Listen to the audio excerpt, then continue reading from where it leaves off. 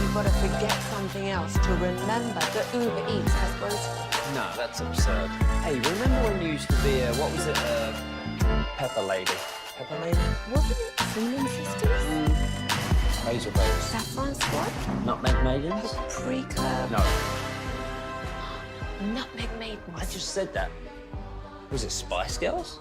Doesn't sound right. Was it Saffron Squad?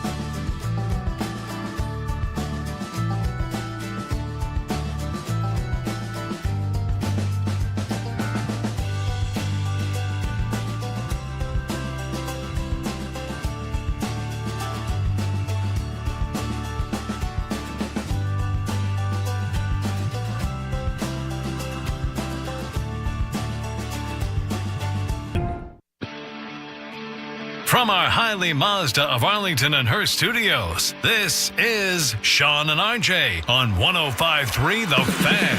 Back to throw. They blitz him. He throws it left. It's intercepted at the 30. Right to the 40. Across midfield and the sideline, and this is coming all the way. It's a pick six for the Philadelphia Eagles. 70-yard return. Good morning, Metroplex. With that, we start the Monday edition of Sean and Bobby live here on DFW Sports Station 105.3 The Fan. It is, thankfully, one of the final two Cowboy Mondays left, as I'm Sean Sharif alongside Cowboys insider Bobby Roberto Belt. Chop will be back at some time. I'll wait for him to tell me 12 hours before. We got Peyton and Caitlin live on the Fan Cam, Twitch, and YouTube. No, Chop will be back on Thursday after the New Year's celebration. Welcome back from Philadelphia. Oh, thank you. My favorite city. Love it out there. And it was it's we just got to get through one more week without me having to shave my head. Well, okay, what is the shave the head If they part? won more than 7 games, I'd have to shave my head bald on the air. Oh. So it comes down to next week. Oh, yeah. That would be absolutely fantastic. Do you know what the early spread is for the Commanders in Arlington? Oh, I have given now that there may not be a lot, quote unquote, for Washington to play for, I have no idea how Vegas is going to view them. And how does your wife view the possible bet? I'd probably have to wear a hat for several weeks before she would look at me. Oh, really? So, yeah. So you'd be like RJ in the house. In the bedroom, too. Yeah, just wearing a hat the whole time. Commanders favored by 3 right now. Yeah, that feels like they're expecting the Commanders to rest people then. Or just not have a whole bunch of it. Because, I mean, Dallas without CeeDee Lamb and everything else that we've seen, it's. I wouldn't think that they would only be 3-point favorites. The Eagles clinched the NFC East. They clinch at least the number 2 spot. We ended up getting Trey Lance against Tanner McKee at points and times in this game after Kenny Pickett suffered the broken ribs. This thing was kind of close early on, and then the explosion to 24-7 at the half with 17 second-half points for Filthy the Cowboys with 3 first-half turnovers. Mike McCarthy was apparently so upset he didn't want to do the Pam Oliver halftime interview, and he was cursing about the turnovers as the Eagles scored on 5 straight drives. Bye-bye, see you later. Yeah, this one, and it was funny to watch, too, because they didn't look like they were having a ton of trouble with Saquon Barkley early. Yeah. Like, they were pretty much controlling Barkley in the first half, and so it's like, okay, just don't let Pickett beat you. and they weren't even letting Pickett beat them. They were letting Cooper Rush beat them. Cooper Rush, just a lot of turnover issues, some bad throws. It was like are you embarrassed? I did 2-2-2 in my mind. 2 really bad Rush picks, 2 C.J. Gardner-Johnson interceptions, and then 2 backbreakers from Devontae Smith. 2 from Rush, 2 from CGJ,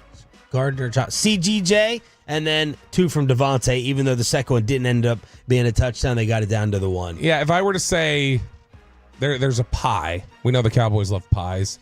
If there's a pie, and you were to take yesterday's loss and take blame, how much of that pie is going to be taken up by Cooper Rush and Andrew Booth? Oh, 90% of it felt like. That's probably an exaggeration because it is a team game, but my gosh, it sure felt like those were the 2 that lost you the game. In a 41-7 game, you don't normally feel like that's on 2 people, but it felt like it was on 2 people yesterday. Mike McCarthy saying the T word, always going to cost you. I mean, -4, I think it's obviously is the telltale of the football game. I'm very disappointed. We all are.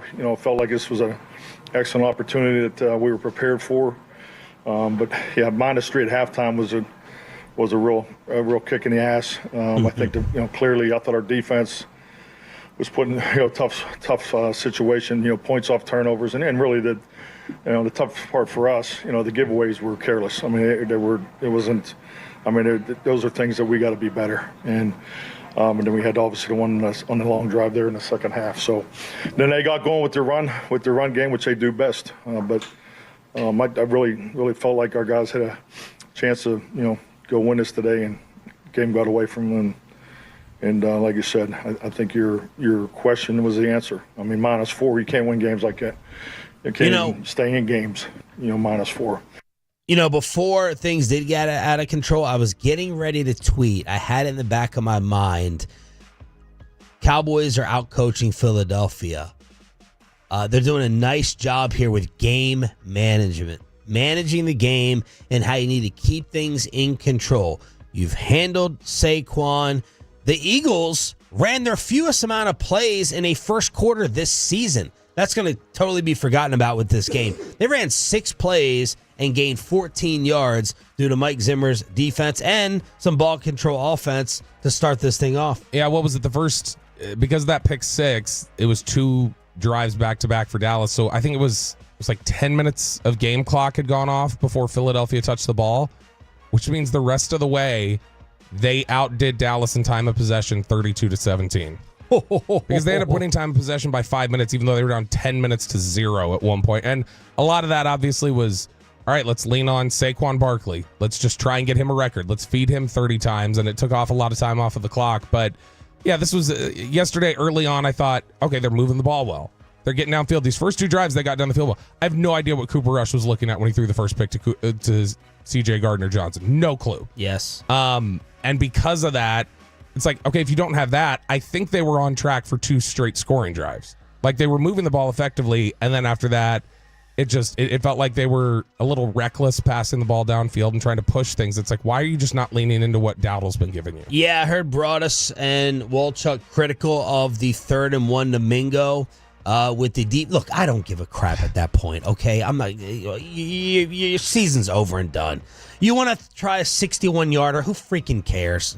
Put them out there, have a little bit of fun. 3rd and 1, you want to go deep? Whoop-de-doo. So you're not trying for a 13-play drive. I don't care. I'm not going to sit there and kill McCarthy or the offensive staff for that. The second rush interception was really bad as well. You're on your own 41, 3rd and 6. There ended up being 3 guys in coverage. That ball was returned to the Eagles' 35, and then Devontae put it on Booth again for 50, and Pickett scores as the half expires. Ball game 24-7. Did you feel like watching this though? I want to kill my. Oh, never mind.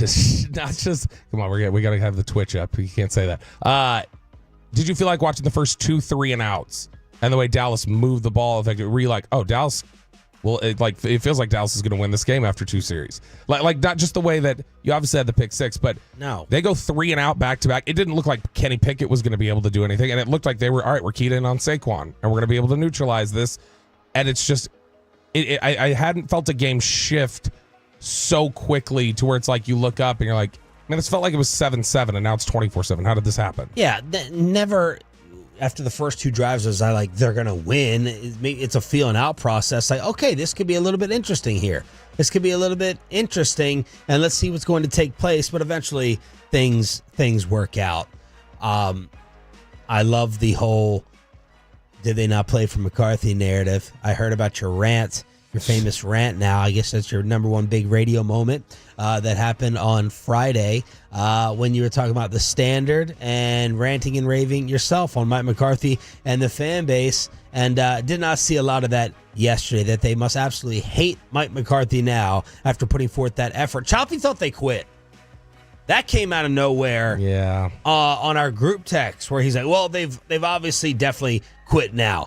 And I wonder if RJ's going to, I didn't respond to that on the group text because I didn't agree with it, but I wonder if RJ's going to hold on to that in his McCarthy assessments for this offseason with this decision that's coming up here. And what did Mike say about old 8 days? I didn't feel like I saw quit. I'm just saying, as you said it, during the first quarter of the season or after the first quarter, we're seeing a bad football team with no depth just get outworked and worn down. I didn't feel like I saw quit.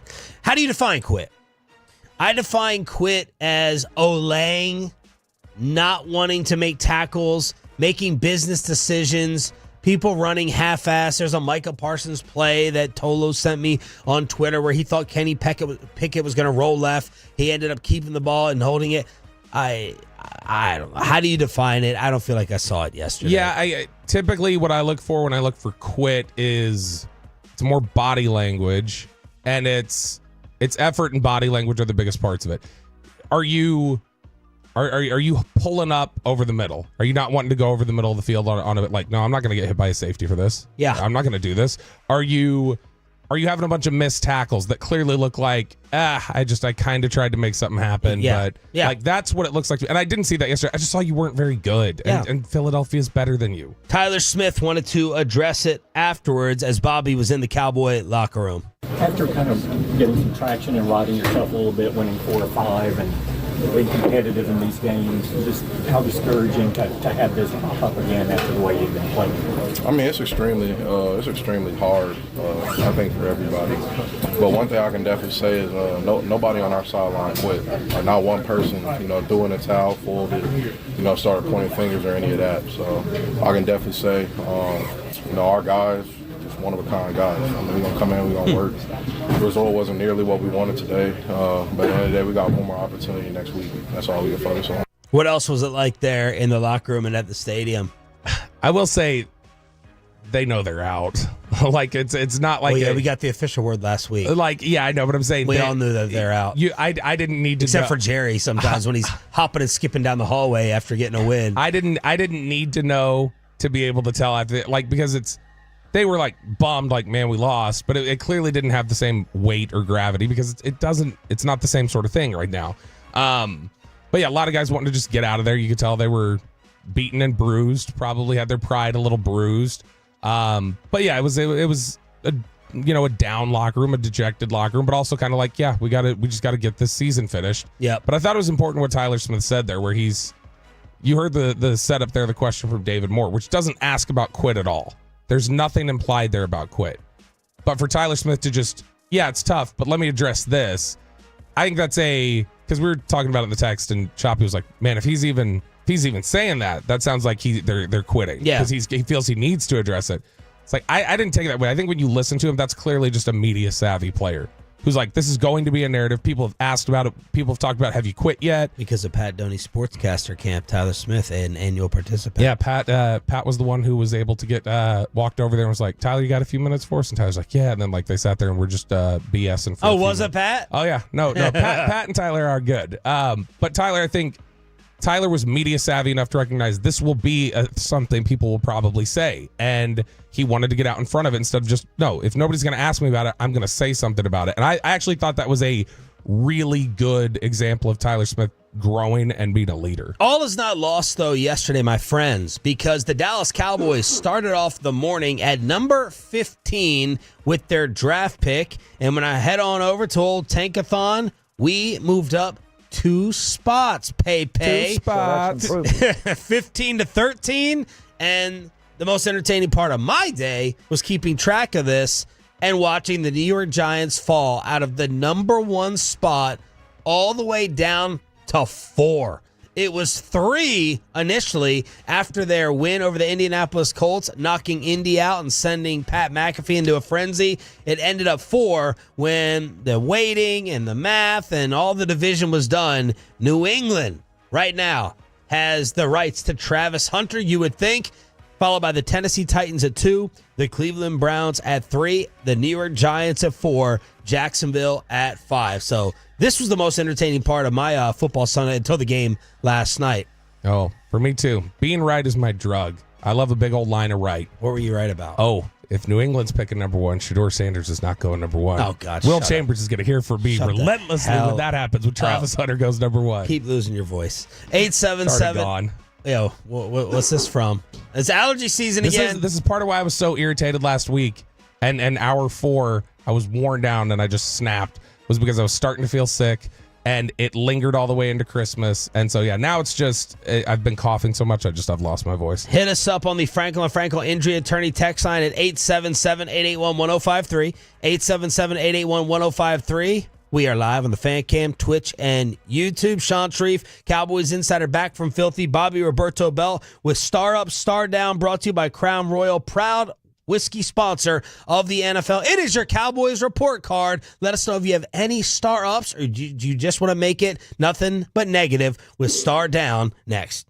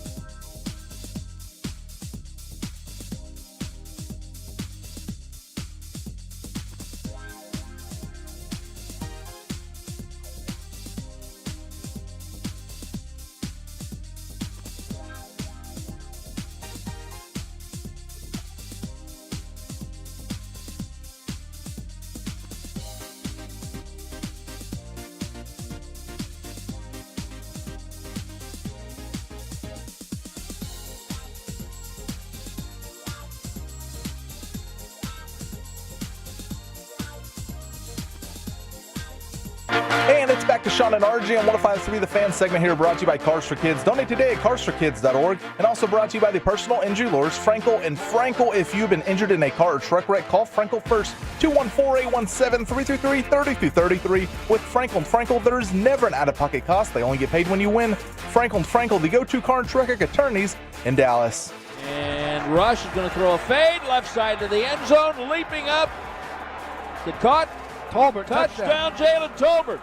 He takes the team lead, and the game's about to be tied. The team lead? Brad Sham, Babe Laufenberg with a call here on your home of the Dallas Cowboys. Sean Sharif back with you alongside Cowboys insider Bobby Roberto Belt. Choppy will be back later in the week after the New Year's celebration. We got Peyton and Kaden live on the Fan Cam, Twitch, and YouTube. He is the team leader in touchdowns now.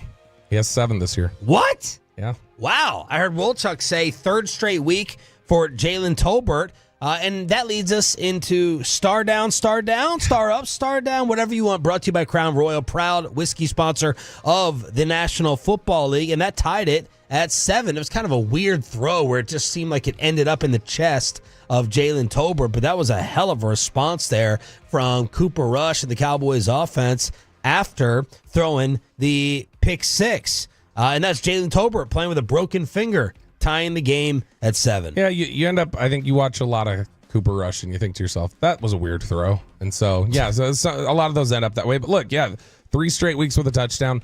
The thing, I was talking with somebody yesterday. Well, yeah, just somebody that gets a well now. I was talking to somebody yesterday in the press box, and we were just discussing Tolbert, and they said, I'm not going to out them because I don't know if they say this publicly, but they were like, you know what? He's like, I don't think the Tolbert hate is totally deserved.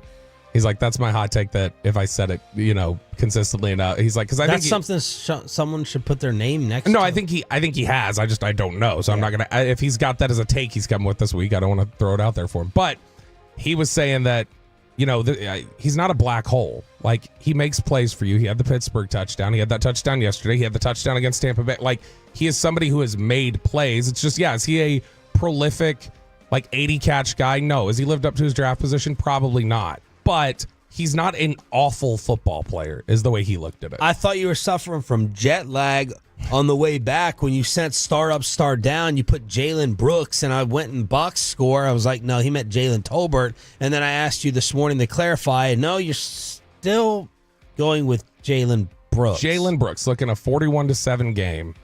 I think any star up could be questioned. I didn't even realize Jalen Brooks played.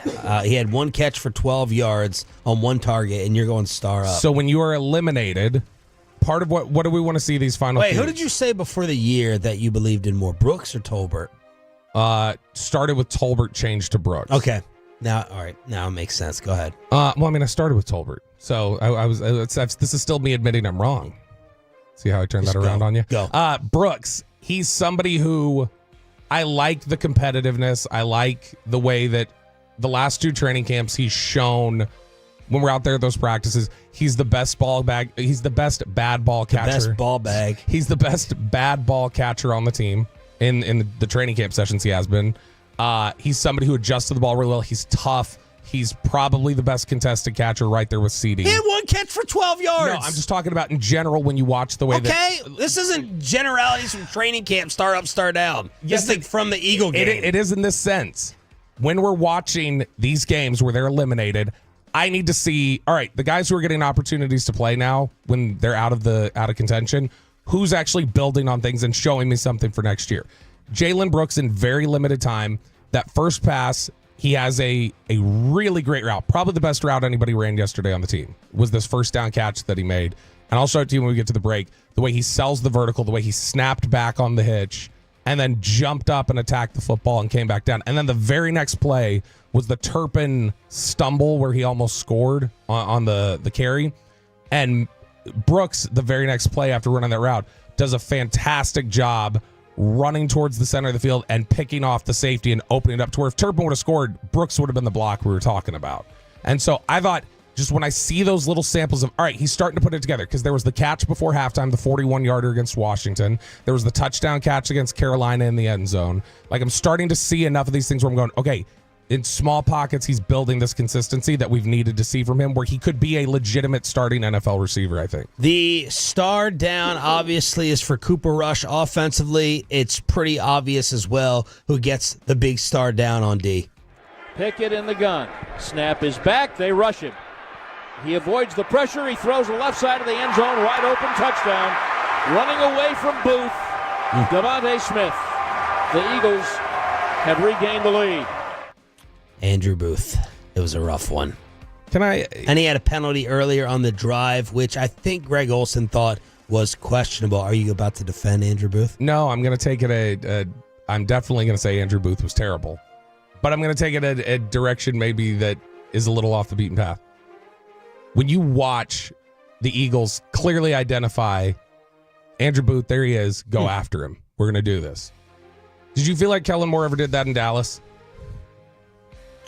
I initially, just off the top of my head, I would say no. I think there are a lot of days we come in here and go like, why don't you take advantage of this? Why don't you take advantage of this? Where we didn't feel like he would. Like Zach and Broadus started off with a little side shot towards Kellen Moore in the post game, saying that's the Kellen Moore we remember because they're coming out not running Saquon. Right. Yeah. That was a rough first 3 plays where it's like, yeah, let's go with Kenny Pickett 3 times on a rollout. But when you see Kellen Moore look for those matchups and attack them. Yeah. And you see certain things. Does that start make you questioning what is Dak seeing in his progressions? Like, is Kellen Moore trying to target certain things when he was here, and was Dak just not going to it? Is this a Dak read all I problem? heard was, coverage dictates where you go. You don't dictate that yourself. Coverage dictates where you go. That was a big thing from Kellen all the time. Yeah, but I mean, like, you remember Mike McCarthy said Zach Martin to right tackle, that's fantasy football nonsense. He said that in 2020. And then since then, he said best 5. The reason he said it was fantasy football nonsense is because Zach Martin didn't want to play tackle. And he was covering for Zach Martin. He was taking the arrows for it, which is admirable. It makes me wonder that when those questions come up, is Kellen Moore taking arrows for Dak? Where it's like, yeah, look, we wanted Dak to target certain things. He didn't do it. Like, I can only tell him, I can only Why would he not? It's just if Dak in general reads something different or doesn't trust the progression to just go and target it, it may be that way. Where it could be designed, or that Kellen's intention is let's look for this opportunity, and it's just Dak's not going there with the progression. Devontae scores the touchdown on Booth. Again, penalty earlier in that drive on Andrew, and then he gives up the 50-yarder to Devontae right before half. So big star down. 17 coverage snaps. He was targeted 7 times. 5 receptions allowed, 111 yards, 2 touchdowns, a 153.3 passer rating. Woo! And you remember this was the first game he had to play a lot of snaps was against the Giants in week 4. And you remember he was so bad in that game that's when they put Amani Oruwariye out there for the first time. Was because he couldn't cover anybody. Yeah. And now you're seeing what happens when he gets exposed out there again. But star up. I'm going to go, I'm digging deep in my bag here. Wait, who had half a catch? Who had half a sack? That Bobby's going to throw out awards to now after the Jalen Brooks Award. Linval Joseph and his 2 tackles in this game is getting a star up because Saquon Barkley had problems running the ball in the first half. Yeah. This felt like a game where he was going to have 3 yards a carry. In fact, I think at halftime he was at like 2 or maybe 1.9 or something. They were doing a good job. And when they would do a good job, it was Linval Joseph plugging up the middle and causing problems and disrupting things. And I thought when he was in there, he's been a good run defender all season. When he was in there in that game yesterday, which was a lot of those run snaps, they were great. In fact, I saw yesterday when he was on the field, Linval Joseph, they were allowing how many yards per carry? They were allowing 2.9 yards per carry on the 14 run snaps that he was on there. When he was off the field, they were allowing 5 yards per carry. So Linval Joseph, I thought, was impressive. He's one of these under the radar veteran additions they made in training camp when they were kind of scrambling, who has really worked out. My other star ups defensively were the linebackers with Kendricks and Leofau. Kendricks had a 3rd and 3 tackle that forced a punt. No tush push taking place. 2 3-and-outs to start. I had Kendrick's name next to a lot of those things that were taking place. And then Leofau, feels like Leofau gets away with a penalty every game. Feels like he got away with another one yesterday, but he was just sitting there flying around, and I noticed him. I also had a question mark on Deron Bland versus AJ until the touchdown that AJ threw into the stands. that he later had to trade the signed jersey for, but this was all Devontae Smith and no A.J. Brown, and it felt like Deron Bland was the one that was responsible for that. So I had some star-ups defensively there. And Bland was following him. So yesterday, wherever A.J. Brown went, they moved Deron Bland over there. So he was tracking him and did a good job. Late in the game, when it's kind of already out of hand, they get the one throw to the corner of the end zone that A.J. Brown doesn't get his second foot down, the mini OBJ catch that he had with the one hand that didn't count. And then they just go back to the well 2 plays later and go, all right, let's try it again. And it worked. And so, that wasn't great near the end. But overall, I thought Deron Bland played well. Star down to the show and fan favorite. So the Cowboys start at the 30. Play action fake and a bootleg to the right by Rush. And he threw the ball into a crowd. Ball's out. It looks like a catch and a fumble. And the Eagles believe they've got the ball at the Dallas 38. Ferg with the fumble. Jake Ferguson right after a Devontae Smith touchdown. So Smith scores to make it 14-7. Ferg fumbles. Part of that second quarter collapse. Second half, we could call it collapse as well. But Broadus and Zach were just saying, man, it just feels like, an instance of Ferguson trying to do too much in what has been, and I thought Walchuk put it correctly, a letdown year for Ferguson following what happened last season. There's something just not right about the connection between Cooper Rush and Jake Ferguson. Or not even the connection, just the no desire to look that way from Cooper Rush. I feel like when we talk about when backup quarterbacks step in, a lot of times we're talking about running backs and tight ends. Who's your safety blanket? Who's your security guy here? Ferguson has not been his security guy at all. These are these are Jake Ferguson's numbers in the games Dak played this year. 6 for 95, 7 for 49, 6 for 70, 3 for 11, 6 for 23, 7 for 71. Cooper Rush takes over. 4 for 24, 1 for 11, 3 for 32, 2 for 23, 6 for 40, 3 for 18. He was getting 5-6 catches a game with Dak. Now it's down to about 2. And yesterday when they threw that pass to Mingo, Ferguson was open. Ferguson had broken towards the middle field, and he just couldn't get a look. That was the first time he finally touches the ball yesterday, was when he fumbles. And he's trying to make something happen, like you mentioned there. But it's been a disappointing year for Ferguson. He's been one of the little bit of letdown guys. I also think, given what we heard him saying about the concussion, and how that rattled him, I'm not surprised that maybe he's not playing at his best. Where was Micah yesterday? Twitter will tell you who's being held. And that was the problem. He was being held, and that's apparently. I'm going to go for Micah. I don't know if it was just an earlier game. I don't know. I'm going to go as Micah for Halloween one year and just do the like this with the arm glued around my neck, which Twitter loves to point to, but I didn't notice him at all. You need to have a shirt too that says "We're a damn good football team" as you're being held back. But no, he was not great in this game. He's definitely a star down for me. Didn't make enough of an impact rushing the passer when they really needed him to. And in run defense, he had a couple different there were at least 2, and I'll see it on Post Hut today, but there were at least 2 plays I know on this one where he had bad angles and missed tackles, and it led to extra yardage. And so I thought Micah Parsons was that was probably his worst game of the year, I felt like. Now I may watch back and change my mind completely, because there have been a lot of games where he affects it more when I go back and look at it. But yeah, I felt that this was a down game for him. And he looked like, Calvin Watkins pointed this out, he looked like he was a little banged up walking back to the locker. Not obvious with it, but definitely didn't look like he was 100%. Star Up, Star Down is brought to you by Crown Royal, proud whiskey sponsor of the National Football League. I know a couple of Tolos who stayed up late last night to drink a little extra Crown because the game went to overtime. It feels like 1991 all over again for the Commanders, and should we really be laughing at the Giants that much for screwing up the number 1 pick around the rest of the NFC East and the NFL on a Cowboys Monday next?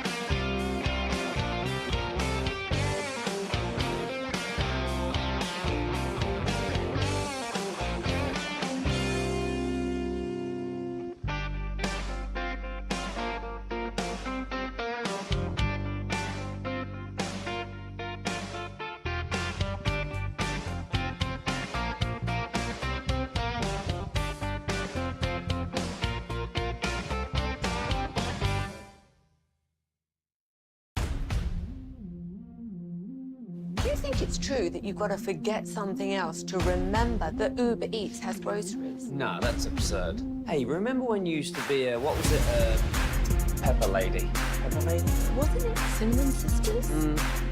Basil Babes. Saffron Squad? Nutmeg Maidens? Pre-curve? No, Nutmeg Maidens? I just said that.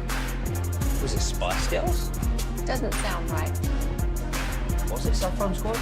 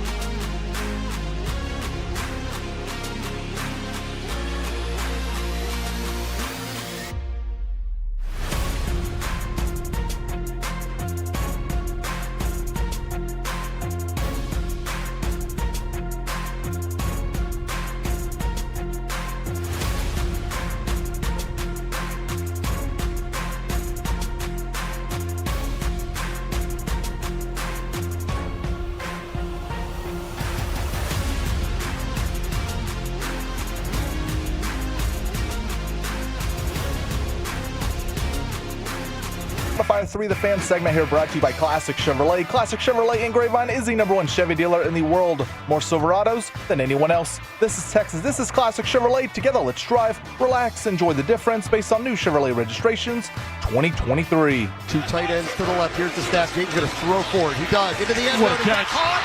Second. Who wants to go to the playoffs? Touchdown! Touchdown once again! They win it overtime! We'll see you in the postseason! Are you freaking kidding me? Is that B. Mitch? Oh, no. Who's on that color commentary? Commanders Radio with the call, of course. They will be deciding whether Bobby Belt shaves his head live on air if they get the win. Oh, my God, this is better than moving up in the draft if that happens. I'm Sean Shreve. He's Cowboys Insider Bobby Belt back from Philadelphia. This is Sean and Bobby here on a Cowboys Monday on 105.3 The Fan. What's up? Chiafalo, when he heard that I was going to shave my head on the air, he was trying to adjust my bet. He's like, that's not enough. He's like, people wear bald. Like, that's not he's like, your hairline's already going back. He's like, you should have to shave the broadest. You should have to shave the little, like, cul-de-sac circle or whatever on your head. He's like, that's a bet payoff. This was awesome last night. Well worth staying up for.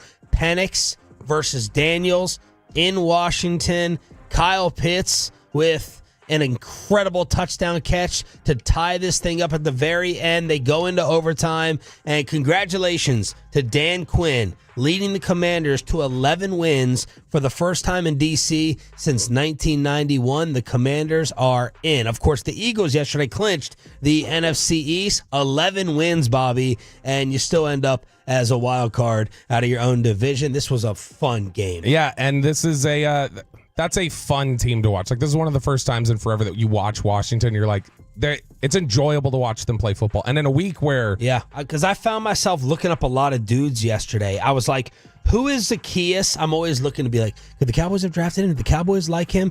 Who is Zacchaeus? 8 for 80. He was a wee little man, wasn't he? Is that why you look back for Peyton? Yeah, no. See if he get your reference? No. Who's I was talking to Mark Hussein. I was looking up a lot of dudes yesterday. Zacchaeus Chris Rodriguez Jr. I'm like, who the heck is this guy? Where did he come from? I've always loved Brian Robinson, and those are just the guys on the offense as Jaden Daniels is running around for 127 yards on the ground. 227 through the air, 3 touchdowns, 127 on the ground. Has Cliff responded? There was all those questions about did they figure Cliff out in the last couple of weeks? They've played better. It looks like they're trying to make Jaden Daniels run more. Or is this just Jaden Daniels is fully healthy again? Because when he got banged up there for a little bit, you could tell they were not trying to expose him. And I wonder if he's just healthier. I don't know. I did feel like Bobby Belt yesterday checking out Cliff Kingsbury play design as Collinsworth did a nice job last night of breaking everything down. So you have that on that side. And then you have Michael Penix throwing his first touchdown ever in a big-time spot. That was to Kyle Pitts, who everyone told me, I was right about Kyle Pitts, wrong about Bijan. Bijan is fantastic, no doubt about that. I wish Atlanta had remembered that in the second half of this game. But Bijan is different. Everyone said Kyle Pitts was different. He needs to get out of there, fresh start, but he had the game-tying touchdown. That was Penix's first one in a huge moment. What do you think about him overall as a quarterback? What I notice about Penix is what I love about him, the ball seems to come out really quick because when he hits his third step in the drop back, his fifth step, and you tell me if this is right or wrong from his college tape, I don't know. But when he hits that back foot, Bobby, on the drop back, the ball's coming out. And the ball's coming out downfield. I already knew about the deep ball because it was the best, most beautiful, accurate deep ball I've seen since Burrow. But I'm talking about 15-yard throws. I'm not talking about just bombs. Like, he's willing and able to throw the ball down the field, and it feels like the ball comes out on the back step, bam. And I'm like, man, he's not going to take as many sacks as a lot of these other rookies because of the timing of the ball coming out. He was off with his touch. Again, Collinsworth, I thought, did a phenomenal job last night saying, look, in the National Football League, when you have the mismatch of Kyle Pitts or you have Drake London, just put some touch under it. Throw it up as a jump ball. Put a little bit more touch, a little bit more feel, a little bit more loft, a little bit more hang time. And if he had like 2 or 3 of those throws back and did that, it would have been an even bigger night. But I was impressed. I was impressed with Penix. I mean, that was fun to watch those two. Yeah. As Mike Tirico said, have not had 2 rookie quarterbacks in prime time going at it with postseason implications in a long time. Yeah, I mean, you're right. A lot of it is rhythm, timing, tempo for him. He does like to drop back, do the 7-step drop and push the ball down the field, but he absolutely is really good at just playing in rhythm and being in sync with his guys. The thing I kept thinking watching it was like, and he wasn't perfect yesterday by any means, but he was good, especially in the second half. I thought he got better as the game went on in general. But when you watch this, I think the thing with Penix is I look at that and I go like, this was bad on Atlanta that they didn't put him in here sooner.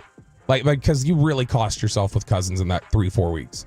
Like this is something they could have comfortably been in the postseason, figured out where they were going to be at. I know, but you had to know. I mean, you're making a final decision on basically lighting $90 million on fire. Yeah, that's what you're doing with Cousins. Like you're moving off of him now in the offseason. Mm-hmm. You had to know. Yes, for the purposes of this year, Atlanta's, I don't think, going to do anything major in the playoffs anyway. But you had to know, like, all right, we're done with this. We're done with this 13 games in. This is over with Kirk. It's what were the teams Choppy threw out a couple weeks ago where he said, was it Rams and 49ers are the 2 teams nobody wants to see in the playoffs during his NFL overreactions or not? Like he asked us about that. I think Atlanta's one of those that makes sense. Because Atlanta is a team that you look at how many different weapons they have and the unknown of like how quickly is this going to come together for Penix? How comfortable does he get? And I don't think a team wants to find that out. I don't think a team wants to walk in the postseason and go, oh, he's figuring this out. That's not fun. I have no idea how to game plan for this guy. Like we have to adjust now in the postseason. I think that Atlanta could be really dangerous if Penix starts to figure things out. Happy for Dan Quinn? Yeah, I've always really liked Dan Quinn and think you really can't highly of not him. like him. Yeah, he's great. And he's done a really good job to. I think we had talked about this offseason that there was nobody. There's probably not a better coach to oversee a transition from such a toxic era like the Snyder one than Dan Quinn. Like he's going to come in there with positivity and he's going to come in there getting guys to believe and getting them to rally around. It's the reason why a lot of people felt like he was the next head coach here. It's because they felt like, man, he'd be such a rallying presence. They wouldn't quit. They'd be prepared. They'd come in locked in. He still has his own game management issues. He's had those for a long time. A lot of coaches do, but in general, yeah, thrilled for him, and I still think I'm glad he finally got a second chance, because there was a while there it felt like some teams were a little hesitant to go back to that well because of just how poorly things went at the end in Atlanta, where that locker room turned on him.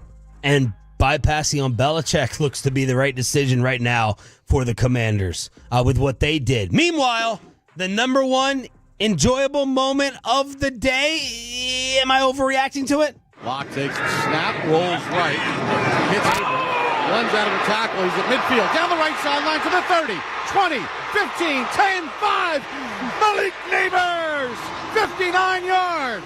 And today has truly been a beautiful day in Malik's neighborhood. Oh, gosh. Who was that? Is that Bob Papa? It's one of the Papa brothers. Yeah. Oh, okay. Call him Big Papa.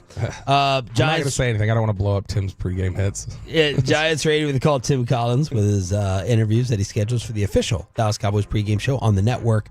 Drew Lock, Malik Neighbors, Brian Daboll crushing the soul of New York Giant fans as they win a shootout with the Indianapolis Colts, sending Pat McAfee into an absolute tirade on social media. The New York Giants, with 1 week left in the season, regular season, fall from 1 to 4 with draft selection. If you look at, this was an awful week for scoring. This was an awful week for offense. If you look across the NFL, these are some of the point totals from teams that lost. 10, 2, 3, 7, 9, 13, 10, 7, 3. Like, it was just a bad. If I would have told you the game that went 45-33 was Drew Lock and the Giants getting into a shootout with Flacco and the Colts, nobody would have believed it. But this was one of the more entertaining games to sit there and have up on the screen yesterday in the stadium, was just because usually you've got the game in front of you and then they've got a bunch of different ones up on the screen. But this was one of the more entertaining ones where it's like, oh, we've actually got fireworks here, and he's pushing the ball downfield. Drew Lock goes off. Malik Neighbors gets to 1,000 yards. The Colts season officially ended, and it's easier for Joe Burrow and the Bengals now to make the postseason. Ooh. But let's focus on 1 through 4, because I have a couple of Tolos and giant meatballs all up in my text messages saying, doesn't matter, they're still going to get their quarterback. Okay. As Shedeur Sanders, I can't believe this story. Like, I still am like 15% doubting it. The story was Shedeur's playing catch, and he's like, I know where I'm going in the NFL. You'll see the cleats in the bowl game. You'll see it. And then these New York Giant cleats were unveiled on social media. And I'm like, was he still wearing I even went to the game tape, and I'm like, is he wearing the cleats? Like, what is it? Is it truly the red and the blue? Is this already in? Why would he come out and say this? New England, let's just give them Travis Hunter. Tennessee, they could take a quarterback off the board. Will Levis has not worked out. And are you telling me that the Cleveland Browns are not thinking about a quarterback? They restructured the Deshaun Watson stuff, which means he's probably back next year, but they have to be thinking post-Watson. So Tennessee, Cleveland, and then the Giants. And even if the Giants still get their quarterback, they still lost a position of power. Yeah. You're not going to take that enjoyment away from me. Yes, you can find Pat Mahomes in the middle of the round. Yes, you can find Micah Parsons. Yes, you can find CeeDee Lamb. But you had the position of power at 1, and now you either have to hope, hold your breath, or move up to get who you want, and all that is stressful and painful for the New York Giants and their fans, so I love it. If they win against the Eagles next week, which now that Saquon Barkley's only 101 yards away, the Eagles might just say, all right, well, you're playing to get the record. If he was 180, probably not, but 101, yeah. If they win that game next week against Philly, then they can fall as low as 8th. What? In the draft. 8th? They can still fall as low as 8th, going 4-13, because of just how bad a quarter of the league is. Chance to earn the number 1 pick now is 1% for the Giants, according to the ESPN analytics. Yeah, so they went and screwed it up. But, like, here's the other thing is that you mentioned it's bizarre to see Shedeur Sanders very publicly wearing the Giants cleats. I'm surprised that NCAA doesn't get involved in some respect that says, like, you can't wear NFL team logos or anything like that. There's also the 5-star quarterback that they had recruited recently, Julian Lewis, and there was this Deion Sanders Jr. video he posted last week in the locker room. And Julian Lewis can be heard saying, I'm just spectating future New York Giants quarterback. I'm so inspired I get to watch him and Travis Hunter every day. And so they're very clearly starting this push of just, it's got to be the Giants. I think it's clear to Deion. Doesn't that seem un-Giant-like? Yes. To sign up for the whole Sanders circus? Yes. But it's clear to the Giants, they're going to very publicly, I don't think they care which team it is as much as he has to be one. Like, he has to be viewed as the best player. So he's got to go number one. Because that's what Deion keeps saying. I don't know who it's going to be. I just know whoever's number one is taking him. And it's like, I do think New England would be wise. If they finish with the number one pick, I think they'd be wise to try and hold, if Tennessee's got to, hold them hostage. Just say, hey, we'll flip spots with you, but otherwise we'll trade this to the Giants if you don't. Why would, otherwise we'll trade it to the Giants? Yeah, because then Tennessee comes up, because this is something that San Francisco did years ago to the Bears, where they were at 2, they swapped with the Bears at 3 or something in that territory, because the Bears wanted Trubisky, and the 49ers said, we'll trade it to somebody else and they'll come get Trubisky. But are you penciling Tennessee and Cleveland in for quarterbacks? Tennessee, I think, would definitely be interested in one, because I don't think Brian Callahan has been vicious towards Will Levis all year. Yeah. I mean, just honestly mean. And so, I could absolutely see Brian Callahan saying, no, I need to have a quarterback here. And the Browns? Browns not as much of a certainty. Well, they're not going to stick with Watson. No, they're not. But they're stuck with him for 2 years. Do they want Shador to sit for 2 years? Do they want Cam Moore to sit for 2 years? Or do they say, hey, we're probably going to be bad next year too. We're going to have another draft where maybe we like the quarterback class more than this one. All right, let's get to your Cowboy phone calls. Take it wherever you want. You can go star up, star down, off-season, coaching decisions. You get your chance to rant on the D&M Leasing Hotline. And Jerry Jones with the viral video and audio of him getting embarrassed by filthy fans yesterday. The Jerry audio and your Cowboy calls at 877-881-1053 next.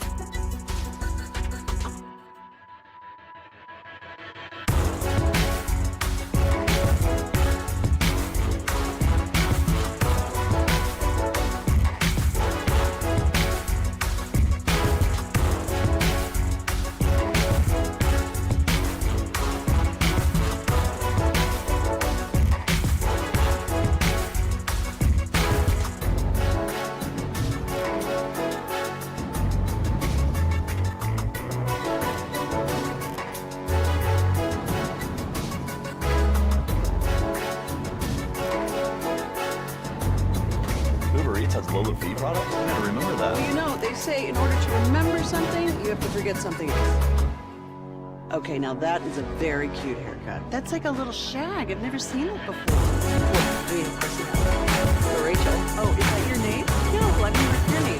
No, I'm Jack. My name's Jack. Right, but I just know this is your haircut. But that's hair on your head. I'm not saying this is your hair. Okay.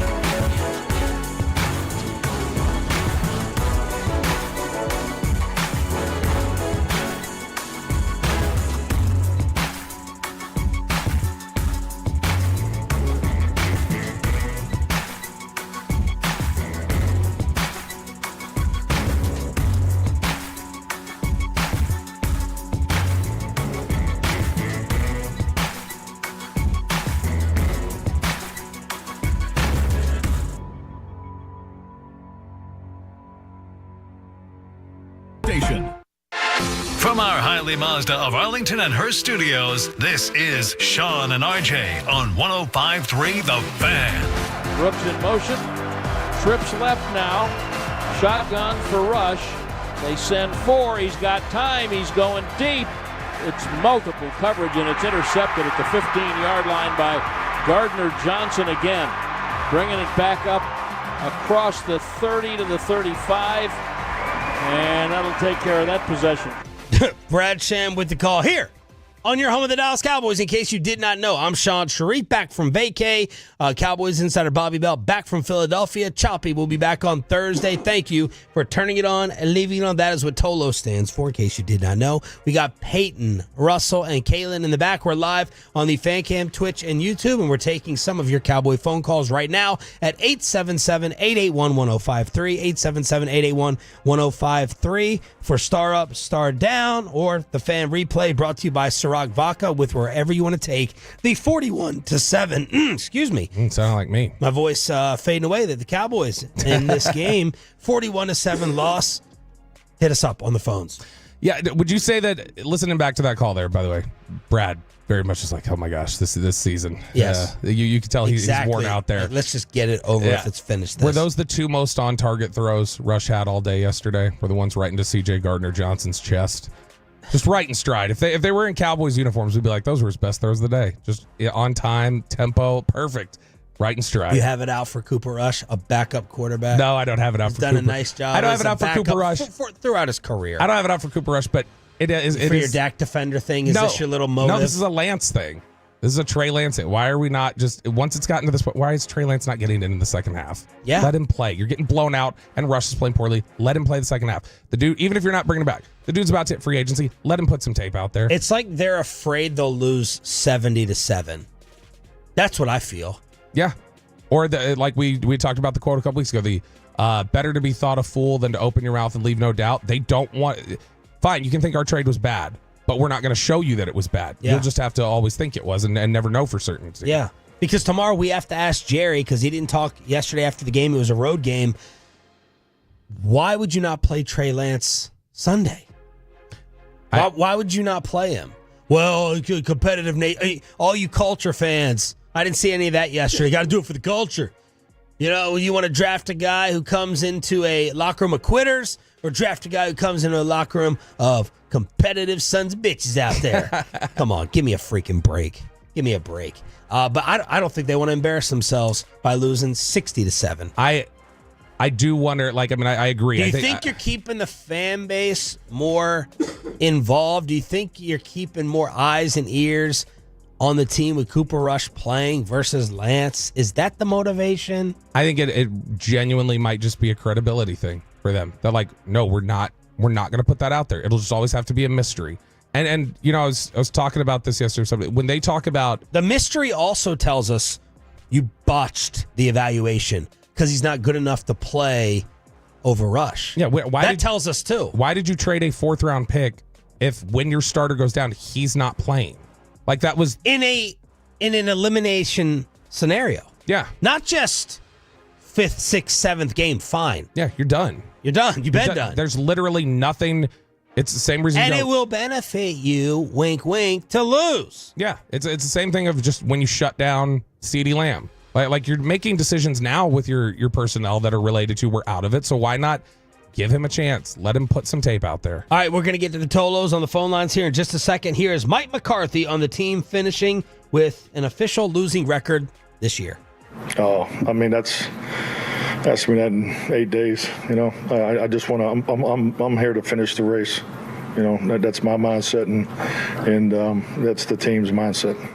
Darren and Oak Cliff, start us off. You're live on Sean and Bobby. Go ahead, D. Hey, man, I'm just calling to know, why did Mike McCarthy call the pass on 3rd and 1 at the beginning of the game? I stopped watching after that. Darren, I don't think you were alone. Was that Jerry hitting the Mingo button? Yeah. Upstairs. Got to justify. Mingo. We can't justify Lance. It's justify Mingo. Look, I said it earlier in the show. First off, Mingo did win the route. If Cooper Rush makes the right throw, it's a humongous gain. Who cares?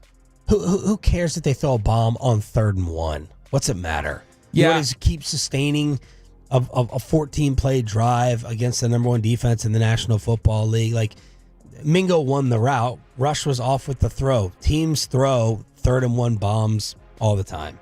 This ties back, I promise. You remember the Dez no catch against Green Bay in the playoffs 10 years ago now? Well, in fact, we're coming up on the 10-year anniversary here in 2 weeks. But you remember the Dez no catch. Everybody's just talking about should have been a catch, should have been this, should have been. One of the things that a couple of people mentioned at the time, but not a whole lot of other people, is they said, it was 4th and 2. Why are you spreading it out and throwing it down the field anyway? Like, what are you doing there? Yeah. But it was not a common I do think it's a little, like, it reflects the frustration of when you just lose, how easy it is to just nitpick something and go back and be like, it's 3rd and 1. Why aren't you running the ball there? But yeah, do you run the ball typically? Yeah. A lot of 3rd and 6 runs yesterday. A lot of 3rd and 5 runs that have been happening, it feels like, in the past few weeks. 3rd and 6, that run to Rico late. I'm like, what are they doing? Are they just trying to stat pad? They're trying to get him to 1,000 yards, which star up to Rico Dowdle. He did get his 1,000 yards. But on the other side with Philly, now they didn't have their starting quarterback either.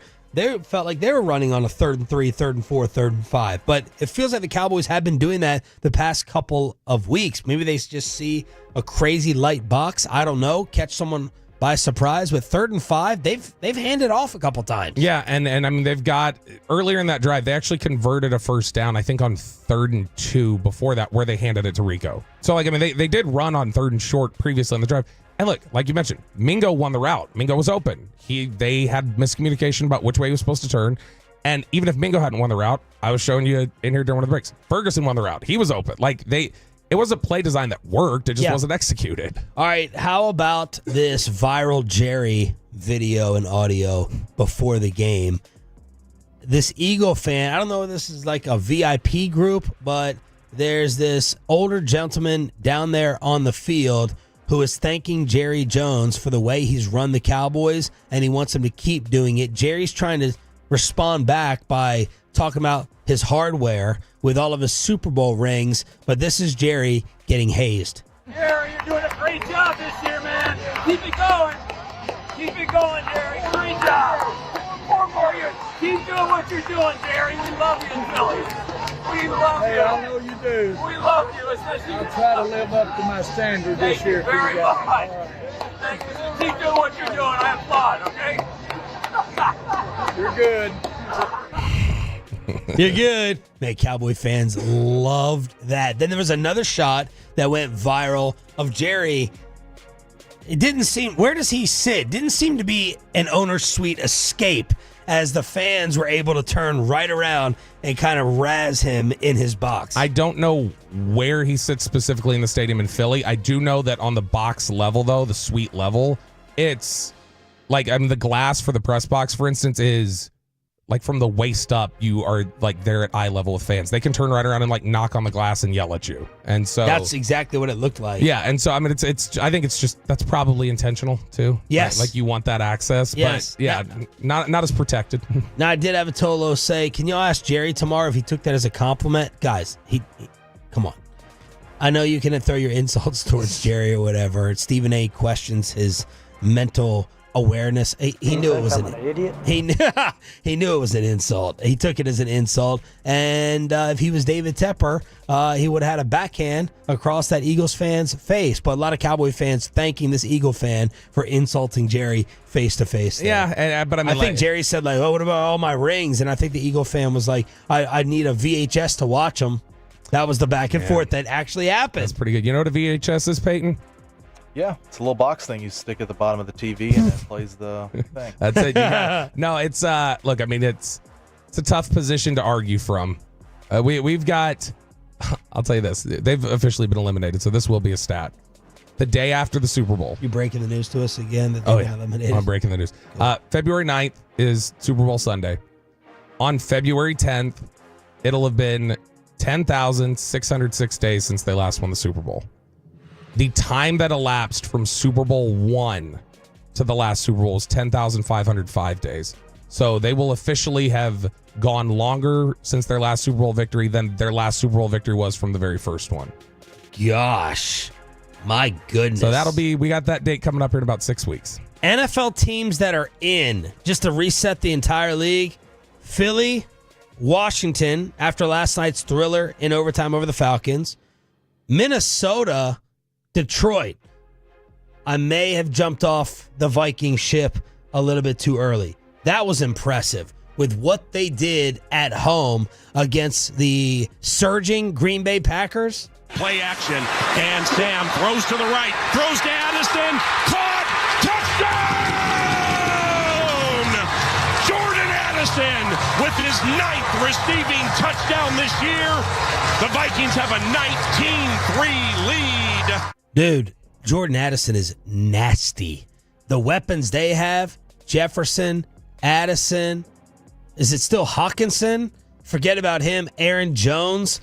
The Minnesota Vikings work the Green Bay Packers. Green Bay made it a little uncomfortable late, but make no mistake, the Vikings, they controlled and dominated this game in order to move to 14-2. And you and RJ Choppy, I think Peyton as well, had them in the power rankings, and RJ has had them in the power rankings. I had them up above Philly, so they were 3 on the last. And because it's the biggest narrative about Minnesota. The biggest thing you can point to really is just they can't keep doing this, right?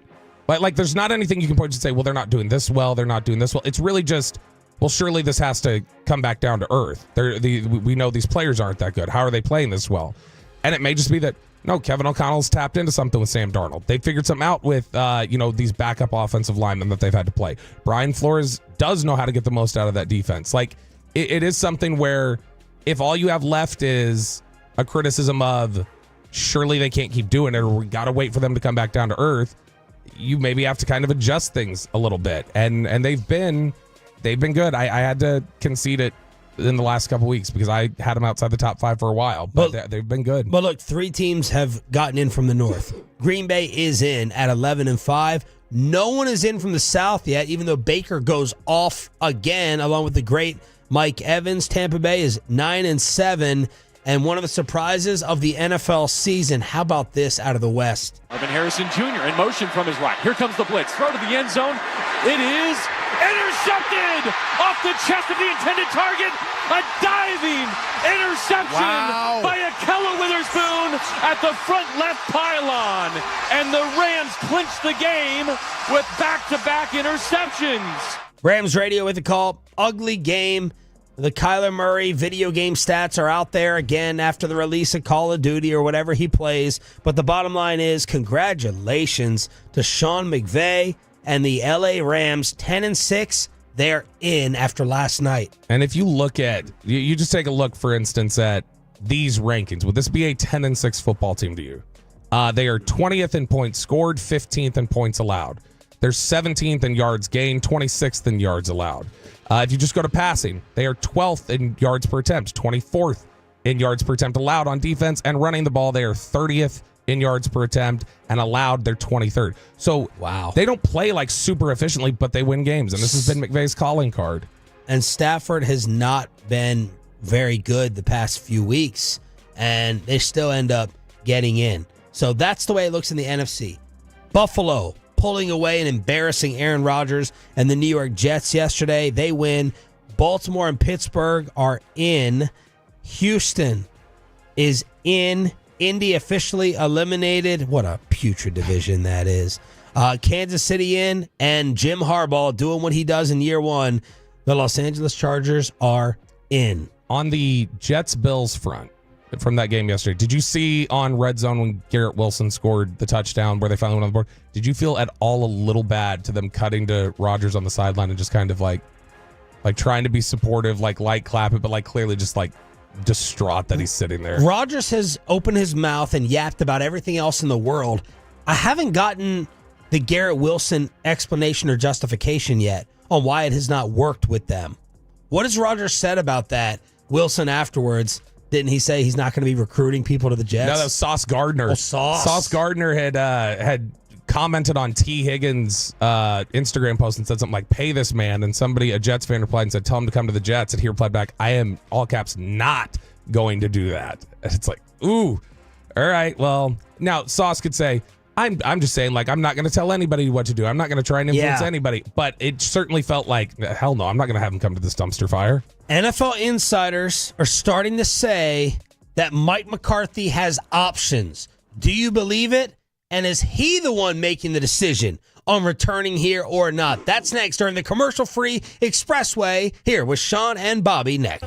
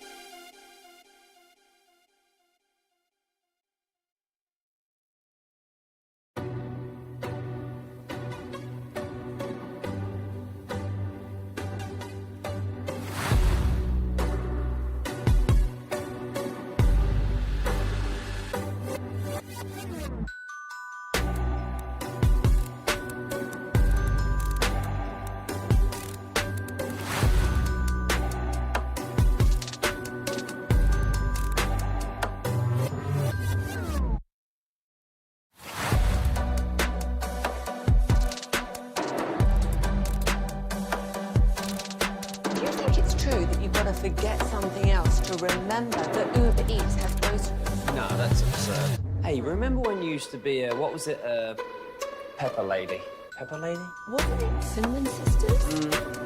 Basil Babes. Saffron Squad? Nutmeg Maidens? Pre-club? No. Nutmeg Maidens? I just said that. Was it Spice Girls? Doesn't sound right. Was it Saffron Squad?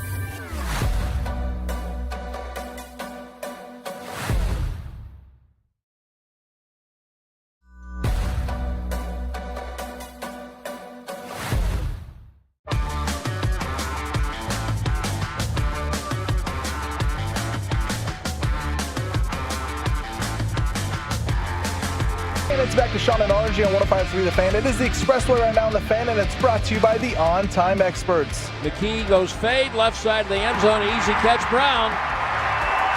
That one on Bland. Turned him inside out. Touchdown, Philadelphia.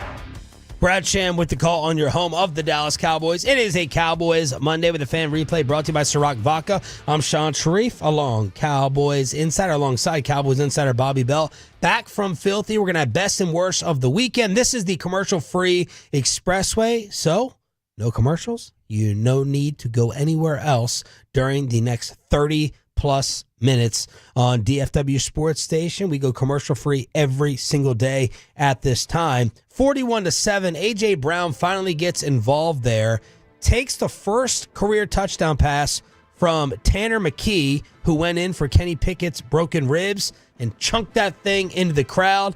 A.J. then realizes, oh my God, that's McKee's. That's his memorabilia. That's his history right there. And then Big Dom has to get involved. Hey. Wouldn't be a freaking NFL Sunday if Big Dom was not a storyline. He goes over, they locate the fan, negotiates next to Mike Trout and Bradley Cooper and whoever else is there, and AJ ends up signing a jersey to trade back for the football. And the fans, I did my civic duty. I did my part. I got you, man. Here you go, Tanner McKee. They sent their muscle. They sent Luca Brazzi up there. They sent Big Dom up there to make him an offer he couldn't refuse. Yeah. And give us the ball back. And so look, it's nice. I will say this seems like it happens a lot. How many times has this happened where we get this story of like, wow, how awful. He tossed his first touchdown up there. He did so, like, I feel like this has occurred a couple different times. That must tell me like players are not aware of that at all. Like, because we always look at it as like, how would you not know? They seem to know it was Penix's first one yesterday, though. I feel like after Kyle Pitts caught it, he like gave it back to Michael. But, you know, first round hyped rookie versus an absolute no name. Yeah, and like a very clearly a big quarterback change that took place where they know, all right, this guy's walking in. Whereas Tanner McKee, he had just come in the game. Like Kenny Pickett just got knocked out. I don't know that A.J. Brown's aware of how much opportunity he's gotten. McKee looked pretty decent, too. Yeah. He made some nice throws. Look, I mean, when you got some of those windows open like you did yesterday, but yeah, he did. The one to Brown that wasn't a touchdown, that was close, put it where only he could get it. And then the next one where they actually scored on it, nice throw. He looked good. Are the agents at work in the coaching hot stove circles? Yesterday, ESPN pregame, Adam Schefter was asked if Mike McCarthy has saved his job or not. When I say maybe, it's not that he's not deserving. It's that it goes both ways. Number one, Jerry Jones has got to decide, hey, I want to renew him. And Mike McCarthy has the ability to go talk to whoever he wants about a head coaching job. So he can go listen to the New Orleans Saints, where he's coached before. If they want to talk to him, he can go listen to the New York Jets. He can go listen to any team that has an opening that wants to go talk to Mike McCarthy. So it goes both ways. And by the way, they've talked about what a great job he's done, and people saying he saved his job. I think he's absolutely proven himself to a certain extent. But the fact of the matter is, Jerry Jones has not given him an extension. He's not done anything like that just yet. So this has played on, which tells me that Jerry is interested in Mike, but Jerry also is probably reviewing his options. So this is my favorite question to ask everyone. It's my new most fascinating question of the offseason. It's not new. We've brought it up before, but haven't really had the knockdown, drag-out fight. Is Mike McCarthy going to get another head coaching job? Is Mike McCarthy desired by anyone else in the National Football League? I love the question. I love the answers. It's a fascinating topic. It's a difficult one, I think, to come up with an answer for. Let us know on the Franco LaFranco Injury Attorney text line, 877-881-1053. Bobby has felt no in a phone call a couple weeks ago at Broadus. He goes, yeah, I think that Mike McCarthy will be a head coach again if it is not here. But that's Adam Schefter bringing up the Saints and the Jets.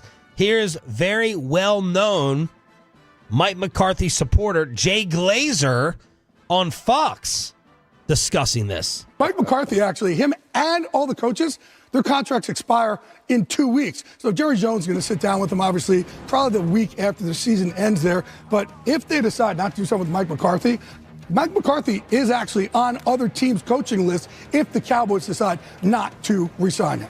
Here we go, and trying to sift through all the mess and the coaching webs, Roberto. All right, so I've evolved from Friday or whenever your rant was. Here, Nick. Yeah, Bobby has a I conscience. think McCarthy's back. Mr. 2%. Bobby's got a conscience. Mr. 1% to 2% is now going over 50. What a hell of a jump that Mike McCarthy is now back. Wow, I'm glad. Returning from vacation was worth it just for that moment. It's almost like when you guys say, I never admit I'm wrong, there's like a reason for it. These kind of spikes right here that make it a bit. Well, I'm trying to grow here as a person. Yeah. I'm just saying, after talking, I think the sense from a lot of people is he's coming back. Like the more people you talk to.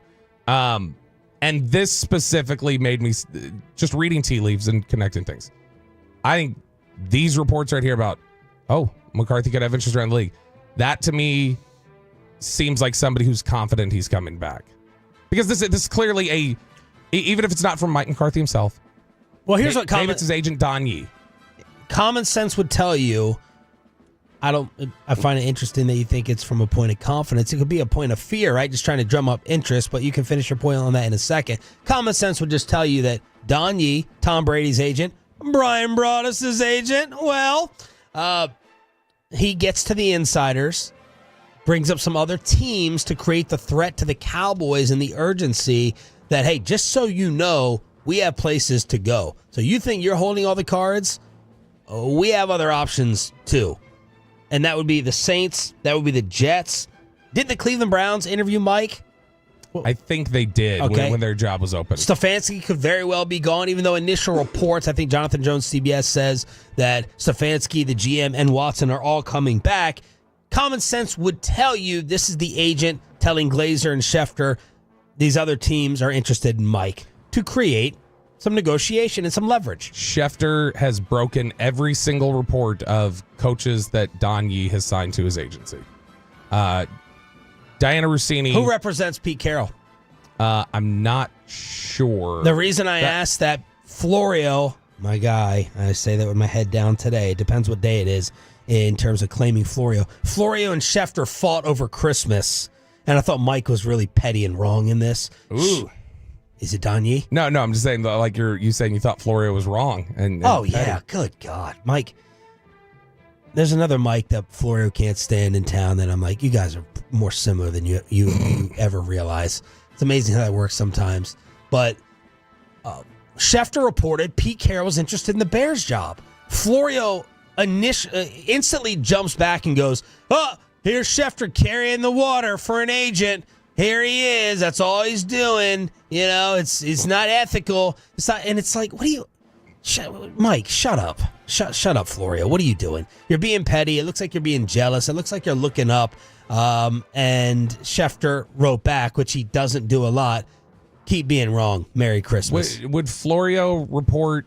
And I enjoyed talking to Florio on here. Like, and I think he's engaging. Yeah, he's and an irritant like you. Yeah. But would Florio, like, if Florio had come into information from any source that Pete Carroll is it, like, you don't need to have an agent's a good source to tell us. And the report is Pete Carroll's interested in the Bears. Right. How's that false? It's not that the Bears are interested in Pete Carroll. Right. It's not. You're not having an agent feed you something false about a team's thoughts. This is directly about what does the coach want to do. Florio's way off on this. So I look at Don Yee stuff was always reported by Adam Schefter. Diana Rossini's always been very on top of Sean Payton movements. Sean Payton's agent is Don Yee. Pelissero reported some stuff. Oh, other teams are interested in Mike McCarthy. Well, Pelissero and Glazer, we already know they're McCarthy guys. So a coordinated effort where in the span of 2 days we get 4 reports from areas like this that say, all right, fine. Here's why I think he's doing it from a position of power. Why this leak might be coming out now. I think that Mike McCarthy has felt like he wasn't in a position most of the season. I think Mike McCarthy probably privately thought he was losing his job. I think that now what you're seeing is how much of the discussion have we heard is about Mike, if he's back, might not be the offensive coordinator. I think it's very possible this is a leverage play to make sure he retains play calling if he comes back. Because I don't think that he would, if he really didn't know if he was coming back, I don't think he'd risk anything. He's got enough money in the bank. Mike's fine. I think this is about coming back on his terms and wanting to do it his way. And so to me, I think this kind of stuff this kind of chatter can leak out or anything else because I think you're trying to create a leverage point to say, I need that from you. Yeah. We already know I'm staying, which I think he believes he's staying. McCarthy does. I think you can hear it in the way he's talking to media, the way his demeanor is in the last week. I think he believes he's here. And so I think he's just looking at it as, all right, this is my bid then to try and retain play calling, is create a leverage point and then say, I want to entertain these things. Look, there are other people who think I'm a good option. You guys need to trust me on this and let me do things my way. I just can't wrap my mind around it. I can't believe it. I cannot believe we're sitting here talking about McCarthy coming back. This may be the most Jerry thing ever. That Mike McCarthy gets extended after 7-10 or 8-9. I don't know what you're talking about. After not getting extended following 12-5 playoffs. That would be the most Jerry thing. And I don't know if Jerry and Steven care or are that aware. It's hard to imagine they're not aware. They're not that aware of the absolute gut punch to the fan base with the loss of hope exiting the bodies of Cowboy fans once you decide to run it back. That's the number one thing. That's the number one thing that jumps into my mind. Like, are you not aware of how little people will care following this last offseason? Now, that could be dead wrong because Jerry could hold up a piece of paper and go, you see these numbers? Whippersnapper? Yahoo? Yahoo, yeah. You see these ratings? You see this attendance? You see the merchandise? You see the sales? All that apathy talk you guys have, all that more and more people are going to turn it off and not care. It's not evidence on paper. That's where my mind goes when I hear all of this. And then my first question, which we're going to have to ask Jerry, if this ever becomes official, why? Why is Mike coming back? Is Mike coming back because of 4 out of 5 against the Commanders, Giants, Cincy, Carolina, and Tampa? That's what you're telling me. That's the only thing you could tell me. It was 4 out of 5 where Bobby lost his mind on fans who, lost their minds for a month period. Commanders, Giants, Bengals, Panthers, Buccaneers. That 4 out of 5 is the reason you're bringing Mike back? Tell me why. How much of it is, because this has been a discussion point lately, how much of it is just about another year because we don't like the crop of candidates? Because here are the names you're talking about right now that'll be hot this offseason. Cliff Kingsbury. Feels like a very weak field. Yeah, Cliff Kingsbury, Mike Vrabel, Vance Joseph, Brian Flores, maybe Saleh could be. Does somebody want to give Arthur Smith another shot? Ugh. Can Matt Nagy be convinced to leave Kansas City where people assume he's the heir apparent for Andy Reid? Like, those are the names you're talking about. Well, here's what I would say back to you, or if it was Jerry or Steven, and it's very much a Derrick Henry question. Did you have a conversation with Bill Belichick, and are you having a conversation with Mike Vrabel? I could dismiss all those other names right now. You got to tell me that you investigated and you looked into Vrabel. Now, they could talk to Belichick whenever they want. They can't talk to Vrabel right now because Vrabel is I don't believe they can by rules because he's a consultant with Cleveland. So they'd have to get official league permission. Yeah, whatever. No, I'm saying. I mean, we know how that stuff works. I know. I'm just saying they Wink, would never wink. publicly say that. Right. No, I just would like to know no. behind the scenes. Did you investigate Mike Vrabel? Did you talk to him? Because otherwise, tell me what. Be Jerry and Steven and tell me why you bringing Mike back. You be them. Look, he's a Super Bowl winning head coach. You look at the injuries we sustained. That matters. And boy, I thought that he really showed through adversity that he could get this football team rallied, and it gave me encouragement that we're really close. We just didn't have everybody available to us, and there's no need to upset the apple cart. Okay.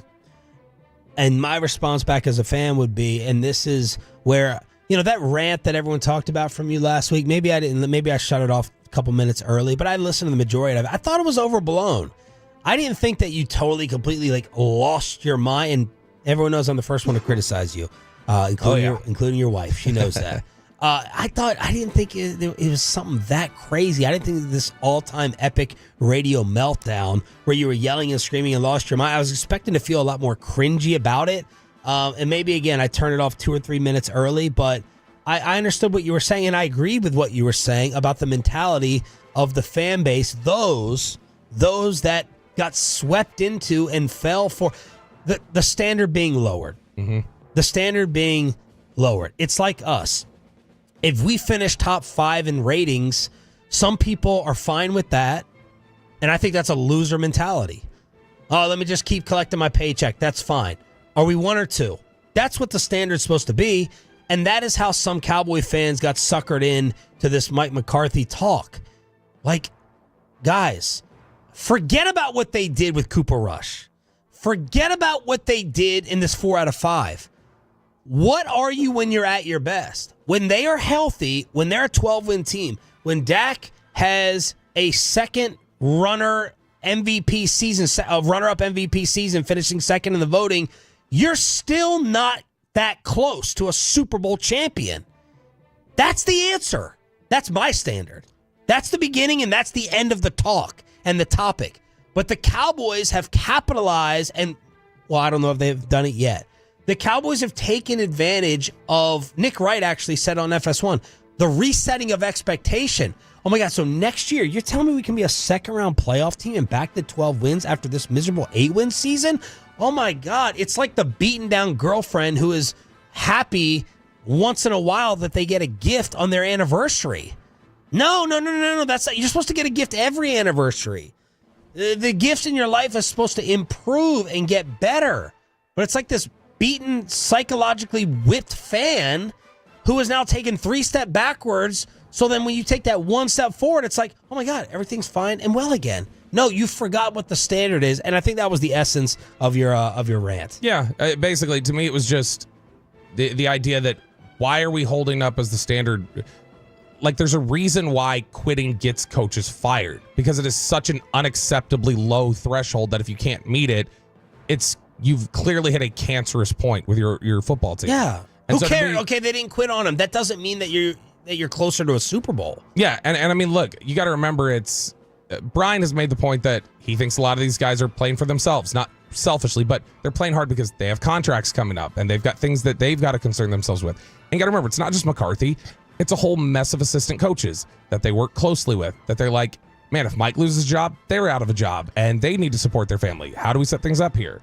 And so, I mean, I think that there's just a human nature aspect that takes over that. That's why quitting is so toxic. It just says, man, you must hate everything about this culture right now. I also saw Kevin with a really good point on Twitter saying the whole quitter thing is overblown. Like, teams don't actually do it. It's very rare. It might be a media narrative thing that has gotten out of control, and Mike and others are getting credit for it, that we're not actually seeing, all the business decisions and Olay tackles. That it's a once you get a surprising win in a mediocre parity-driven NFL, we're like, oh my God, you didn't quit. Yeah. And the New York Giants don't have quitters. They beat the Colts. Yeah. Or are the Colts just like that up and down and consistent, and the league is just that even? I don't know. No, It's something to delve into. Does this save Antonio Pierce's job? You won 2 games at the end of the year. Right. You've been awful. Right. But I see Giants fans going, Daboll just saved his job. Joe Shane, Daboll, they just saved their job. I don't know if that's true, but that's the psychological effect that this whole quitting topic has on people. Yeah. And again, whoop-de-freaking-do. Who cares? Dad, I took out the trash today. Okay, you did what you were supposed to. That's the bare minimum. Congratulations. Like, are you getting good grades? Are you elevating? Who cares? But this mind trick, I think Jerry and Steven are going to capitalize on when they announce that Mike is back, and there'll be less rebellion and storming of AT&T or the Star that I was expecting. Yeah, I mean, look, here's the thing, is that does Mike deserve credit for overseeing a culture and an offensive program that has been able to have guys step in and play on short notice and have success and win games? Like the fact that they're 12-6 with a backup quarterback in their last 18. Is that an objectively impressive thing? Yes, it is. And it's something that, okay, you've clearly got something here that is universal and one size fits all to where anybody can step in and play and you can have success. That's good. Why are you not having that success when your best players out there and your biggest investments are at that? And is that could be a player problem. It could have nothing to do with McCarthy. Here's my problem. One of my many problems. I don't trust the Joneses' motivation. I don't trust their motivation in bringing Mike back if they do it. Is it out of comfort? Do you just like the setup? Do you love the ease of the relationships? Do you not want to go out and do all the legwork and the grinding of interviewing all the other people? Do you really believe that this is your number one shot at a championship, or are you just comfortable with the setup? In my mind, and I have no real reporting or truth on this, it's just an opinion, my mind immediately goes to, it's comfortable. It's just it's an easier setup than going and talking for hours and hours and setting up Bill Belichick sit-downs or making the phone calls to Mike Vrabel. And that's not what the standard's supposed to be about around here. Do you think they view it potentially as, look, when Mike's here, it makes it feel like to Basic's point, it makes it feel like they're fine with 12-5 and in the mix. Now, RJ, if he was sitting here, would go, that's the goal for any team. That's the goal for any team. If you're 12-5, you're in the mix, and then it's a bunch of luck to determine. Like, you've done 90% of your job as a front office. And I can see a little bit of that discussion, but during this point in time, every year, what do I come in here and say? Oh my God, after watching these playoff games, the sobering reality of just how far away you are sets in. The Dallas Cowboys are not that close. You could be a playoff team and still not be that close. Come on, y'all. Y'all know that. Don't fall for this luck of the draw and roll the dice in the tournament. Yes, it does play a factor, but they have not and are not that close.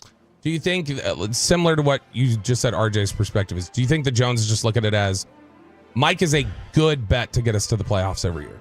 Like, that's a solid bet that we can do that. So once we get there, is it worth potentially disrupting things and making the wrong hire and having us miss the playoffs when we believe that once you're in the playoffs, it just comes down to players? It's not about coaches at that point. It's about players, and are you better than them across from you? And we believe we've built a roster that's better than the one across from us. Do you think it's possible that's how they look at McCarthy and they go, no, it's too much of a risk. If you move on from McCarthy, you're jeopardizing even being there to have that luck of the draw standard in January? Maybe. I think the first part of it, I agree with. The second part, I would like to believe they don't think, well, coaching just doesn't matter in the playoffs. It's the players. And our arrogance of building the roster puts us up against anybody. I believe the first part of, hey, it's nice to know we're in that double-digit win category. But that's just the way I live my life with it. Like, it's not good enough. If it's not good enough, it has to go. That's just the way it is. Not like I can live with it. Yeah, it's okay. That's just not the way I am.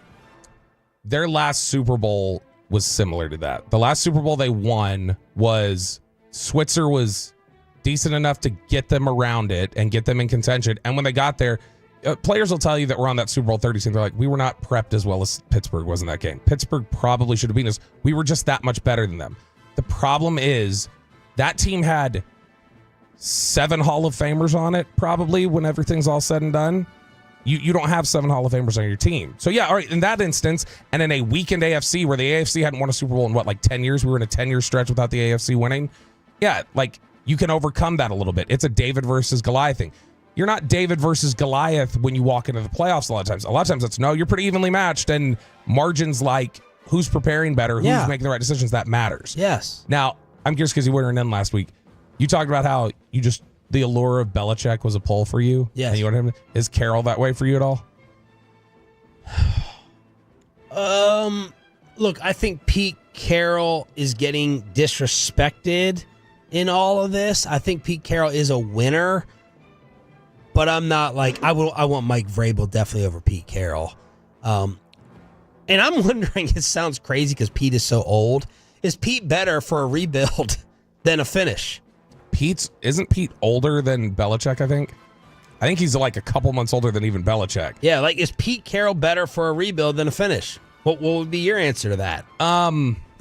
Because, we all know he's not the typical 73-year-old. He's 73. But is his energy and, is Pete Carroll finishing piece? And Pete Carroll is probably going to end up being an all-time underrated coach with the way history remembers him. No one is pining for him whatsoever. The fact that he needs Schefter to put his name out there is kind of sad. Pete Carroll, he's a possible Hall of Famer. History will be kinder to Pete Carroll than present day was, because I think a lot of it was he was viewed as you held Russell Wilson back. And then when everything went along as it did, people were like, oh, maybe he protected Russell Wilson. Yeah. Maybe they actually... But should have had 2 titles. Yeah. The winning Seattle has done here in the past 2 or 3 years is a big-time NFL surprise for me. Pete Carroll's the one who was there for the resurrection of Geno Smith's career. Yep. How would you feel about Pete Carroll? I like Pete Carroll. I think you're right. I don't know that Pete Carroll is the push-it-over coach. Is Pete Carroll better coach than Mike McCarthy? Yes, I think so. Is Pete Carroll better coach than Mike Shanahan? No. Is Pete Carroll better coach than Bill Cowher? Mike Holmgren? Probably not better than Holmgren. Cowher's such a... because you also get down into the question of X's and O's versus culture, or that because Shanahan, for instance, it's no question Shanahan's a better X's and O's guy than Pete Carroll. Does Pete Carroll, as San Francisco's culture feels like it's maybe taking a turn, does Pete Carroll deserve a lot of credit for keeping a culture together that we heard stories about after, where Richard Sherman hates Russell Wilson and these guys? Yeah. Does he get Mike Tomlin credit for, man, we didn't realize how much he kind of held that together? Is it a hard-ass program or country club? He's supposed to be Quinn-like. And makes sense, Quinn coached with Pete Carroll, but he's supposed to be optimistic, upbeat. Guys, let's attack the day with a great energy. That's Carroll. And I kind of wonder, I view Harbaugh, for instance. I thought Harbaugh was a push-it-over guy. Yeah. And so there's certain coaches where it's that's a push-it-over. More the attitude and approach I want here in terms of the hard ass. Yeah. And I don't know that there's a push-it-over guy that's available right now. Saban? Would you call Saban and just be like, no, you want to come back for a year? Nah, that's a little too much. It's a Hail Mary. I don't think he's a Hail Mary. Nick Saban, he can't get along with NFL people.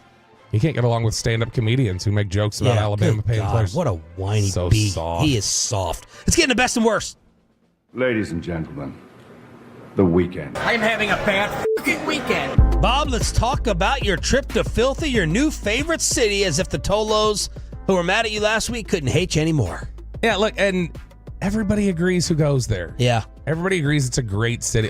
We're not talking about the fans or the people. They're clearly awful. And the team is irritated. All those things can be true. But, just remove the football team. The city itself is so great. You can think I had fun. I went one night long time ago, and I had a blast. I love the architecture of the buildings down there. I love how you can be in the middle of like a bustling city center, and then you turn a corner, and it's like you're kind of in an urban area with, you've got the basketball courts and pickup games going on, and then you turn another corner, and it's big city area again, and then you turn another corner, it's brownstones with the stoops walking up to them and the cobblestone streets. It feels like 8 different communities, and there's like a noticeable.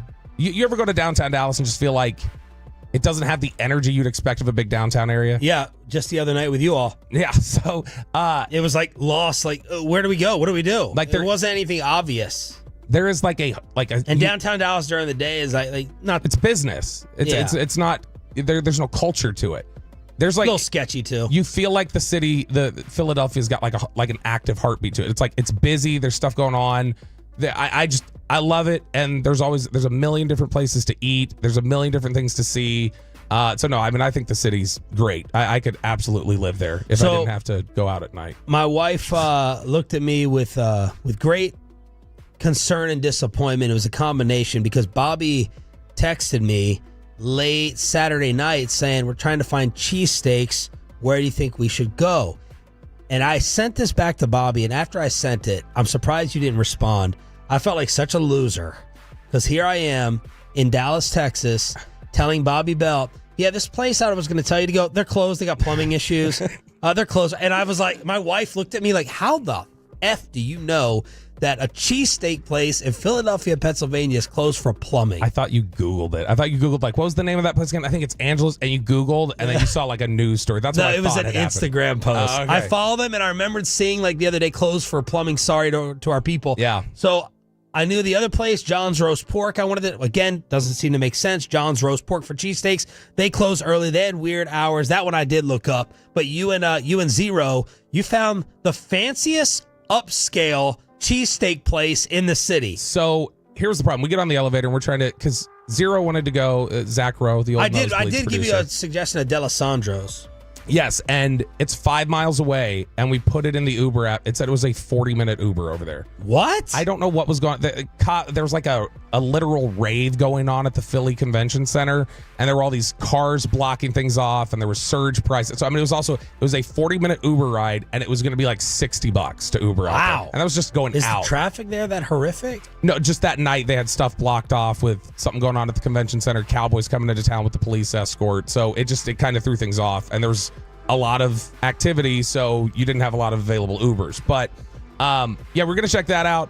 It looked like what I would expect when I Googled it, what I expect a Philly cheesesteak place to look like, which is that looks like they could sell cheesesteaks or it looks like they could sell crack. Yeah. I don't know which one it is. At night, they probably double up as that.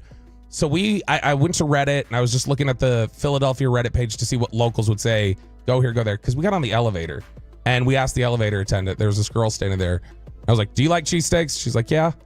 I said, where around here that we could walk would you go get a cheesesteak? She's like, I wouldn't get a cheesesteak in the city. Wow. I was like, really? She's like, no, I'd go outside the city to get that. She's like, so I don't have a great answer. She's like, don't go to Pat and Gino's though. Oh, no. And that's where Zero wanted to go. He was very disappointed to hear nobody eats there. Right. Nobody local anyway. So we ended up looking around, and one of the places that got a lot of high marks was this place called Shay's. But the commentary in there, and maybe this spoiled my thought a little bit, the commentary in there said, it's sleek, it's very bougie, and when you walk in, it is. It looks like a Steak and Shake almost when you walk in there, like bright and a lot of different art on the wall and stuff like that. $19 for a cheesesteak. Just the sandwich, like an 8-inch hoagie. 8-inch? 6 or 8-inch, I don't know. Yeah. I've never been able to tell the difference. Well, when I went and looked, they're using like prime rib. Dude, they have a Wagyu like cheesesteak you can buy. So we just got the classic. Zero love. It's like New York strip and prime rib. Now, a regular cheesesteak is supposed to be like shaved ribeye, so ribeye is also expensive. But when I looked at that, I was like, oh my god, they're trying to go like top end quality for every ingredient. Yeah, and somebody else said like, they don't have like the actual cheese whiz. They make it in house. They don't ever freeze their meat. Like they want it to be like a little cheaper. Yeah. But no, it was really good. Farm to table. Loved it. Better than Ishkabibbles, which but Zero said he thought it was one of the best things he's ever had. Yeah, and then he cooled on it later. He was like, it was good. I was like, I don't know why you're all of a sudden softening. But Zero walked into Philly wanting to hate the city. And as he was walking around, he's like, damn, you're right. He's like, I do love this city. This is pretty great. I cannot believe that the NFC East streak is still alive. Bobby's going to blow your mind after it happened again yesterday from Cowboys and Filthy. We'll tell you what it is next on Sean and RJ 105.3 The Fan. But let me go ahead and get you set up with a Tolo team of attorneys at Frankel and Frankel. They, of course, hope that you had a happy and safe holiday, but you got more chaos this week with New Year's Eve and New Year's Day. Be careful out there on the roads. I almost thought yesterday after the show, we're old. We got 2 kids. Do we go out, with a little 3 or 4 o'clock celebration? But my wife would even be terrified of the roads in DFW, even at those early hours. If you get involved in an accident and it's not your fault,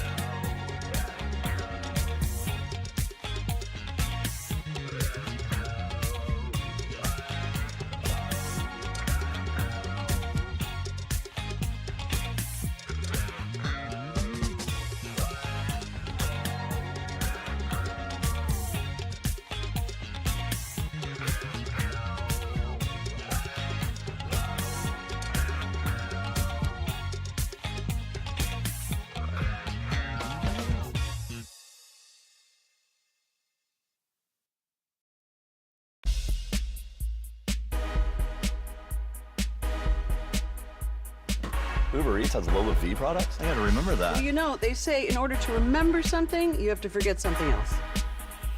Okay, now that is a very cute haircut. That's like a little shag. I've never seen it before. Well, I mean, of course you have. It's the Rachel. Oh, is that your name? No, I mean like your name. No, I'm Jen. My name's Jen. Right, but I just mean like this is your haircut. But that's hair on your head. I'm not saying this is your hair. Okay.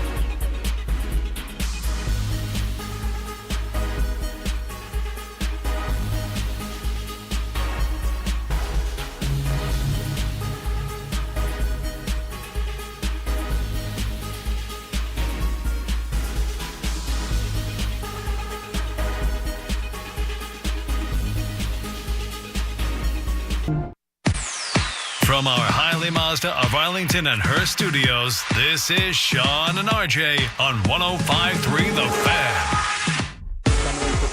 Oh, the Eagles recovered a fumble at the 10. Wow. That is just the way it's gone. 4 Dallas turnovers, recovered by Cooper DeJean, and a flag when the play is over. Brad Sham, Babe Laufenberg with the call. This is your home of the Dallas Cowboys. It's a Cowboys Monday. Only 2 of them left. I'm Sean Treef alongside Cowboys insider Bobby Roberto Bell. Pepe, are you fist pumping because the thrill and excitement of the show, or that there's just 2 left? Yes to both. Oh, okay. Just 2 games left, baby. But yes, the thrill of the show. We're 2 hours in. And then Pepe texted us very good news for him and his schedule, and for Bobby with his well, it's not even undercover hatred, but his vitriol and nastiness towards Peyton's post-game scheduling.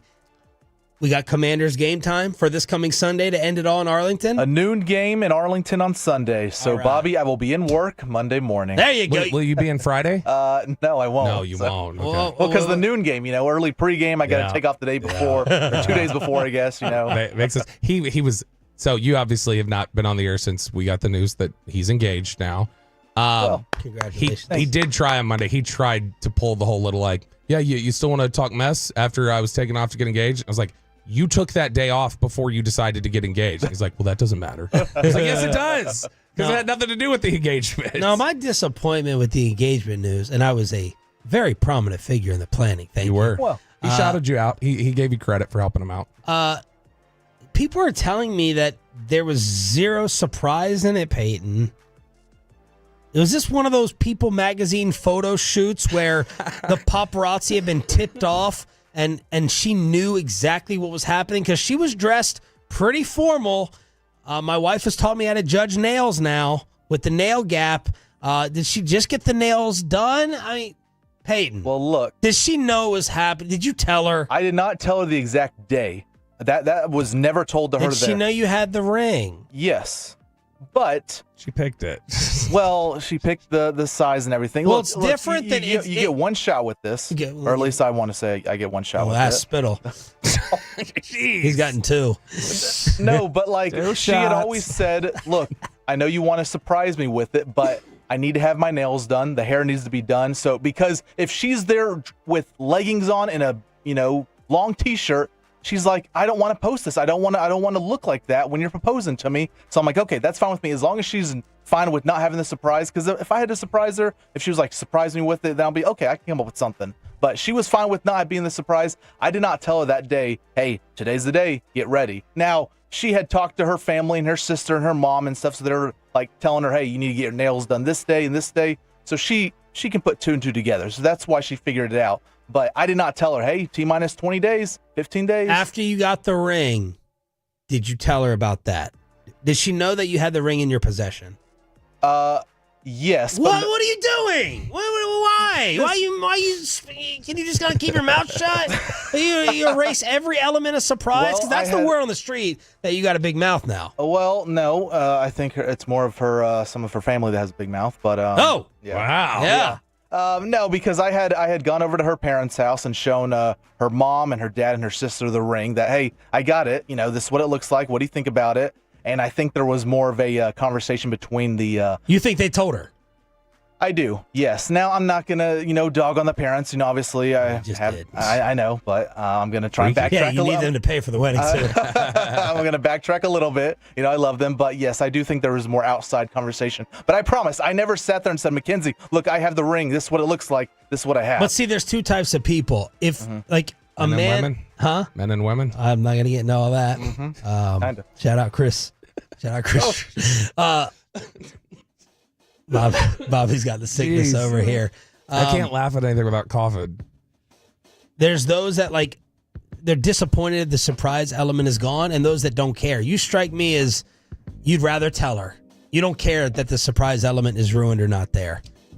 Yeah, because again, I want to fulfill everything that she has told me beforehand. Because because when she said, "Look, I want my nails done, hair done," that took everything of surprise out of it, and I was like, "Okay, I'm fine with that. I'm not gonna, have you wearing shorts and a t-shirt and then." So did you tell her like time to get your nails done?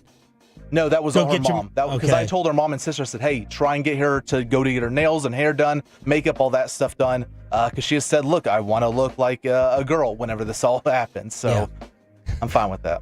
This is There's definitely way too much information being shared here because before you told us where you were proposing, I had heard where you were proposing. Then again, that was from her. I knew her where you were mom proposing before you told us you had decided on where it was going to be or Again, like what day. I'm learning all this stuff out just now, or then because I think that again, I think her mom and Mackenzie talked a lot about it. So you know what? Maybe I just need to stop telling her parents stuff. Exactly. Yeah, exactly. Lay down the law. That's right, Peyton. Learn from me. After they pay for the wedding. Yeah. 877-881-1053. Franklin Franco injury attorney text line. Cowboys get smoked 41-7. And Bobby, the NFC East streak, which I have sworn will end every year and will never, ever happen again in the history of the National Football League, it continues. 20 years in a row without consecutive NFC East champs. And this is one of those notes where it's like, that doesn't even seem statistically possible. Is that impressive? Does that speak more or less about the division? To me, it speaks less. That's a good question. I mean, do we think it spoke more or less of the AFC East that the Patriots just won it for 15 years in a row? Yeah, and so either way it does it. Colts in their division with Peyton back in the day speaks less. So you need to have. It's not like we're alternating powerhouses. Yeah, 3 years here and then somebody else wins it for 2 years. Yeah, no, I could see that, and I think context, like Philly and Dallas. Other than this year, the last couple of years, Philly and Dallas have been the two teams kind of jockeying. We've gotten a strong battle back and forth there. But yeah, 20 years in a row. Washington and the Giants have been a joke. The last time the NFC East was clinched for a consecutive time, it was the fourth in a row that the Eagles won on November 28th, 2004. So we're talking about it's over 20 years ago now. Wow. For a frame of reference to that date, here's some of the facts about November 28th, 2004. Jason Witten was 22 years old. And he was younger than every player currently on the Cowboys roster. He would be the youngest player for the Cowboys if that Jason Witten was on the team. Emmitt Smith and Jerry Rice still had not scored the final touchdowns of their careers. The most recent quarterback to start a game for the Cowboys was Drew Henson. Oh, my. Tony Romo wouldn't play in his first NFL game for another 2 years. On the roster, just wouldn't play.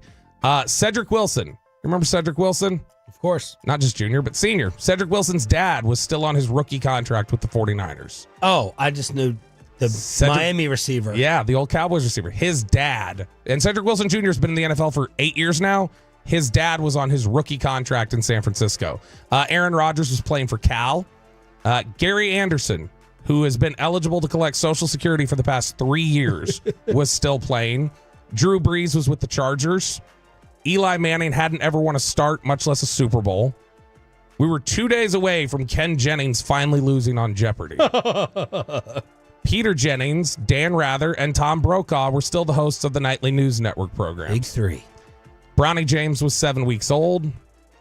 Facebook had fewer than 1 million active users. YouTube didn't exist. In fact, it wasn't even an idea yet. The way that YouTube became an idea was when one of the creators became frustrated he couldn't find clips of the tsunami that had hit in, was that India where that hit?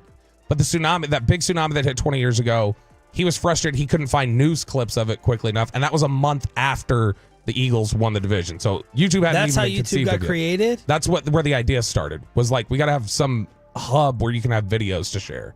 And so a lot of different things that occurred back then. We were a month removed from the bloody sock. That was right after the Red Sox had come back from down 3-0. Is this something, if you were allowed to bet per NFL Network rules, you would use this to bet on next year? Like, would you just say definitely the Cowboys or the Commanders will win the East? Probably not. No, but, yeah. But I mean, it is one of those. I feel like it's something you should never bet on, but here it is, automatic for 20 years. Yeah, like, I mean, there's a handful of these that I bet if we thought about, we'd come up with, hey, there's nothing that says that you should lean on this but it clearly just keeps happening. And that's what it's become a joke. Everybody says it like, well, I'm not going to pick XYZ team who won the division last year because we know nobody wins the NFC East back-to-back. But I don't think anybody really believes it when they say it. They're being kind of tongue-in-cheek.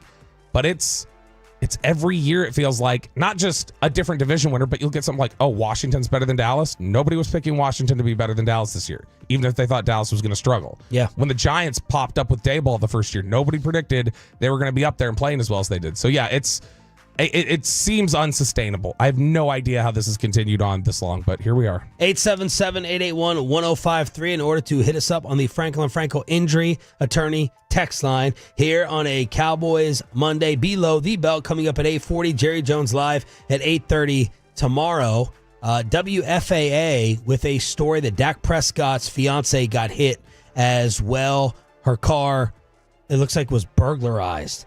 So this happened with Luka days ago. Everyone safe and fine, which is the good news. But now WFAA in a police report, Dallas police report, says Sarah Ramos's car was burglarized the day after Christmas. $40,000 worth of goods were stolen from the car. Jeez. She arrived at a Pilates class Thursday morning and that she quickly rushed inside due to the rain. Due to the haste, she forgot to lock her vehicle door.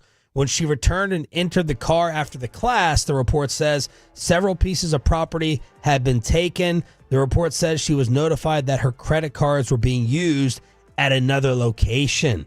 The report detailed several pieces of property stolen, $40K, including designer handbags and wallets from Chanel, YSL, Gucci, Louis Vuitton, Prada, as well as computer software and cash.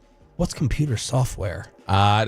Like the video setup within the car. Like, I don't know. Is this? Did they say what kind of car it is? The incident occurred the day after Christmas. So, add Dak's fiance to the list of Kelsey, Mahomes, Burrow, and Luka. And this one at least sounds like it's not following the same pattern of, oh, okay, we know you're out of town playing a game, so we're going to target you. This one sounds more just like it was opportunistic with the car being left on. Luka's house, they got a necklace worth $4,000, 3 earrings worth $14K, and 4 rings worth $5,000. Does he wear earrings? I've never noticed him wearing earrings before. No, why would you get 3? I don't know. 3 earrings. In case you lose one, backup. A backup. Ask, whose earrings did you send us? Who? Ruben. Yeah. Yeah. I Did he have the Michael Irvin? No, he had the George Michael, the little dangly earring. I called him Jorge Miguel when I saw it. Hey, that's what he's going by now. Have you ever had your car broken into? Nope. You, Peyton? No, I have not. I used to be super reckless when I lived when I was still living at my dad's, not my mom's because she wasn't there. That's another thing. Last time been real reckless with last no time mom in the house. last time somebody won the division consecutive times, I had a mom. Gosh. But I used to park the car and I would just, because I didn't want to forget my wallet, I would leave it right in the front seat and just walk inside. I'd lock the door, but I would leave my wallet just sitting there. If anybody passed by and like looked in there, they could say, oh, his wallet's there. They could just bust the window open and take it. I did that for years and never had an issue with it. And so I do get a little hesitant now. I used to always like leave the car running and run inside the gas station or whatever. And I was like, man, somebody's just going to grab this and drive off with it now. Yeah. The NBA revealed the FBI has connected some burglaries to transnational South American theft groups that are reportedly well-organized, sophisticated rings that incorporate advanced techniques and technologies, including pre-surveillance, drones, and signal jamming devices. So maybe the drones in Jersey are just like checking out the Brooklyn Nets. So this is a trans attack? Is that what you're saying? What is the latest on the drones in Jersey? I don't know. I hadn't seen an update on it. All right. 877-881-1053. We're live on the Fan Cam, Twitch, and YouTube here on DFW Sports Station. we have to talk about the college football quitting incident. Would this change your mind if you're the Giants or the Patriots or a team that could be looking at a top selection and a QB? Well, not New England, but Tennessee, Cleveland. What happened with the college football QB, and did he actually quit? That, the rest of the NFL, and below the belt, next on 105.3 The Fan.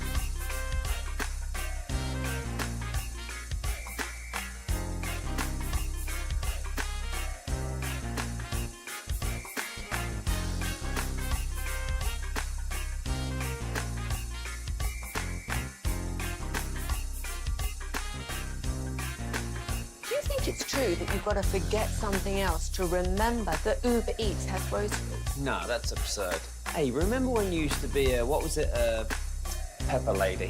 Pepper Lady? Wasn't it Cinnamon Sisters? Basil Babes. Saffron Squad? Nutmeg Maidens? Paprika? No. Nutmeg Maidens. I just said that.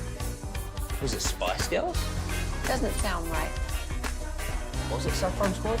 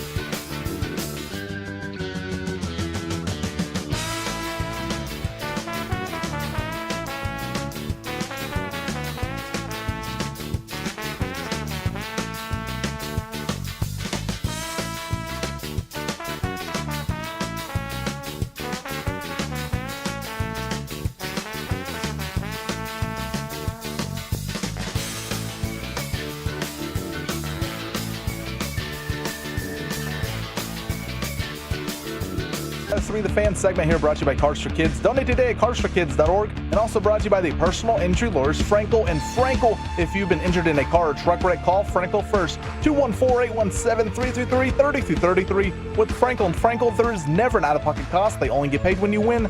Frankel and Frankel, the go-to car and truck wreck attorneys in Dallas. The big tilt right there. Here goes Duchesne. Has the man across. Shot. Score! Dadonov from Duchesne. And Dallas has a 3-1 lead in Chicago. ESPN with the call after falling behind 1-0. The Stars scored 5 straight to beat the Blackhawks in Chicago 5-1. Big nights for a few of the Stars forwards. Jamie Benn had 3 points. You heard Duchesne right there. He had 3. Ottinger picked up his 17th win of the year in net. So up next, Gavin Spittle with this preview. The traditional New Year's Eve game at the AAC. It's against the Sabres. Winners of 3 in a row. They beat the Stars in Buffalo back in October. One other Stars note, reports are they will get fined for players skating during the Christmas break. Teams are supposed to suspend all activities. Maple Leafs were fined $100K for leaving for a game the night before instead of that day per the CBA, so the Stars could get a $100,000 fine. What? Turn on your mic. Yeah. Oh. You know what, Peyton? We good? Good job. No, keep it off. And we're getting closer to one of the sport's untouchable records. Ovechkin scored goal number 870, and the Caps lost to the Red Wings. Now 25 from breaking Gretzky's record for all-time goals. Wow. I was thinking about this with the records yesterday. Now you can turn on the mic because we're going to talk non-hockey a little bit. 74% on Money Puck, by the way. The Saquon rushing record. How much do you care? How much you like, oh my gosh, we're seeing an all-time record here. The first thing I did in my mind, I'm like comparing the games, as I love that Eric Dickerson came out and said, no, I'm not rooting for him. No, I'm not rooting for Saquon to get 101 against the Giants. 72 Dolphins energy right there. Yeah. Which makes sense. Look, I don't think SMU can take a third kick to the nether region like they have with Clemson and Penn State in the last month. You also don't want to lose your record.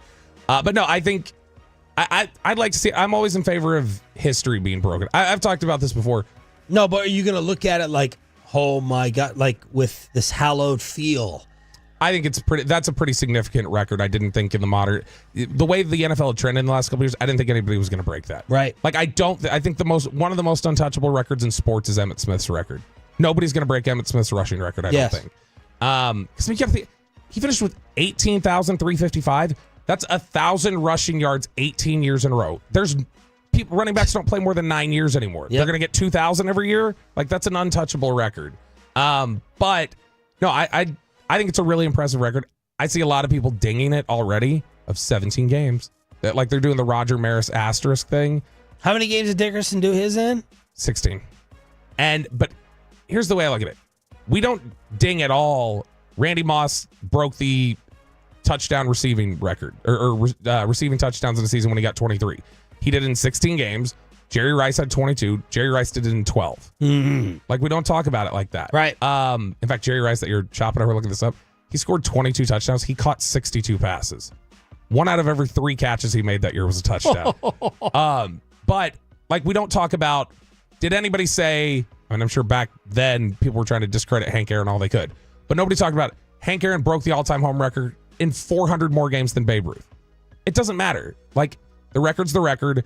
Things evolve. They change over time. We can't just have 8 different record books for like, well, this is the 12-game record. This is the 14-game record. So I think it's a big-time record, and I think it's completely poetic that he's going to end up breaking this against the Giants. And that's all yesterday's second half felt like it was about. Let's get him going and get him closer. That was the Saquon show in the second half as he hit 2,000 yards on the year. Did you agree with Choppy's take in the text about he thought it was maybe a little Bush League that they were just trying to run it up with Saquon? I didn't feel that in the game. I didn't agree with basically any of Choppy's takes yesterday, which is shocking and surprising as he is out on the roads right now giving us the traffic update that no one is out there. No one is out on the roads. It's empty. No, I thought, because there was a couple tweets I saw where people were like, it's Bush League. I understand Sure. what he's saying. I totally get it. I think the Cowboys totally understand too what the scenario is, though. Yeah, he's trying to break a record. Like, we know If we were in the same position on our side and Rico Dowdle was close,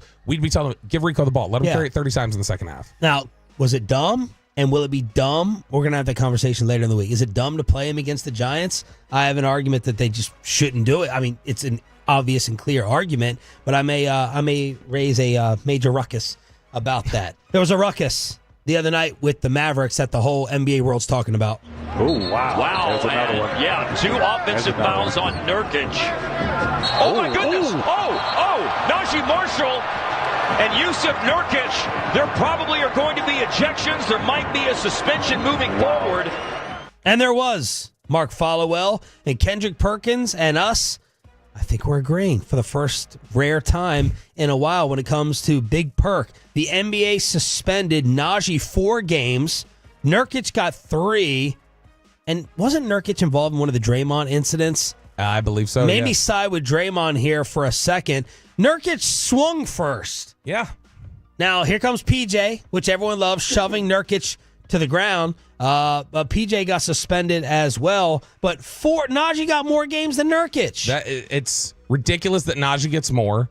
This is like, I guess Rugnet Odor threw the punch first against Bautista. But it was almost like Odor got punished more just for being the guy who won the fight. So same sort of thing. Mavericks win the fight, so they get it. They get the screws put to him because there's no way Najee Marshall should get more. This was clearly Nurkic instigating, I felt like. Marshall was just standing up and trying to defend him. But then for PJ Washington to get anything for a shove, how many times do we see a shove in an NBA game? Yeah, but he went to the ground. That made it.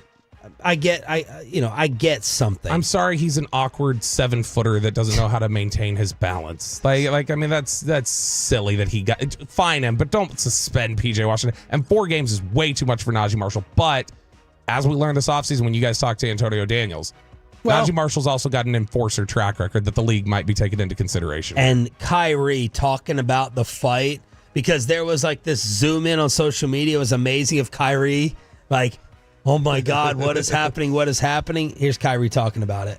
Yeah, I was a little confused. It happened so quickly, but moments like that, just want everybody to be protecting themselves, and I feel like that's what PJ was doing for Najee. Najee, after he got hit, he was just protecting himself, and if we're out on the street, even though we're not playing out on basketball, you gotta put your hands up and at least swing back. So I'll take care. It's fine. Whoever's watching, PJ's fine. Their injections. Yeah, throw that shit under the rug, man. Hey! But it's part of basketball sometimes. Haven't seen it, so maybe that's just the way we end 2024, where somebody actually swings in the NBA. Maybe that'll help our ratings. How about that line? Kyrie talking about fighting in the NBA. Maybe that will help our ratings. That's a good line. I like that. I like in general, though. I love the... Maybe Joe Mazzulla was right, because there was a fight yesterday where Tyler Hero got slammed to the ground. Wasn't Joe Mazzulla and the Celtics talking about we just need to unleash everyone, let them really fight? Yeah, because Joe Mazzulla is a psycho. That's part of that problem. But I love in professional sports, like we talked about A.J. Brown earlier, like, did he have the awareness that he was throwing somebody's touchdown? I love the universal awareness in sports of just like, if you stick up for the star is paying for your fine. Like, whether it be Dak did that for Lyle Collins in the past when Lyle stood up for him.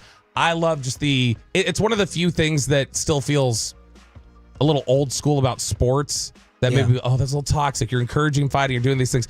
But I love whenever it's just understood, you go to bat for the star, and when you go to bat for the star will take care of you. One more thing, it was probably one of the most applauded and liked things on my Instagram account over the last month. Last note on the Suns, Matt Ishbia announced the new concession prices. This is like the Atlanta Falcons of the NBA. The Suns are going $2 hot dogs, $2 waters, $2 sodas, $2 chips, $2 popcorn. Family of 4 used to spend $98 on hot dogs, water, and popcorn. Now, $24. So props to the Suns owner. It's fantastic, and Kristen, hates it. She's so funny the way she'll, pull up YouTube sometimes, and she'll see a video that's stock footage of a McDonald's in 1990 or something. She doesn't, even eat there, and she clicks on it.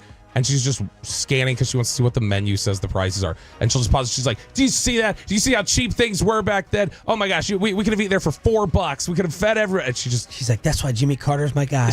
Rest in peace. And Luka reevaluated in a month. after the left calf strain he suffered on Christmas Day. Luka out for a month. First couple games, though, Kyrie's going off. Like, Kyrie's clearly just, all right, this is all on my shoulders now. He's playing ridiculous right now. He had, where are the numbers? I just had it. 40 points and 5 3-pointers. Yeah, but he had a Dirk mark. Here it is. 46 points against Portland, 20 in the fourth, 5 threes, passes Dirk. Second most games with 40 points and 5 threes in franchise history. So there it is. Everything you need to know about the Mavs and the Stars. Would you ever have anticipated that we would have the approval ratings for Kyrie Irving here that we do as of this moment? Never. I never thought there was a chance. I love listening to him talk about the fine, especially the S word that Peyton didn't bleep.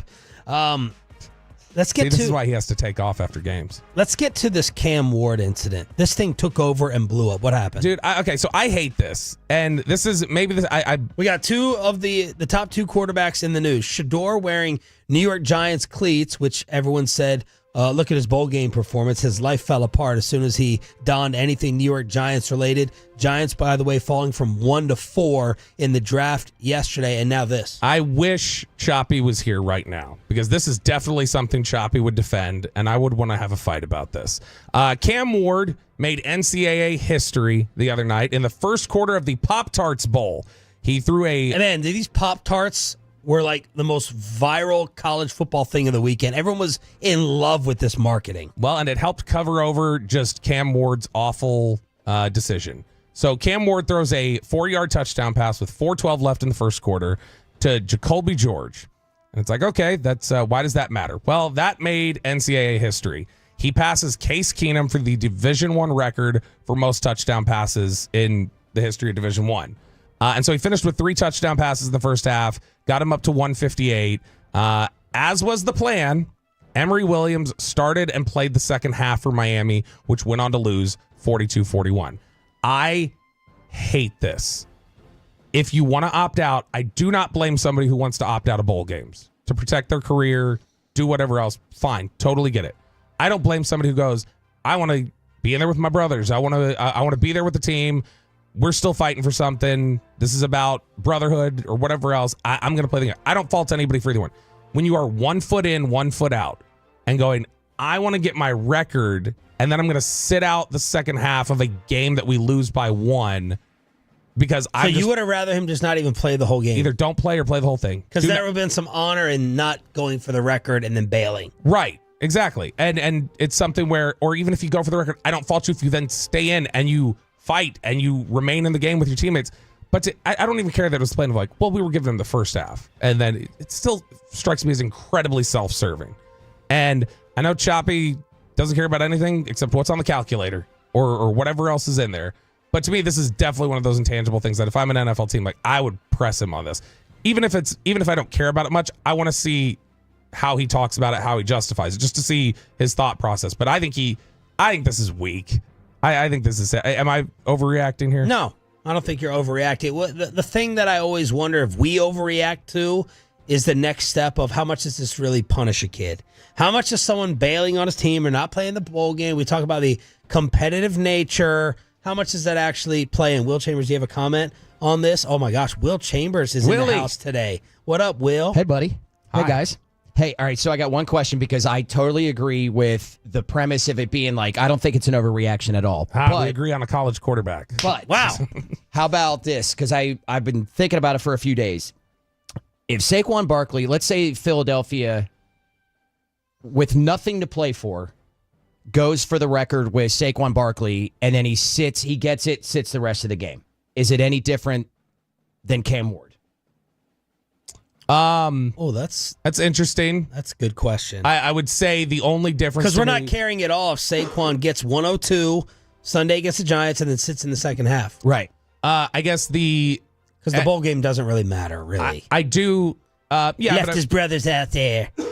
I do look at it, I guess, and it's probably just my own. It's my own belt bias. It's being hypocritical, probably. I look at it differently, I guess, because I consider it, if you're going out there and you're trying to just finish Saquon Barkley. Like it's not like Saquon Barkley's leaving after that, or Saquon Barkley's leaving guys high and dry who are in a competitive situation who are still trying to win. So I view the context as different. But you're protecting for the next round, too, of your Philly. Yeah. Right? I mean, I think it's not apples to apples, but that's the way I was trying to like think of it. No, it's not a bad comparison. Like I originally was like, this is so selfish and just like it seems emblematic of what we see in college football. But at the end of the day, I don't care about bowl wins unless they mean something, unless they're going towards something. So the game, is that any different than a game that doesn't matter for a team that like Kansas City this weekend, right? And then that's where I was like, all right, I got to think about it maybe a little bit different. I think Barkley's assuming a greater career risk playing, though, too. And then the Eagles are taking on a greater risk having to play. This is the end of Miami season. This is supposed to be, all right, here's our bowl game, our opportunity to win. Do whatever. Like, I think that I just feel like there's more than that. I'm probly trying to do gymnastics here. I can't explain. I think, hey, Will, I don't know how you guys do it, on your shows. We have a clock, and we can talk in crosstalk. Get out. What else is Bobby hearing about the other Mike in Frisco? That's next, and Below the Belt right here on The Fan. Coming up on the...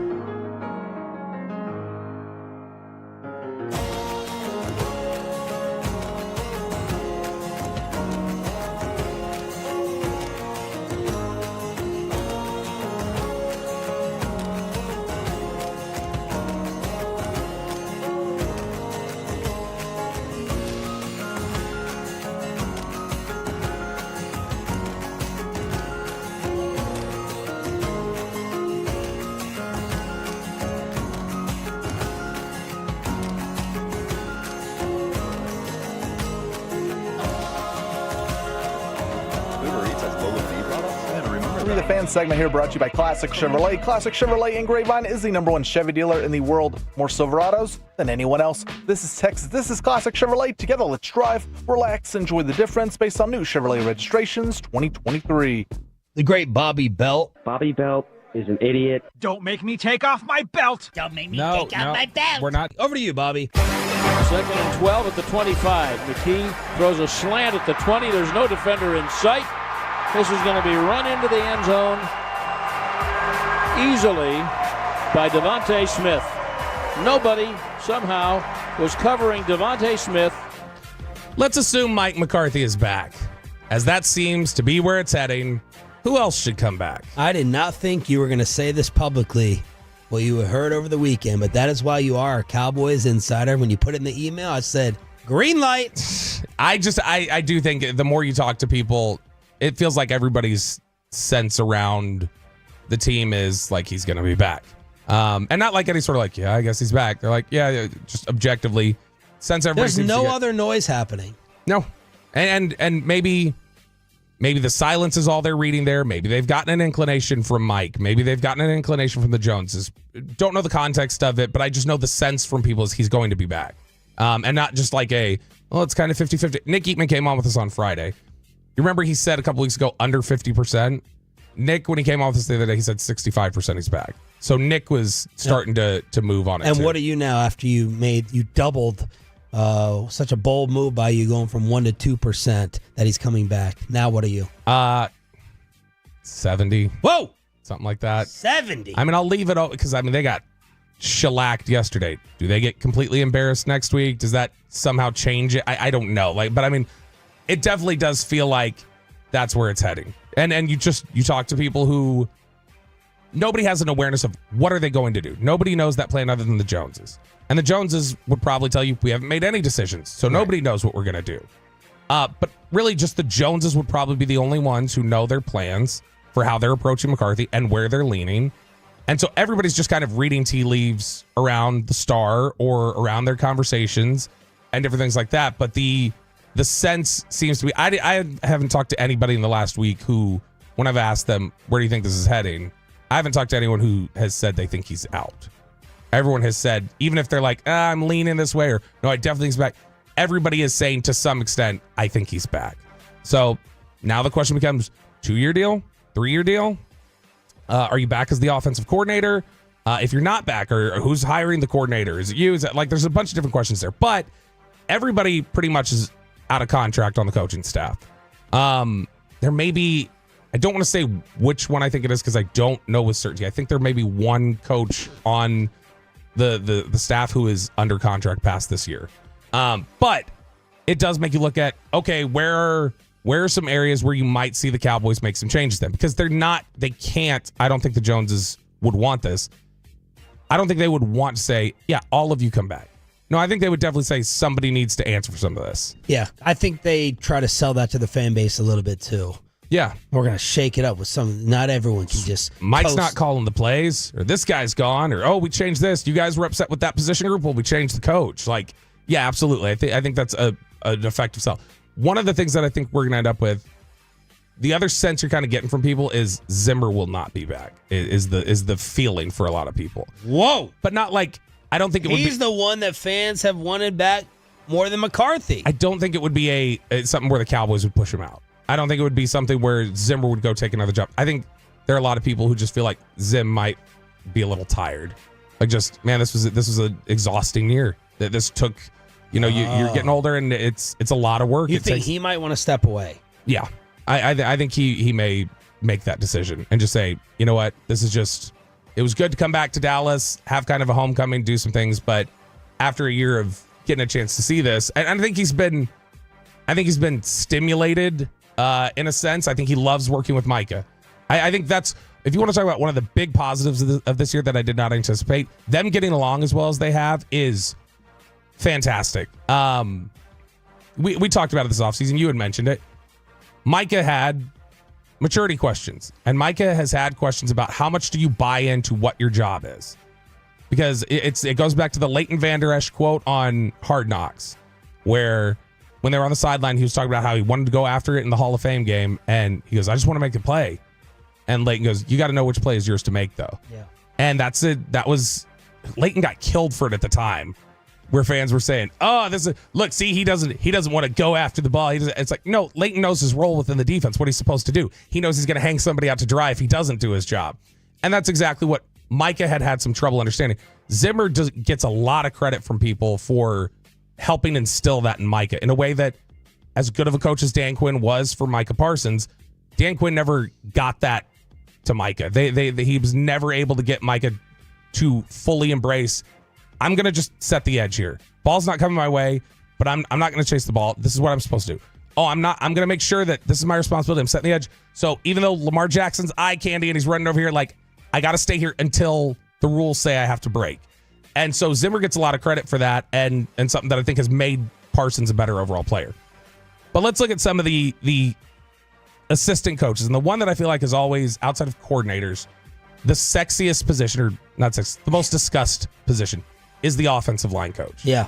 That people always look at that one, and I think they feel like that's the position coach that has the greatest impact on the unit because they're a core group. They feel like they're kind of isolated from everybody else in terms of their responsibilities. And there's so much that distinguishes different coaches in terms of technique and different things like that. So when I just say to you, and I don't think it's as easy as just saying, well, he's the position coach. So anybody who's played well, in his favor. Anybody who's played worse, against him.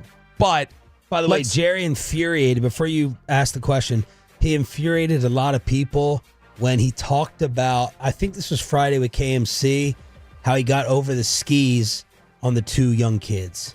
Oh, yeah. Tyler Guyton to replace Tyron Smith and BB to replace Biotish said both have done well, but we paid the price to some degree. Yeah, that you made the offensive line too green. And Jerry, as he often does, put it on his shoulders. Because I think I had expected too much out of them.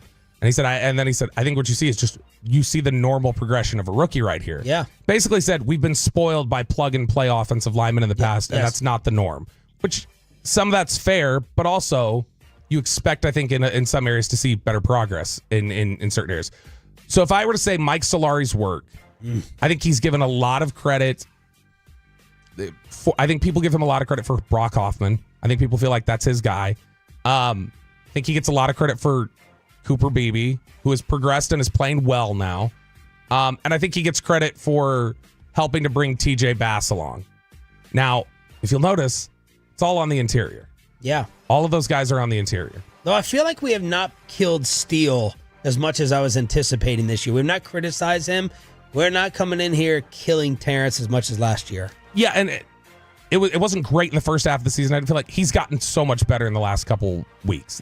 Yesterday was not great. And why do you think that is? I think he's playing more comfortably within himself.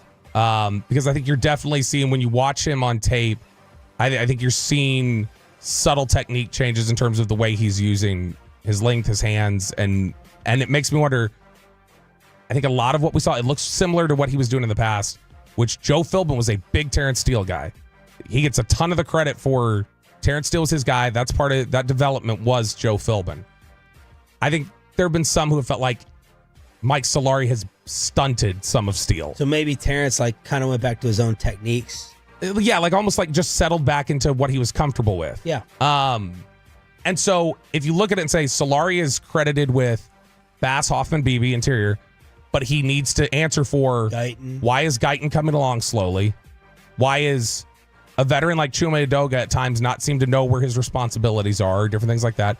Why is Terrence Steele seem like he's stunted a little bit or maybe regressed coming back from his injury? Yeah. And again, all tackles, all guys on the outside.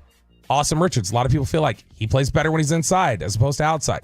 So is there something about Solari's better coaching up interior guys, struggles with tackles? Is there? I think that's one of the questions. But Solari, just in a vacuum, would you say, I'm going to take the value that I've gotten on how he's brought up these other guys and trust that the tackles are going to improve? Or you can say, I can't ignore how the tackles have had their struggles. I need a new offensive line coach. I don't. I'm torn because the outside is what's supposed to be the most important. Yeah. I need the left tackle to be number one in terms of the development and how they're coming along. But does Guyton have the improvement or the intangibles within in terms of the work ethic, the improvement, all the things that the interior offensive linemen have shown? I don't know. I thought you were going to ask me for a grade, and I probably would have said like C+, C or C+. I think C is fair because I think you've got equal measures of good and bad that he's contributed. So I don't know. I would have to know what type of worker Tyler Guyton. I would have to know what type of person he really is. You know what I mean? Versus just blaming Solari. That's a really distant, fake inside opinion I would have. You would know that better. No, but I mean, I think that it is fair to say that he's credited with some of these guys. Like, what about look what Rico Dowdle has done? Yeah, and I don't think anybody like Rico Dowdle just hit 1,000 yards. Don't I have to give a lot of that credit to the offensive line coach? So this is not a criticism at all of the offensive line coach or the running back coach. So anybody out there who may be listening, don't take it as such. I don't think that the opinion of a lot of people is that Rico Dowdle's success is attributed to either the running back coach or the offensive line coach. I think they believe that Rico Dowdle's success is kind of who the player that he is. This is more about opportunity, and he's healthier.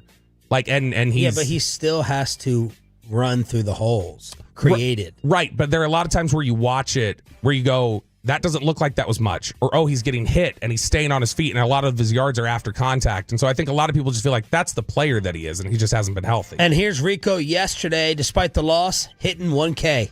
It definitely feels good. Definitely a landmark I wanted to hit. But like you said, not the outcome. Wish it was a different outcome with it. Had a fumble, but definitely satisfying getting it, reaching that landmark. Yeah, and it's something that was important to them. You heard the offensive line talking about it too. They wanted to get him there. And what's your answer to the Solari question? I don't think Solari should return. Why? Because I think the Guyton thing is the most important factor here. Where how is Guyton coming along? It doesn't look like it's coming along great right now. And I don't think initially, I think he came around, but I don't think initially in the evaluation process he was a big fan of Guyton. And I think he came around to it. Look, I think we've said it directly. If we haven't said it directly, then it's kind of an open secret around the Cowboys. Joe Philbin never wanted Tyler Smith. Joe Philbin did not like Tyler Smith. Didn't think he was a good player. I don't think did anything to help bring him along at all. And so that's why it's dangerous to sometimes see progression or regression and just automatically assign it to the coach. Yeah. Because there's no time. Now, one area where I think confidently we can say they deserve credit. If you talk about two guys I think you absolutely should bring back, no matter who the new defensive staff is, if Zimmer's out or whatever else, Jeff Scania and Greg Ellis, your defensive line coaches. Ellis mainly working with the edge rushers, Scania working with the defensive tackles. I think if we were talking about where's an area of this team that's really overperformed this year, it's the defensive line. Mozzie Smith has bounced back after we thought he was teetering on the brink of just being broken. Yeah. Oso Odighizuwa has played some of his best football. Chauncey Golston, Carl Lawson has had a resurgence. Those two coaches get a lot of credit when you talk to people just like, yeah, those are good coaches that they know how to get the most out of people. Greg Ellis, really quickly, we'll finish with this. Greg Ellis had one of the most interesting interactions I've ever seen, or did one of the most interesting things I've ever seen from an assistant coach earlier this season. It was after Baltimore, I think. And Micah was standing up there doing media. And Micah you could tell he was starting to get a little frustrated. He was emotional after the game, and he was starting to teeter. I think this was the Baltimore game. Greg Ellis saw the group of reporters around him. Never seen an assistant coach walk over and stand behind there so he could listen to how Micah was talking. And then he heard Micah start teetering a little bit, and he was like, you guys got to wrap him. Like, he's going to get himself in a hole. Didn't say it, but you could tell that's what he was saying. And then he pulled Mike aside, gave him a pep talk. He looks out for those players in a way that I've never seen a coach do before. Below the belt on the Cowboys Monday after they get blasted by Filthy 41-7 here with Sean Sharif and our Cowboys insider Bobby Belt. Are the Giants still getting their quarterback? And are these coaches about to be fired after this last weekend? Around the rest of the NFL and the NFC East next. You have to forget something else. Okay, now that is a very cute haircut. That's like a little shag. I've never seen it before. Well, I mean, of course you have. It's the Rachel. Oh, is that your name? No, I mean, like, your name. No, I'm Jen. My name's Jen. Right, but I just mean, like, this is your haircut. But that's hair on your head. I'm not saying this is your hair. Okay, forgive me a little bit.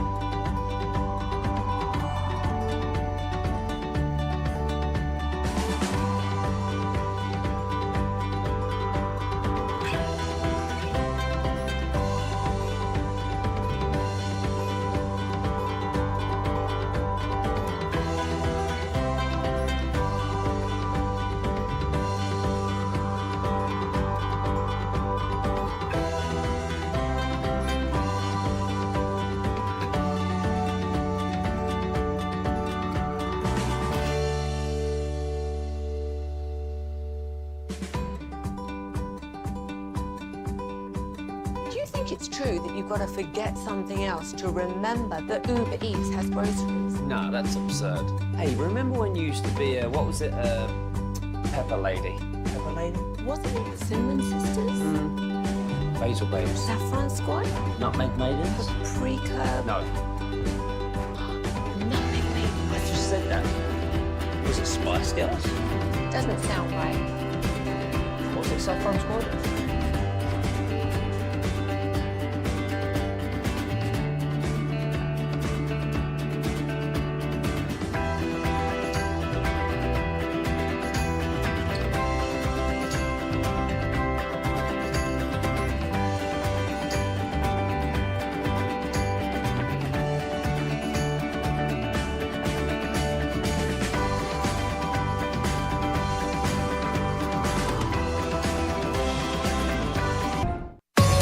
Hiley Mazda of Arlington and her studios. This is Sean and RJ on 105.3 The Fan. Two tight ends to the left. Here's the snap. He's going to throw forward. He does. Into the end zone. What a catch.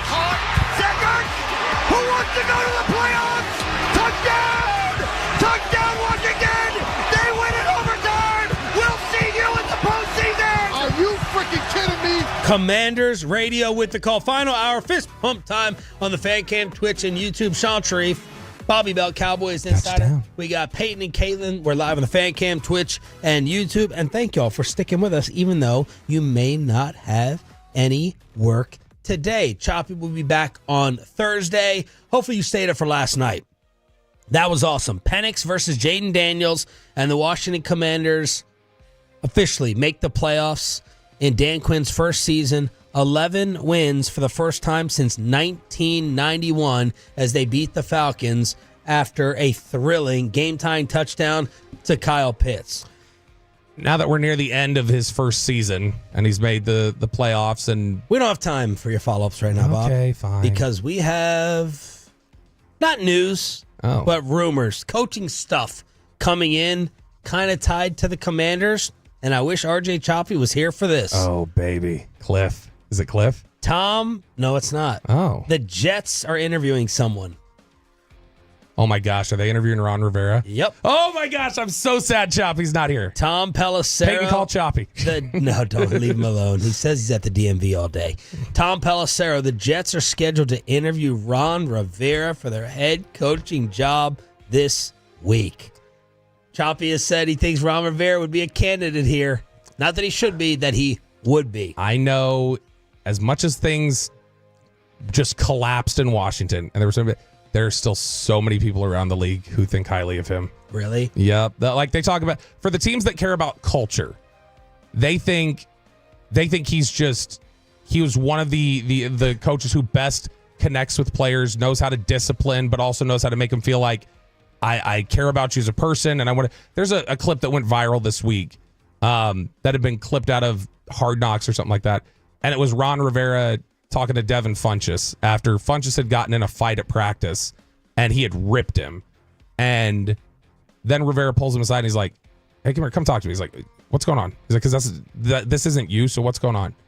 And Funchess starts like breaking down and telling him, "My cousin got shot and killed, and the funeral was today." And I didn't want to miss practice, but I'm upset at myself that he didn't go. He felt like he couldn't miss it. And Rivera just sits there and connects. He's like, I totally understand the context for why you're snapping then. He's like, so I get it. Take the rest of the day off. But just know, like, you don't have to wait to tell me that. Like, you can tell me, like, I'm here. And that's the kind of thing that players connect with that. And he's still a disciplinarian. He'll still kick your ass when you're screwing up. But I think that's why people around the league still respect him. This would be a more disheartening and dispiriting move than McCarthy even returning back here for the Jets fans. So disheartening. Based on what you read in that Athletic article about the Jets' turmoil, yeah. What kind of coach do you think they need? Do they need a culture guy more than anything else? Yes. So maybe that's why they're thinking Rivera. Did he fix the Washington culture? Yeah, I mean, it's the same sort of issue. Are you going to blame it it's because ownership Snyder's down. still there? Yeah, I mean, it is ownership down in a lot of ways. Vrabel, I think, would be good in New York. Did you see I saw this quote. I have not listened to it yet, but I read it. Did you see the quote from Jeff Ulbrich last night, the Jets? Interim. Yeah, interim coach. No. He was asked about how Aaron Rodgers played, and he said, I've got to look at the tape. Honestly, I didn't get to see a whole lot of the offense. I was doing a lot of defensive adjustments, especially in the first half, and he's getting destroyed by Jets fans and New York media for, you're saying you don't know what happened with your offense during the game? Is he the offensive guy? He was the defensive coordinator. But still, that you can't just not know what's happening with the offense because you're off talking to the defense. So that is the Ron Rivera interview that is taking place. May not be anything more than that. I hate to be this person. We know what it is. That you still got to have 2 Rooney Rule interviews. Minority interview. And it's minority candidate. It's frustrating that that's even a suggestion that we have to make because it makes it sound like, are you not respect? But that is the reality of what has happened. And what are the ties to Rivera to the 33rd team? Because the 33rd team was supposed to be put in charge. Mike Tannenbaum, that website, I don't know if Bill Polian's still there. Zimmer contributed to them for a little bit this past offseason. They're supposed to be heading up or having a major say in this hire. Yeah, and he's done a couple, I know he's done interviews with them. He's friends with some of the people. Obviously, it's a coaching network, basically, that is over at the 33rd team. So if they're doing the evaluation and they know that some of their people there are like, well, Ron's good, Ron's looking to get back in, and they have some of that, then that's good. The 33rd team, I swear, that's going to be that's going to change things, I think, over the next 5 to 10 years because you're starting to see it already. The way McCarthy went into, not in the lab, but went into the barn with PFF and kind of remade his image. You've seen coaches, Doug Peterson did it, Zimmer did it. You're seeing coaches go do analysis for the 33rd team when they're off or they're taking a year off so that they can kind of stay in network and stay on top of trends. And so I think you're going to see a lot of coaches that come out of that. And this is specifically with the Jets doing the hiring process like this. It makes sense that Rivera would get incorporated because it's so many old guard coaches. Patriots Twitter wants Gerard Mayo to be one and done. Fire Mayo started emerging at Gillette Stadium when they got humiliated and stomped by the Chargers. He has really butchered the press conferences. It shows you the value of speaking to the public when you are inconsistent, when you're unstable, when you just flip-flop back and forth. Gerard Mayo's been getting killed for that, in addition to the Patriots on the field. What do you think of the chances that the Crafts would wipe Mayo out? They want Mike Vrabel to not get taken by someone else and get Mayo out of there. I'm stunned that I guess I'm not that stunned. It is. They've seemed so messy since Brady left and then the exit of Belichick and everything else. You messy. But he was somebody who, like you mentioned it when you guys interviewed him, you felt like, oh, that's a future head coach. That guy's locked in. They have nitpicked him to hell. That one story we talked about a couple weeks ago where he was forced to apologize for saying, I played in a Super Bowl where those decisions worked. You can't evoke that. That's Belichick in a Super Bowl made that decision. You can't claim that. It's just, it feels like they've held him to an unfair standard. It's the whole, you don't want to be the guy that follows the guy. It's that old adage. Well, look, and again, I'll invoke Choppy here. He would say, you sure you want Mike McCarthy gone? When you see what Sean Payton and Zach Taylor did, the botching of coaching decisions in that epic Saturday game between the Bengals and the Broncos that Cincinnati ended up winning, that was a checkmate of PU back and forth between those two. Well, and is it something where you like it's the whole Sean Payton not going for two, trying to sell to the media? Well, I guess we got to start with Zach Taylor. And again, you use these other coaching mistakes to evaluate your own because we are in a vacuum here, just studying the Cowboys and watching them every single week and not watching as many snaps from the other teams. Zach Taylor scores a touchdown too early. We agree on that? Yes. Versus kneeling, it's like, all right, let's pad stats. Let's get Chase Brown a touchdown. Let's get Joe Burrow in the end zone. Yep. Zach Taylor scores too early, allows Denver to go ahead and score the touchdown to tie or win. Now, if the Broncos tie or win, they're in the playoffs. Sean Payton decides to kick the extra point, go for overtime. This was Sean Payton's justification. We spent some time thinking about, I'm going to answer this now. All right, going for two. We knew a tie, though, was for us just as beneficial as a win. And we felt like we had the momentum at that point. So, look, it went back and forth. And in the end, we didn't make enough plays. They did. All right. Any questions? Sean Payton thinks, like Mike Gundy, he can just bully, and his attitude towards the reporters will just make everyone not ask to follow up or stop criticizing him. That he comes out forceful and goes, we already thought about this. You know, the free kick, we planned for that. We already covered it in practice. He thinks, because he's a Parcells wannabe, that by him being a hard ass, he can get everyone to kneel. I did have it said to me, by the way, though, because somebody did hear us talking about the Peyton thing. I did have it said to me, somebody told me, they said Parcells did used to practice that with Sean Payton all the time, and so Peyton probably has kept it going, the free kicks. So he said they used to practice it every Saturday.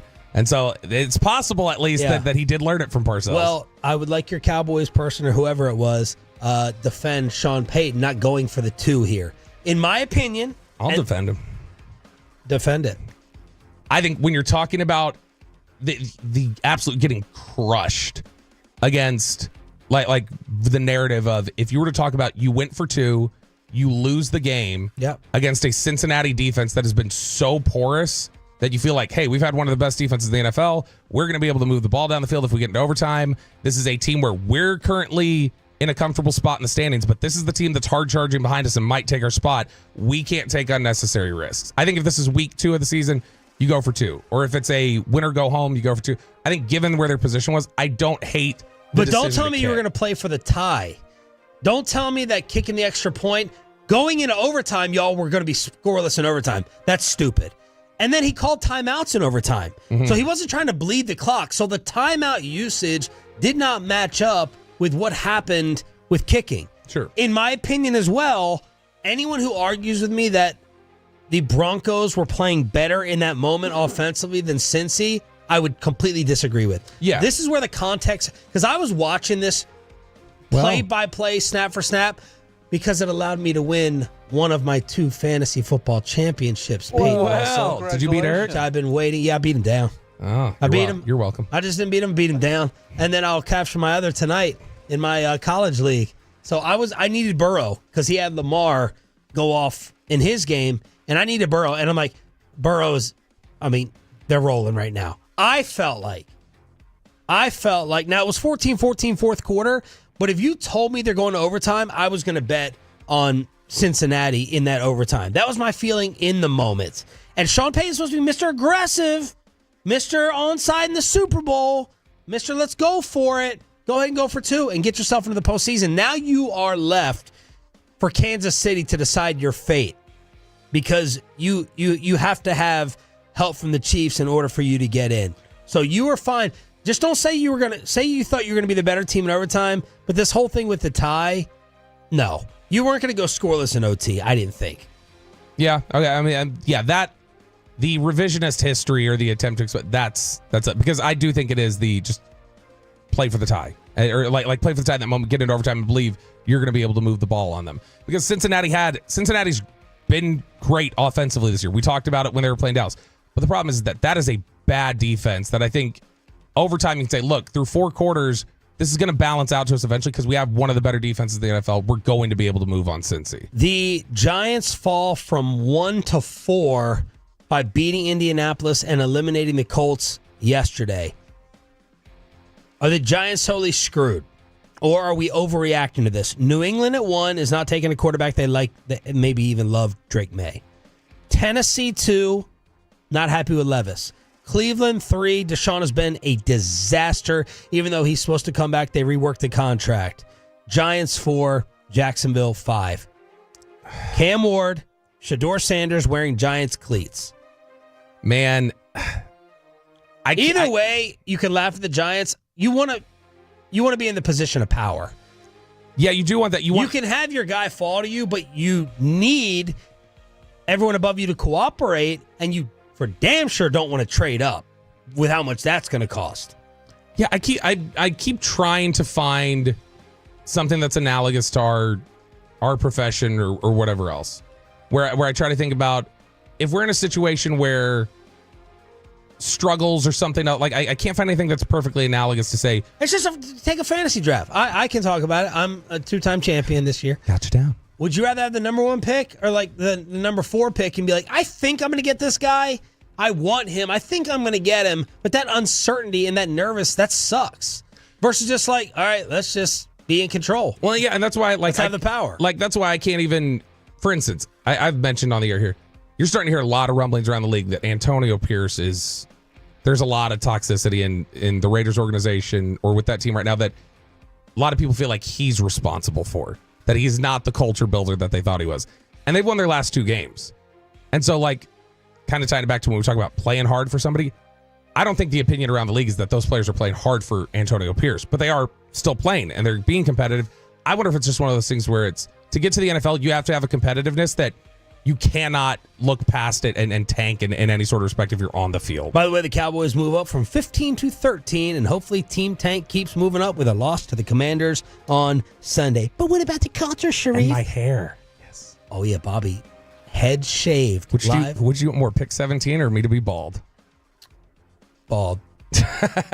Nick Eatman says he could have seen yesterday coming. It was brewing all week. What does he mean by that? Nick, back from Filthy. He joins us from DallasCowboys.com after this.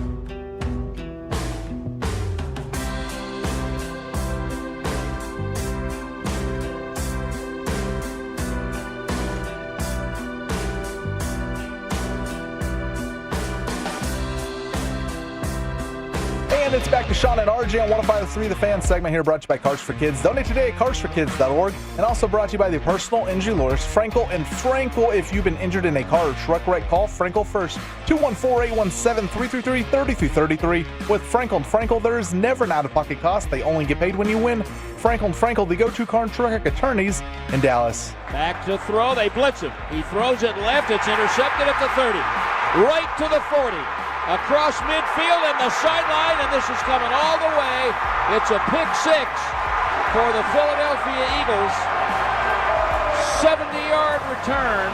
Brad Sham with the call on the home of the Cowboys. They get smoked 41-7. One of the two really, really bad interceptions from Cooper Rush. I'm Sean Sharif, I think so, alongside finishing a sun chip, and Tim Collins walked in with a shocking gift for me that I will be regifting to a special Tolo at some point in time. What is it? Dak Prescott autograph signed football. Whoa! In fact, I guess I could just give it to you. Wow, I got this from the holiday party. That's as close as this show's ever going to get to Dak again. Hey, do what he wants. You want to be sensitive and all that stuff? Relax, you relax. And Zeke, you guys can be sensitive if you want. Nick Eatman, DallasCowboys.com, brought to you by the WinStar World Casino and Resort, proud to be the official casino. Oh, Nick, and now Nick hung up. Probably because of your little crack right there. My crack? I was making a joke. It was like, I don't let things go like that. Very rare. Very rare. I'm not afraid to bring things out. I talk about things. So if you tee it up, I'm going to take a swing. All right. Nick's article, though, DallasCowboys.com, says could see this outcome brewing all week. What does that mean? Just to recap our Star Up, Star Down, brought to you by Crown Royal, proud whiskey sponsor of the NFL. My Star Ups, Jalen Tolbert, third straight week with a touchdown. He did it with a broken finger. Mike Zimmer's first quarter defense. Philly had 6 plays in the first quarter. That was their fewest all year in that quarter for 14 yards. I had Kendricks and Leafau with some props. Deron Bland keeping A.J. Brown quiet for most of the day. And then Rico, the big star down, of course, is going to be Cooper Rush with the throws. Booth at corner. Where was Micah? Do we have Nick? All right, we got Nick here on 105.3 The Fan. Good morning, man. How are you? Good. How are you guys doing? All right. Could see this outcome brewing all week. What does that mean?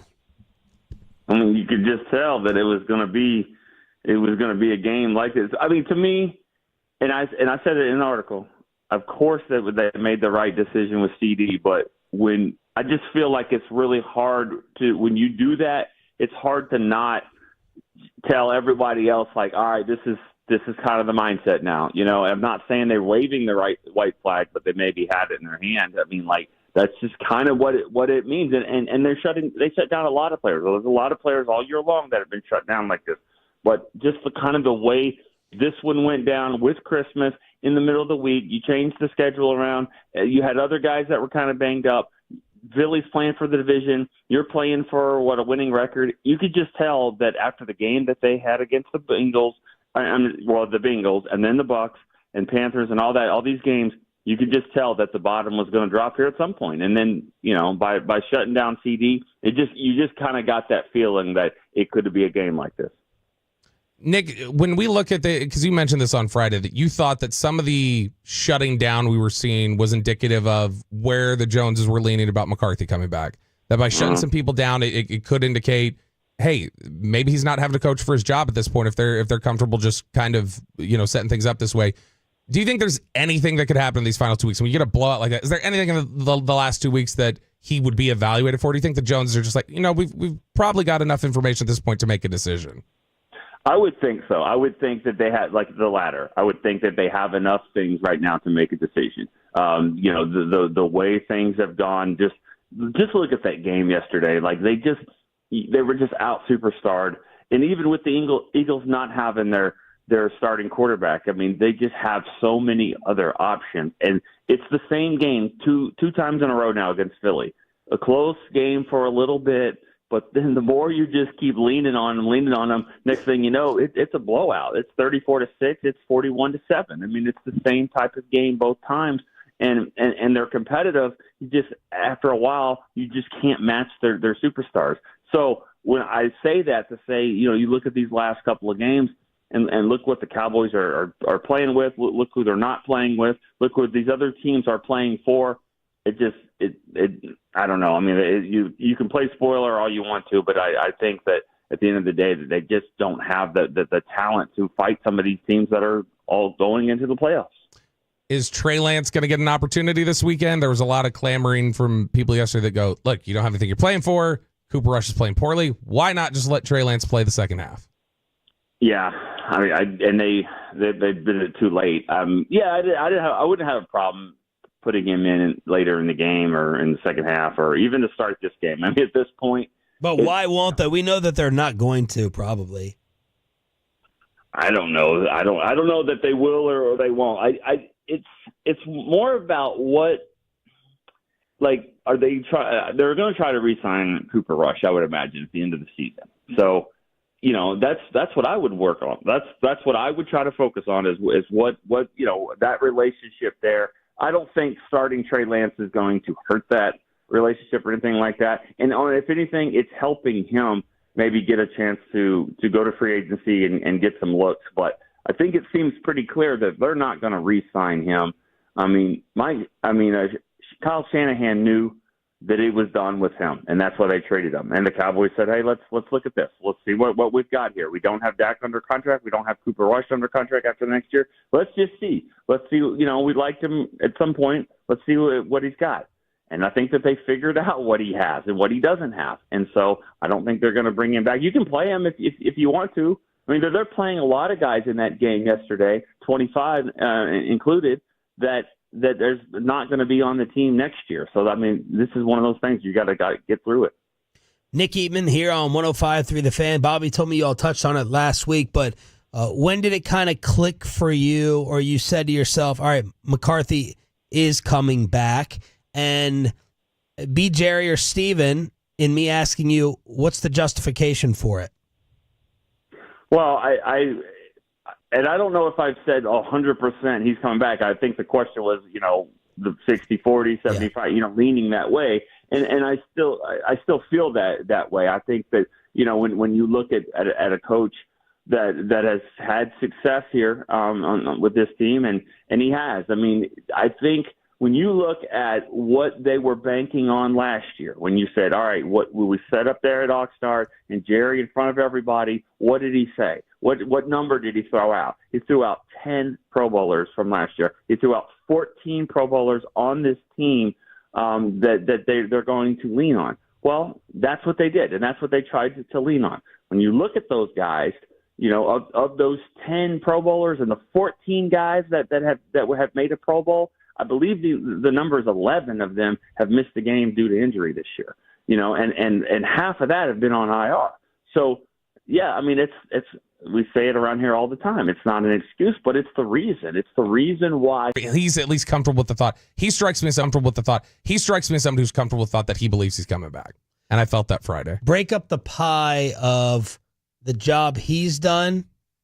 Or job he's done in the past with 12-win teams. Job this year. Rest of the coaching market. If this all happens.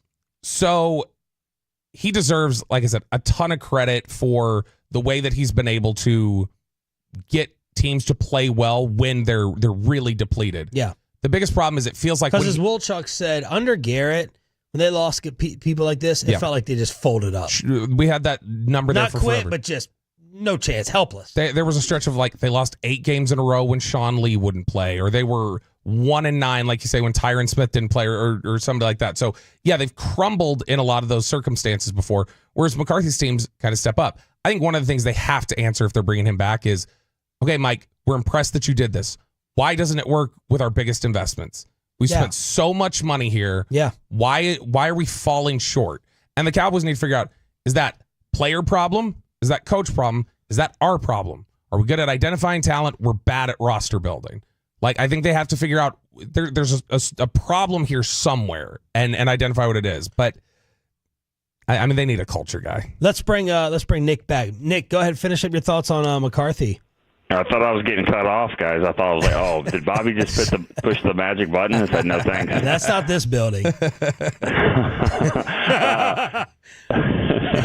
I think that no, I mean I just believe, and again I've said this 100 times. The Saints game is still there. It's going to be there, and you have to address it. Okay, so this is not a 100% injury issue team, but as they were trying to navigate through this, turn things around, figure out what's going on defense, figure out how to move the ball on offense, the injuries did pile up, and that's, you can't argue that. But there is an issue here that they've got to figure out. They've got to figure out how, from a philosophy standpoint, if they're not going to attack free agency, because they don't do that, then they've got to swing for the fences somehow, some way, because the Eagles are doing it, and they're beating you. They're swinging for the fences for Barkley. They get them. They're getting first-round trades for A.J. Brown. They're getting them there. And they're also paying a quarterback like the Cowboys are as well. So they're going to have their issues with contracts, but they are making bigger splashes. And the Cowboys can't just say, we're going to pick Deron Bland's in the 5th round and Jake Ferguson's in the 4th round, and we're going to keep hitting, because that stuff doesn't always work. So there has got to be some kind of change as far as how they're acquiring some of these players to try to keep up. Nick Eatman from DallasCowboys.com joining us here on 105 through 10. Okay, Nick, so you remember a couple years ago, it was after 21. It felt like the big push from them all offseason was, we've learned our team isn't physical enough. We have to get more physical. We have to get nastier, because that killed us all year long. If they're going to run back things with McCarthy or say, yeah, look, continuity is important there, what do you think is their big takeaway when they look back on the struggles? Outside of just injuries, what do they look at and say, this is where we've got an issue, and we've got to fix that? Yeah, man, just one? I mean, the overriding one, the one we'll hear about at Senior Bowl. That's smart. I think it's going to have to be the offense. I mean, it's going to have to be, again, if physicality on the line of scrimmage, but I think more from the offensive line. And the offensive line did play better, but at the end of the season, just this last game here, Chuma Edoga is still rotating with Tyler Guyton at left tackle, a healthy Tyler Guyton. And so who saw that? Who saw that coming of, like, this is how it's going to end? It was supposed to be maybe the first game that you do that, or the second, and then Guyton takes over. And he hasn't been able to do that. And so, but they've got to fix more of the offensive line, because if you do that, if you can fix the line, if you can run the ball, then you can run with whoever you want back there. But I still think they need a little bit more talented back. I think Rico's a solid number 2. I think they need more talent there. But I also think it helps Dak. It helps everybody. And I think it's okay to admit, yes, we paid Dak this. That's what the going rate is for quarterbacks. That's what he's earned. Great. But he still needs help. You still can rely on a running game. I think that the Bills have a Cook that's got 14, 15 rushing touchdowns, and Josh Allen's one of the best in the games. Those guys need help. It's okay to say, give the guy a running game and lean on that. Great stuff, boss. We appreciate it. Get some sleep. All right, guys. See you Wednesday.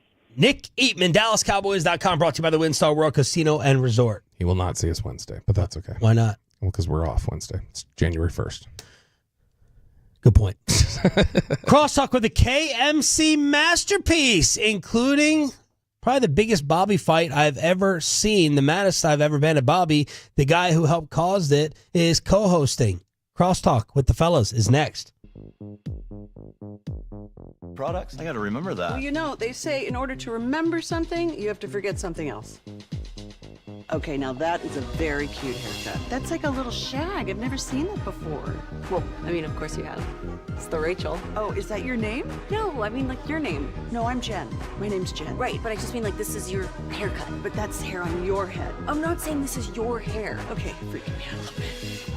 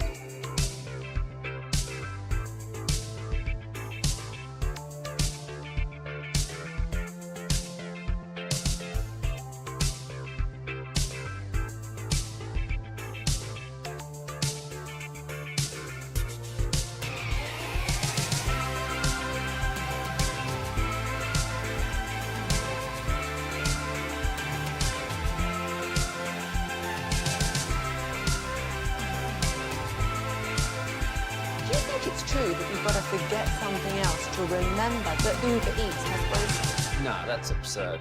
Hey, remember when you used to be a, what was it, Pepper Lady? Pepper Lady? Wasn't it Cinnamon Sister? And it's back to Sean and RJ on 105.3 The Fan segment here, brought to you by Classic Chevrolet. Classic Chevrolet in Grapevine is the #1 Chevy dealer in the world. More Silverados than anyone else. This is Texas. This is Classic Chevrolet. Together, let's drive, relax, enjoy the difference based on new Chevrolet registrations 2023. Pickett in the gun. Snap is back. They rush him. He avoids the pressure. He throws the left side of the end zone. Wide open touchdown. Running away from Booth, Devontae Smith. The Eagles have regained the lead. Let's crosstalk with the KMC masterpiece featuring. Was that Calvin Booth? The guy, the lefty who made the layup off the Michael Finley pass in 2001 to get the Mavs back on the map as an NBA basketball team. This sounds like Mike Bassick is ready to go. And then Calvin Booth signed with the Seattle Supersonics, and then he went back to being Calvin Booth. It's close and to. now he's the general manager of the Nuggets, right? Close to about as well as I know that game yesterday would have been that whole scenario with Booth. Yeah, I don't even know. I'm going to be honest. I don't even know who Booth is. Booth.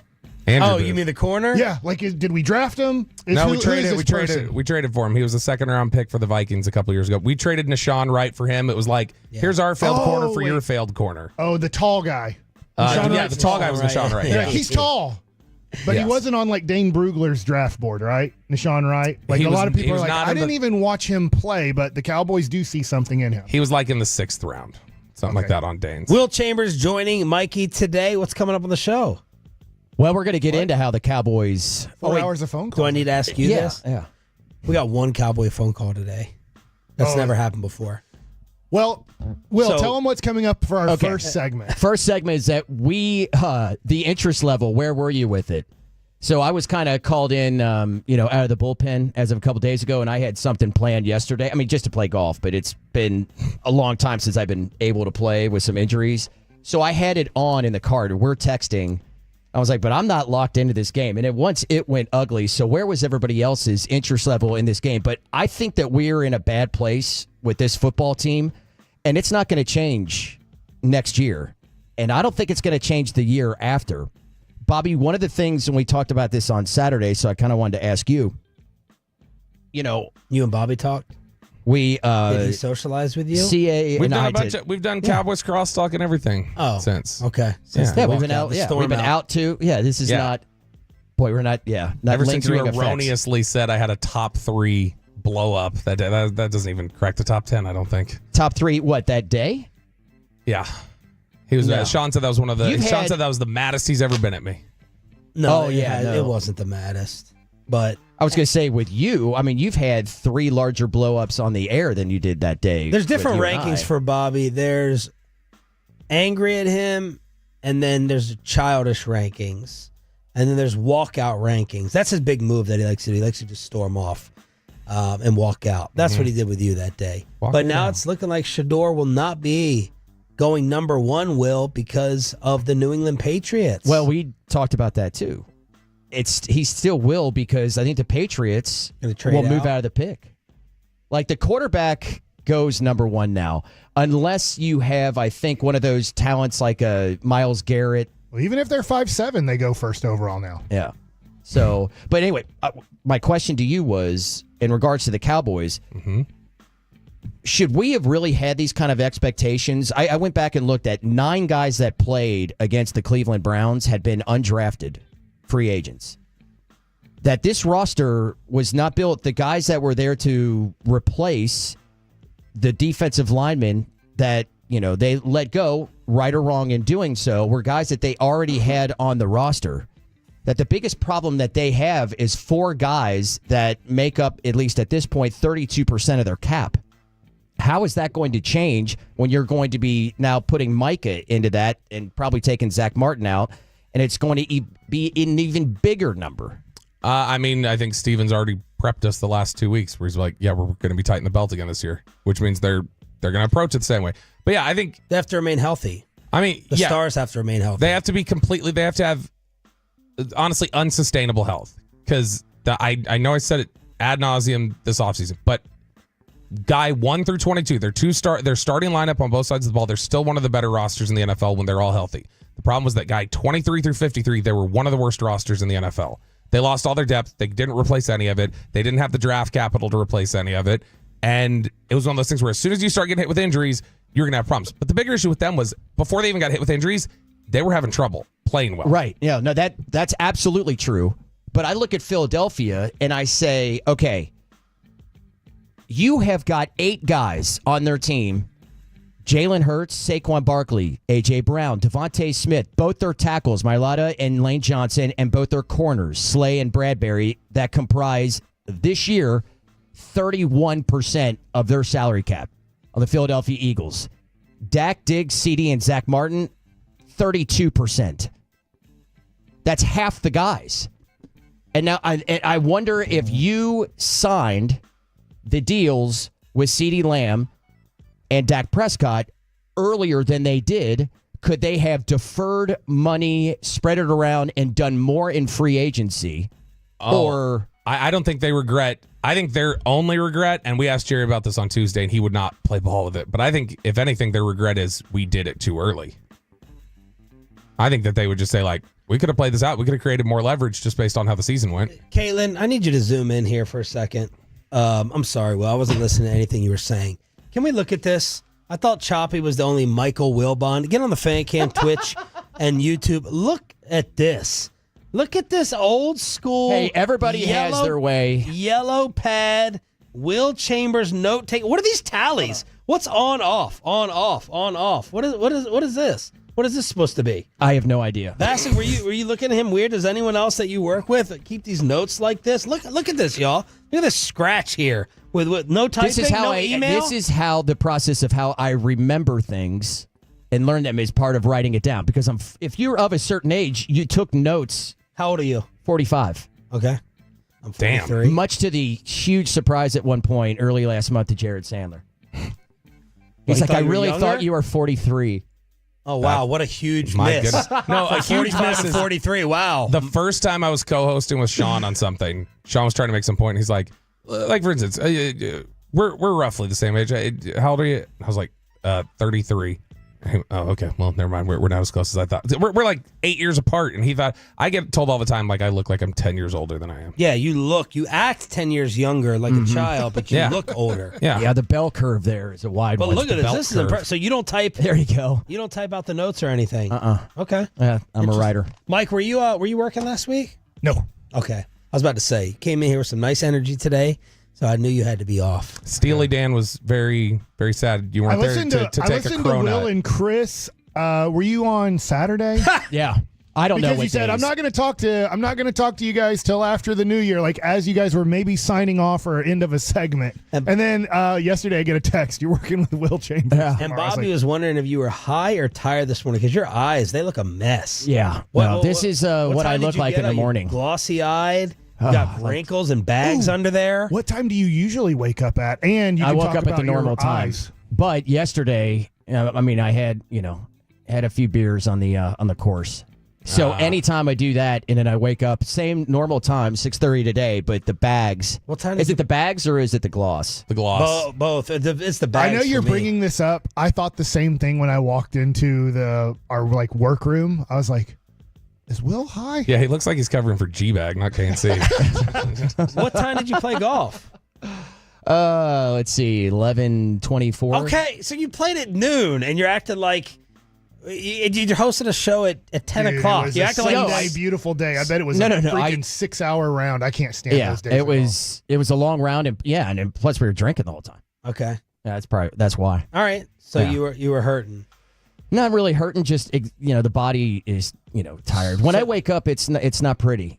So you went back and rewatched the Cowboy game. Yeah, took extensive notes on the Cowboys. We game. won't answer this because it's coming up in the first segment. We want the Tolos to kind of participate. Yeah.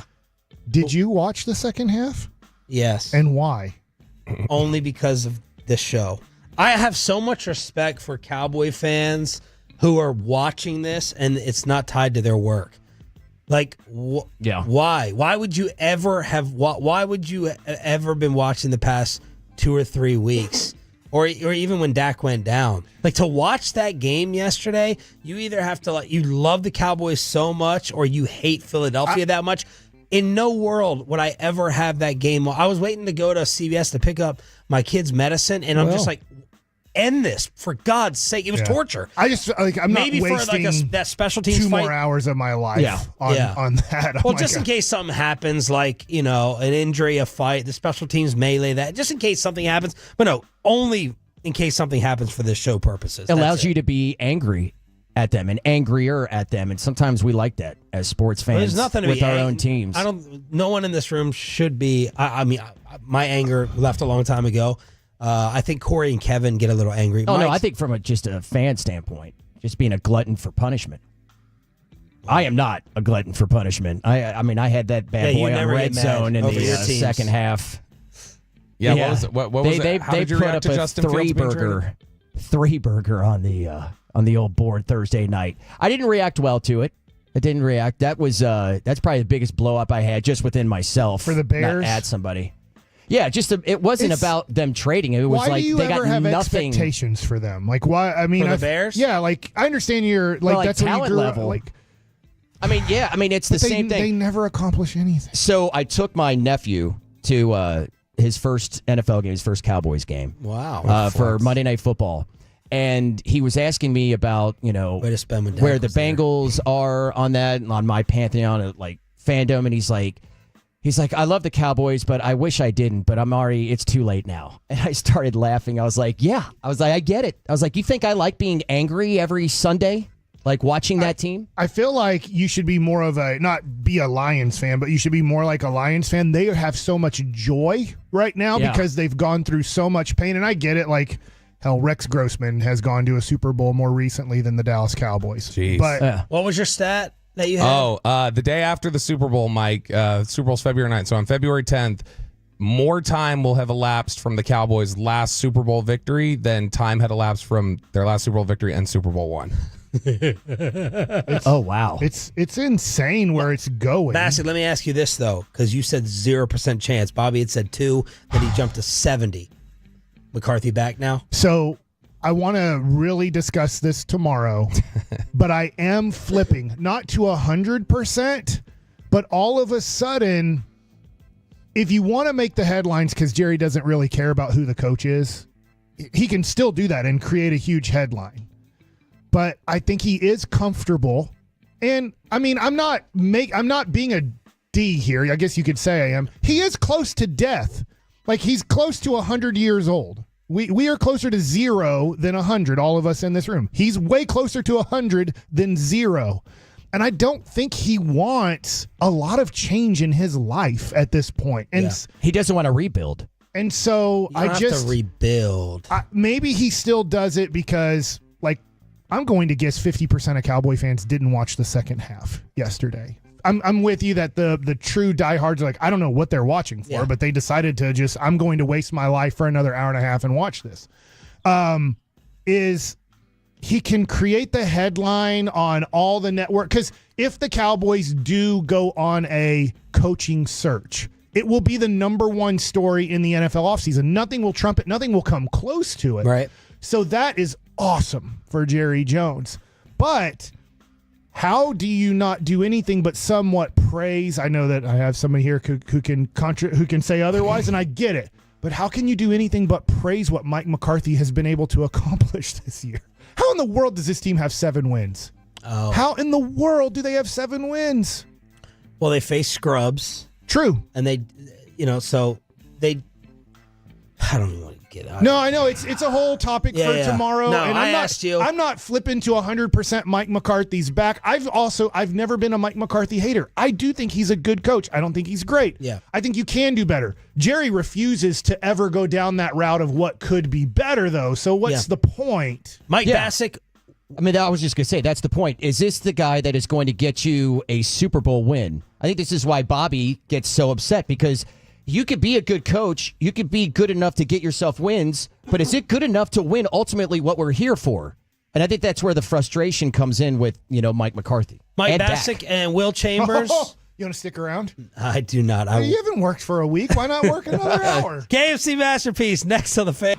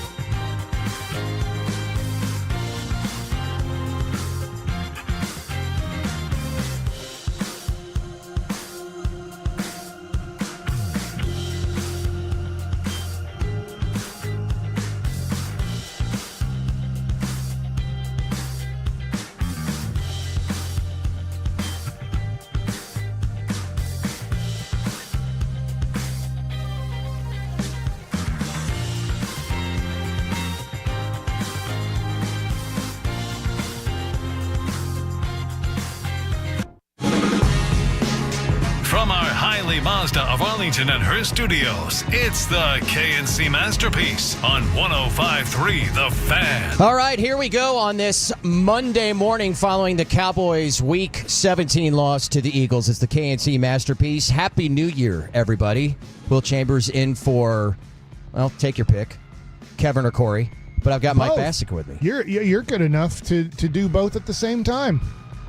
Some heavy lifting over here then today. Just here right before New Year's. Alec Medford back there. We'll have some AM on the FM next hour. We've got Carter Freeman back coordinating the video on YouTube and Twitch.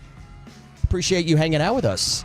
No matter what you may be doing. I don't know if you're back to work or not. I wasn't expected to be back to work today, so to speak. You're huge, huh? So I did not... I'll be honest with I have no everybody. fear. Will Chambers is here. No, it's more of the fact that, so I had a tea time planned that was tentative for yesterday if I was going to get cleared for to play because I had some tendon issues in my forearm. So I haven't played in a while. And, but, you know, hopefully Kevin be feeling better. He's just under the weather, but was needed to come in. I was like, all right, I'm already going out there. So I had the iPad hooked up, you know, in the cart to watch the game. The pick six happens. I'm like, okay, but then the Cowboys go down and score. And then about 3 series later, I was like, you know what? I should be paying closer attention to this game considering I'm going to be talking about it tomorrow. And the guys just looked at me and like, why? Yeah, what do you want us, like, if you're listening, what do you want us to break down about 41-7? Cooper Rush, who, I mean, if he is here next year, has to play 4 to 6 games because we know Dak's going to get hurt. Mm-hmm. But like a lot of it is like CeeDee Lamb's not out there, so I don't even know if Rico Dowdle's going to be on the team next year. It's really tough to watch it from a developmental standpoint when you're just like, who am I watching that could be a potential star next year? Overshone's obviously out, you know, like he was trending towards like maybe being a star. So, you know, how do you get juiced up to be like, you know what? I want to know how much depth we're going to have next year by watching some of these guys. And I think, and that's honestly the only question that I would even have for this team, but it's not sexy. It's not drawing my eyeballs. And that's ultimately what it is about with the Cowboys, is it not? Yes. Yeah. Now, as you said that, the Cowboys are horse manure almost every year in the preseason, right? I mean, I get that they're not trying, and a lot of teams aren't trying nowadays. And the Ravens are 4-0 in the preseason every year, and they're not great every year, but it's not going to tell you. We are 6 weeks away from Ranger spring training. Mm-hmm. Now, CY, Chris Young, and other people, it's not just him, will tell you, the only thing about spring training that matters, it shows your organizational depth. Winning and losing games in spring training shows your organizational depth. It's really not about Corey Seager or Nathan Eovaldi or Jacob deGrom. You want them to come out healthy and ready to go. I don't care if Corey Seager goes 0 for 40. I don't care if Jacob deGrom gives up 20 runs in 20 innings, as long as he's throwing the ball the way that we know he's supposed to throw. And I know those are extremes, but it's like what spring training shows you. And I do think this is what, you know, you kind of alluded to it during crosstalk, and I'm adding to it here, is what we see in preseason is crap football, but what we're seeing is the depth of an organization, players 30-ish through 70-ish, and I know some of them won't even make the team. We're seeing, hey, how deep is your team? Can you handle injuries? That's what training camp is showing you, and we find almost every year, going over your numbers of 32% of the cap is given to 4 guys, 31% of the cap is given to 8 guys. With Philadelphia, on Philadelphia, is you see that this is a super crappy team with depth. And so why watch yesterday once it's 24-7 at halftime? Because you've seen in training camp and you've seen in preseason football games, this team has no depth. They don't have NFL players on their team, players 40 through 80 in preseason. Nobody wants. The Cowboys have to keep 13 of them, but nobody really wants those players because the Cowboys aren't a depth organization. That is the biggest question I have coming into this season, because you're like, okay, Jonathan Hankins, Stephon Gilmore, Dorrance Armstrong, Dante Fowler, Neville Gallimore. Individually, you look at them and you're like, well, this person was going to cost this. This person was going to cost that. Right? We had all these discussions. Tony Pollard's a great example, right? Didn't want to pay the money for the position. But as we were going through the offseason, I know CA and I would talk about this on Saturdays. We'd be like, okay, you realize that you need human beings to actually, fill those spots. Who's going to do that? And we'll talk with Stephen Jones at noon today. And part of the question I have is, why weren't you didn't replace those guys?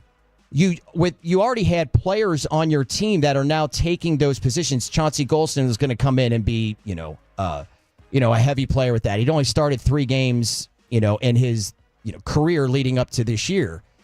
So it isn't that big of a surprise to me that we are where we are, because a lot of the guys, if you had 12 wins last year, 3rd consecutive year, a lot of those guys were all a part of it.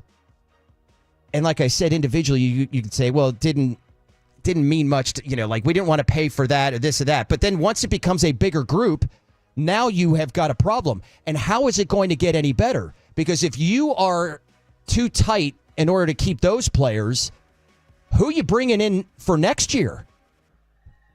Right. How is this going to get any better? I don't know how it does. Your 9 draft picks, approximately, right? Because they have extras. But it's very tough to ask Mike, college that is why kids. I have been saying to trade Micah. Not because Micah is not going to be, maybe the best defensive player in the game. Okay. No, he absolutely is. To me, my opinion is you're 4 guys away from being 4 guys away. And the only way to accumulate more players and talent at those positions, if you're going to pay Micah Parsons along with Dak and CD and Trayvon Diggs and the issue that they have, you better do it with rookies, right?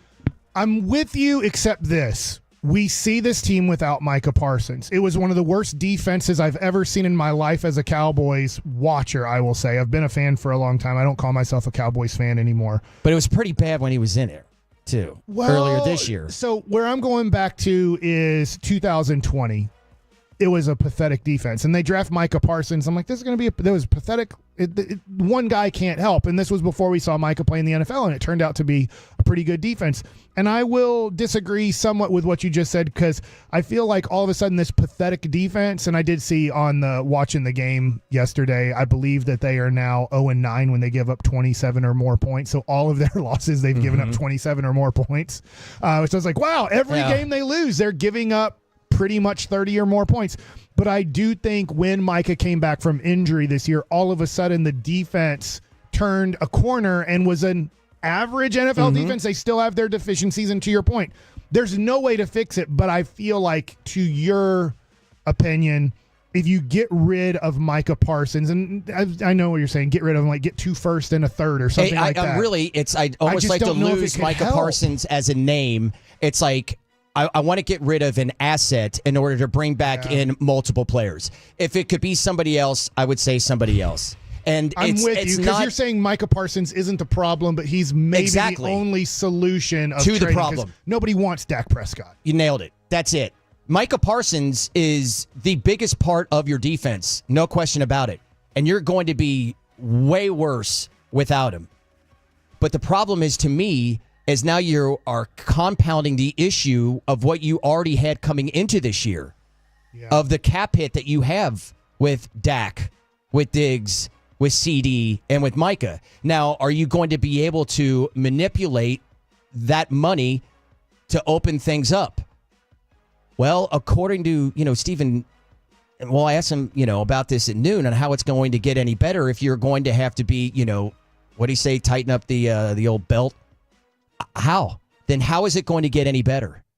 I don't see it. It's not just injuries. It's not just injuries, because we saw before injuries happened that it was awful the first month, right? Yes. That's where I'm like. Yes, because the Saints game, yes. The Baltimore game, I'm forgetting if that was week 3, I believe. I think it was, so, because they were 0-2, Baltimore, and that's when they get their win and they destroy the Dallas Cowboys. Cowboys make a late comeback, almost, make it a game, but get destroyed for most of the game. So I'm with you there. But this is the way the Cowboys have done it pretty much since the salary cap was instituted in 93, 94.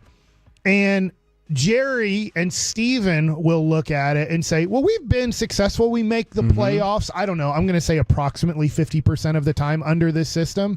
And that is probably, if you look at the odds in the NFL, that is barely beating the odds. You're above average in making the playoffs over the last let's say 25 years. I'm not saying well above average, but probably barely above average. For them, that's ultimate success. So why change something if I'm making the playoffs approximately 50% of the time, getting my ass handed to me every time I make it. But if I'm making the playoffs, and that's the only real goal of the Jones family, because it's the number one topic in all of the sports world is the Dallas Cowboys. As long as they make the playoffs 50% of the time, why change my formula? Yeah, well, and here's where in the prior 3 years and for a good portion of the team's history, or certainly since I've been here, the only times that you have had really awful seasons, there's been one thing in common.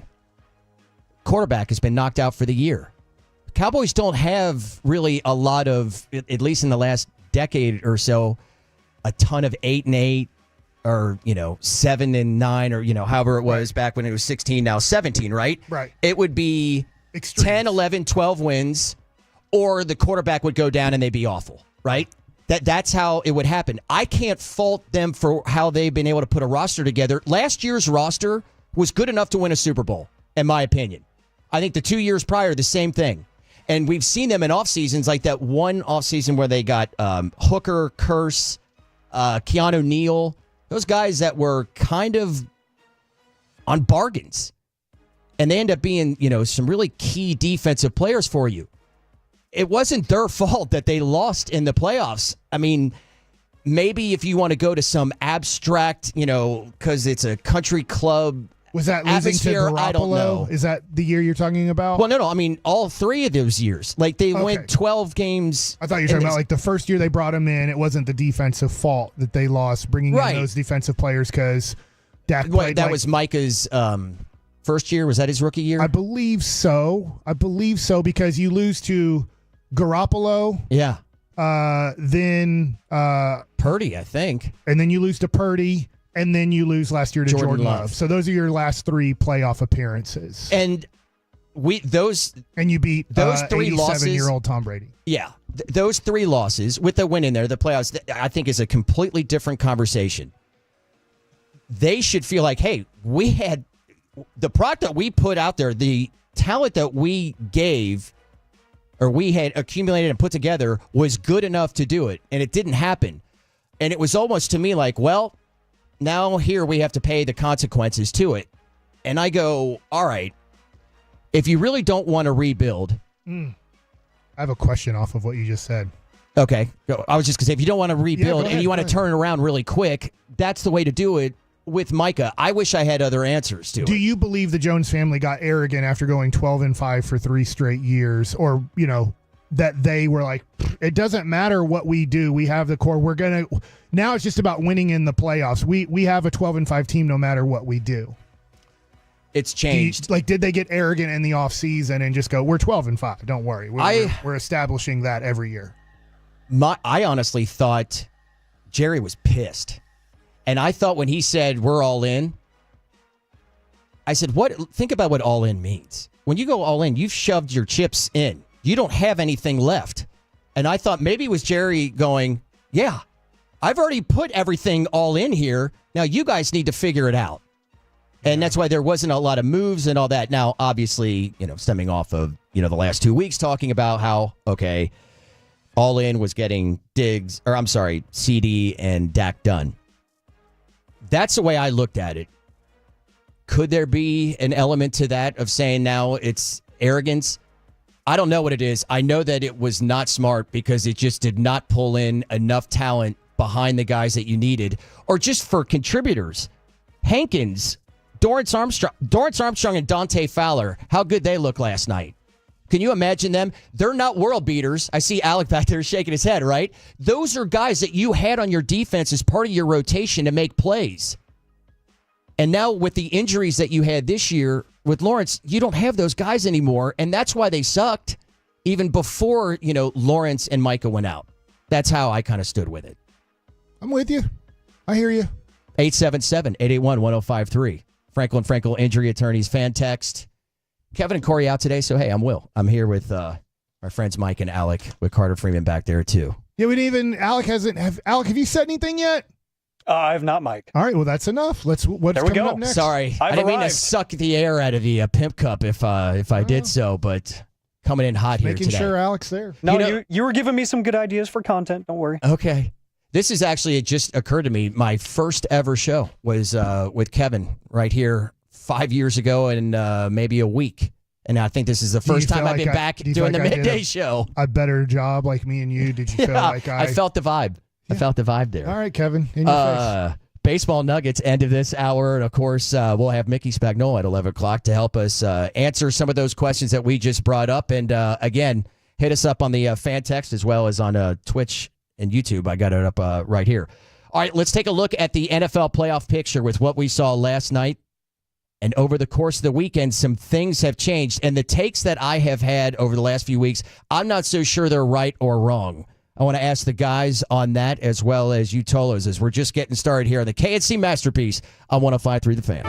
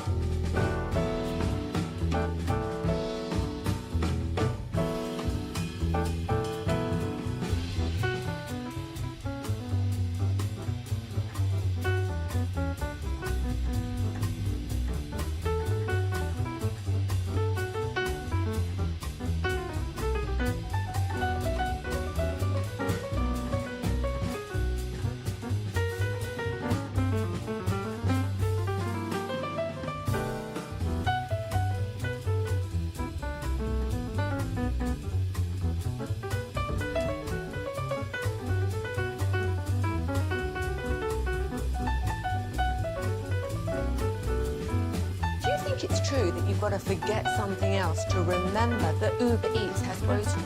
No, that's absurd. Hey, remember when you used to be a, what was it, Pepper Lady? Pepper Lady? Wasn't it Cinnamon Sisters? Basil Babes. Saffron Squad? Nutmeg Maidens? Paprika? No. Nutmeg Maidens. I just said that. Was it Spice Girls? Doesn't sound right. Was it Saffron Squad?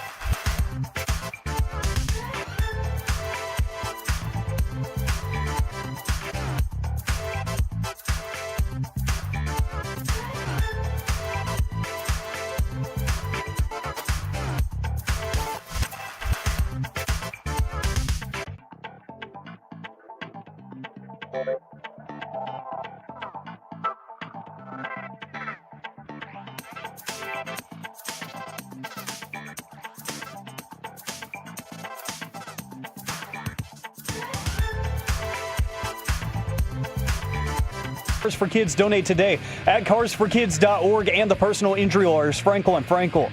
If you've been injured in a car or truck wreck, call Frankel first, 214 or 817-333-3333. With Frankel and Frankel, there's never an out-of-pocket cost. They only get paid when you win. Frankel and Frankel, the go-to car and truck wreck attorneys in Dallas. Really good point made here on the Frankel and Frankel Injury Attorneys fan text on the conversation we were just having on the Cowboys and those players that went over to Washington. It's the KNC Masterpiece here at 105.3 The Fan. The voice you hear is weird because it's not Kevin Ricori, it's Will Chambers. Nice to meet you all. Yeah, but 600 people right now on YouTube listening to us. Oh, yeah. They have to deal with it.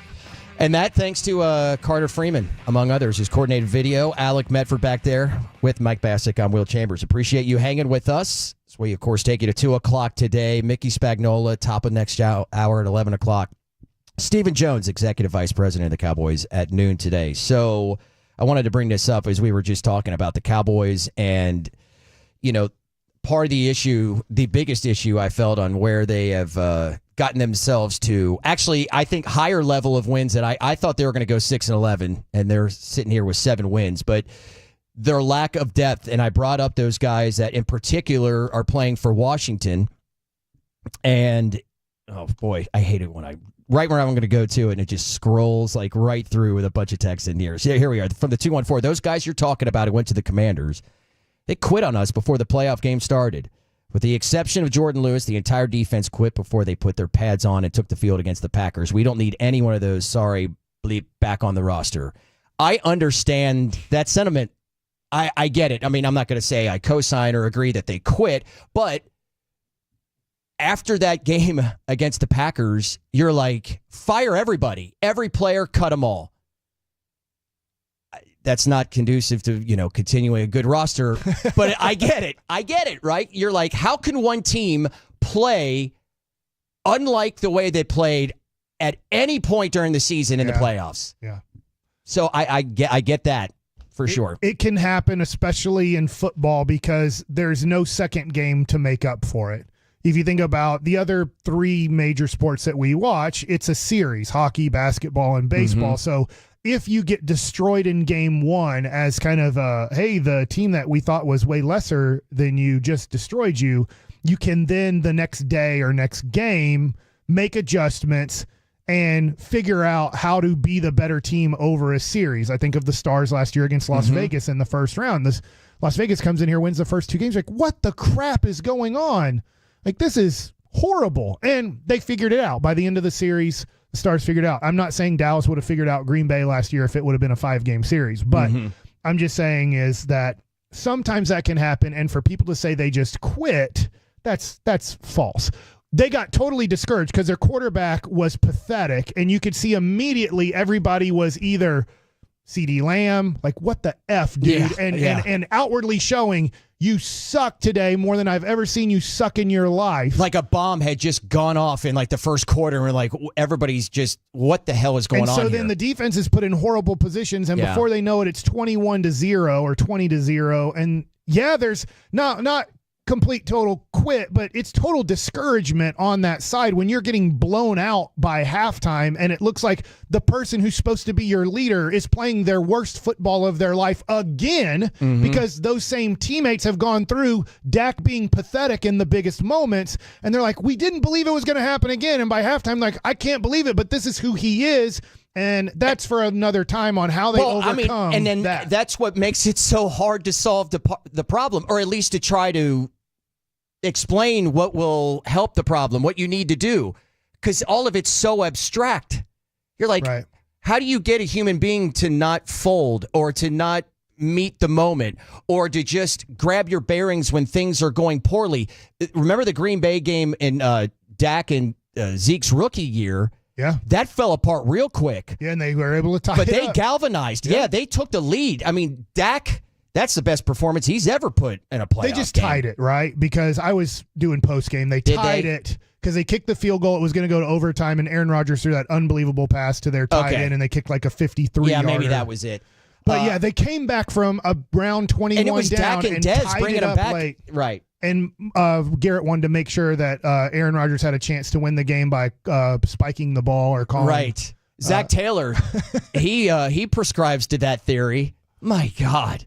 But this is tough. You bring up kind of that game, and this has been on my mind for a little bit. I know I'm going a little bit off topic here, but it's on topic of the Cowboys because I watched a little bit yesterday. Zeke looked pathetic. Like, his career's over. Yeah. Zeke's not playing another game in the NFL after Sunday. I wouldn't put a lot of money on it. Maybe somebody stupidly enough to pick him up and see how pathetic he is in training camp. But, like, his career's over. Mm-hmm. And I was thinking to myself, he was so much better. Now, I won't say so much better in college because Derrick Henry was very good in college. But they're in the same draft, one early first, one early second. Ezekiel Elliott outperforms Derrick Henry by miles. And I get he was on a better team, but still, Ezekiel Elliott was better than Derrick Henry. No matter what team they were going to be on the first 2 years, Zeke was going to be better. But here's the thing that you don't know about when you don't know about the intangibles. And I think everybody knew Zeke was a party animal at Ohio State. I'll leave it at that. I'll be as generic as possible, but I'm stating a factual truth that everybody knows in the NFL, and that Zeke was a party animal. And you knew that you had a party animal on your hand when you drafted him. You didn't know how he was going to react with the money and everything that could come with that, but you're hoping that he is going to be a super professional and try to be the best player he can be for as long as he can be. He's in his early 20s. That happens. Yeah. Some guys mature. He didn't care, right? He was like, partying was more important than anything in his life, and maybe even still to this day, partying is more important than anything in his life. And so Derrick Henry, I don't know his story well, but you can see how well he's taking care of his body and how much he cares about his profession and his career. Zeke doesn't.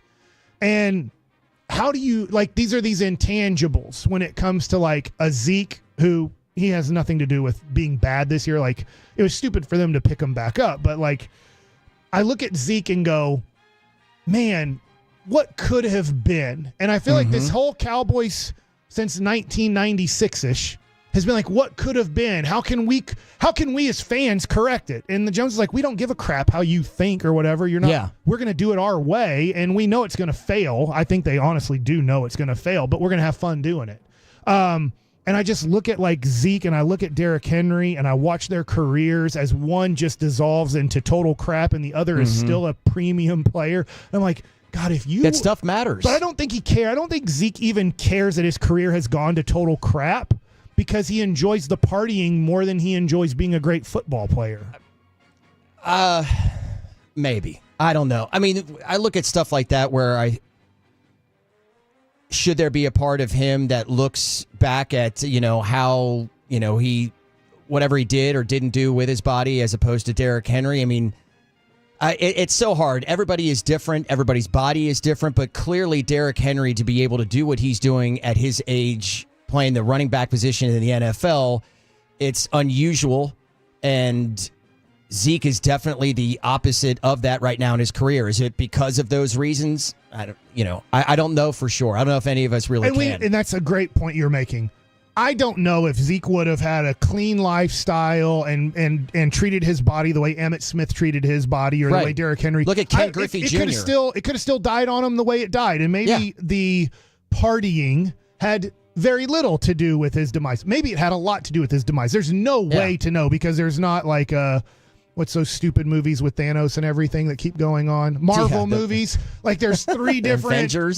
There's three different Alec, you wanna help me out on that? There's 87 different Deadpool people, because there's 87 different ways it could have all the gone. variants, Yeah, we don't know if Zeke would have done this. Could he have had a Hall of Fame Derrick Henry career?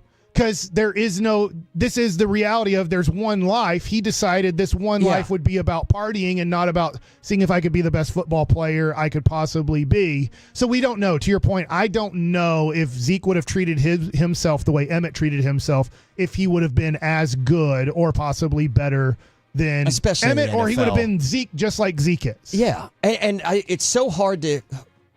One of the things, too, that we always have to keep in context, or I feel like that we should, is...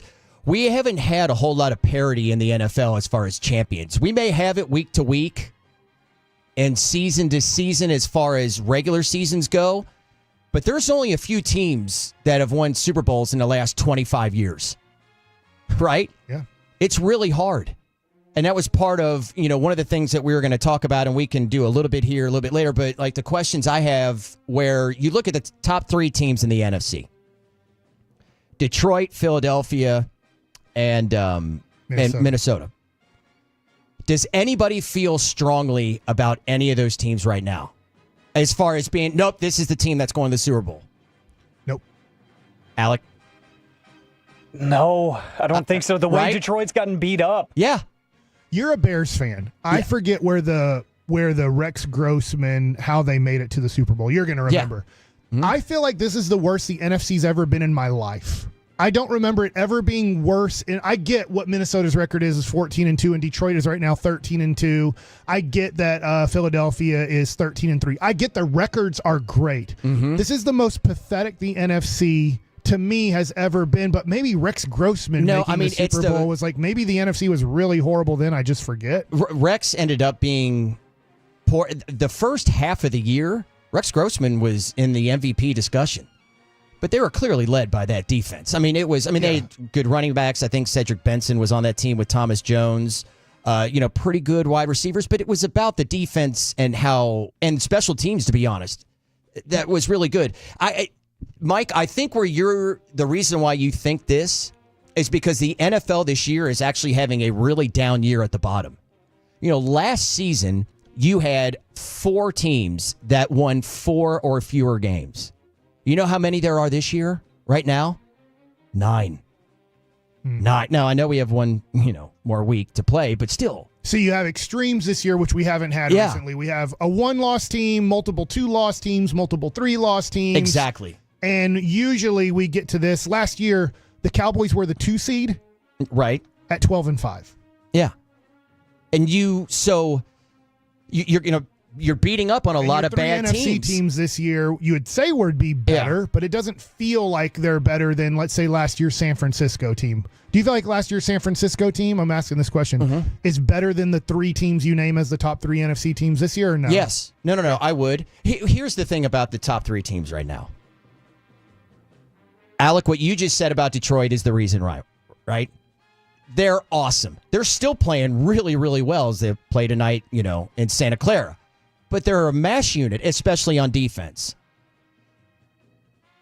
Minnesota, let's call it what it is. We don't totally believe in the Vikings because Sam Darnold is their quarterback. And I think even still sitting here on a Monday after he threw for 330 or so and 3 touchdowns and these, hoisted on the shoulders of his teammates in the locker room afterwards, right? I mean, that's how I feel. I think week in and week out, he's kind of proving me wrong, but we saw it with Case Keenum years ago, right, with the Vikings, and that's why... Yeah. Can I compare him to a player that didn't win a Super Bowl but went to one? Jake Delhomme. Do you feel like he's like the Jake Delhomme right now? Like, Delhomme had that one year, Carolina made the Super Bowl, losing the Super Bowl to New England, I believe. And I'm like... This is kind of coming out of nowhere. Now, I get Darnold was a number 2 overall pick, and Jake Delhomme, I believe, was an undrafted free agent. But this is shocking to me that they are 14-2, possibly the number 1 seed. After next week, we'll find out. But they could be the number 1 seed in the NFC. And I'm like, I cannot believe Sam Darnold has put themselves in this position. But I also don't believe that, Trent Dilfer won a Super Bowl based off of having one of the best defenses in the history of the NFL. No question. I don't feel like Minnesota has the best defense in the NFL even this year. Absolutely. I mean, I think part of it, well, let me ask you guys this. Would you rather have Brock Purdy or Sam Darnold? I would rather have Brock Purdy, but I have soured on Brock Purdy this year. Sam Darnold is bigger, probably more of an athlete, but if somebody wanted to say, no, Brock, okay, fine. Definitely a bigger arm. Definitely had more of the... He's a number 2 pick for the right exactly. reasons. And Brock Purdy was Mr. Irrelevant for a reason. He wasn't Spud Webb getting drafted. They took Spud Webb with the number 1 overall pick. Exactly. Sam Darnold had all of what you're talking about to be a top 5 NFL pick. So, yeah, that's where we are with Minnesota. Philadelphia. Maybe the most talent on both sides of the ball. But yet, do we really believe in them? Is it because of what we saw last year and maybe because of Nick Sirianni? That question I will ask because I don't know if he is a great leader of men. And I wanted to ask you in particular this, Mike, but we'll do it a little bit later because you've been in, professional locker rooms, clubhouses, with leaders in there does what this seem to be clown at times is doing? Is it that big of an effect on the team? Maybe it is, maybe it isn't. We'll get to it at some point coming up over the course of the rest of the day here today. The KNC Masterpiece. It's time for some baseball nuggets, though, coming up next. Where are we going? You have an itch? No, not at the moment. Let's talk about Jock next. Mavs fan.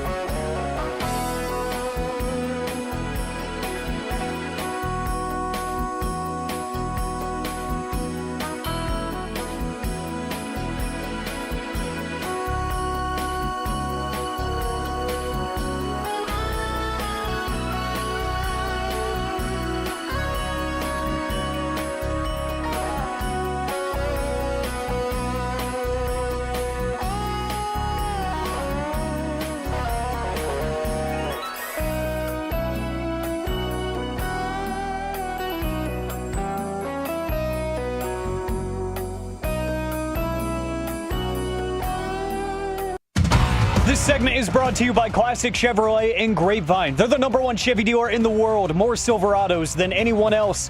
This is Texas. This is Classic Chevrolet. Together let's drive. Based on new Chevy registrations 2023.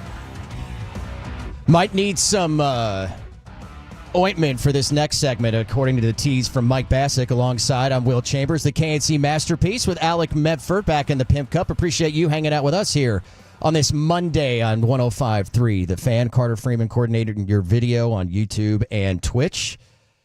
Let's get into it. Some baseball nuggets. Yeah, I know it's light right now in traffic, which is great, which is almost never in Dallas or at times in Fort Worth either. So I know that a lot of people are still on holiday break. And if you got to listen to me last week on Monday, I did join Corey and Chris and Alec and talked a little bit about Jock Peterson signing. So am I going over it again? Yeah, a little bit, but I think there's so many different directions. I could talk about this for 5 hours, but this isn't a 5-hour Rangers podcast. This is a 10-minute kind of let's talk about the Rangers here.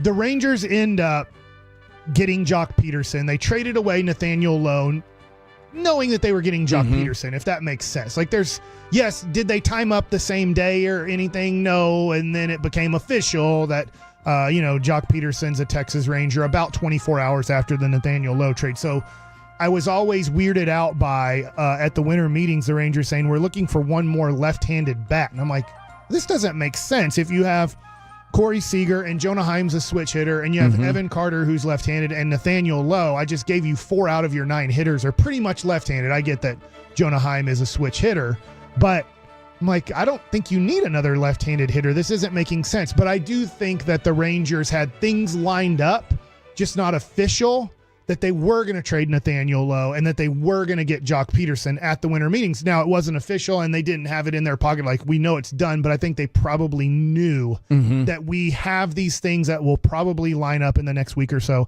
and it works out. Now, I love the signing of Jock Peterson for a 2-year deal. One, he is a really good hitter. His career OPS is 811. That's career.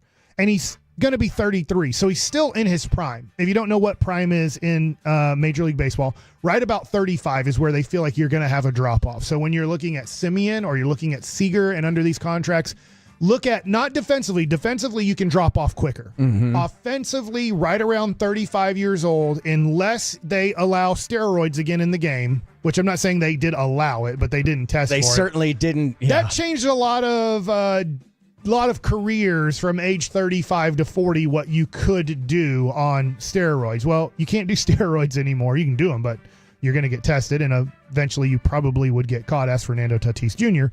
And so he is still in his prime offensively as a 811 OPS guy, because 908 last year, too. Right, and that's why I want to give the 811, because last year was his career OPS in a high number.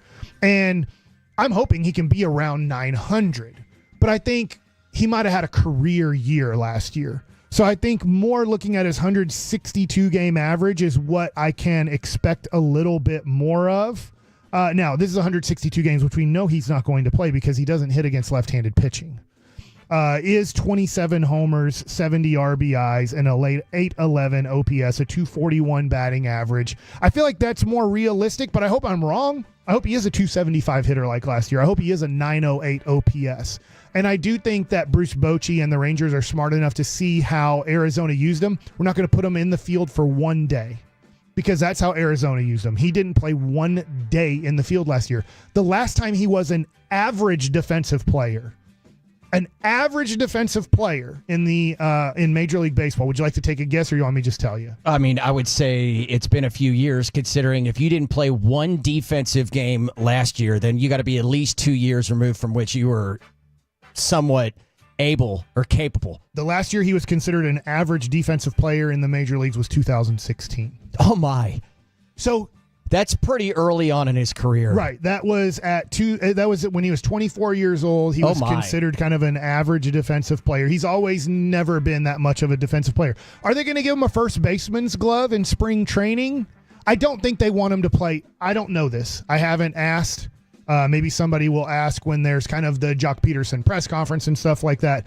Are you going to give him an outfielder's glove in spring training, or are you going to give him a first baseman's glove in spring training? Or, I don't know this. This would be a little... Or a pad. Are you going to give him... Yeah, are you going to say he's not touching... On the clubhouse. He will not touch a glove for 2 years on the Texas Rangers no matter what happens. I find that hard to do, as in like, hey, at least train him for a position, because if Jake Berger, who's going to be your everyday first baseman, if he gets hit in the knee with a pitch and has to come out of the game... Is he able to... If you need a body out there, can he be it? Yeah, and I get right now Ezekiel Duran, which I'm going to get into this right now. I forgot about this. So I saw this. And real quick, though, on Jock, I got a question. Yeah. Did they have him consistently, the Diamondbacks last year, in a spot in the lineup, or did they move him around? I would have to look at that. That's a good question, but he was in the middle of their lineup for most of the season. So is that the expectation? But things could have changed because Corbin Carroll, who was their rookie of the year, got off to a horrible start, was horrible at the All-Star break, and then had a better second half. So they probably had to maneuver things based off guys like, let's say, Jock Peterson starting the year might have been batting, I'm assuming this, 5th, 6th, or 7th in the lineup. But that's where we're pretty much looking for him to be in the lineup for the Rangers, right? I think he's going to bat 3rd. Really? Or 4th. I should say 4th. I think he's going to bat 4th. This is a good question. Now, I was going to say this real quick with Ezekiel Duran, which is just part of the topic of Jock Peterson playing a position or not, is Ezekiel Duran, I believe the Rangers said, hey, shut it down in winter ball. You're good. Now, people have rumors on this or theories. I don't know what's true or what's not. It's, hey, the Rangers you got enough at bats. You're good. Because he didn't play much last year. Remember, he was a bench player, did go down to the minor leagues to get some at bats, but he didn't get to play much. So going to winter ball was good for him. But the Rangers shut him down. Now, the theory, or the rumor, I should say, the rumor is, did they shut him down because there's another trade coming down for the Texas Rangers and they do not want Ezekiel Duran getting hurt in winter ball? And they're like, you're not playing anymore because we have something cooking and you possibly are a part of it, and we can't have you get hurt because if you get hurt, then they're going to be like, well, obviously we don't want Ezekiel Duran. He just hurt himself. So that's just off to the side right now. Okay. And then I'll go right back to Jock Peterson because Jock might have to, if Zeke's not on the team anymore, then maybe put that one away. Stick that in your pocket and save it for later in case over the next couple weeks we see that. But Jock Peterson, I would give him a first baseman's glove and just see how he does in spring training. Not that he would be Jake Berger's going to be your everyday first baseman, but can he do it? Can he, for 40 games a year, if need be, play first base? Like we were talking about preseason football to open up the show today. I mean, it's looking at the depth that you have everywhere. My lineup is probably not going to be the Rangers lineup. I've talked about this before, I'm going to say it again. I would have now Wyatt Langford leading off. I think people forget this. What if Guyton, the offensive tackle for the Dallas Cowboys, what if he was the offensive lineman of the month in the NFL in December? Wouldn't that be like, you'd be like, my gosh, his improvement, he's not, right? I'm not saying he is. Right. He's been hurt. Hypothetically. I think people forget this because it was football season. Wyatt Langford was the September player of the month in the American League. He was rookie of the month. He was the player of that's how good he ended the season in September. No player, Aaron Judge, whoever you want to name, Juan Soto, nobody was better in the month of September in the American League than Wyatt Langford. That's how good he got. Okay. Now, I'm not saying he's going to be MVP next year or win all the player of the months, but that's how good he became. He could bat 3rd, and I'm fine with that too. But he is a patient hitter. He is a guy that's going to make the other team work. Marcus Semien won a World Series as the team's leadoff hitter. Last year, Marcus Semien had one of his worst years offensively. I don't think that's who he is, but I also I'm being honest. My opinion is I don't think Jock Peterson is probably going to have a 908 OPS next year. That's the only time in his life he's had OPS at 900 or above. So I'm going off realistically. Marcus Semien is not going to be the Marcus Semien we saw last year. He's going to be better. And I don't think Jock Peterson's going to be as good as he was last year. I'm just looking at the reality of their careers. Okay, so here's my question on that. Years ago, I know we're going to talk a little bit tomorrow about my baseball fandom and leaving and coming back. Yeah. So putting him at leadoff, for me, it was always the thing I wanted the most was obviously on base percentage, but I liked a disruptor or somebody that was going to put pressure on a pitcher on a number of ways. Getting on base, the ability to get to second and then maybe third, to take his mind off of the 2 and the 3 hitter. Who can be the most disruptive with speed, not necessarily power, but I know it's a different game now. So what about him at the leadoff position do you like the most? Wyatt Langford? Yeah. I think that he is arguably now your second best hitter behind Corey Seager. Corey Seager is your best. Corey Seager is a slow runner. He does not run well at all. Okay. Corey Seager's also left-handed hitter. So I look at Wyatt Langford. I think he has the ability to hit 30 home runs. I think he has the ability to steal 30 bags. So I think he has the ability to be a 30-30 guy. He also has the ability to walk 100 times. Okay, there we are.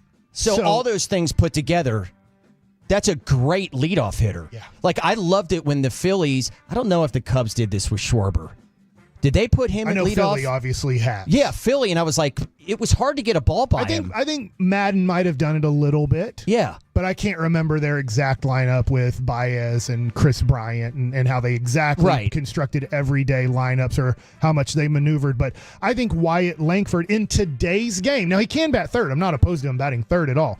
But I do think in today's game, Simeon and Seager are both very aggressive hitters. I don't mind that, but to start a game, I watched too many games last year, and this was because the Rangers' offense wasn't very good, and it's not because of Simeon and Seager.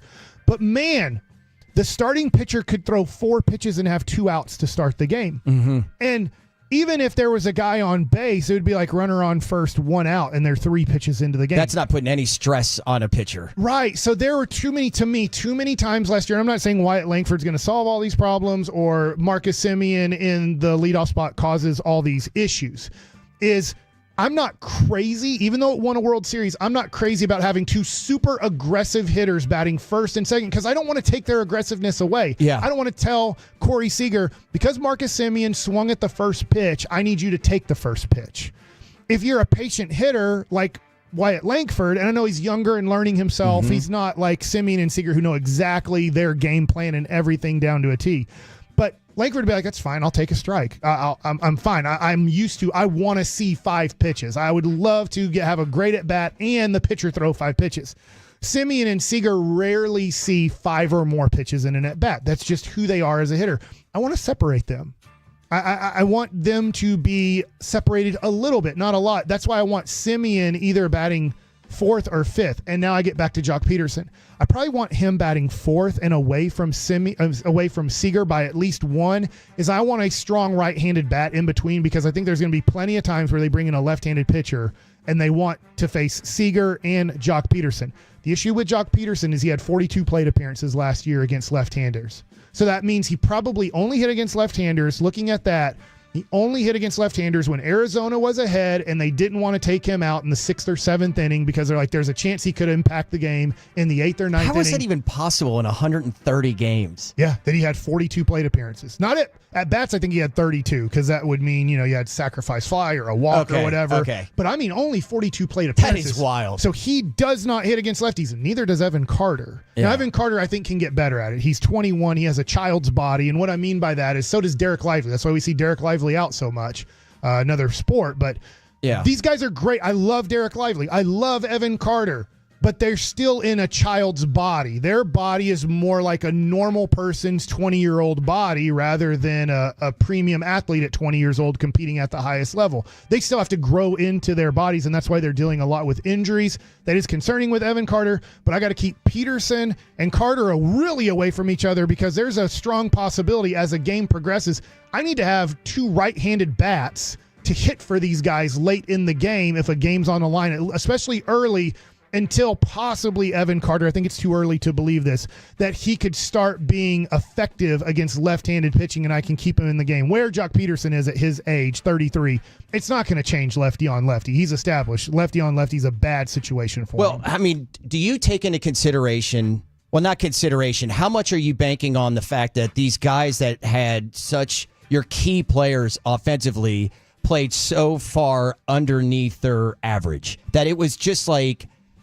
somebody can have a bad year, a bad month and all that, but it was like a number of guys had just an off year. Only one player on the whole team had a good offensive year, and that was Josh Smith. Literally, that's amazing, isn't it? Above Look, Josh Young didn't really play it. He played 4 healthy games last year. He came back. He was playing hurt, tried to play through it, couldn't play through it. So there's a lot of questions on this team going into 2025. But when you do look at the lineup on paper, which is going to be interesting on how Bruce Bochy constructs it, because you do have now Jock Peterson, Jake Berger, hopefully a healthy Josh Young for the majority of the season. Where do you put Adolis Garcia after the year that he had, right? His worst year as a Texas Ranger. What do I do with Jonah Heim? Because that was it went from all-star to, oh my gosh, I'm not sure if he should play more than 50% of the time. And I do think that they're going to be a major split between him and Higgy. I think it's going to be a 50-50 split for at least 6 weeks until they can try to figure out who is better as our everyday guy. And that doesn't mean 80% of the time, but maybe that person gets 2/3 of the game, and this person gets 1/3 of the game. But yeah, there's going to be a lot of interesting things. As I think the Rangers do like their lineup more on paper. I like it more on paper, but I'm looking at it from what like MLB, like you were saying in the break, that they can do it a whole tweeted bunch out of different ways. Because Yeah. Berger's a 30 home run guy too. And the one thing that Chris Young wanted to solve, which he has on paper, is this was a slider hitting team. By the All-Star break, every team that we came into, and you get to talk to the other team and stuff and their broadcasters, everybody knew the Rangers are a slider hitting team. They can't hit fastballs. If somebody on our team throws 95 and can throw it for strikes, the Rangers are in super trouble offensively. They went out and got Jock Peterson and they got Jake Berger. Those guys eat fastballs. So now you got two guys in your lineup that eat fastballs, and nothing against Nathaniel Lowe. I love the guy. He is awesome. I'm going to miss him tremendously, but he really struggled if guys threw the ball hard. And so now you added two guys. You're like, hey, bring in a fastball guy. We have two guys in our lineup that eat up fastballs. We have got the schedule for Week 18 in the NFL. We'll open up Hour 2 talking with Mickey Spagnola about the Cowboys moving forward. What is going to get this thing turned around? We'll do that next during the KNC Masterpiece on 105.3 The Fan.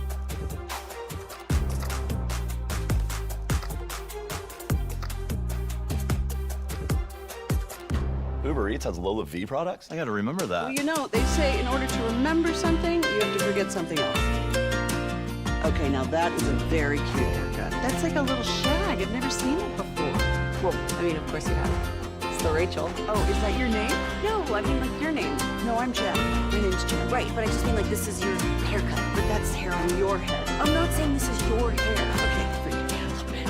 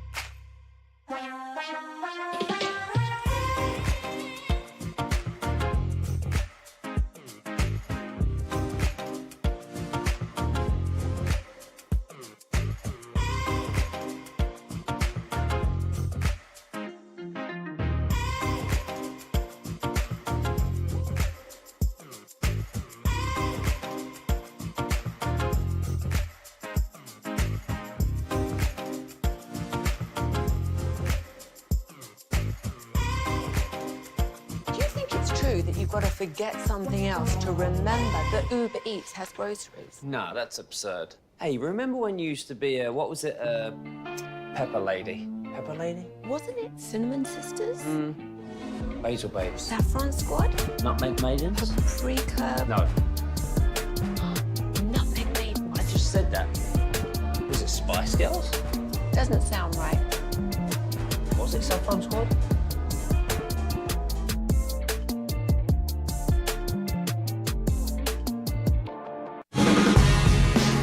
From our Hiley Mazda of Arlington and her studios, it's the KNC Masterpiece on 105.3 The Fan. Hour 2 on this Monday. Appreciate you hanging with us. It's the KNC Masterpiece here at 105.3 The Fan. I'm Will Chambers. And for Kevin/Corey, with Mike Bassett and Alec Medford and Carter Freeman, coordinating your video on YouTube and Twitch. We'll have Mickey Spagnola coming up here shortly. AM on the FM is right around the corner. And at the bottom of the hour with some NFL gridiron gravy, I'm going to get into that Sirianni question I'm dying to ask you, Mike. He's so weird. I don't know what he's doing. Also, the Giants, their win, could it be a huge loss? Mike and I were talking during the break about right now the Cowboys sitting at the number 12 position in the draft. Would they take Ashton Genty? Will he be there? We don't know. What we do know is when the Cowboys are playing this weekend, it'll be Sunday at noon. The 2 Saturday games will decide the AFC North. At 3:30, the Ravens host the Browns. At 7 o'clock, the Steelers host the Bengals. That's pretty cool. Or do you like it? Do we not like it? I don't know. We'll get to that because we got Mickey Spagnola on loan from DallasCowboys.com. Mickey, so we know yesterday, not necessarily as fun, but we've been questioning in the first hour how this is going to get better. And I brought up that Philadelphia has, with 8 core guys that they're paying that aren't on their rookie deal, that comprises 31% of the cap. Whereas with the Cowboys, you've got Dak, Diggs, CD, and Zach Martin at the moment that compile 32% of the cap. We'll lose Zach Martin's, but probably gain Micah's. No, you're not going to lose Zach Martin's. He's going to count $17 million regardless if he's here or not. Okay. How is this going to get better? Well, they're gonna give him restructure bonuses and kick some of that salary down the line. So whatever those and they're the base salaries for Dak and CD are astronomical. So that's not going to count that way. They'll restructure it, lower the base salary, and then add voidable years, which gets you in trouble down the line. With just the example of Zach Martin now. They did that so many times that regardless if he's playing or not, he's going to count $17 million next year. So that's one of the ways you kind of create some salary cap funds immediately, but at some point you got to pay the piper. So, they got to get healthy. Let's face it. We talk about it all week, and then, they're out there without 6 Pro Bowl players during the season, and it's like, well, what happened? Well, okay, you saw what happened at the cornerback spot, right? Without Diggs out there, without backups that started, Butler, Oruwariye, and they had to play Andrew Booth, who we knew right from the start that, when they traded for him for Nashawn Wright, who ended up at Minnesota's practice squad, that this guy, there's a reason why Minnesota made a mistake with a second-round pick. And he got exposed out there because they really didn't have hardly any other alternative to play the other cornerback spot if they were going to shadow Deron Bland on A.J. Brown and worry about the running game. And, for a quarter, it worked until Philadelphia finally exposed Booth trying to cover Devontae Smith. And then that was it. Then you made bad decisions, caused turnovers, and that was the game.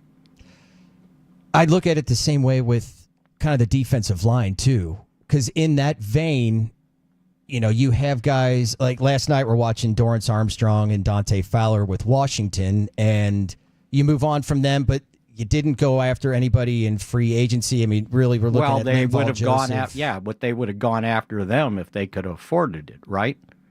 That's why I'm asking the question on the money. Yeah. You know, the money. You know, we're just talking this year. You're right. Like Philadelphia is going to have to pay the piper and all that. But just this year, those 4 guys took it up, and that's why you couldn't afford it. Why is it not working out? And that's why you couldn't afford to go into free agency and replace him, right? They did their best with trying to bring in some veteran guys that were, marginal at best. But you get what you pay for, but you can only pay what you can afford. And that kind of caught up with them for sure. And then when you start losing guys that you were counting on, remember DeMarcus Lawrence and Sam Williams were supposed to be your starting defensive ends, and they were going to be able to move Micah Parsons around from a pass rusher to a linebacker. And, once you lose the top 2 defensive ends, or at least what you thought were, that plan went out the door, and it just snowballed. And at some point it catches up with you, and it did. And especially in this game at the cornerback spot, and the fact that they couldn't put any pressure when they were trying with a 6-man front on even Kenny Pickett. I mean, they had 1 quarterback hit and no sacks. So that, contributed to it. And then when Barkley got close to his 1,000 yards, Sirianni decided, okay, we're just going to play 3 tight ends and one wide receiver and just run the ball and run the ball and run the ball till he got his 2,000 yards. Mickey, I have a hard-hitting question for you, and maybe Fire. this is because I'm an old fart. Not as old as some of us. All right. I know you're an older guy than I am. Do you like Philadelphia's jerseys they wore yesterday, or do you like what they consider their current look, which they've had now for, I'm going to guess, 25 years, since about Donovan McNabb? Because I really like the old school the Kelly Green. I do like the Philadelphia old school look they were throwing out yesterday. But maybe I'm just old. Maybe because that's what I grew up as a kid, seeing the Philadelphia Eagles. It looked familiar to me, right? It kind of just fit into the experience of going to Philadelphia to watch a game. Even though the Cowboys were, nothing to play, nothing to gain other than a winning season if they could win and get to 8-8 with the possibility, right? When the buses arrived, the Philly fans were just right there as usual with their middle fingers up and their thumbs down and just enjoying that, right? And it's like, okay, they're what? Philadelphia is like 5-6 games better than the Cowboys, but they couldn't resist from trying to make fun of them on the way in. So yeah, use your. I like those old jerseys. I do too. I do too. I look at around the NFL, and I wish they would do that with like the Broncos, the Bills. Just off the top of my head, going back to those '90s style jerseys, I like way better. Yeah, and it struck me that a lot of times when the Cowboys are on the road, teams want them to wear their blue jerseys, and the Eagles said, we're wearing our colors. You can wear white if you want. It's not going to matter. The one team that I feel like made a positive change in their history with jersey and color, and I get some people like the nostalgic creamsicle, but I do think that Tampa did a great job, is when they changed from that creamsicle orange to kind of their new kind of, I don't know if you want to call it blood red or darker red. I think that's because they were such a joke. They were such a joke when they had those colors. Yeah, their dark red's good. Yeah. I just think that is actually one of those. And I'm not saying Philadelphia's jerseys. I know I'm talking about jerseys right now, but it was 41-7. So, yeah, right. I just, when the game started, I didn't know that was the look they were going to have. Give us something that's going to be aesthetically pleasing. Like, ooh, I like the, outside the football. To me, that's Randall Cunningham and that's Reggie White. Like, at least that's when I was a kid and fell in love with football. And I see those jerseys. I'm like, oh, that to me looks more Philadelphia than their current look, which they've had for a very long time now. Yeah, the whole scene looked Philadelphia.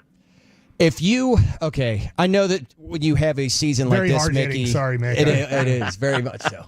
I mean, look, like I said, anything that was going to be aesthetically pleasing outside the football is pretty much what we're going for right now. And in that vein, Mickey, what is the thing that you'd like to see change the most going into next year? And I know it could be a long list of things, but what's at the top of yours? Get healthy. Well, I'd say, let me ask a position group. Well, there's a lot that can change, right? But you're going to be limited in what you can add. I mean, you're going to add a running back at some point, right? You're going to add a wide receiver, I would imagine. Remember, Brandon Cook's in the final year of his contract, and who knows, does he want to play or not? You got to add a defensive end. Who knows if DeMarcus Lawrence wants to come back and play? Linebacker, is Eric Kendricks going to, can you get him back? He had an awfully good season on a one-year deal. Now he's getting older. He's in his 30s. Does he want to continue to play? You're going to need something there. And Jordan Lewis in the final year of his contract. So do you need another cornerback? Because I don't see anybody that's ready to step up and take over that job. Your backup quarterback's in the final year of his contract, and you don't have anybody behind Dak Prescott, so you need something there. And defensive tackle, these last few games, Osa and Mozzie Smith were predominantly playing nearly all the snaps at defensive tackle. So you need that there.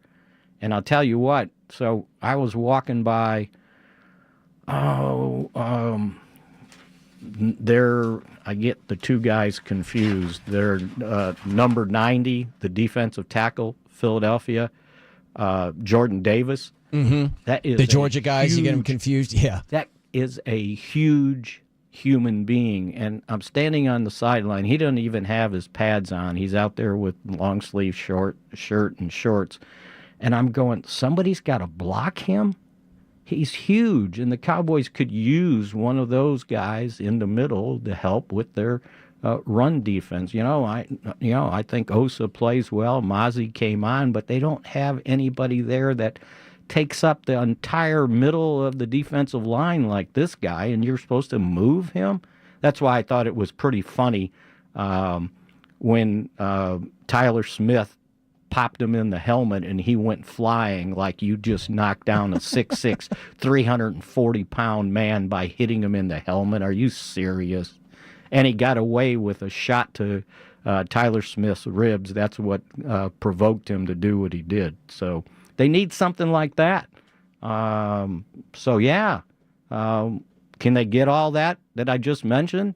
That's a lot, right? Yeah. And so, there's a good reason why they're sitting here at 7-9 for sure. Yeah. I mean, and that's what it gets you nervous about it, knowing that of how much money you got to move around, all that, hence all those questions. And we'll have those for Stephen Jones coming up in about 45 minutes. Mickey, thank you so much for the time. Enjoy your week. All right. Keep that green going, huh, Mike? There we go. Yeah. I say it's the Eagles. Hey. Spell it. See you guys. See you, Mickey. That's Mickey Spagnola from DallasCowboys.com. And look, he just, I did ask for, what's at the top of it, but any one of those could be at the top of any of your list. 877-881-1053. Hit us up on the Frankel & Frankel Injury Attorneys fan text. Like, what's the one thing that you'd like to see improved more than anything else with the Cowboys in the upcoming offseason? AM on the FM is next, brother. What we got? We got the question of the day plus 135-1 odds. Did this hit? We'll talk about it next on the KNC Masterpiece.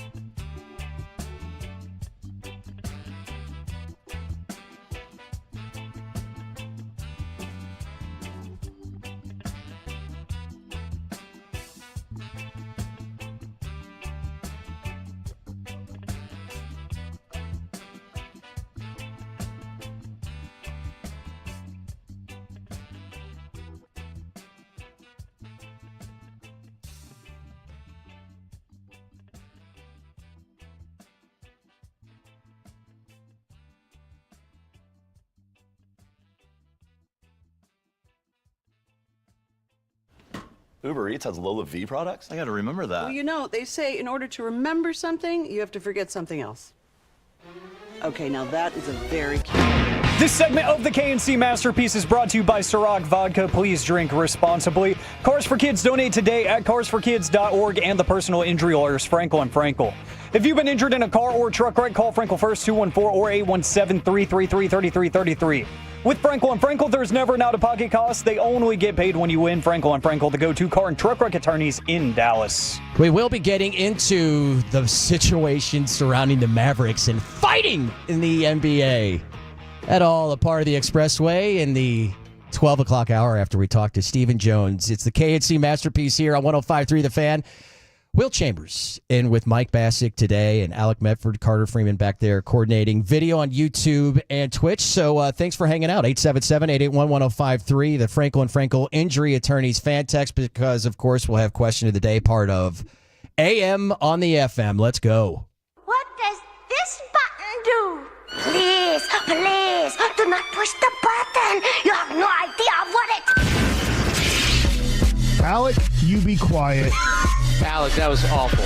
1 for Alec, 0 for Peyton. Don't you dare touch that dial. Don't you dare do it. It is back and better than ever. I've it is missed it. AM on the FM. It's been a while for you, Mr. Chambers. It has been a while. I grew up a little past the weekend stuff. I haven't been on in a while, I know, but Just hearing it in my headphones took me back, gave me a little nostalgia. And thanks, guys, for letting me do it on a Monday. Usually it's a Tuesday, Thursday thing here on the KNC Masterpiece, but we're going to be missing a day with New Year's Day, of course. But hope everybody stays safe this week, makes good decisions in the safest manner. You can still make bad decisions, but be safe about it. Yeah, I'm opposite. Drive fast, take chances.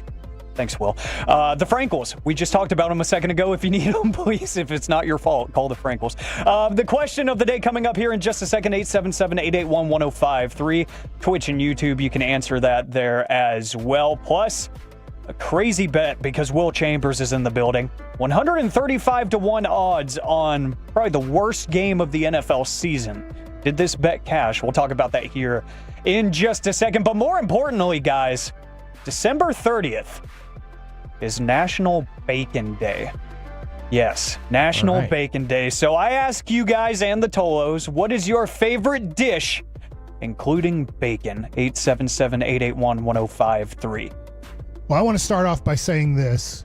There's no better way to cook bacon than slow in the oven. Absolutely if correct. you have like a morning where you wake up early and you're like, I don't want to eat for an hour and a half, but I'm going to put that oven on 250, at most 275, and just let the bacon slowly cook in your oven.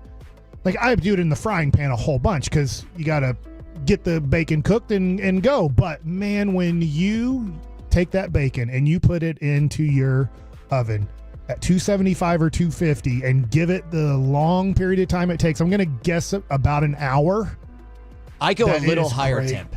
I hear you, but- little bit higher at like 20, 25 minutes. Have you ever done it? I will do that, but Mine I'll would be put better some honey because on it's it. slow and slow. Oh yeah, or you can you can put some pepper on there too, just to add a little bit extra. Like, bacon to me is amazing.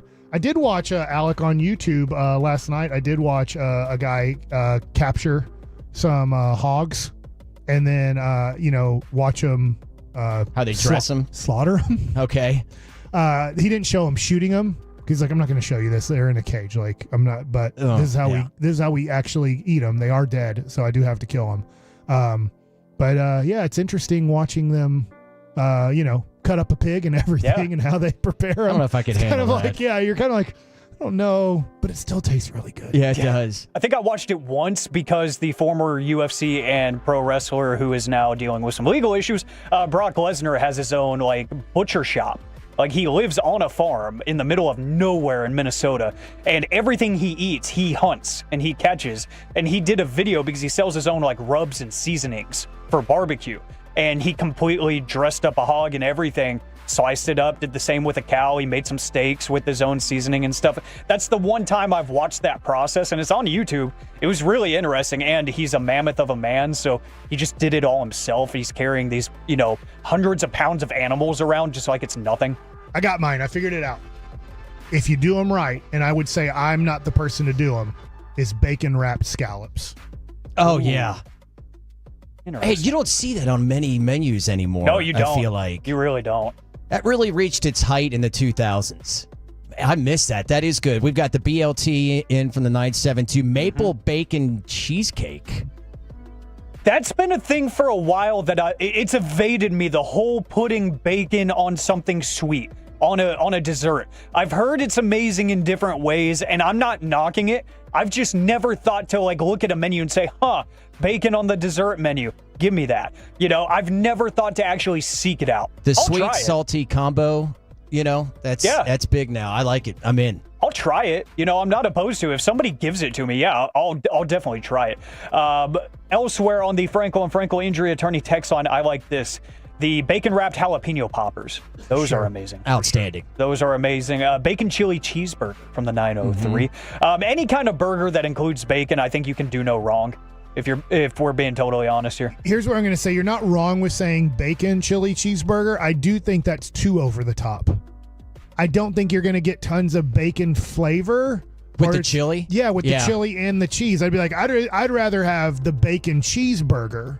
Right. Or the chili cheeseburger. And, I don't need all of it because I feel like now we have too much going on. I'm a barbecue sauce guy on the bacon cheeseburger, by the way. I don't hate it.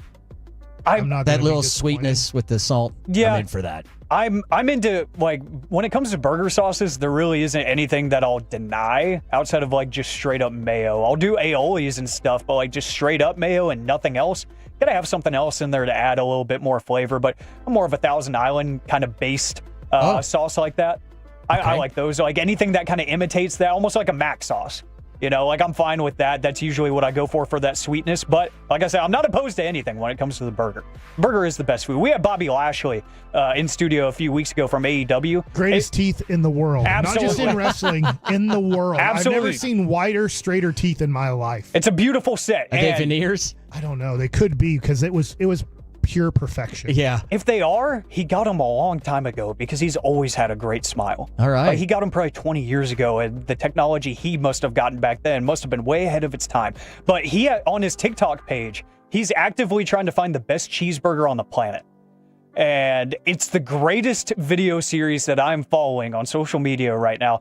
And I gave him a place out in Mansfield to go check out because he said his dad lives in the area out there. So he's like, I'm out there a lot. If you got any recommendations, I told him Hideout Burger out there. And his social media guy that was with him actually wrote it down on the list. He's like, we'll go check it out. So I'm waiting for Bobby Lashley to review that. He's a Tolo now, so I know he's hearing this. Love it. But elsewhere, your favorite bacon-based dish, maple bacon cronut. From the 469. You want bacon on your cronuts? I like Pretty it. good. Oh, from the 214. I think slowly donuts are dying. Yeah, because they're so specialized now, and I'm not hating on it. I mean, I don't think it'll ever go anywhere where you're just getting a dozen glazed, whether it's Krispy Kreme or Dunkin'. I think when people have a cronut, they're like, wait a second. Yeah, totally. How much more does this cost? Because I want this more. Mike, I know. I can vouch for that because I was at Buffalo Wild Wings last Friday for the Friday football feast. And Thunder Dan, he brought us some cronuts. I took them home to my dad because he had never even heard of them. I was like, just try a bite. It'll change your life. It changed his life. Yeah, he was like, this is so much better. He can never go back to a regular donut. Donuts are great, but cronuts are just way better. They're just that much better. The flakiness, the butteriness that you get out of it, too. From the 469 Texas Twinkies. I love that from Hurtado's specifically. Oh, yeah. Amazing. So good. So happy that I have one right down the street from the house in Mansfield now. That's amazing. Bacon on cake from the 940. Depends on the kind of cake, I guess. Like I said, I'll try it. I like cake. I like bacon. I'll try those things. I saw bacon-wrapped shrimp also from the 469. I'd still take the scallops over the shrimp, but that's good. I'm not turning it down. That's for sure. From the 817, bacon burn ends.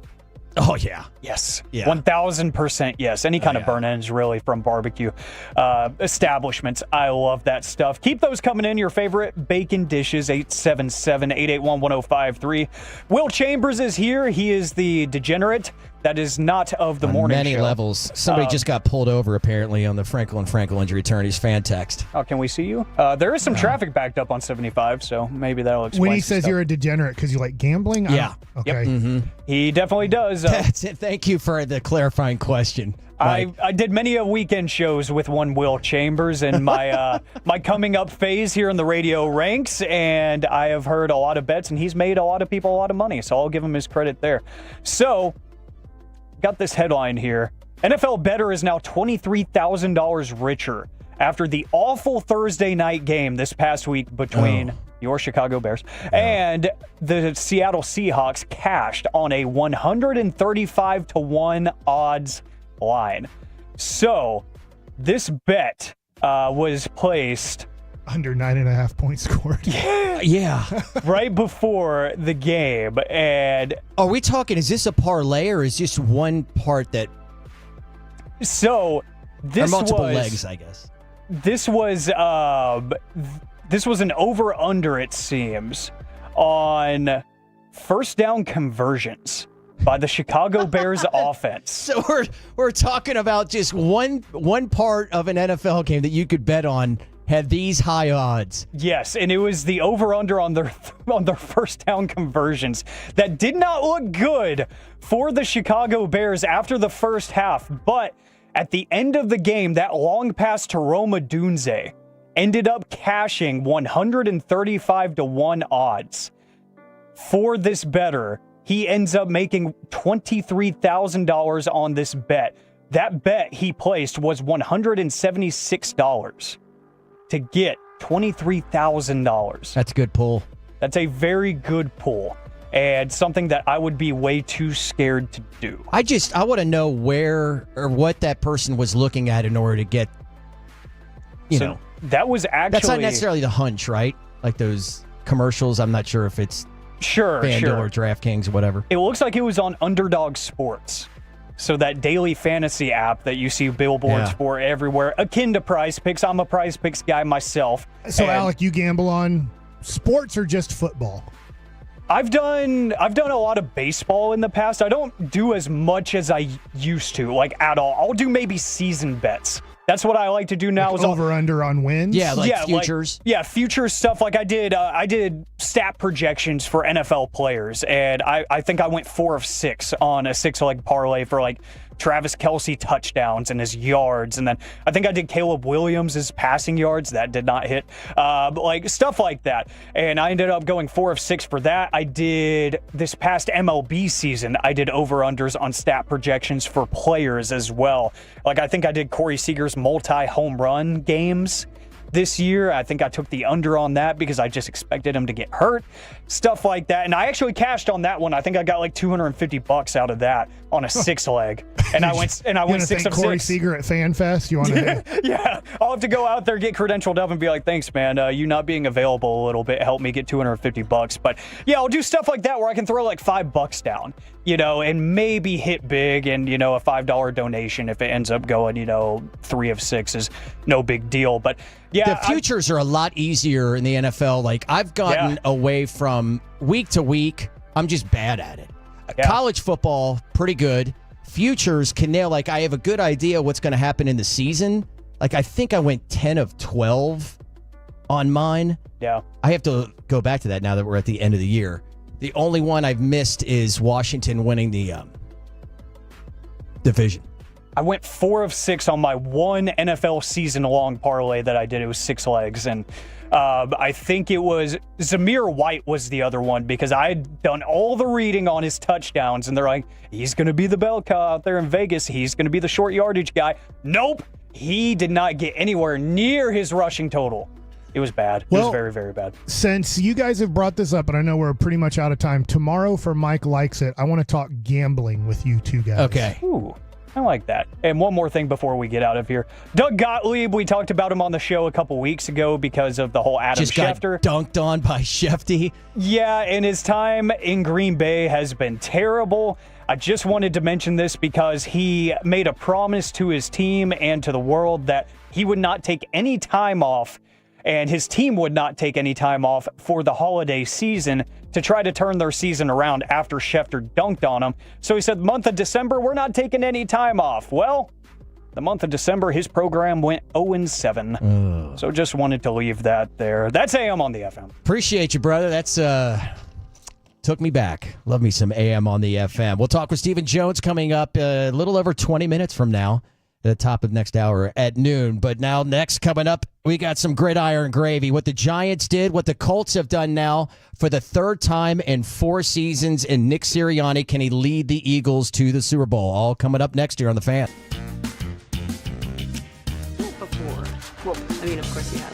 It's the Rachel. Oh, is that your name? No, I mean like your name. No, I'm Jen.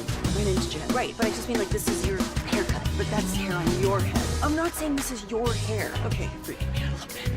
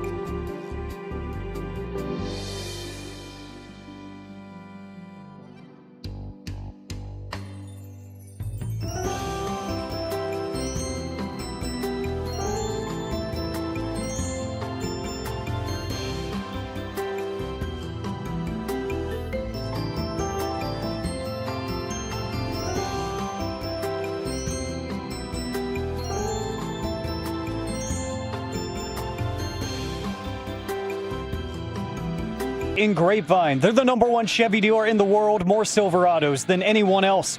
This is Texas, this is Classic Chevrolet. Together, let's drive. Based on new Chevy registrations 2023. We have now been in the KNC Masterpiece. Will Chambers in hosting with Mike Bassick, Alec Medford, Carter Freeman on the video today. Now an hour and 40 minutes and have yet to talk any college football. That's going to change in hour 4, as we were talking a little bit of it during the break. What happened with Cam Ward? Also a little bit about Colorado. And then, of course, the college football playoff. But let's get into a little NFL gridiron gravy. Thanks to Rhino Shield. Why paint your house when you can shield your home with Rhino Shield? Visit rhinoshieldtexas.com. Okay. Did I do it right? Did we get the, here we go, 41-7? Gotta set me up for this. Love it. Love it. I wasn't going to pull off any kind of Kevin Halen impersonation today for it. I was checking during the break. I hit on 9 of the 11 futures from before the Kevin season. has some sort of prehistoric disease. Let's hope not. Like a dinosaur disease. Oh, no. Called I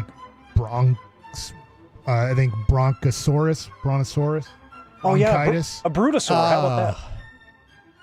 That's what he's dealing with. I think. Man, I tell you what, nothing bronchial is fun. Do you know what I think Kevin's dealing with? I don't think he wanted to work with me and just. Is that it? Just knowing that you were pent up for all the takes that you had to bring back with some heat. Yeah, because I'm going to Mexico. Yeah. So it's a couple days after being off for more than a week. He's coming back when I'm not here. Yeah. See you next Kevin, year. I hope you're feeling better soon. Okay. That's my theory. We're talking, we've got now the schedule out for next week. So we do have the AFC North being decided on Saturday. Those are the 2 games. These are the most important games. Let's make sure they have one less day to prepare for it. Yeah. Did anybody think of this?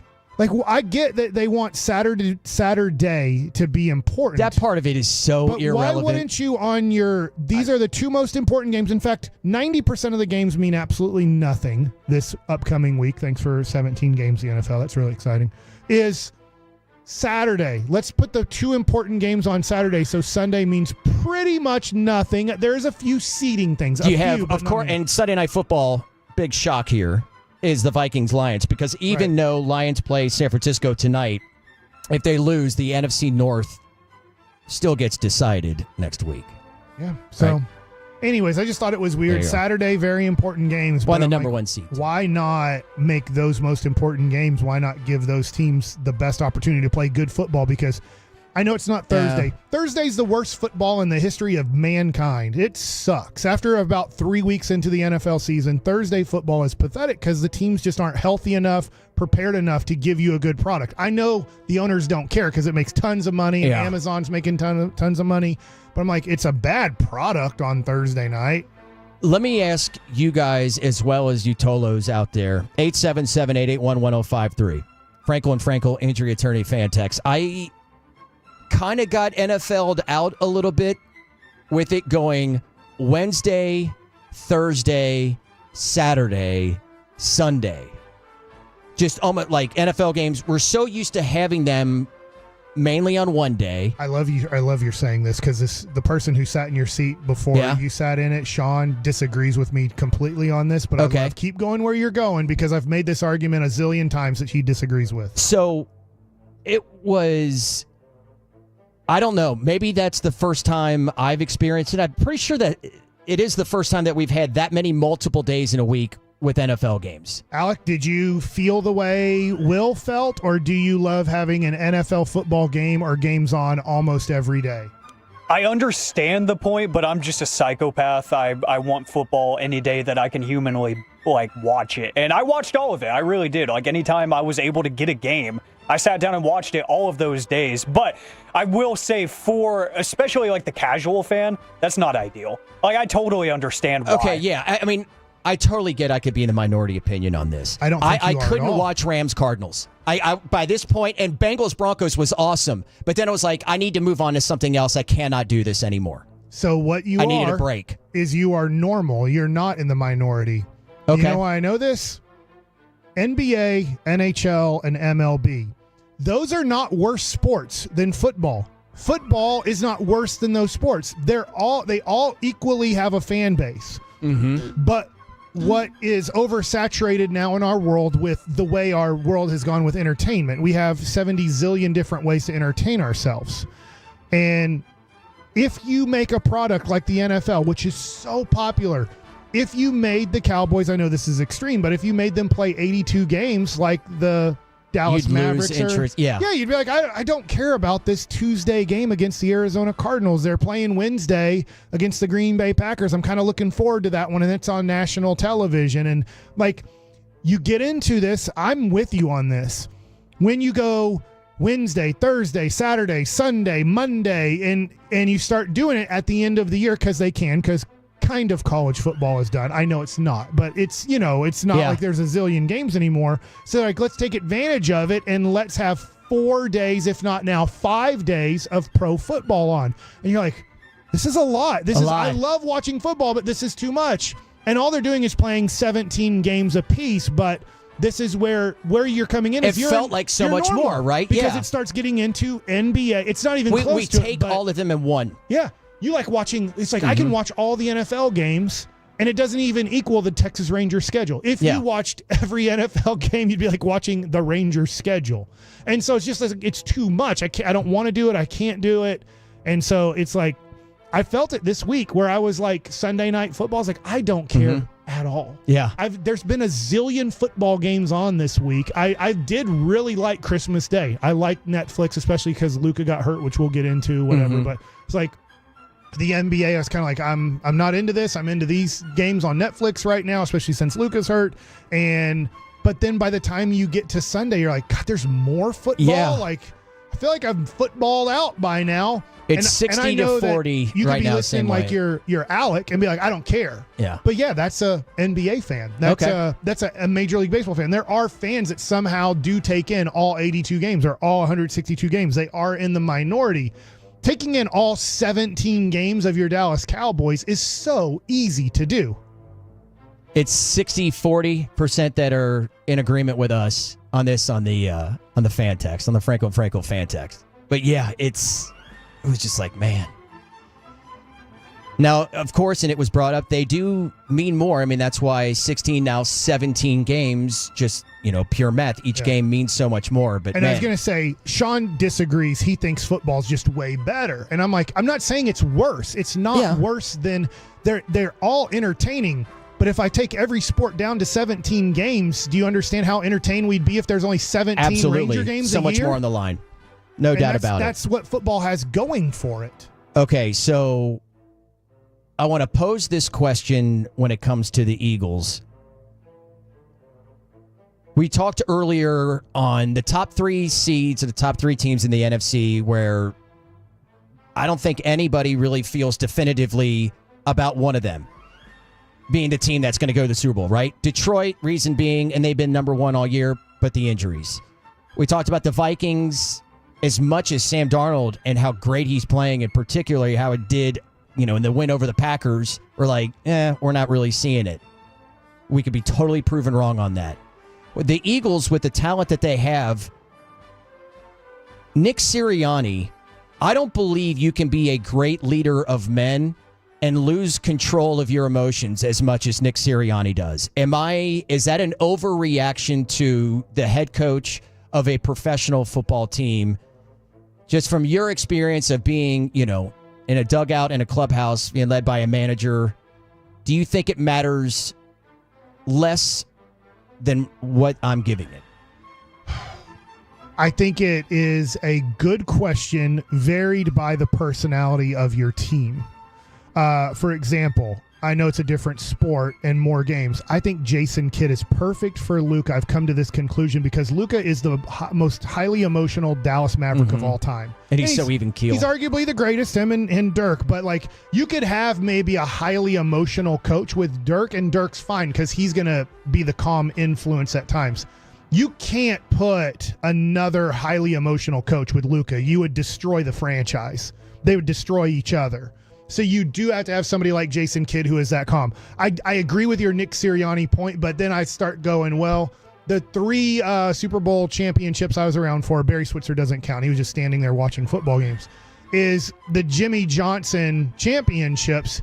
he was a highly emotional guy who would scream and yell at the refs, and maybe that was for another time. Times have changed in the exact way you're coaching. So I'm with you. I agree. But I do think that if you have the right leadership on your team, you can maybe take on that very highly emotional coach, or it would just be the worst thing that could ever happen. I think for Luka Doncic, it would be the worst thing that could ever happen in his life is that if Jason Kidd were to be let go and you brought in a highly emotional Nick Sirianni-like coach. Like, for example, Avery Johnson. If you brought in Avery Johnson with Luka Doncic, they might actually kill each other during a basketball game. You might actually see them both fight each other at a basketball game because they're two highly emotional guys. It'd be horrible. So I'm trying to think. It does work in college, though, right? Because they're kids? Yeah. So you're talking about, do you think there's a difference between college and there pro totally in this is. situation? There totally is. You know, you don't coach the same way, and it's both in the NBA as it is in the NFL. I just want to, there's obviously a maturity level because of you just naturally being older, but also being a professional and should not need to have like the type of motivational things that sometimes you need as, a teenager. I look at him like, dude, how can you do this? I mean, you're yelling a couple weeks ago, he's getting in a shouting match with one of his defensive players. Now he's having to be separated from Zach Ertz. Like, really? I don't know. It just makes me shake in my head a little bit. The Indianapolis Colts somehow lost to the Giants Sunday. Giants talk about, Alec, when you teased the gambling aspect of AM on the FM, I thought it was going to have something to do with Colts Giants, honestly. I never would have pictured at all, especially because I'm not a big Anthony Richardson guy. And I'm like, all right, you're bringing Flacco back. So a little bit of stability, at quarterback. No. So the Colts have now had 3 late season playoff eliminating losses in the last 4 years. And in those instances, in 2 of them, the Colts faced the team with the worst record in the NFL. The Jaguars in 2021 and the Giants yesterday. And the Giants, for their part, what are you doing? You just went from having the number 1 pick to the 4th pick. I know, like, Cowboys fans, over the course of the last month, we've all talked about, like, you should be losing, right? To try to get a better draft pick. Can you imagine right now how you'd be feeling if you were in the position of the Giants and they won yesterday? People here would be losing their minds. I might be losing my mind. My favorite part was the real-time reaction by the fans in the stadium, realizing that it was going to hurt them in the long run. They started booing Malik Neighbors on his last touchdown. Oh, man. He's running. Yeah, he's running down the sideline untouched. They start booing him on his own field. Because if they win that game, they hurt their draft position. That was the best part. That was the funniest part. I loved every part of that game because it made no sense. If they would have lost, they would have had an 86% chance to have the number 1 overall pick. Now, 0.9. Wow. How would you feel about that? As a player, you're just playing, right? I mean, as an organization, look, they put out Drew Lock. He's one of the most losingest quarterbacks you could put out there. So you assume you're going to lose with him at quarterback. You bring up your 3rd-string quarterback. You elevate somebody from the practice squad. Players play. Coaches coach. You're absolutely right. Yeah, and I'm not, and that's where I'm like, I can get it from a fan's perspective. I feel like the organization did the most they could, like the front office, to put a really crappy product out there yesterday. The Colts decided that they were going to be worse. I don't know how that's possible, man. Oh, goodness gracious. All right, let's open up hour number 3 back into the Cowboys. The questions that need to be answered in the offseason. We'll ask some of those next as Stephen Jones joins us next in the KNC Masterpiece here on 105.3 The Fan.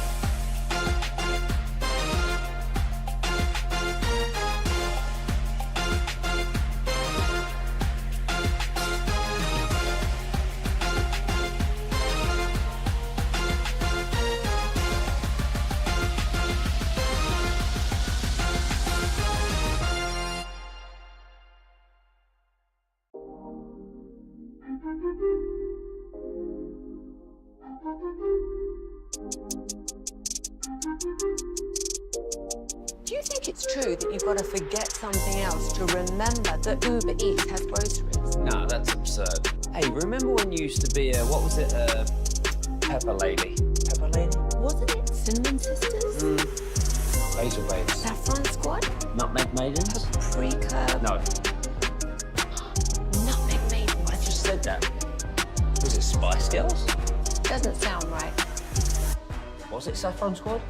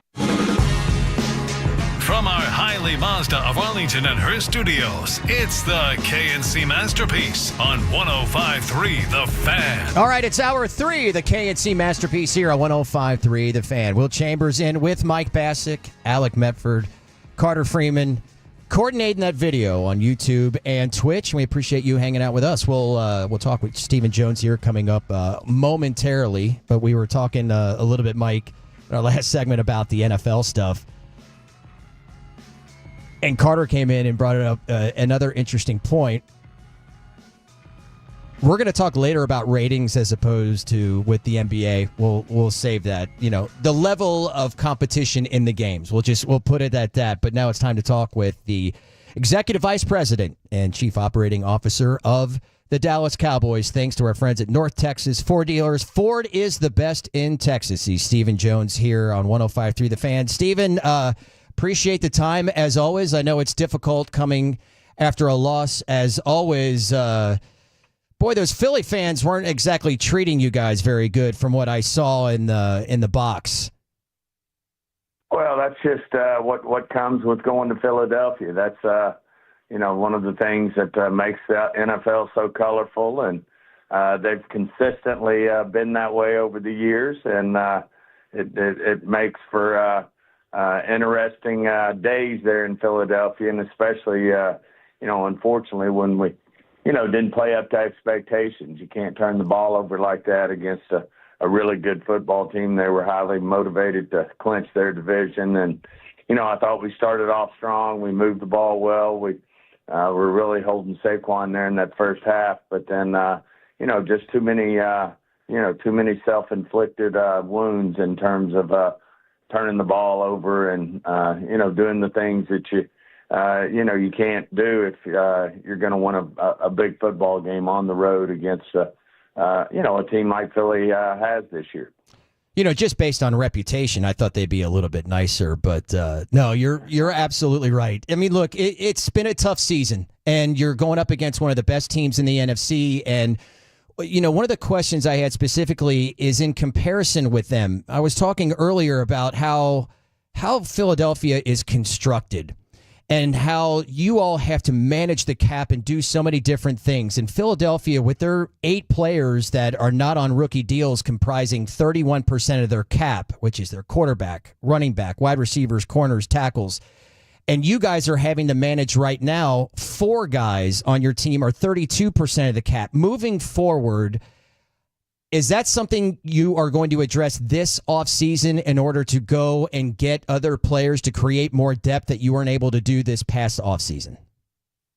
Yeah, I think one of the things, too, is, unfortunately, we have had, and, I'll say it again, the world's smallest violin, but, we have over 50% of our cap on IR, and those things, when they hit at the wrong time, it makes for a challenge, for a team. Obviously, San Francisco is another team that's had their share of injuries this year in terms of, a big percentage of their cap, sitting on IR. I mean, those are things that, come with the territory. I know, everybody has their different battles with the cap that hit at different times, and, Philly will have theirs coming up. Well, they'll have to make tough decisions. But, yeah, we're constantly looking at ways to look at our salary cap to give us the best opportunity with players like Dak, CD, and Micah.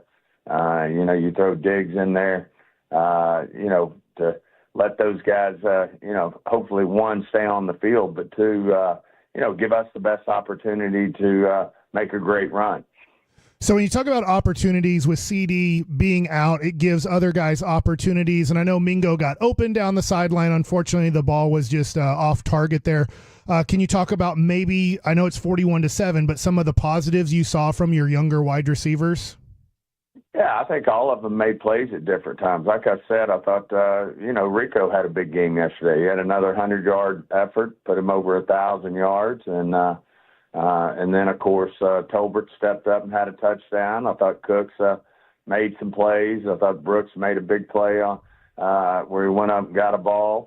Fournette didn't show up as much this week as he did last. But, those are all young guys that, they'll get one more opportunity, this year, next week, to step up and make some plays. But, yeah, there's a lot of things we like in that group. Obviously, you're missing CD. It's certainly allows them to spread out the attention that they can give to other players. But, at the same time, we also are going to get a good long look to see, where we need to improve, as you guys said, as we look at ways to make this team better and give us more depth as we move forward.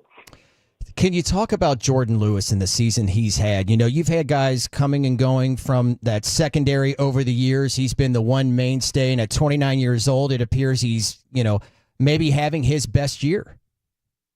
Yeah, I mean, Jordan's just an uber competitor in terms of the way he goes about his business, both on and off the field. I mean, he's hats off to him. He came back from a, serious injury a couple years ago and has really stepped up and answered the bell, did all the work he needed to do to get, back to full speed. And, certainly a leader on that defensive side of the ball. And, each week you're going to get his very best in terms of competing out there. And he's a guy who's, out of contract, but obviously a guy that we want to have back on this football team. You talk about looking ahead to next year and some of these guys that, certainly you want to play a role. I know that there's been a lot of clamoring from the fan base, and we've talked a lot about getting a look at Trey Lance. After last year, the move to get him for the 4th-round pick, considering where you are without playing for playoff position, we didn't see him at all, even in the fourth quarter. Is there a refusal to play him? What goes into why we have not been able to see Trey Lance get onto the field during a game? Well, he did play the last series. Obviously, I think Mike was quoted as saying that he was, working, trying to get him in there a series even before that. And obviously what we're going to do is, we're wanting to finish strong against Washington, and we'll look at that situation this week and see where we go from there. I know we'll be sitting down with Mike here, this afternoon, and, as the week progresses to see how, who's going to be playing with all the injuries we have and who ought to step up and play. Steven, you've had this situation where you guys aren't playing for anything in the last week because you're getting ready for your playoff matchup, and there's not much you can do to improve.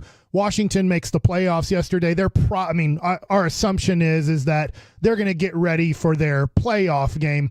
Does the preparation from the other side, you guys trying to win this week, playing a team that, I'm not saying they're not trying to win, but they're probably getting ready for the playoffs, how much does that change a team's preparation playing against a team that might not be putting their guys out there, saving them for the playoffs?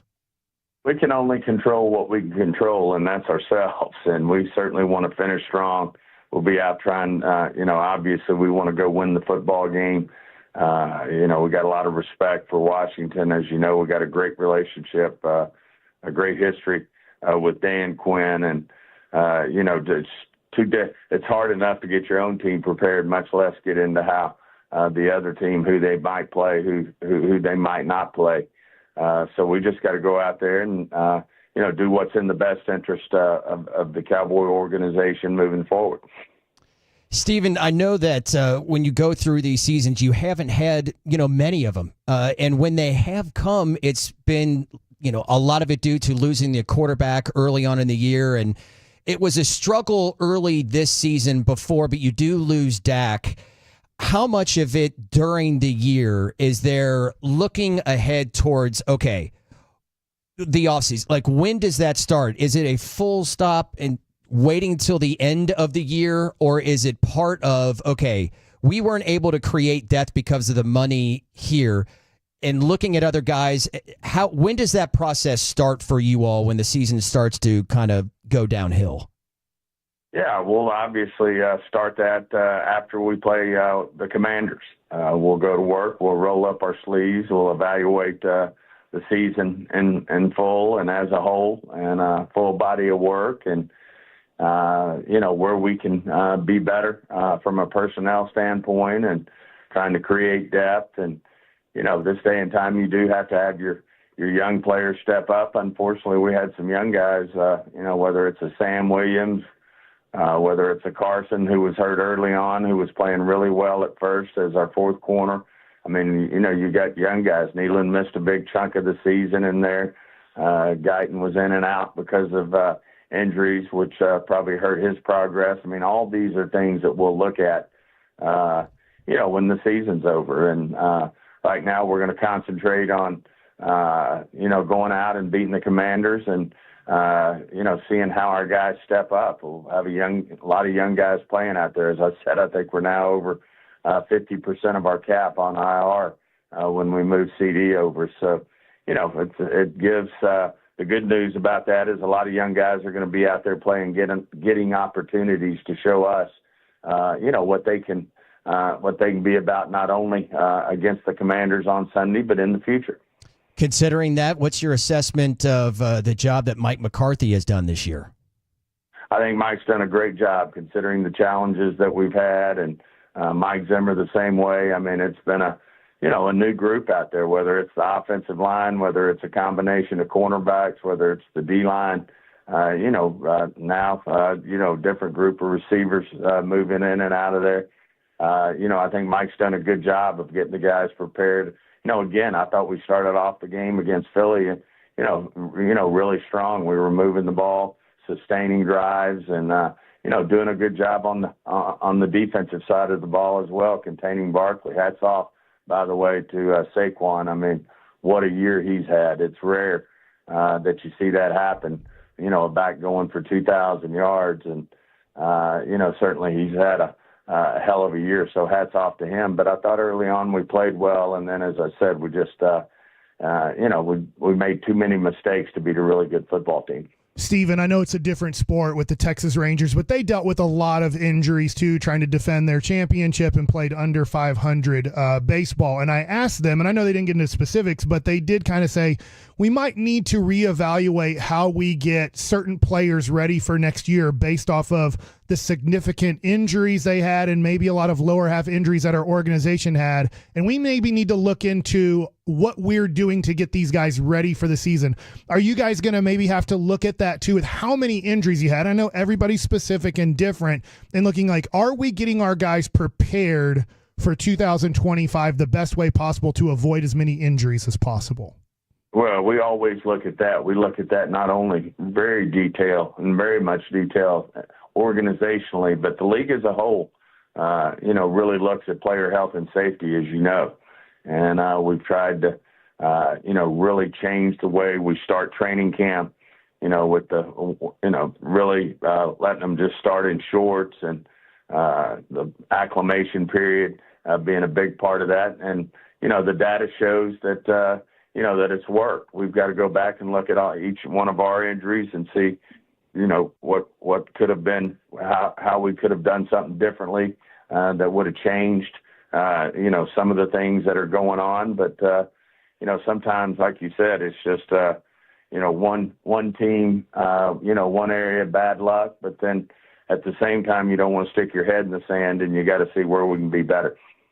Steven, Jay Glazer yesterday on Fox reported, actually in postgame, that multiple teams have Mike McCarthy on their head coaching list if you all let him walk. What is your reaction to that and hearing that? It doesn't surprise me a bit. I mean, Mike's an established head coach in this league. He's won Super Bowl. He's won a Super Bowl championship. He's been to multiple championship games. Obviously we had a tough start with the COVID year that everybody was trying to get their hands around, and followed that up with 3-12 win seasons. And then, of course, we've had this year, but this year's been a challenge for the obvious reasons with injuries. So, that doesn't surprise me a bit. I mean, Mike's an established coach in this league who, consistently has success. And, unfortunately, we've just had a tough year this year, but it doesn't surprise me a bit there'd be interest in Mike McCarthy. Does it play a role in anything on determining whether or not you would like to bring him back? Like you said, we'll address all this after the Commanders game. Steven, we appreciate the time as always. Happy New Year. Thank you. Great being on, guys. Happy New Year. You too. Appreciate it. That's Steven Jones here, thanks to our friends at North Texas Ford Dealers. Ford is the best in Texas. Let's take a break, come back with the Expressway, react to some of the answers that Steven gave us, as well as fighting in the NBA. That's all next here on The Fan.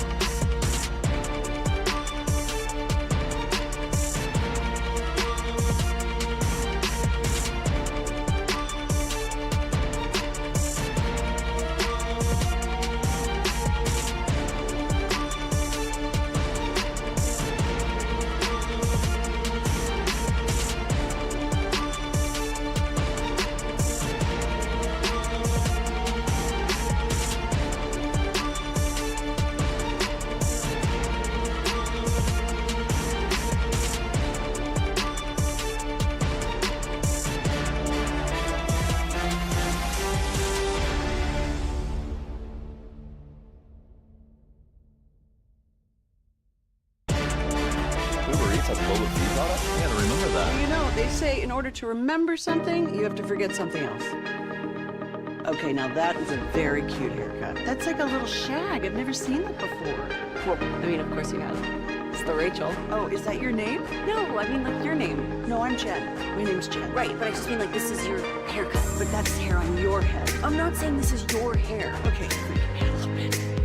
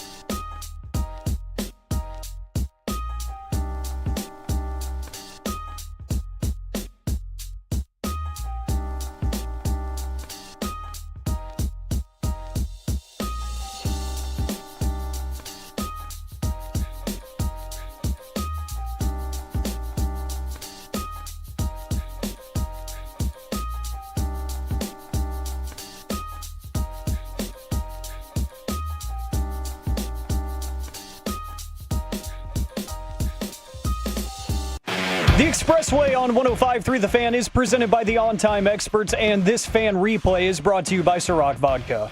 Back to throw. They blitz him. He throws it left. It's intercepted at the 30. Right to the 40. Across midfield and the sideline, and this is coming all the way. It's a pick six for the Philadelphia Eagles. Not an ideal way to start a ball game. That was Brad Sham.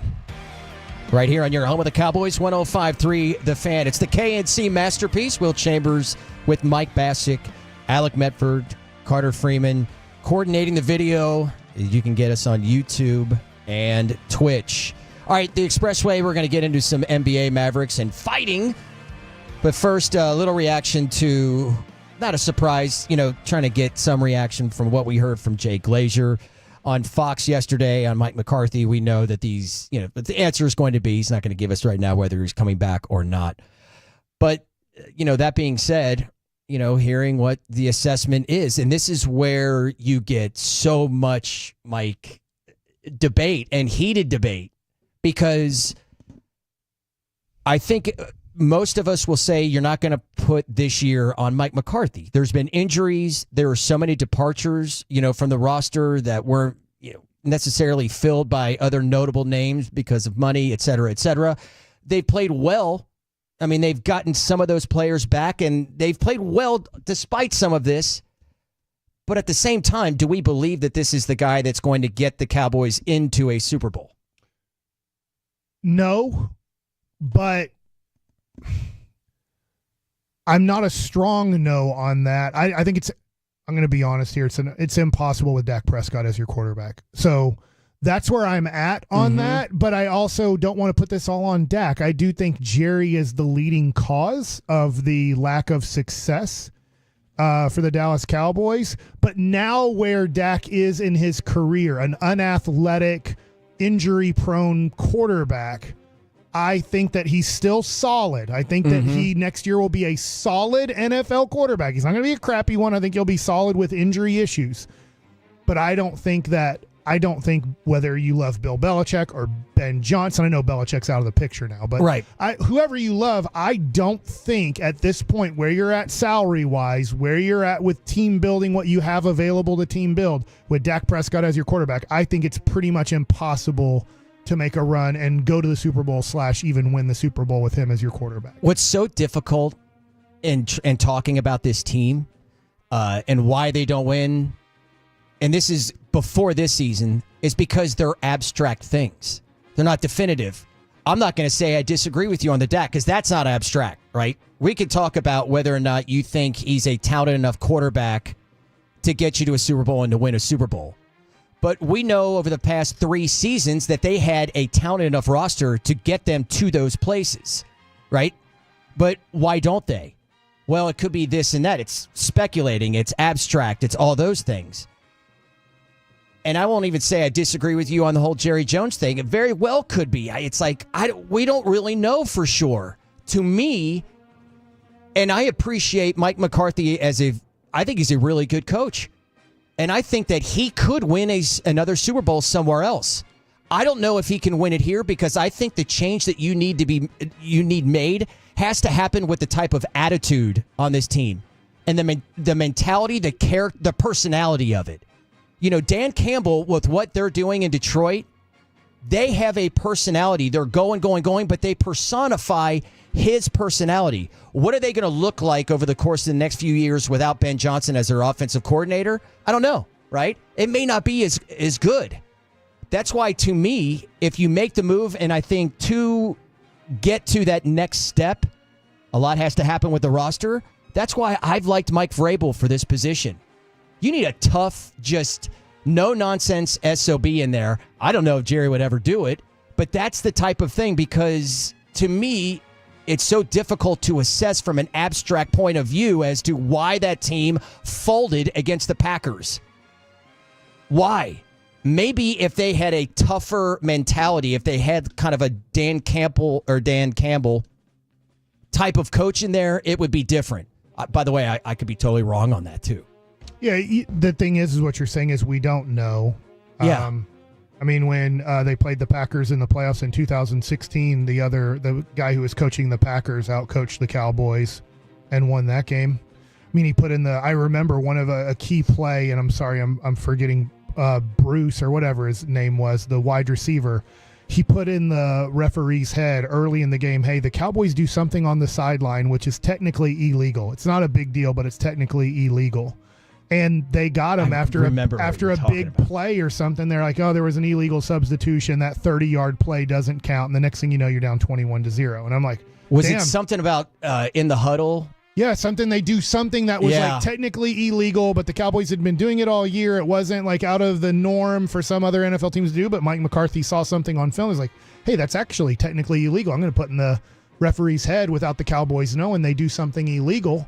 that they shouldn't be doing in some sort of substitution pattern with their wide receivers, and it worked out perfectly on a big play. I think Terrence Williams caught the ball, but Terrence Williams wasn't the illegal situation. I want to say it was the kid or the guy they had from Jacksonville. Man, I'm going deep in the memory bank for that. This is like, Mike McCarthy sucks as a coach. Well, he did something in a playoff game against the Cowboys in 2016, which caused the game to get to be 21-0 Green Bay.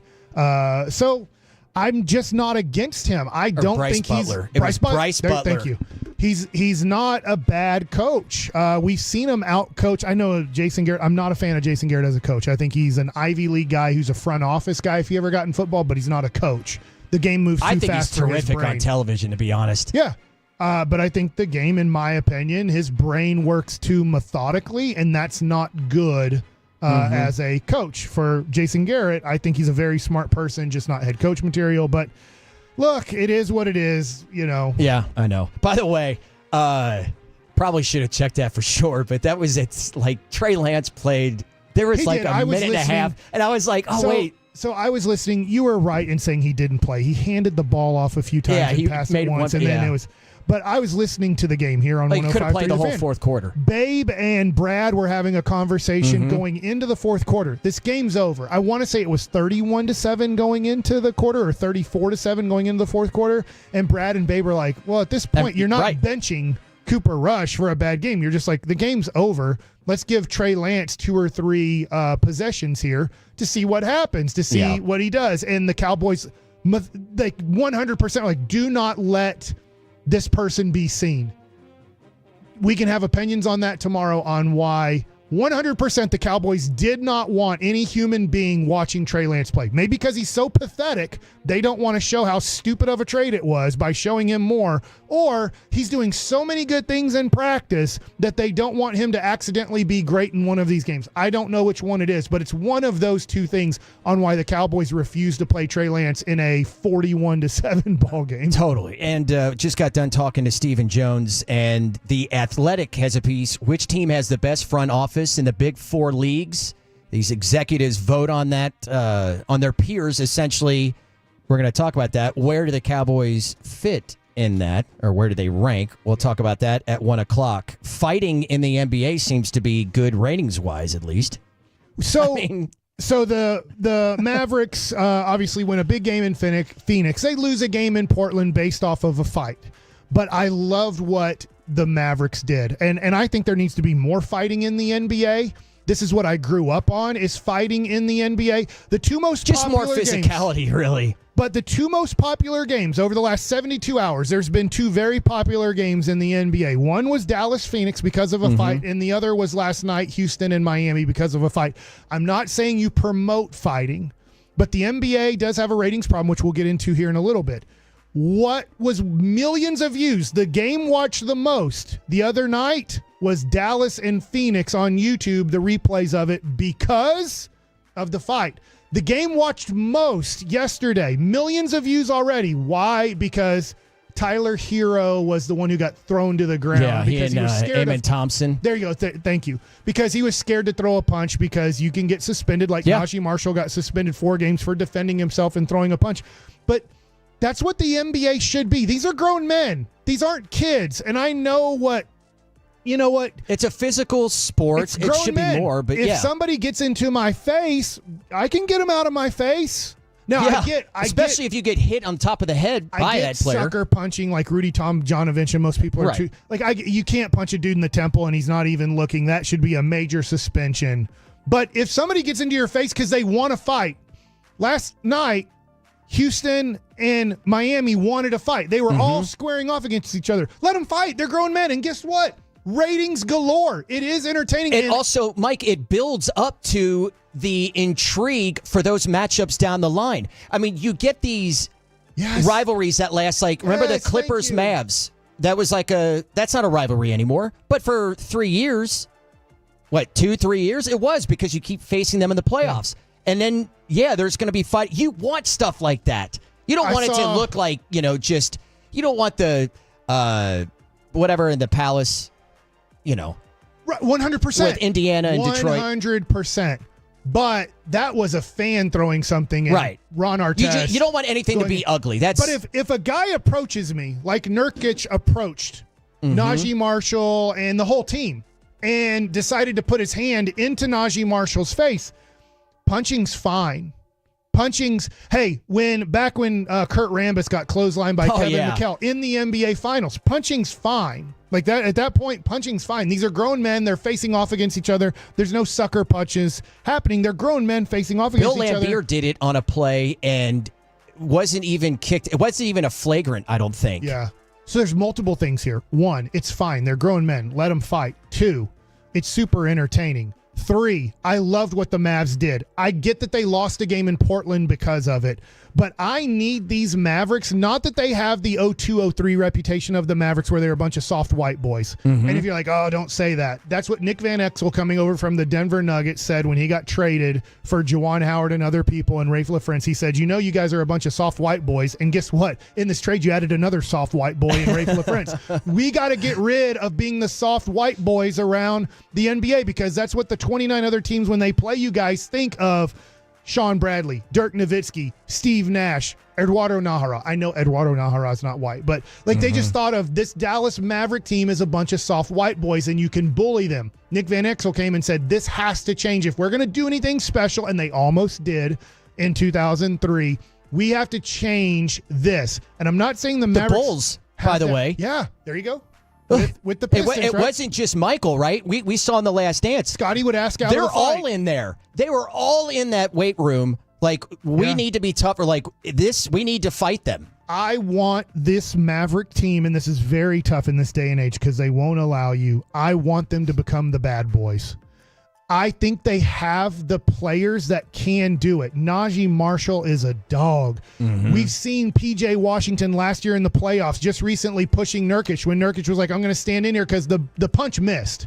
The punch did not connect. It maybe grazed the ear. Yeah. It was P.J. Washington who took 2 hands and threw Nurkic to the ground like, come back in here and see what happens.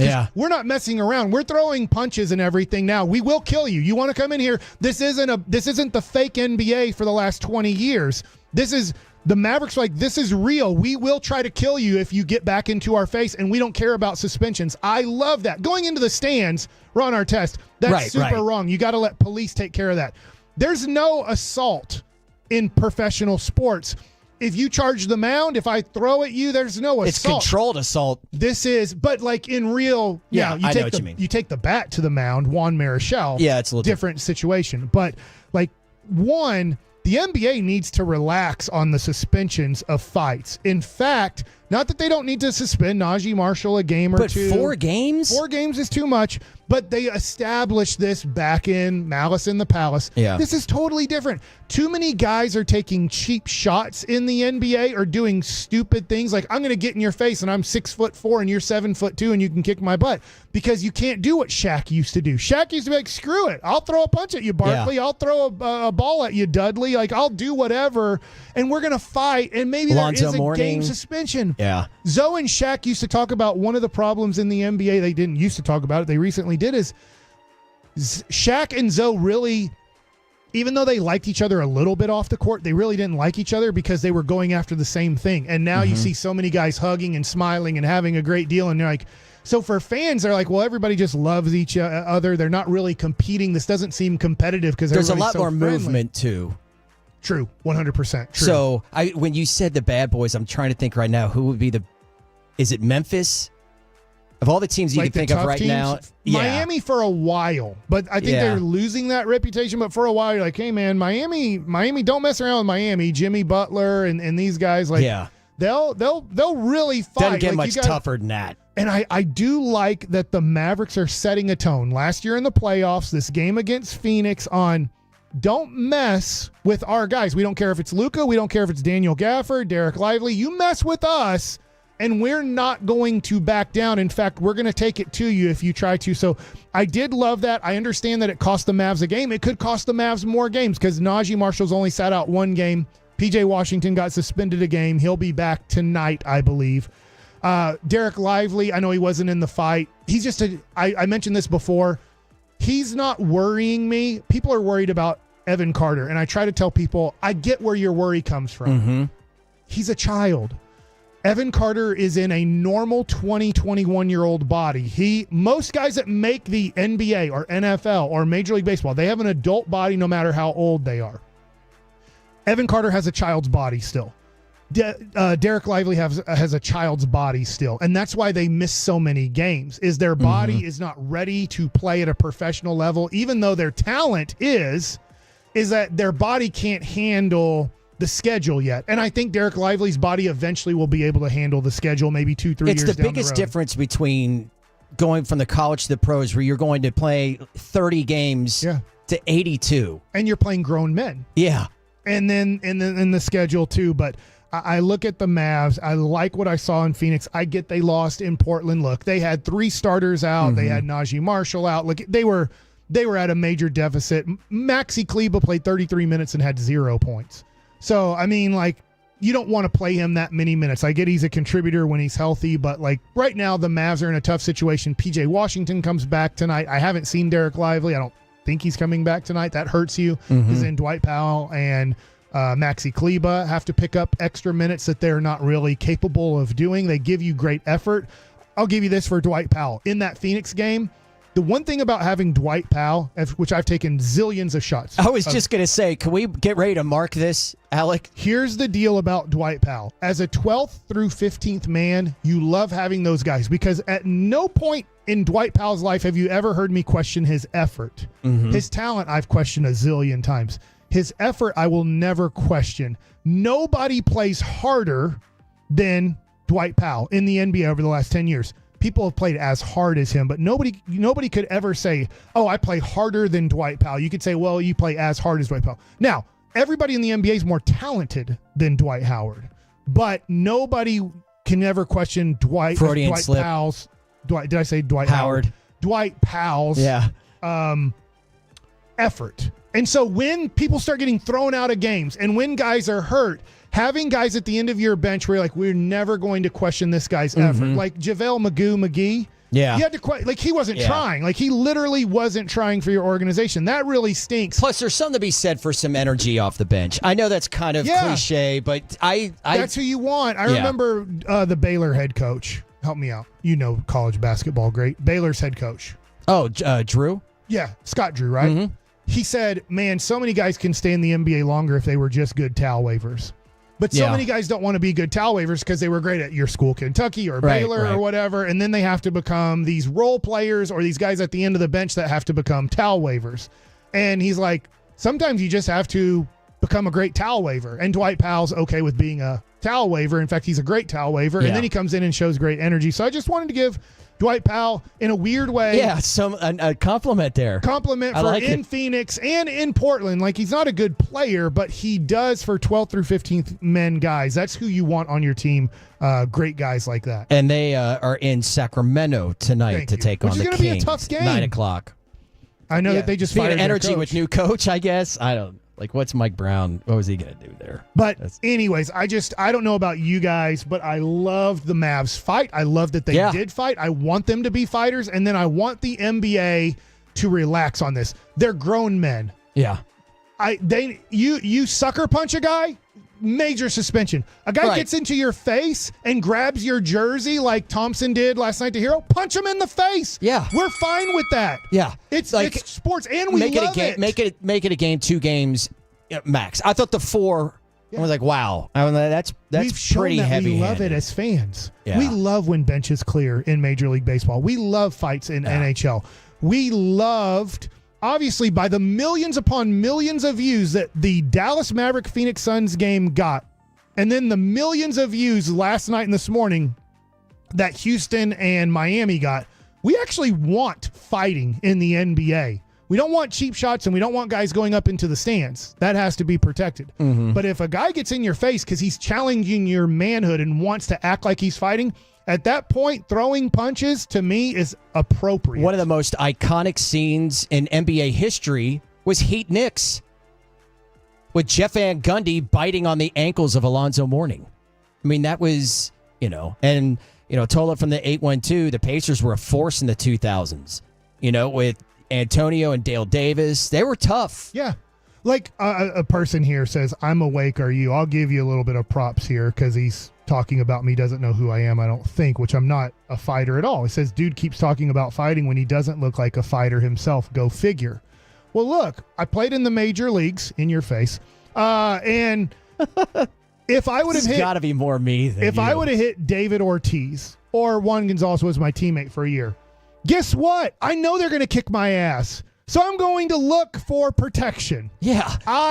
I'm smart enough to know to not get in their face because I know I'm going to die in that situation. Well, no, look, I will you stand don't up for myself as much as possible. And by the way, fights happen in clubhouses. You could still get your ass kicked, but you still don't want to make it enjoyable for that person so that they can, if you don't want to let anybody treat you in the way that they own you physically. Right. You're like, yeah, could that person, whip my butt? Absolutely. But I'm going to get some shots in to make it so that is definitely not fun for that other person as well. You're not going to talk to me or be that way with me. I haven't gotten a fight in 20 years, but I'm going to get my butt kicked against a lot of guys in Major League Baseball when I played. Now, there were times that I had to stand up for myself. I had a teammate, Pat Strange. We're actually roommates in AAA for the New York Mets. And we used terms then that we can't use now, but I'll just say he was something strong back in the day, which he was very strong.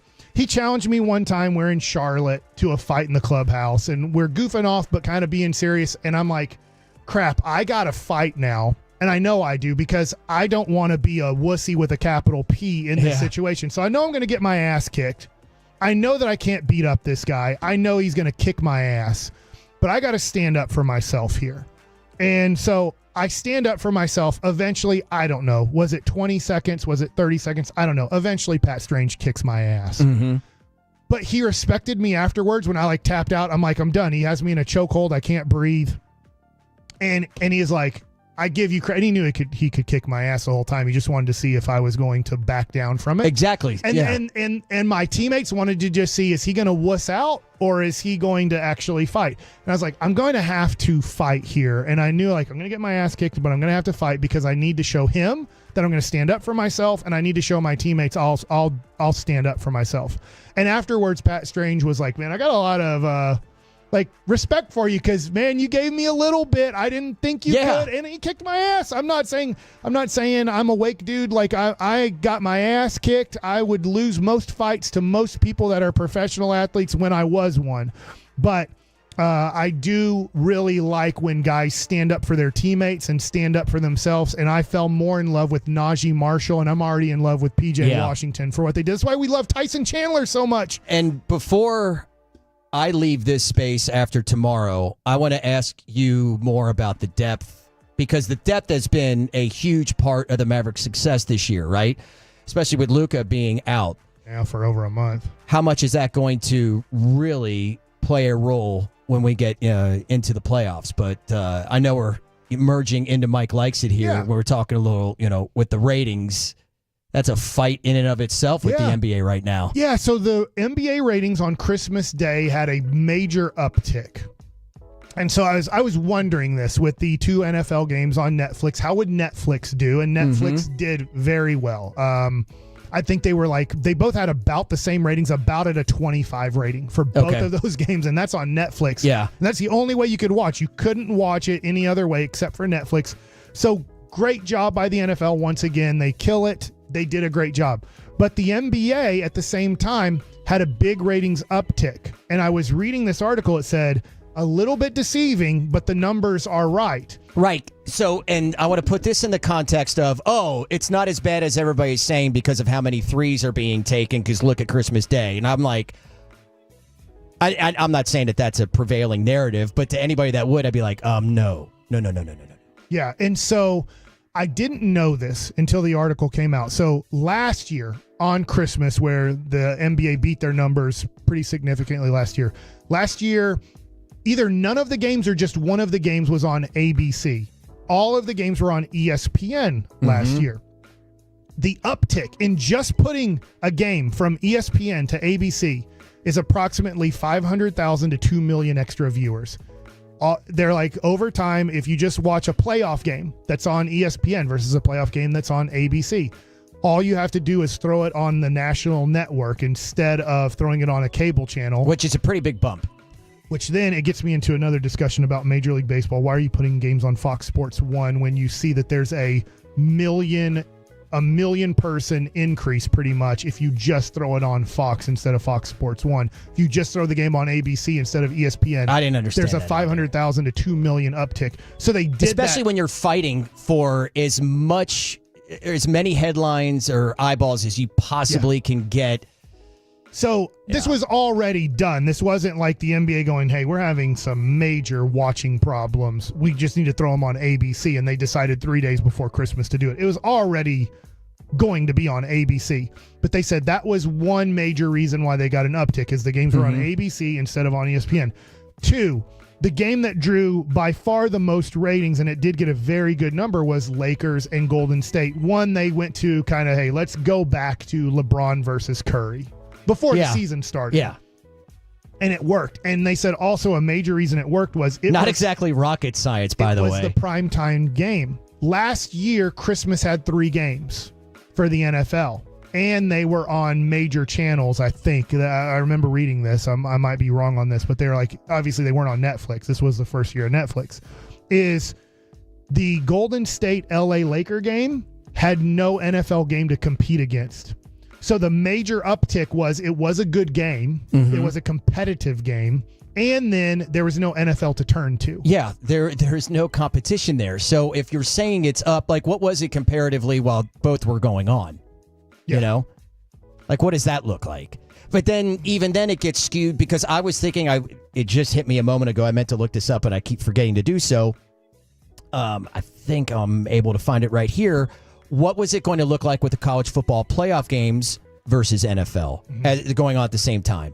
But as it turned out, those games, none of which were super competitive. I don't know if that mattered as much because you're having college football games being played on the campuses of certain teams. So it still was a really cool atmosphere to take in and watch. But it doesn't help anytime that you've got blowout games. And the NFL had 2 kind of non-competitive games when it came to on Christmas. Yeah. That as well. And I mean, that's going to help your ratings in the NBA. The NBA did get fortunate. You can't predict this, but besides the Maverick game, which I get got competitive at the end, they had very competitive games in starting off with the Knicks in San Antonio, and you had obviously the Golden State LA game, which was very competitive. Mavericks made a run in the end after Luka got hurt, but it does say this. It says in this article too, it says advertisers are not worried that the NBA ratings are bad this year so far. They say we never worry. This is an advertiser here saying we never worry about when we buy the NBA product about their Q4 numbers, which are the start of the year. We worry about our Q2 numbers. That is in the springtime. Okay, yeah. When they own everything. If their ratings are bad in April, May, June, if I have that Q right. January, February, March. Yeah, April, May, June. April, May, June is where the advertisers, where a lot of their TV revenue comes from. If their numbers are down in 2025 for these playoffs and they're not raising and they're lowering, that's where advertisers start going, should we pay next year for this? Should we put our product on this? Or should we ask for a major discount because you're not getting the eyes that you were supposed to get or promised to get or used to get in the NBA. So it is an interesting article. NBA up for Christmas Day. Multiple reasons why. And then advertisers are saying, look, we get it. We get that it's a topic. We're giving you the topic right now. But if it affects our Q2 numbers, which is the end of the season in the NBA and the NBA playoffs, if the ratings stink then that's when we throw a hissy fit. And that's a major problem because when you don't have, for all intents and purposes, a lot of competition out there, and they really don't during that period. That's when they get to own the stage. Yeah. That's a problem. And I think that people are still going to watch, but I think it's going to be lower if it continues like this. Like, I think I fall into where most are feeling right now, which is why the numbers are down. And the example here would be the Mavericks-Warriors game with all those threes, where at first I'm like, oh, man, like, whoa. And then I'm kind of like, this is turning into a circus. Like, I feel like it's a 3-point contest or something that would be done an all-star game weekend, you know? Yeah. And I feel it's a problem. What do you think? Oh, it's 100% a problem. But the mathematicians came in and they figured out basketball. It really sucks, but it is just the math of This it. is the problem that I had in baseball. Yep. And we'll talk about that tomorrow maybe. Yeah. Is if you shoot 37% from 3, you should take all 3-pointers. Because you're ultimately going to get to a You should certain never number. take a 2. Yeah. And so the mathematicians have come in saying, I know nothing about basketball, don't understand how it works or anything, but I've done the math. If we just shoot the ball every time from 3 at 37%, that is better than dunking the basketball. What would you do? I mean, if we're putting limits on threes. I would make one the arc, Yeah. not go into the corners. There's no corner threes anymore. That will stop that. And I'm going to move the 3-point line now that guys have the range that they have. I'm going to move it even 2 feet further back. Okay. I said this years ago. I asked Tim Kirchin. I said, what about moving the fences back and moving the bases back a little bit in regards to you've got bigger, faster, stronger athletes. You've got that the same way in the NBA with also the range. It started with Steph Curry, and now we see a lot more of it. They are able to do it from further back. So I don't hate that. I thought maybe if you limit to how many attempts per game that you can take a 3, at this point, I'm willing to listen to anything, because if that's what we're going to be getting from here on out. We've changed all the carrying and everything. Dribbling. You can actually double dribble now in the NBA. You just can't triple dribble. And you can take 4 steps, and it used to be 2.5 back in the day. I would say now. But if you get, breathed on. For offense, you can stay in the lane now for 5 seconds. Oh, my. So there's not offensive 3 seconds. Because I need the ball to get into the post. I need the ball to want to be in the paint more. And so if I'm like, if you do get a dude like Shaquille O'Neal, I don't think they're creating those anymore. But you can be in the lane for 5 seconds. I can hang around. I can hang around the rim a lot now. Oh, I don't. I mean, it's extreme, but at this point, to your point, shooting, literally seeing. I saw Tim Legler say this. The Mavericks are shooting 34 threes. He used them as an example. That's one of the lowest in the NBA. Yeah. Shooting 34 threes in a game, the Mavericks are in the bottom third. Because he's like, if the Mavs win a championship, shooting 34 threes a game, they got close last year, but if they win a championship, shooting in the bottom third, maybe teams would look at the Derek Lively, Daniel Gafford model and go, we need more of the alley-oop model and less of the jack-up 45 threes a game model. That number, I believe, off the top of my head, is close to what the Warriors did 3-point-wise per game when they won their 72, games or wins. And that was far and away the most in the NBA. And this is another good point, too, before we get to this piece in The Athletic. I promise y'all, it's not the game of basketball that's wrong. It's how much cable and streaming costs. I've watched 20 games this year through non-conventional streaming. That's another issue that the NBA has, too. Baseball kind of has it because it's this whole deal with whatever it's called now, FanDuel Network. Right. That's, what Valleys used to be, is that what you're saying? Exactly. Yeah. That's a problem. Okay, great piece in The Athletic. We talked opening up this hour with Stephen Jones, Executive Vice President and COO of the Dallas Cowboys. Well, The Athletic has a piece up where they pulled 40 executives and coaches in each of the 4 major leagues, and with that info, ranked the best front offices. Where are the Cowboys? The Dallas Stars, where they are. Big surprise here, or maybe not. That's next on The Fan.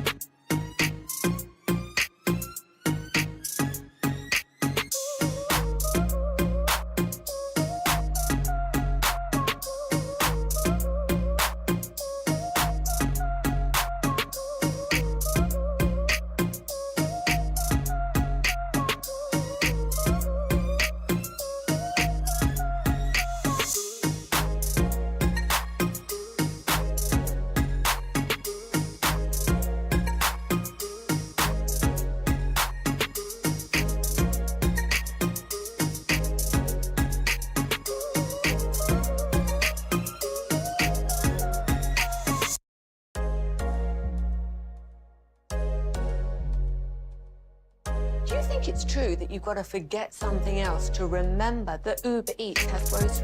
No, that's absurd. Hey, remember when you used to be a, what was it, Pepper Lady? Pepper Lady? Wasn't it Cinnamon Sisters? Basil Babes. Saffron Squad? Nutmeg Maidens? Paprika? No. Nutmeg Maidens? I just said that. Was it Spice Girls? Doesn't sound right. Was it Saffron Squad?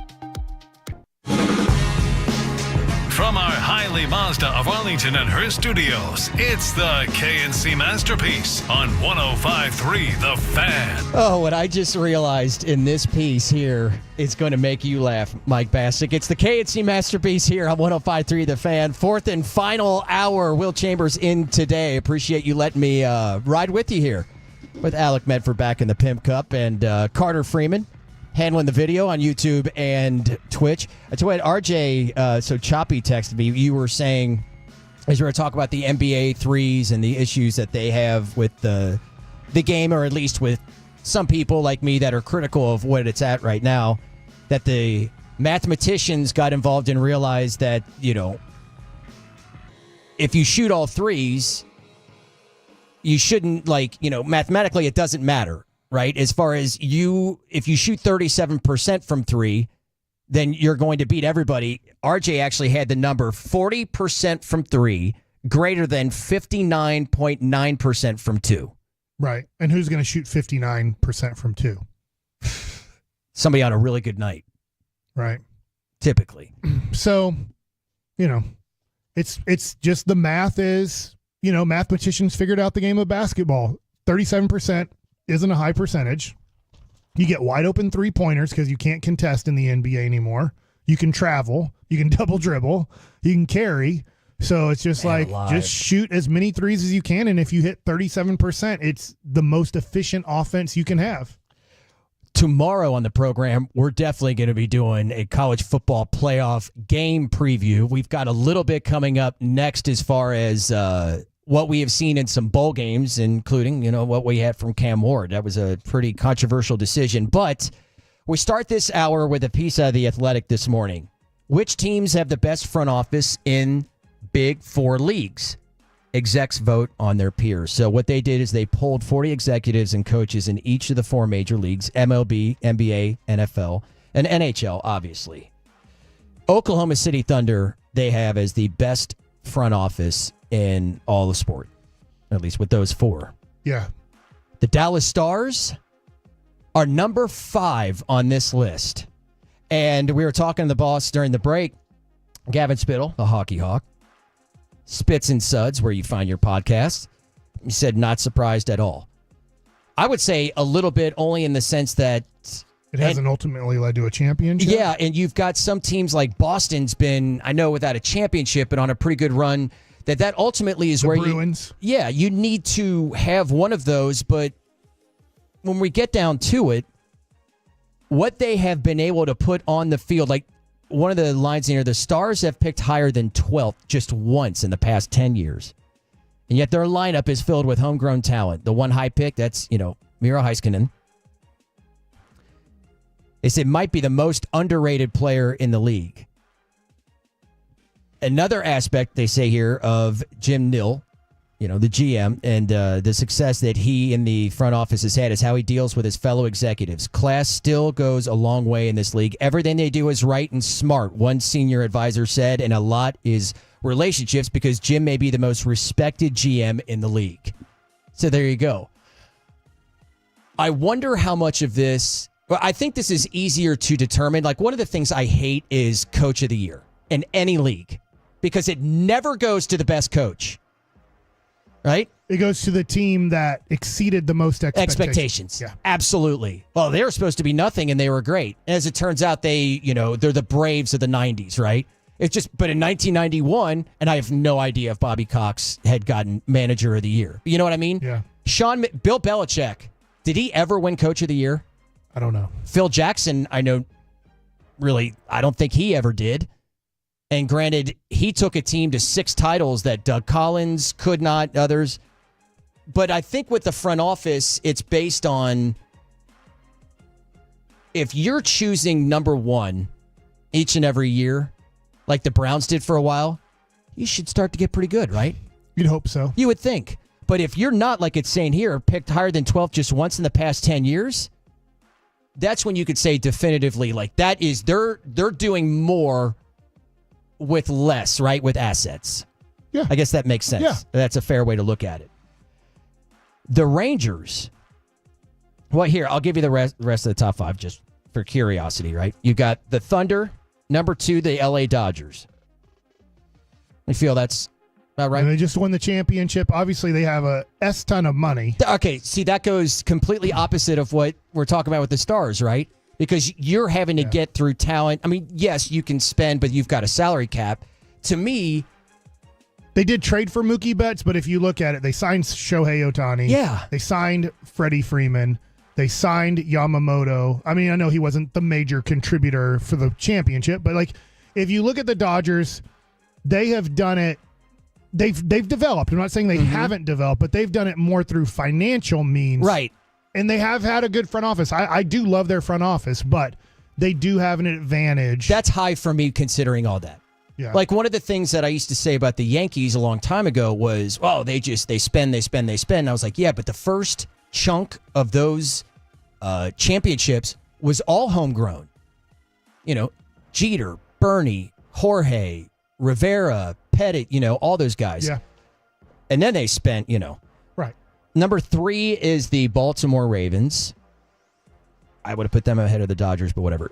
Then the Tampa Bay Rays, the number 2 baseball team. See, this is more where I go, yeah, that's what I'm talking about. They don't Very have limited budget, can't keep their own players. In fact, in the last 2 years, they lost their future Hall of Famer that was going to change the game in Wander Franco. Yeah. Like, that was the one guy that signed a long-term contract, and then he did what he did. And they've had to do everything via the draft. Yeah. I like the first line here. No roof, no problem. It's going to be a problem because there's going to be a lot of rain delays and a lot of rainouts next year for them. So the Rangers make the appearance at number 34, and that is the 8th team in baseball. I do think that's fair because if you do look at, I know that they've changed. Obviously, Chris Young has taken over from John Daniels. If you look at from 2017 to 2024, they've had one winning season. It did win the championship. It did win the World Series, and I will take that.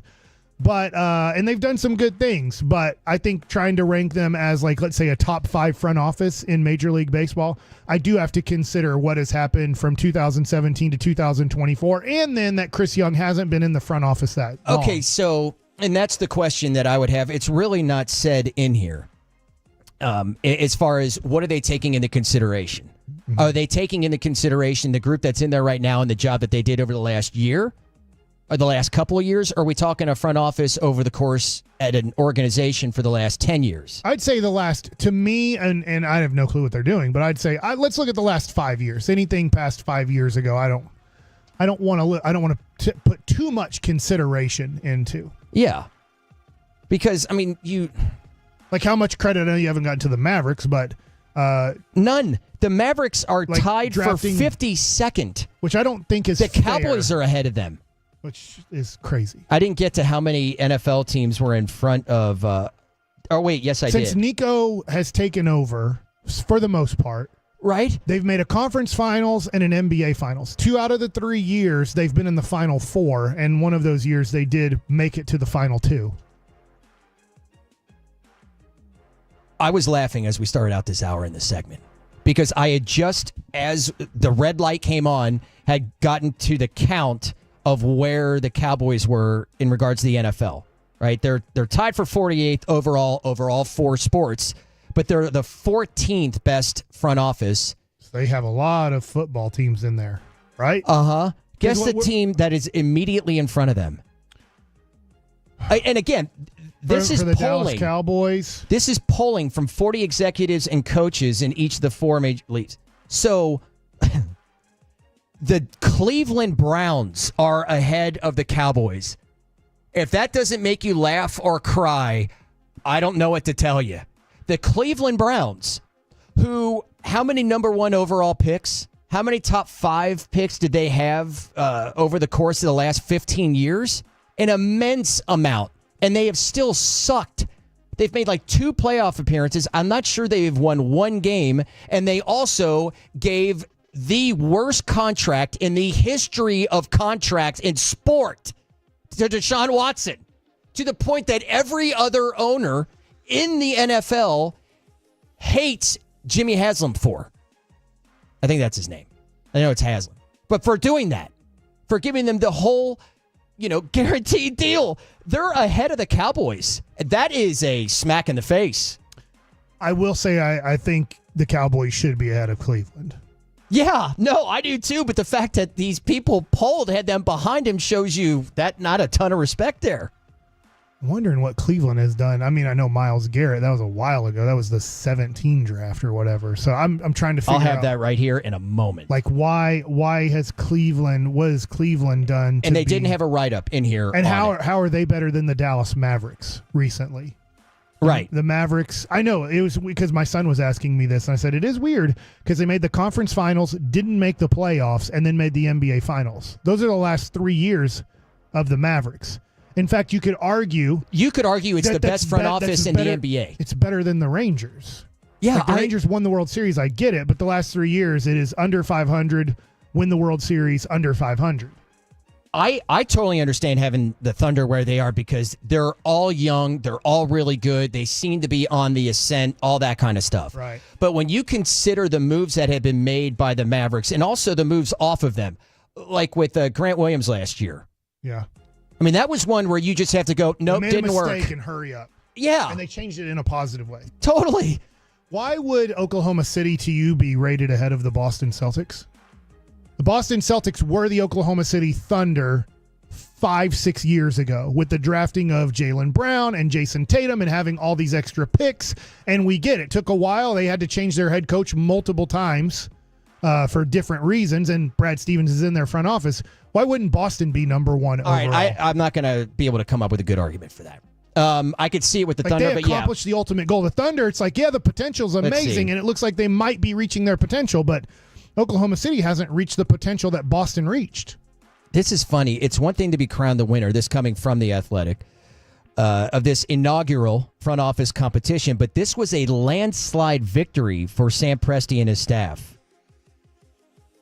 Huh. I mean, I know they've done a lot of good things. They're very Boston Celtic-like, except they haven't reached the goal of the Boston Celtics.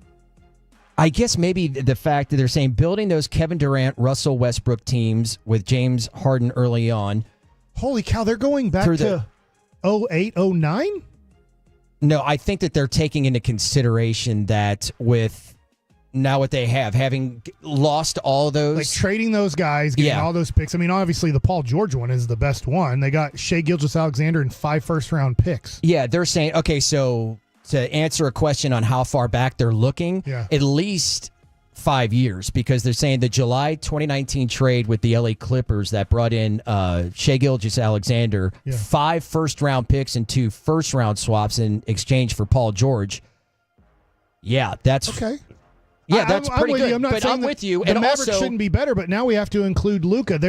Has there been a better player drafted in the last 6 years, right? Because we go to 2018 to 2024. Yeah. There hasn't been a better player drafted in the NBA than Luka, and the Mavericks had to trade up to do it. The Mavericks had to go from number 5 to number 3 to figure out how to do it. So they did make a trade to get, arguably, over the last 6 years, if you're just taking the draft picks from 2018 to 2023, the best player in the NBA. He's not the best player in the NBA, but Jokic and Giannis don't compete there because they were drafted before that. Yeah, I would not put the Mavericks ahead of those two teams, but I put them in the conversation because of what Nico has done. Look, when you think about where the Mavericks have been, prognosticated, picked in the beginning of the season, where do they think they were going to be? I'm pretty sure nobody had them in the Western Conference Finals a few years ago or in the NBA Finals or anywhere close to it. Yeah. And they got to those spots and they continue to compete at the upper echelon of the Western Conference with making these moves and these draft picks. So the other thing, too, is, you look at Luka's 25, and I look at Daniel Gafford's 26, and Quentin Grimes is 24, and Jaden Hardy's 22, and Derek Lively's 20, and Najee Marshall's 26. Prosper doesn't do much, but he is 22. PJ Washington is 26. Yeah. These are their ages. Like, I know a lot of people look at Oklahoma City's young and upcoming, and they are. I get you have Kyrie at 32. The Mavericks are young. They're really young. I don't think people understand. I just want to keep making this point as much as possible on the radio, how young the Dallas Mavericks are. They're not as young as Oklahoma City Thunder, and I think the Oklahoma City Thunder, I want to say, have 3 of the top 15 picks in this upcoming draft, by the way, because of their trades. I seem to have forgotten that we don't do an expressway in the 1 o'clock hour, too. So I haven't looked at the clock in a minute, and that shows exactly why. All right, wait until I give you a little bit of this Cleveland Browns draft stuff coming up. We'll get into some college football next year on The Fan. You've made us...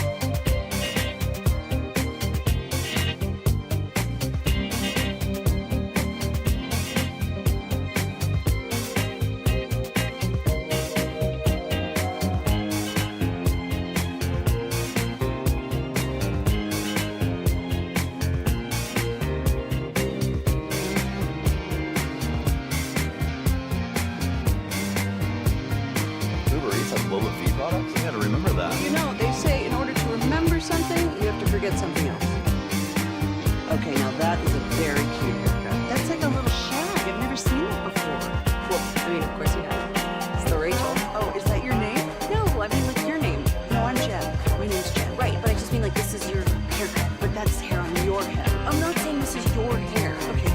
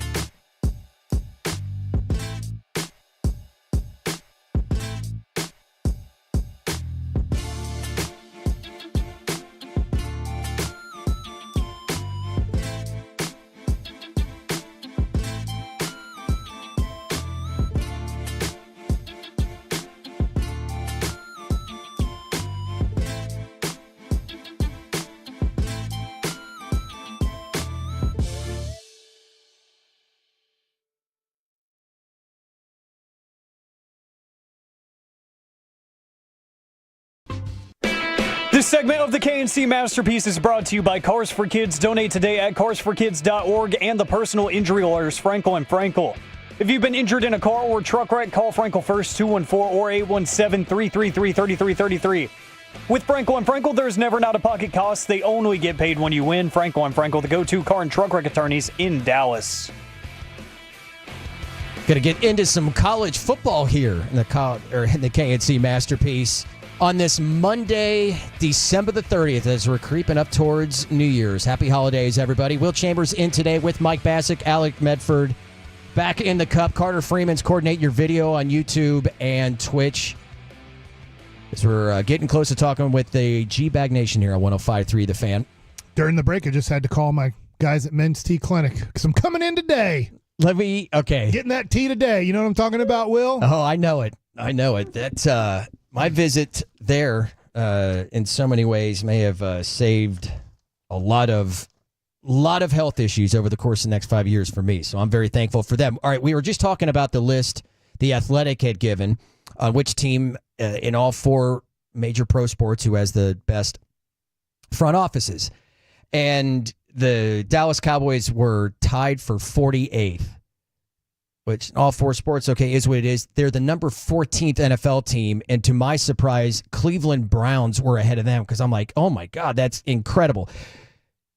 Because they haven't done anything. They have been to the playoffs twice since 2003.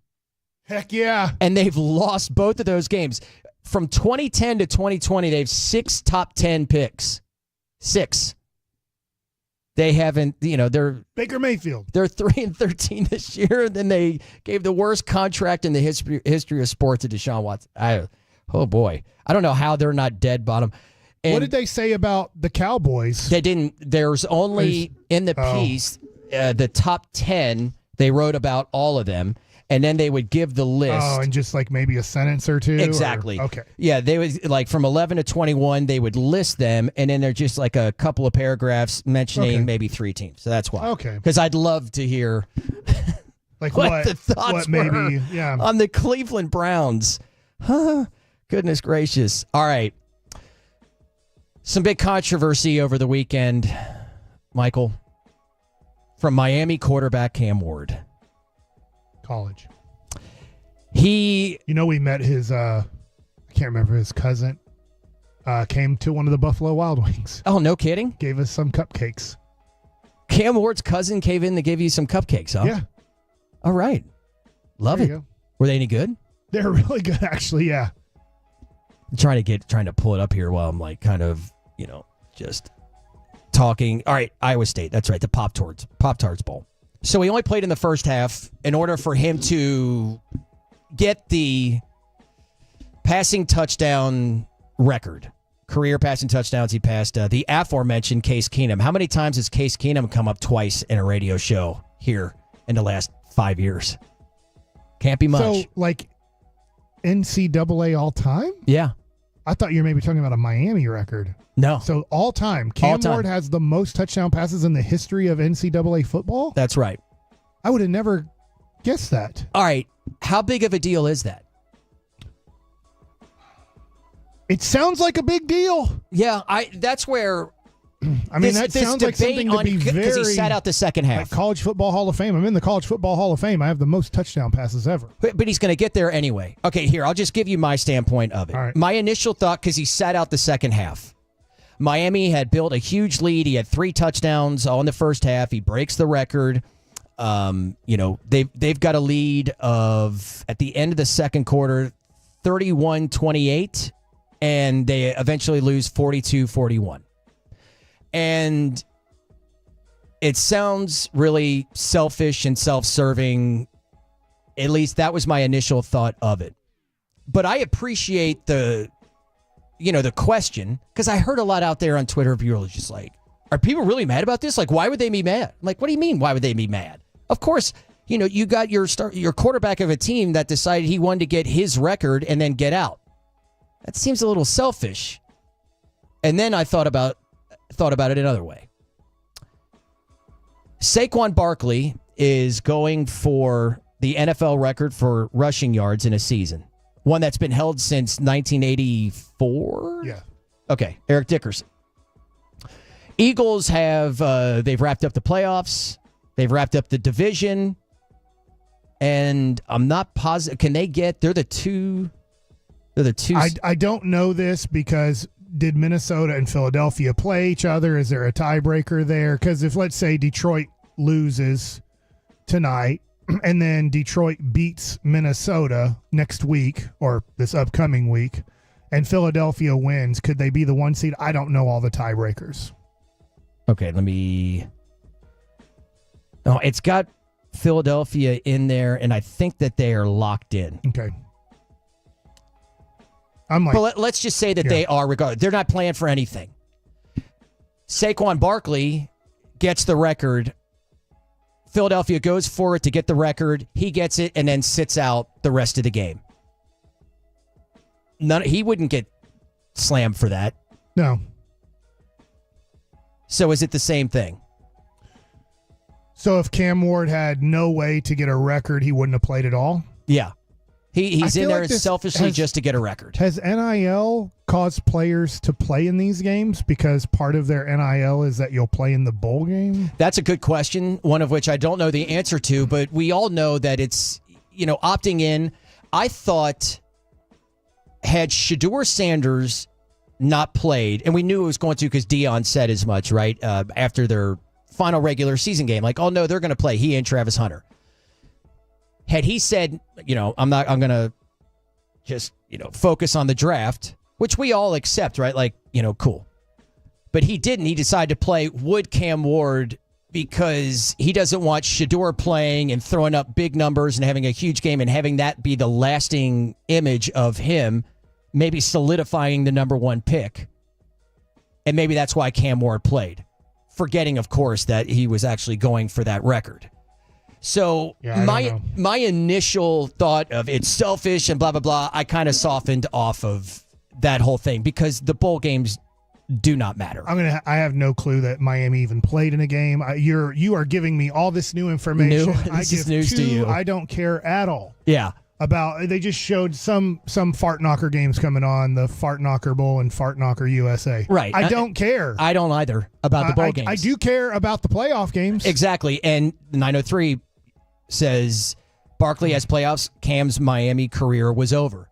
So that's another argument, for that with Cam. The one thing that it doesn't matter now is Miami. I don't know their situation, but I feel like 99% of the time it used to be, well, his career's over. He doesn't want to get hurt. He wants to go in the draft. And we can give our sophomore quarterback, who's going to be our starting quarterback next year, we can give him this whole bowl game. It's almost like getting ready for spring practice. But that's not the case anymore because I feel like Miami's quarterback is going to be Syracuse's quarterback, and Syracuse's quarterback is going to be Abilene Christian's quarterback. And like it's just all this musical chairs. Like next year, there's not going to be a quarterback. I guess Arch Manning is going to be the rare case where he signs with the school and kind of stays with that school and develops at that school. Is every year it's going to be a new quarterback. Whoever quarterbacked NC State is going to be the quarterback at some better school next year because Duke's quarterback was the quarterback at Notre Dame. And so now there's not even a development. It used to be through colleges that this bowl game that meant absolutely nothing would be a development for your spring practice to get ready for spring. But now your quarterback's not going to be the quarterback that's there already. He's probably not happy that he was the backup quarterback, so he's transferring out. So I don't even know what these games are for. I mean, I thought, okay, so he's going for the record. What does that give you? But who am I to sit here? Who am I to sit here and be like, well, like you haven't had a chance to go for a record? If I could have the most strikeouts or the most wins as a pitcher in NCAA history, I want that record. Yeah. If I have an opportunity to get it, if there's a game or two left, and I can possibly get that record for most strikeouts ever in NCAA history or most wins ever in NCAA history, I'm going for that record. I want that record. And my initial thought, I have no clue who holds it. Yeah, my thought was just like, even without playing in that bowl game, you're still looked at as one of the best quarterbacks, ever in college history because of the numbers that you put up. That record's going to be broken, and when it does, you're still going to be considered that. You're still going to the Hall of Fame. Just what's the point of playing in it? But again, I said, okay, put yourself in that human being's shoes and then look at it from that perspective. Adam in Arlington chiming in. This is pretty good. Were you aware Texas is the only team that has the ability to beat 4 conference champs in the playoffs? So beating the champ from the ACC and Clemson, the Big 12 and Arizona State, and then if they move on, the Big 10 and ultimately the SEC. Now that would be if Georgia gets there. Notre Dame's beaten Georgia. But it wouldn't, or Penn State, has the potential to do it. Wow. That would be interesting. Let me ask you this. I know they brought this up, but tomorrow, and we'll talk about it more tomorrow, but tomorrow is Penn State, Boise State. 6:30 p.m., I believe, is that game, or 7 p.m. I'm excited. Our New Year's Eve plans are usually eat an early dinner. We sound like an 80-year-old couple, but we don't go out on New Year's Eve. Yeah. I don't know what your plans are. I am, because I haven't done it, I think, in like But I mean, the better part of a decade. I'm pumped up about Penn State, Boise State. I hope it's not as pathetic as all the games I ended up watching in the first round of the playoffs. And I get it. I was happy that there was playoffs. It stunk that all the games stunk. I'm happy, though, with it just ended up this first year of it is all really crappy games to start off. The Texas-Clemson game was somewhat competitive. Yeah. But the other ones, it was more exciting. At halftime, we all knew who the winners were, and it was over. So, well, it's really difficult to win. I am excited, and I'm hoping that it's a competitive game tomorrow night. Yeah. Look, when we're looking at these games independently of a college football playoff, you know how hard it is to win at the Shoe? You know how hard it is to win at Beaver Stadium? You know, down in Austin at DKR? I mean, these are tough places to go in and win. And up against, really good teams. Like, this is what is going to likely be somewhat of the case. Now, we're getting more and more parity across college football because of exactly what you were just talking about. But, we have it, so to speak, outside of just, the Super Bowl champions in the NFL. And the wild card is still, they were blowouts last year, Yeah. I think almost every game, if not every game, was settled by more than 14 points. Yeah. By the way, I haven't been on the radio since SMU lost. I mean, I'm happy that SMU got a chance. Unfortunately, SMU, you're going to have to win the conference championship for the rest of your life because that performance was we're never letting you in as a little school. I know you're in a big conference, but you don't get in unless you make it to the championship game of your conference and win because that was miserable. I had not considered I hate that. it, but that's miserable. Like you're absolutely right. And SMU probably screwed over a lot of the other little private schools if they end up kind of having a year where like, well, their schedule wasn't great, but they only lost one game and it was close and they were really close in the championship game. You screwed over everybody that's an SMU small school. You're going to have to win your conference championship. It's an unfortunate byproduct. Because Alabama now is like, we wouldn't have looked that crappy. Right. And we don't know, but probably they wouldn't look that crappy. And it's not, you're right on that. They couldn't meet the moment. But and that's where I have big time pushback when it comes to Alabama still did not deserve to be there because SMU, played poorly or really just Kevin Jennings. The defense, was kind of, tough at least early, but they eventually the game just snowballed out of control. And that's where I worry, moving forward with that, because then if it's not Clemson or Miami, then SMU maybe with one loss doesn't get in and a 3-loss SEC team gets in there. And I'm an SEC guy. Yeah. But to me, what you do on the field has to matter. It has to matter. Just because you have a better I'm with you, but bit of talent. Aren't the people right that if SMU would have played Alabama's schedule, they would have lost 5 or 6 games? Now that we saw SMU get totally destroyed. Yeah. That now we look at it and go, look, I'm happy SMU got in. I'm rooting for SMU next year. I'm not like an SMU alum or anything like that. I'm rooting for TCU and SMU and Texas and A&M. I want all the Texas schools to make it. So I'm not against SMU. But SMU crapped the bed so bad that they really not only screwed over their chances in the future to be an at-large, they probably screwed over a lot of the little private schools. Here's where I'll say... Because I would rather Alabama be in. I would have rather now gone, gosh, I wish I would have had the opportunity to watch Alabama play Penn State. You're absolutely right. SMU plays Alabama's schedule. They probably have 4 or 5 losses. But your play on the field has to matter. And Alabama lost to Oklahoma. They did not lose, those other games. And Carter wants to get in here. I knew right when he got up and walked through, I was like, I bet Carter wants in on this. You got your minute. The only thing I want to say is we saw Tennessee play an SEC schedule, go 10-2, and get boat raced by Ohio State. I think that should have ended any conversation about, Alabama should have been in over that. And you get down to the 11th, 12th, 13th best teams in the country, they're all going to have warts. And Alabama played an SEC schedule. Well, they lost 3 games. By the way, Texas's schedule, that's very favorable for them, too. I mean, we could talk about resumes, and Texas's isn't all that great, despite the fact that they are a great team. Do you think, real quick, Carter, since you're in here, and we'll talk tomorrow, I want you to join the show tomorrow when we really get into this. I didn't know you're coming in here. Do you feel like, real quick, these 4 games are going to be competitive games?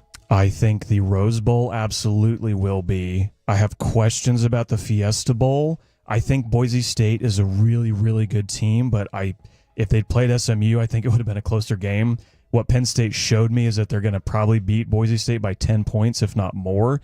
And I think the way that SMU lost. Talking about my Cowboy Aston Genty like that. I am. I think he'll have a good game because he hasn't had a bad game this year, but the rest of the team, Penn State's looked really good over the last couple games. I think they're going to win that game fairly handily. The Peach Bowl, I still think Texas is a lot better than Arizona State, so I don't know if that one's going to be close, but both the Rose Bowl and the Sugar Bowl, I think, are going to be really, really fun, entertaining games. So we'll talk at least about 2 it out of 4. Yeah, with, I'll say because we're going to break. Yeah, 2 are going to be competitive. Jake Plummer and Darren Woodson. Let's go. 2 are going to be competitive. 2 are not. I'll save till tomorrow which ones they are. We'll talk to G-Bag next here on The Fan. Coming up Tuesday morning on Sean and Bobby, Jerry Jones live at 8:30. Has he really made up his Mike McCarthy mind? And what does he think about the hazing in Philly? Jerry Jones, Tuesday morning on The Fan. We all hear the radio ads about the IRS. They tell you to be afraid, to be scared, and they try to frighten you into calling. I'm not here to do that. Tax Relief Advocates is different. TRA is here to tell you that if you owe money to the IRS, whether it's $5,000, $50,000, or $500,000, we have a solution. It doesn't matter if you're sitting in your car, at work, or with your kids. No matter where you are, call now. 800-507-9701. Don't lose hope. TRA can eliminate or reduce what you owe to the IRS. Generous programs are now available that can give you a fresh start. Our passion is taxes and helping individuals fix their IRS problems. We have over 1,000 5-star reviews on Google and an A+ with a better...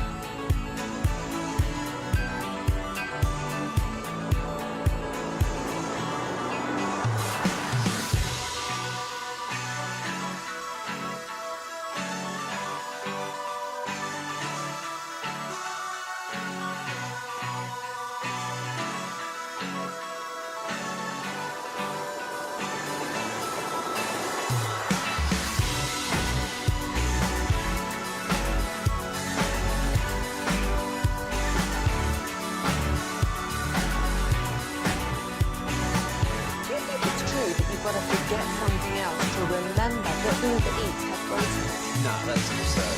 Hey, remember when you used to be a, what was it, Pepper Lady? Pepper Lady? Wasn't it Cinnamon Sisters? Basil Babes. Saffron Squad? Nutmeg Maidens? Paprika? No. Nutmeg Maidens. I just said that. Was it Spice Girls? Doesn't sound right. Was it Saffron Squad?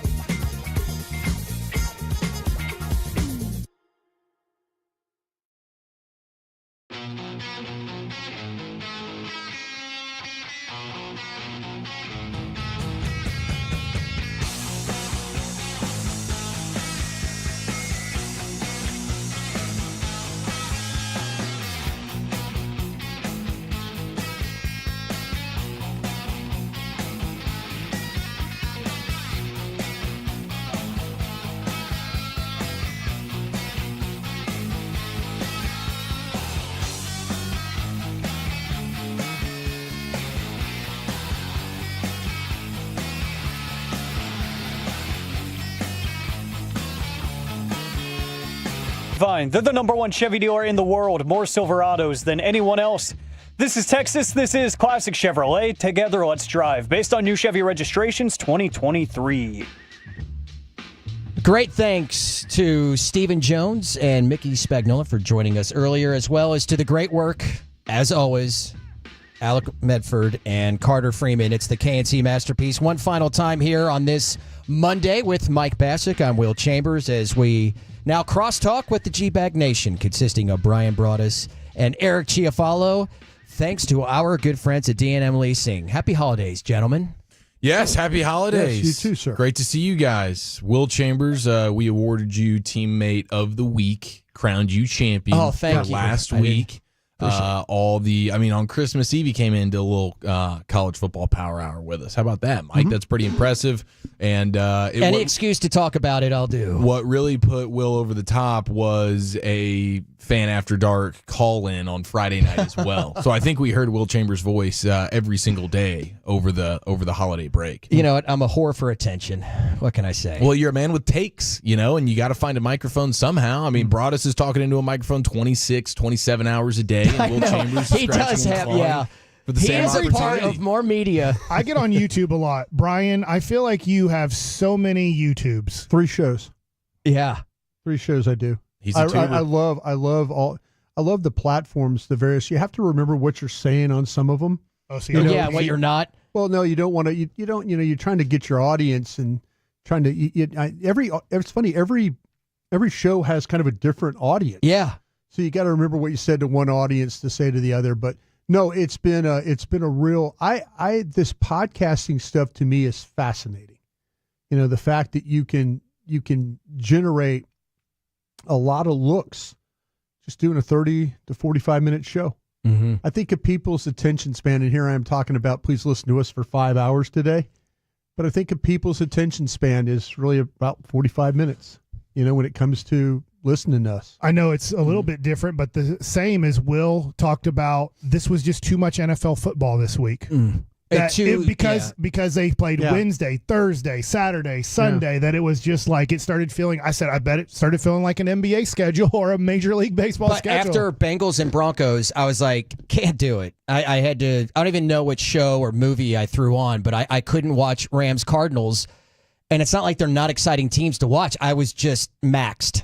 Yeah, you were footballed out. Yeah. You left it all on the field that day. I did. And it's late in the season. To. It's late in the season. I'm 45 now. The wear and tear is real after a long season of football and the way they crammed it all in. And they crammed in a bunch of the games ended up being bad. From Monday night last week, Christmas Day games, Thursday night A lot of tired sucked. teams out there playing, trying to score, can't score, Isn't it weird that the 2 most important games for the final week, they're like, hey, let's give them one less day to get ready?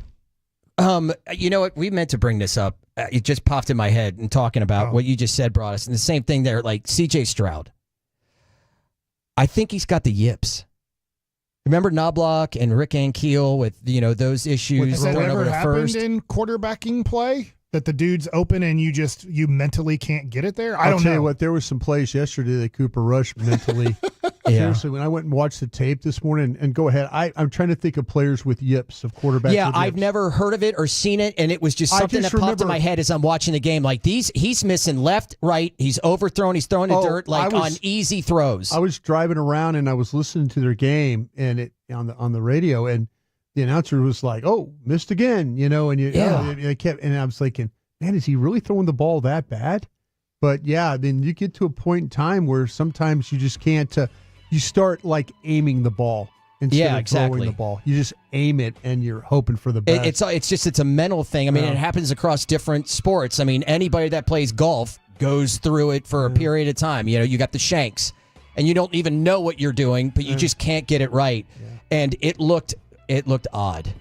Another thing that was odd, and you being a former front office person, executive yourself. We got voted in last place. Is that what we did? No. So this piece in The Athletic. That's what I'm saying. Did we get voted last? What? They got behind the Cleveland Browns. That's the biggest thing to me, where I'm like, oh my God, how is that even possible? The Cleveland Browns that had. Oh, no, they've done. Yeah, you named all the things, the contracts and stuff, the misdraft picks and things.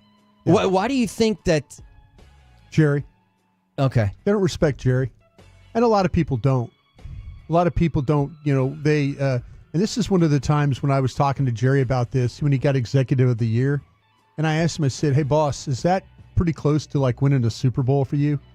And he looked at me, he goes, you know what, Brian, pretty damn close. Yeah, I remember you talking about pretty this. damn close. He goes, but he goes, yeah, you want to win Super Bowls, of course, but the fact that the peers and the writers and stuff voted me this award, he goes, it does mean something. So that's where, to me, I think Cleveland's organization is far worse than what Dallas has done. Yes. You could hate Jerry Jones in the front office all you want. I could not agree more. But there are times when they have got it right. I mean, there has been. I mean, it's not all the time, but they've got it right more than Cleveland's got it right. We were talking about it earlier in the show, right? Like, I had issues coming into this year with the Cowboys in depth because these guys all left. They really didn't get replaced, all that. But for the years prior, particularly that offseason in which they got, I believe it was all the same, like Malik Hooker, Keanu Neal. You said Curse earlier. Right? Yeah, Curse. These guys weren't, they're kind of bargain bin guys, but they all played big roles and they had a really good year. Yeah, they had a year. They actually had to play a lot of young guys, and I mean young guys that aren't NFL established. That might have been the year he won it, by the way. Yeah. I just remember going up to him and congratulating him on it, and it meant a lot. I mean, he didn't think he was going to get something like this. I think he won it in 2016. Yeah. Jerry Jones. Okay. Garrett won Coach of the Year. Yeah, Garrett won Coach of the Year, too.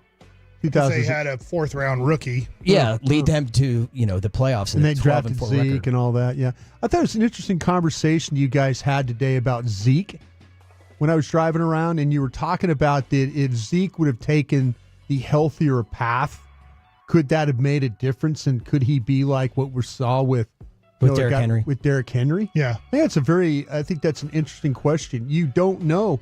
Let's be honest, Zeke burned the candle at both ends. Mm-hmm.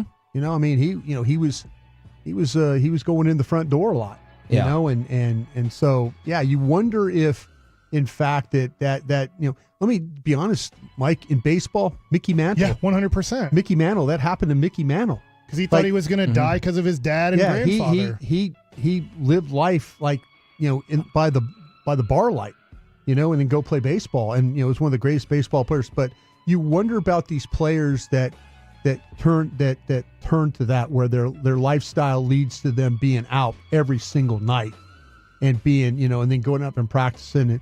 It kind of gives you a little bit of like, wow, that's pretty impressive that they could have that much fun and play football and still perform. And still perform at a very, very high level. It's just not sustainable. And it wasn't for him. It wasn't for him. And you wonder, did all that early partying affect the way he plays? I thought it was a really good conversation you guys had today. What do you guys have? Appreciate that, and thank you very much for the compliment for the week. I appreciate you guys. We got to get a plaque or something here at the station. We might give you a pretzel from the press box at Philly. I got a couple. I've already eaten part of one. Wish you would have brought me back a cheesesteak. Yeah, sure, that'd be these delicious pretzels today. are better than the cheesesteak. What do you guys have coming up today? Do you dip it in mustard or nacho cheese? Beer cheese. Okay. But mustard is the only other option. Yeah, I go with both. Yeah, I'll go back and forth. Those don't need mustard. I like the back and forth on that. Mm-hmm. Yeah, Pure Gold as always. Will Chambers, thanks so much for asking. We have Lucius back. So G-Bag of the Day 2:30, LA Live 5:40. We're going to get Krusty's Corner moving up at 3:20 today because we're going to get a McCarthy presser at 3:40. And then Jock Peterson, I believe, is going to be hanging around the G-Bag Nation sometime in the 4 o'clock today. Oh, how about sometime that? in the 4 o'clock today. So we'll definitely be checking that out. I'll tell Mike you a has question to maybe ask because I don't know. Yeah. When he goes to spring training, is he going to be using a first baseman's glove, an outfielder's glove. Last year, he literally played 0 games in the field. He DH'd every time. So I'm like, but in spring training, you would practice a position, I think.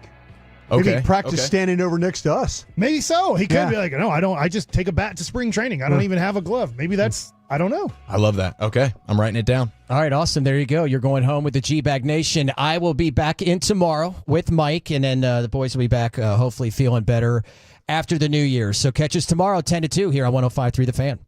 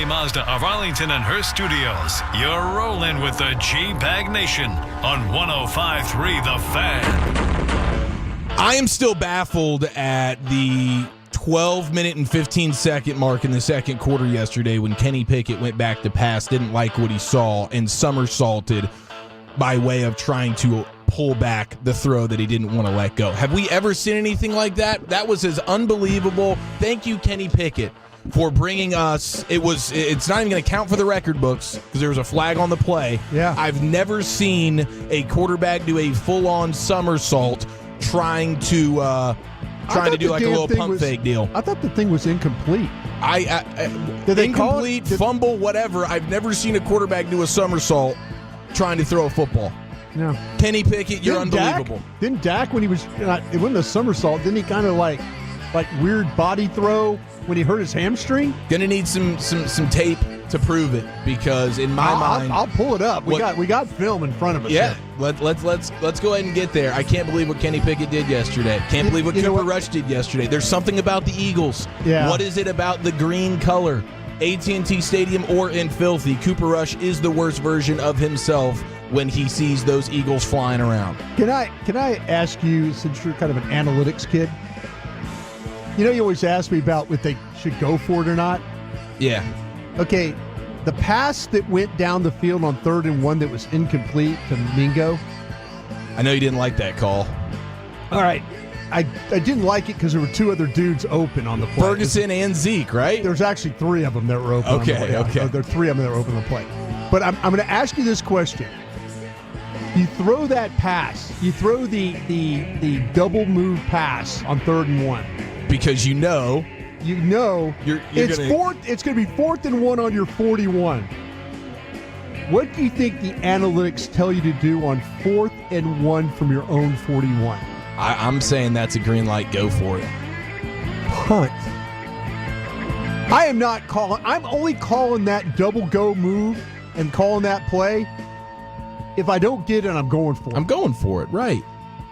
I was surprised that they didn't. The metrics told you to punt in that situation. Now, here's one. That means the metrics tell you to not throw the deep ball on 3rd and 1. That's exactly right.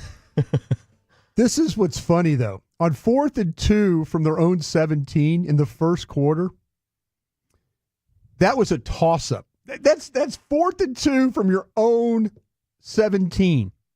It's a toss-up on the metrics, whether to go for it or not.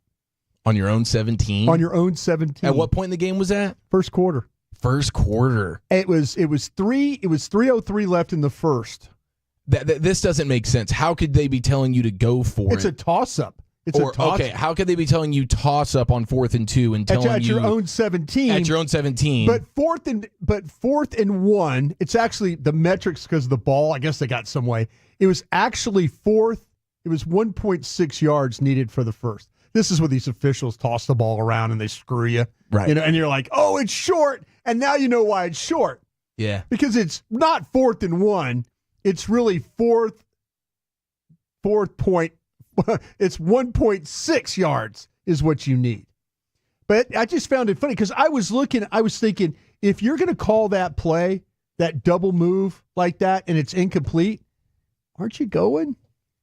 Aren't you going for it if you don't get it? 100%. That's the only reason why you make that call on 3rd and 1 is because hey, back pocket, we'll still have a 4th and 1 scenario. That's like football 101. He had Ferguson underneath. He had Zeke underneath. He had Mingo. Oh no, he had Mingo. It was all about Mingo on that. It was when you watch the tape, it's like, we're not throwing the ball to Zeke, or we're not throwing the ball to Ferguson here. No intention. That ball is going. He had Cooks on the other side running a double move that was open. He threw the ball to Mingo instead of throwing the ball. He chose Mingo over Cooks, and both of them had separation on the play. Or he could have got the first down and then lived to fight another day. But he didn't do that. He tried to throw the ball, and McCarthy said the wind caught it, and the wind was catching a lot yesterday. Wind was catching a lot. Not for old McKean and for Pickett, but the wind McKee. was The wind was definitely affecting our man Cooper Rush. All right, it is the G-Bag Nation on a Back to Reality Cowboys Monday. Welcome into the program. We got Lucius Alexander back holding it down in the Pim Cup. G-Bag of the Day coming up in 25 minutes. LA Live commercial free 540. Brian brought us the Super Bowl winning scout. I know you got your Krusty's Corners. We got 2 Krusty's Corners today. We do. On a Cowboy Monday. I got a lot to talk about, too. 320 and 520. That was just... you got a lot of Krusty Corners. Got a lot of Krusty Corners. That's hey, true. Lucius, you got to try this pretzel from the stadium in Philly. I'm not joking you, Lucius. I got half of it coming your way. It's here from Philly? It is here from Philly. It traveled well, is what you're telling me? Yeah, it traveled in this bag from the press box at the link. I'm showing press box. The press box at the link. Might be the best pretzel you ever have in your life. And I'll co-sign it. Okay, I'll give it a shot. I just got a piece of that thing. Eric over there looking like a squirrel. Just Broadus was so hyped about this pretzel, and he was having FOMO that he wasn't in the press box yesterday while we're doing the pregame show. Yeah. And so the legendary Bob Thomas was like listening to the show. Cowboy statistician. The guy is unbelievable. Got a Ziploc bag and brought 2 pretzels back. Eric and I punished one. You got to try this. Lucius. Thank God. I thought you said Bobby Belt for a second. I was getting concerned. I was like, he'll put it in his pocket and just walk off. I got you guys. Bobby brought it in. But Bob Thomas, I want to thank Bob. I'm sure he's listening right now. One of the best human. Everybody needs a Bob Thomas in their life. Totally. Somebody that's thinking about you. You often said that. I prefer a Dave. Dave? A Dave would be good to have, too. Dave Thomas. Yeah, Dave. Oh. Yeah. I see where he's going. He just got a winning single in his life. Is what he's back. It is great to have Lucius back in the saddle. It really is here. And we're loaded. We're loaded. We got to say congratulations to Sean Sharif winning the Fan Fantasy League Championship, the title. His team just, they no CeeDee Lamb, peaked at the right time. No CeeDee Lamb for me. He had Burrow. I mean, he had just some disgusting performances yesterday of dudes just totally lighting it up. Congratulations to him. The Burrow, I want more. Saquon Barkley. Yeah. He just had it was a freak show afternoon for his squad. They scored like almost 200 points. So in fantasy, if you're touching close to 200, you're absolutely dominant. So congratulations to Sean and his squad. Now we had I thought the Kenny Pickett thing was that was the headliner from the game. Take away all the other crap. That play right there was absolutely ridiculous. I did love that Brandon Cooks on the second drive of the game getting a first down on third down and then paying homage to CeeDee Lamb with the finger sniff. Oh, there you go. Getting that first down. That was an emphatic finger sniff, and I know that was to his guy, 88, who we missed desperately yesterday on the field. I think they missed it. He's wiping his nose. It's a nose wipe. He's wiping. He's not sniffing? Yeah, that's like 8th gradish. You don't think he's sniffing Smell that my finger? Yeah, it's definitely a nose wipe. Okay, so he's wiping that nose. Yeah. All right, very good. Well, thank you, Lucius, for that clarification. We would Either way, homage to old CeeDee Lamb. We love Chris Strong, but if he was behind the glass there, we would have never known that. No, that's true. That is not any editorial Chris does a hell of a adjustments. job. Yeah, he does. But Lucius brings the knowledge. He does. With he everything, does. Yeah. So that stood out as well. Hysterical, bro. That's hilarious. But that game was that was a beatdown. That was tough to witness, and they were getting it done. I mean, they're at their third string quarterback. You know where I thought the game swung? And tell me if you think I'm wrong about this, because I am quite a bit.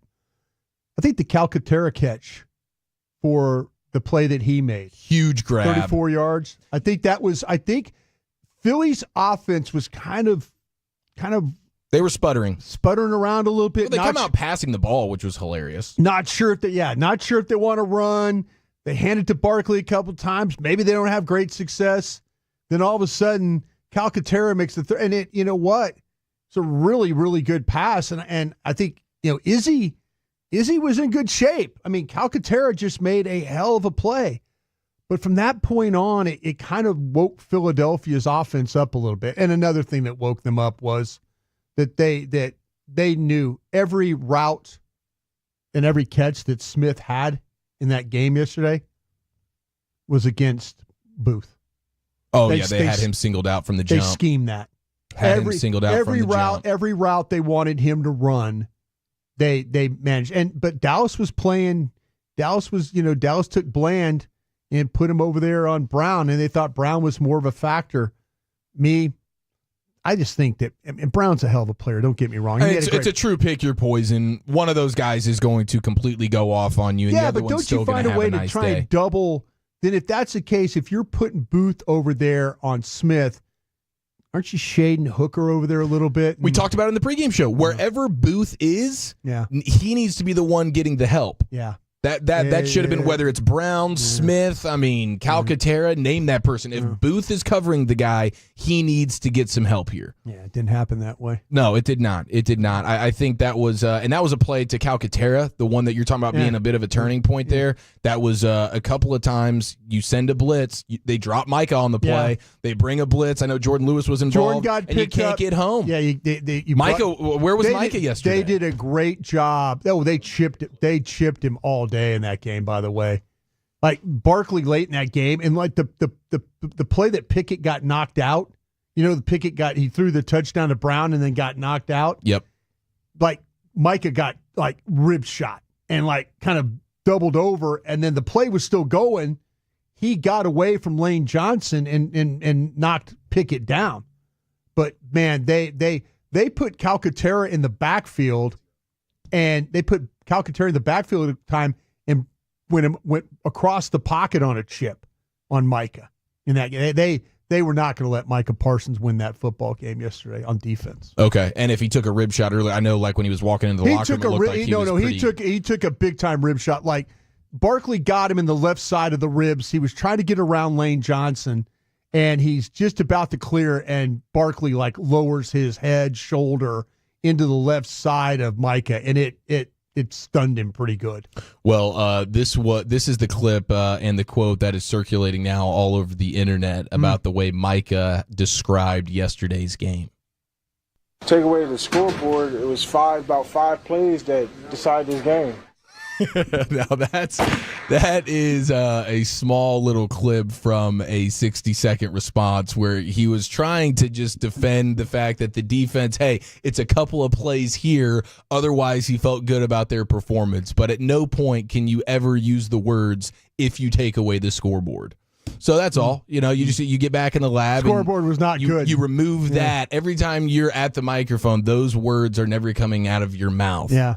If you just removed the scoreboard, it was only about 5 plays. Yeah. And they did a nice job in that first half trying to bottle up Barkley, but then the second half, it was just, you knew he was going to get the ball. It's 10, 11 plays, and they're all runs. The second quarter was bad. Bad for your offense, bad for your defense. Heck, one of your better plays was a 60-some-odd yard kickoff return, and, you get a holding call on that. That wiped out a bunch of hidden yards. Dallas was going to have to kind of win that game like they won the game against the Commanders. You're going to have to get some special teams plays, was going to have to maybe get a stop or two, maybe a turnover. They got killed on the turnover battle. We all know that. Yeah. Oh, the turnovers. Officials had a rough day too. We'll get in that Krusty's Corner because there was a couple of plays that Dallas should have been called, but Dallas got away with a couple too. With a couple of they got rid of a face masking call. They got away Eric with. Kendricks. Yeah. That was early in the game. And what about the Leofau play? Because a lot of people were talking about like it's the second play of the game or whatever, and Leofau just shoves Devontae Smith. I thought that was that's outside a legal the play. Pocket. Outside the pocket. Outside the pocket, and it's only a couple of yards down the field. It's not even, and the ball's not in the air. Yeah, the ball's not in the air. Quarterback is outside the pocket. Yeah, you can destroy receivers on the outside. I think Greg Olson missed that one last night. He was like, oh no, he got shoved. No, it's if you're outside the pocket, and that means you don't know if the quarterback is going to become a runner. Ball hadn't left his hands. You could go ahead and start wasting guys on the outside. Well, we'll have an NFL MVP conversation coming up here in a few minutes. Who got voted? When you were so excited to like bring all these people on and like, hell, I'm just asking folks just to kind of get and every one of them picked that runner, and then you got butthurt. No, I was not butthurt. You were. I felt bad for the lack of football acumen that we had. You want to say onto the program. Everybody that we invited on, you just Brad Shams lack of football acumen. No, he didn't. Brad, hey, to Brad's credit, man, he picked a quarterback. Mm-hmm. He didn't go Saquon Barkley there. Yeah, he didn't do the crustiest thing possible and try to hand the MVP to a running back like half our show was trying to do. Every smart person on that show yesterday, including myself, was picking that running back. Dude, the burglars though, what is going on? They're coming after our guys now. What is going on here? We've seen this throughout sports, throughout the country, of big-time athletes getting their homes burglarized. That happens to Luka Doncic over the weekend. They weren't home. Everybody's fine, which is certainly the good news. But his house being robbed, and then you have Dak's fiance's car getting broken into and having upwards of $40,000 worth of stuff taken out. This was like the day after Christmas, so maybe there was still some Christmas leftovers there. That's always a thing. When you pull up in the driveway, I don't care how safe the neighborhood is, man. You know you got a bunch of stuff right there. Yeah. Even if it's late, you're taking the baby out of the car seat, you're trying to keep it quiet. Yeah. You got to make that move back to the car and get that crap into the house, dude. So tough deal for Luka and for Dak, and this is getting super serious, dude. Every time you turn around, there's a new athlete whose house is being burglarized, and these guys are dialed because they know when the dude is home and not home. Because every single time it's, Mahomes wasn't home, Kelsey wasn't home, Burrow wasn't home, and thank God for Luka and his family, they weren't home either. All right, just getting started here on a Cowboy Monday, a back to reality Cowboy Monday. Lucius has the G-Bag of the day coming up in 15 minutes. Who is your NFL MVP? And we'll tell you who the pregame show voted for yesterday. That's next right here in The Nation.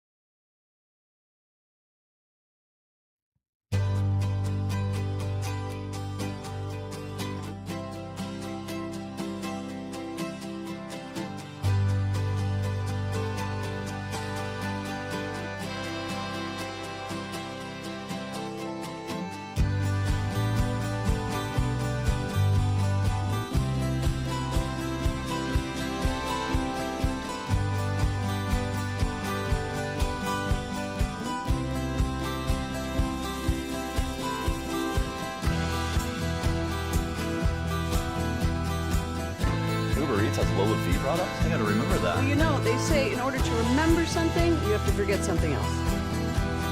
Okay, now that is a very cute haircut. That's like a little shag. I've never seen it before. Well, of course you have. It's the Rachel. Oh, is that your name? No, your name. No, I'm Jen. My name's Jen. Right, but I just mean this is your haircut, but that's hair on your head. I'm not saying this is your hair. Okay.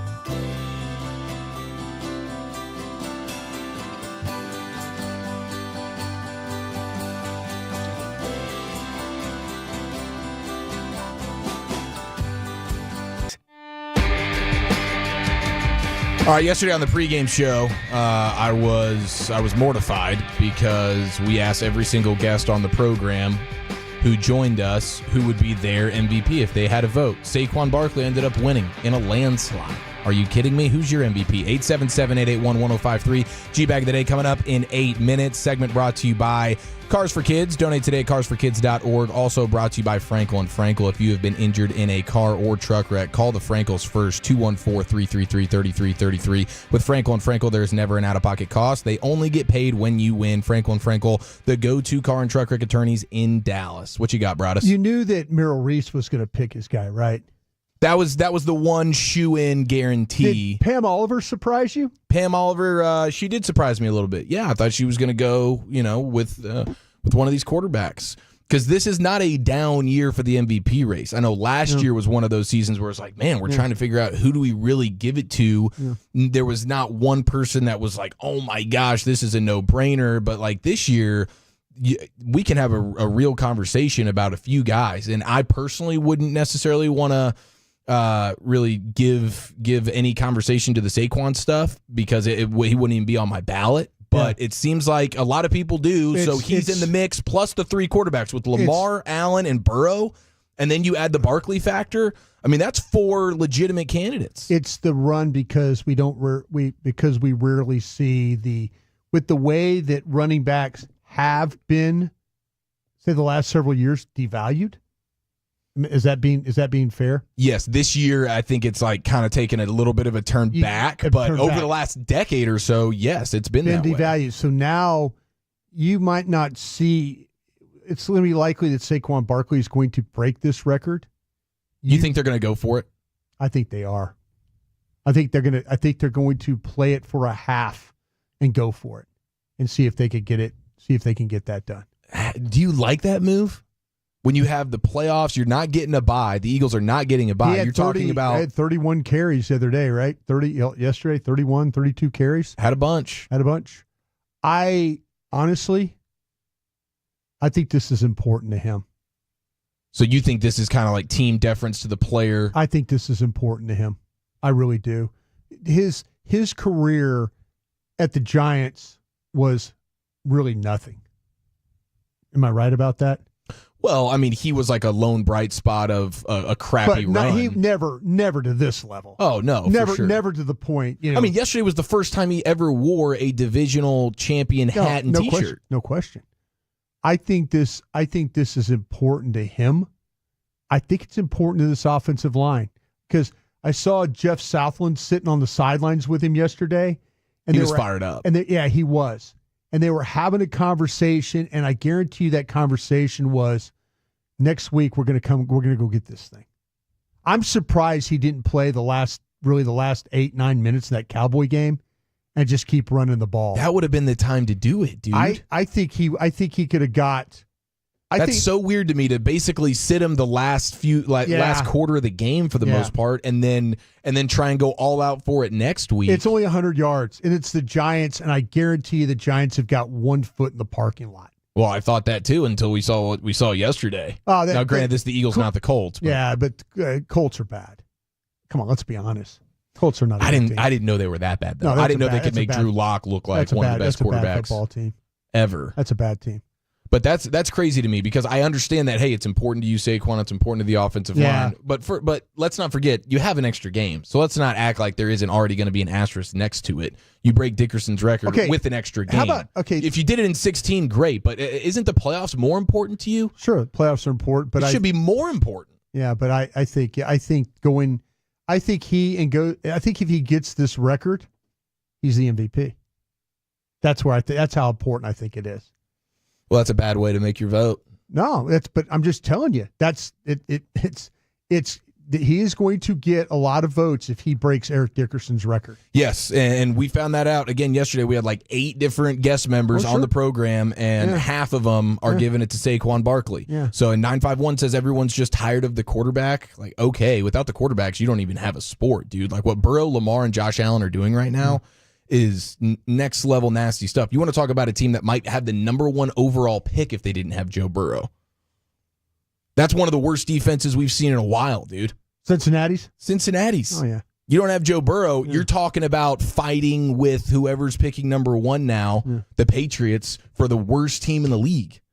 Josh Allen's throwing to Khalil Shakur. I believe that is his number 1 wide receiver. Khalil Shakur. Not much of a household name.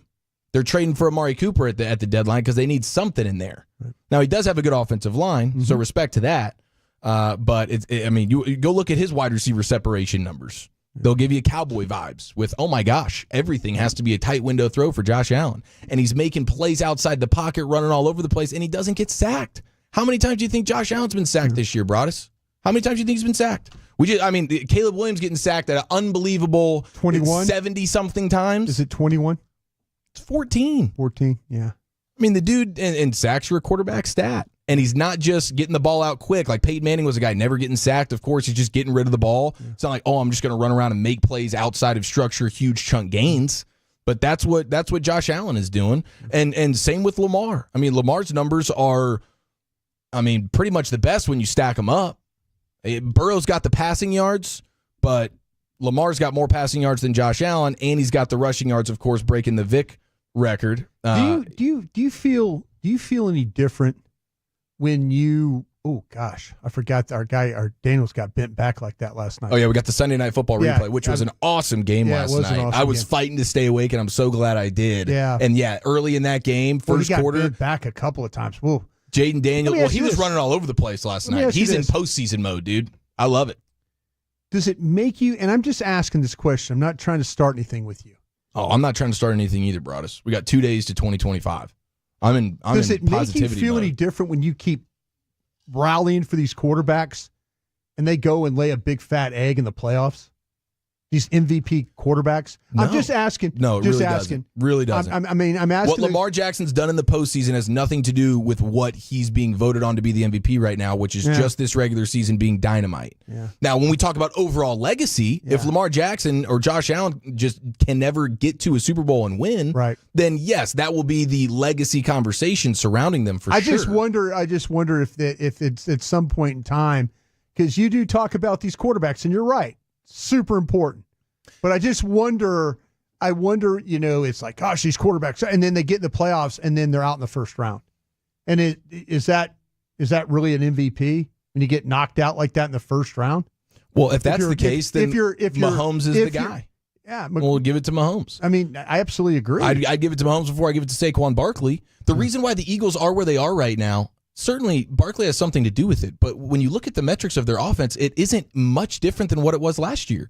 The difference is Dick Fangio and an amazing draft putting together a top-flight defense. They're playing much better on defense. And that is the reason. You want to talk about, I don't even know if Barkley's the MVP of his own team because what Dick Fangio and the front office did putting a great defense together. So those two rookie corners are made a huge difference for them. Super tough call. I mean, between Burrow, Lamar, and Josh Allen, this is an epic MVP battle. We'll circle back when we have this conversation about if these guys win the MVP quarterbacks and then they lay that egg. I'm going to remind you of that. Okay. And I want to get your opinion when that turns around. Looking forward to it. Right now, we go into the Pimp Cup. Lucius Alexander, G-Bag of the day. Yeah, big lizard. Hey, so there's no love for Pat Mahomes? Oh, no, we just mentioned him there at the end. I like that. That was Brad Sham's that was Sham's vote. Yeah. And I'm cool with that. It's amazing. The man is magic. Yeah. I can't believe, and he plays it so nonchalantly out there. Sure. Against everything that's going on. His brother's a complete mess. His wife, respectively, is a mess. His dad's a mess. And he's still out here balling on you boys, man. Amen, Lucius. All the distractions in the world, and he's still out here balling. Oh, man. And he's built like a gardener. It's amazing. Yeah, dude, he's pear-shaped. Yeah, bro. Come on, my man. He got mad chainsaws and stuff in his garage. I got you. All right, looks like our winner so far is a comedian, Cam Patterson. Is that the winner? Yes. One-time champ. One-time champ. He was mistaken for a recruit at a Colorado game. Let's check this out. I haven't heard. You know, it's crazy. I went to a Colorado Buffalo game recently, and I had on the uniform. I had like a jacket on, and a bunch of white people just thought I was a recruit, and that was the funniest shit ever. They're like, he can't be here to read. It's not a reader. It's a running back. Oh my God. God. Crazy. And it was cool because I was in line the whole time. Like one lady was like, "Oh, you gonna go here? You gonna come here?" I was like, "I might. I'm thinking about it a little bit." I got 3 schools lined up right now. It's Florida, Georgia, and here, you feel me? And then she was like, "But you can't beat these views." And I wanted to be funny, so I was like, "You can't beat the white bitch." Then I walked off, and she was very confused. That man said the bunnies, bro. The bunnies. The bunnies. That's definitely good for recruiting. There's no question. God. Oh, my God. Yeah, didn't it work with Jesus Shuttlesworth? He had him lined up for a moment there, them recruiting trips. I see it. All right, let's see here what we got. Let's go to Northern Illinois. They played Fresno State in the famous Idaho Potato Bowl. Yes. Which I watched. It went to like a million overtimes. Watched it with my brother. He's in town. He lives in California. He goes to Fresno State, so he was watching it like, "Oh, that's my squad, bro! That's my squad, bro!" This is the game where they were putting bulldogs up on the graphics. Bulldogs. The coach is pretty excited about his win, though. Check this out. Coach, you just got dumped with the Idaho potato fries. What does it mean to take home this win for your team? You know, that was the best dump of my career, and it was French fries. It seemed like they were a little bit salty.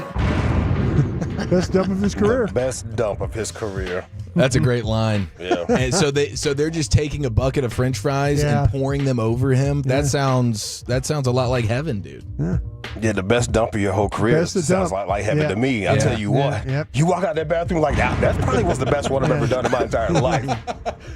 I'm going to live for another 15 years after that one. You got to tell somebody about that moment too. You can't keep that to yourself. Ropes, fam. All right, let's see what else we got right here. Anthony Edwards. I told you he'd be cussing too much on the microphones. He'd be talking like it's just you and me after the games. And there's families watching. You're on a network. You can't be talking like this, fam. Threw that big shot at the end. All I knew was the play was for Drew to go 14. Small pick and roll. Once he picked it up, I mean, who else? I got to go get it. And Kill found me. He cut me off. I'm like, I'm going for the win. Like Gilbert Arenas said, I don't do overtime, so They let them roll, right, Lucius? They just let these guys roll. Just be talking too much. Yeah, they just let him roll. He's got to edit himself a little bit. Like, I get it, man. You have the freedom of speech to say what you want to, but you're on network television after the game. It's mad people watching you. You got to clean up a little bit. That's for podcasts and stuff, you know? See, and now everything is being blurred in a way. And these dudes are doing podcasts all over the place, letting it fly. They're watching McAfee. I mean, you're watching alternative broadcast during games and you're hearing craziness. Everybody's just falling in line. Cussing and fussing. I get it, though. He's feeling good after hitting the game winner. He's like, it's on me. Yeah. It's on me, yeah. fam. I wouldn't even know what that would feel like, you know, so I can't even, I can't poke holes in anything he just did there. Yeah. Let's see here. I heard he got fined for this. Did I see that down the timeline? He got fined for cussing and fussing like that? Or just cussing, not really fussing? Yesterday was a church day. I prayed you got your blessing. Shout out to my Reverend Dr. Pastor Freddie Haynes and all that good stuff. I see what you're doing online, Mr. Freddie Haynes. Keep putting that motivation out there for the peoples. Now, I seen this in the folder, and I was like, I know they didn't play this. Street Preacher? Oh. Y'all play the Street Preacher? Chris Strong played the Street Preacher. On a Friday? Not even the day after church, on a Friday? I didn't call him out for it. I was like, not quite a church day, but... Oh, my God. Y'all crashed out, bro. Have some respect. I should have put up a roadblock. You should have told him. I should have just led from the front there. If he could have, told me, like, the religion practice that happened the day before, if he could explain it. Well, Buddhists always get down on Thursday. Okay. I'll allow it. I'll allow it. All right. That's all right. I'll skip that one and go to this one. Amazing Grace. Amazing,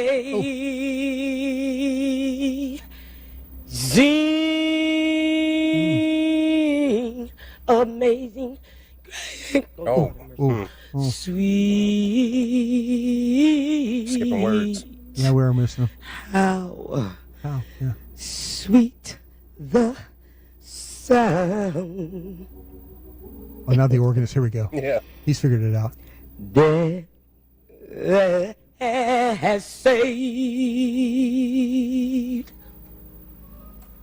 a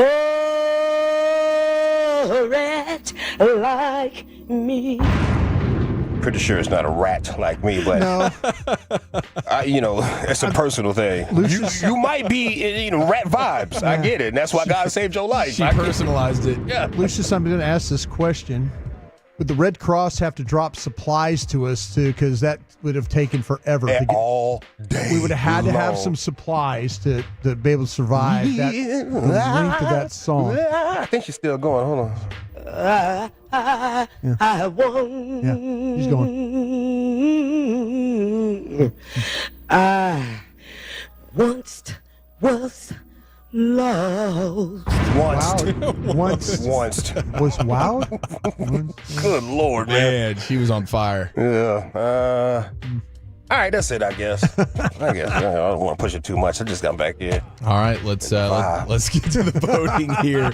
We're not going to overwork ourselves today. Not going to do too much. Is it your one-time G-Bag of the Day champion, Cam Patterson, ball sacking the Buffs fans? Is it the Coach Idaho Potato Bowl best dump of his career? Anthony Edwards doesn't do overtime. Church lady, amazing disgrace. Wow, this is amazing disgrace. This is tough. I mean, how can you not go with the best dump of your career, bro? It's hard to beat that. I mean, it's all downhill from here after this for this guy, but he reached the top of the mountain. That's what I'm going for. Yeah, me too.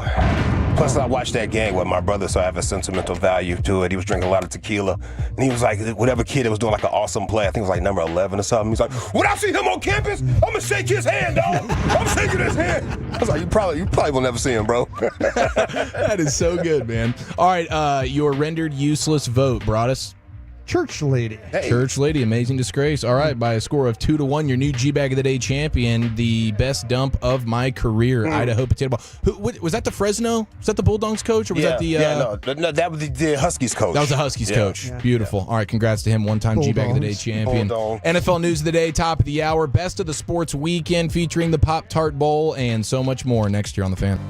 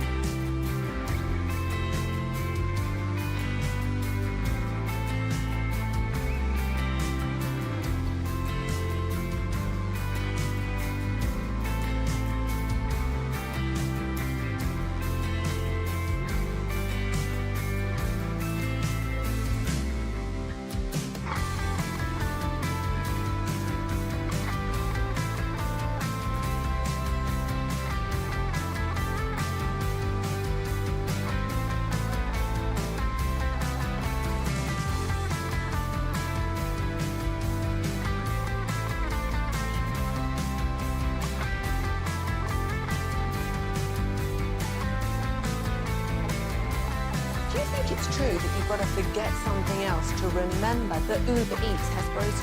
No, that's absurd. Hey, remember when you used to be Pepper Lady? Pepper Lady? Wasn't it Cinnamon Sisters? Basil Babes. Saffron Squad? Nutmeg Maidens? Pre-Club? No. Nutmeg Maidens. I just said that. Was it Spice Girls? Doesn't sound right. Was it Saffron Squad?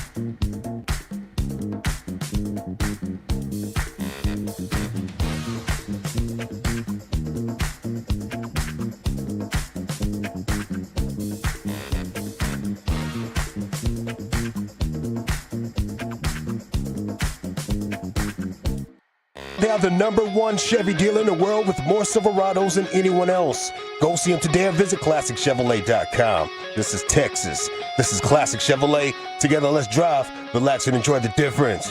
Based on new Chevrolet registrations 2023. What was the best or maybe the funniest thing from the sports weekend? 877-881-1053. I feel like it has to be tying into the Giants in some way, like with what Shedeur Sanders was doing with Giants cleats before the game, going #1 overall, and then the Giants doing what they did yesterday in hilarious fashion. We'll break down the disastrous Big Apple New York teams coming up in NFL News of the Day, but that was pretty amazing to watch Shedeur Sanders unveil the Giants cleats, thinking they're going to, of course, lose to the Colts. They'll lose to the Eagles next week. They'll be picking #1 overall, and it's Shedeur Sanders going #1 overall. But as soon as those Giants cleats surfaced on the internet, it was like everything came crashing down for Shedeur, the Buffs, and Giants fans who were hoping for that #1 overall pick. We welcome in Carter Freeman, college football Carter, in the mix here for a best of the sports weekend. To me, I don't know how it gets better than that. Yeah, the Giants anti-tanked. They just went backwards. They saw that and they're like, okay, we don't want this. We're gonna win this game so we don't get Shedeur. I have a Giants fan on the shred line. They did the same coming up thing in a few minutes. They did the same thing with Daniels, though. Didn't they win a meaningless game late? They could have got him the 2nd overall pick last year, and then it fallen down to 6. I think they've done this before. Wow. I mean, not when you think they can't get any dumber. Not that receiver's a bad player, but you kind of think about the way the draft is. The way the draft could have fell for him, and they could have ended up with Daniels or something like that. That's unfortunate. What I saw was that Malik Neighbors balled out yesterday, so the team could get another win. Then they'd go sign Jameis, so then Jameis will just throw the ball to Neighbors and boost his numbers, so he'll get that high contract later down the line. So that was it's chess, not checkers for Neighbors. That. Lucius, do I see you snacking on that pretzel? I was, man. It's so good. Oh my God! Save some for me. I'll try to, bro. That I think it's hidden. That Eagles press box pretzel, dude, and this is now like over 24 hours later. It's been on an airplane. Probably was in the pocket Cowboy of charter flight over Bobby Belt's jeans. No, it's a hoodie. The hoodie. Now it goes into our no mouths. Rapper, no nothing. Nothing, dude. Naked pretzel in his jeans. Pause. He's like Napoleon Dynamite, dude.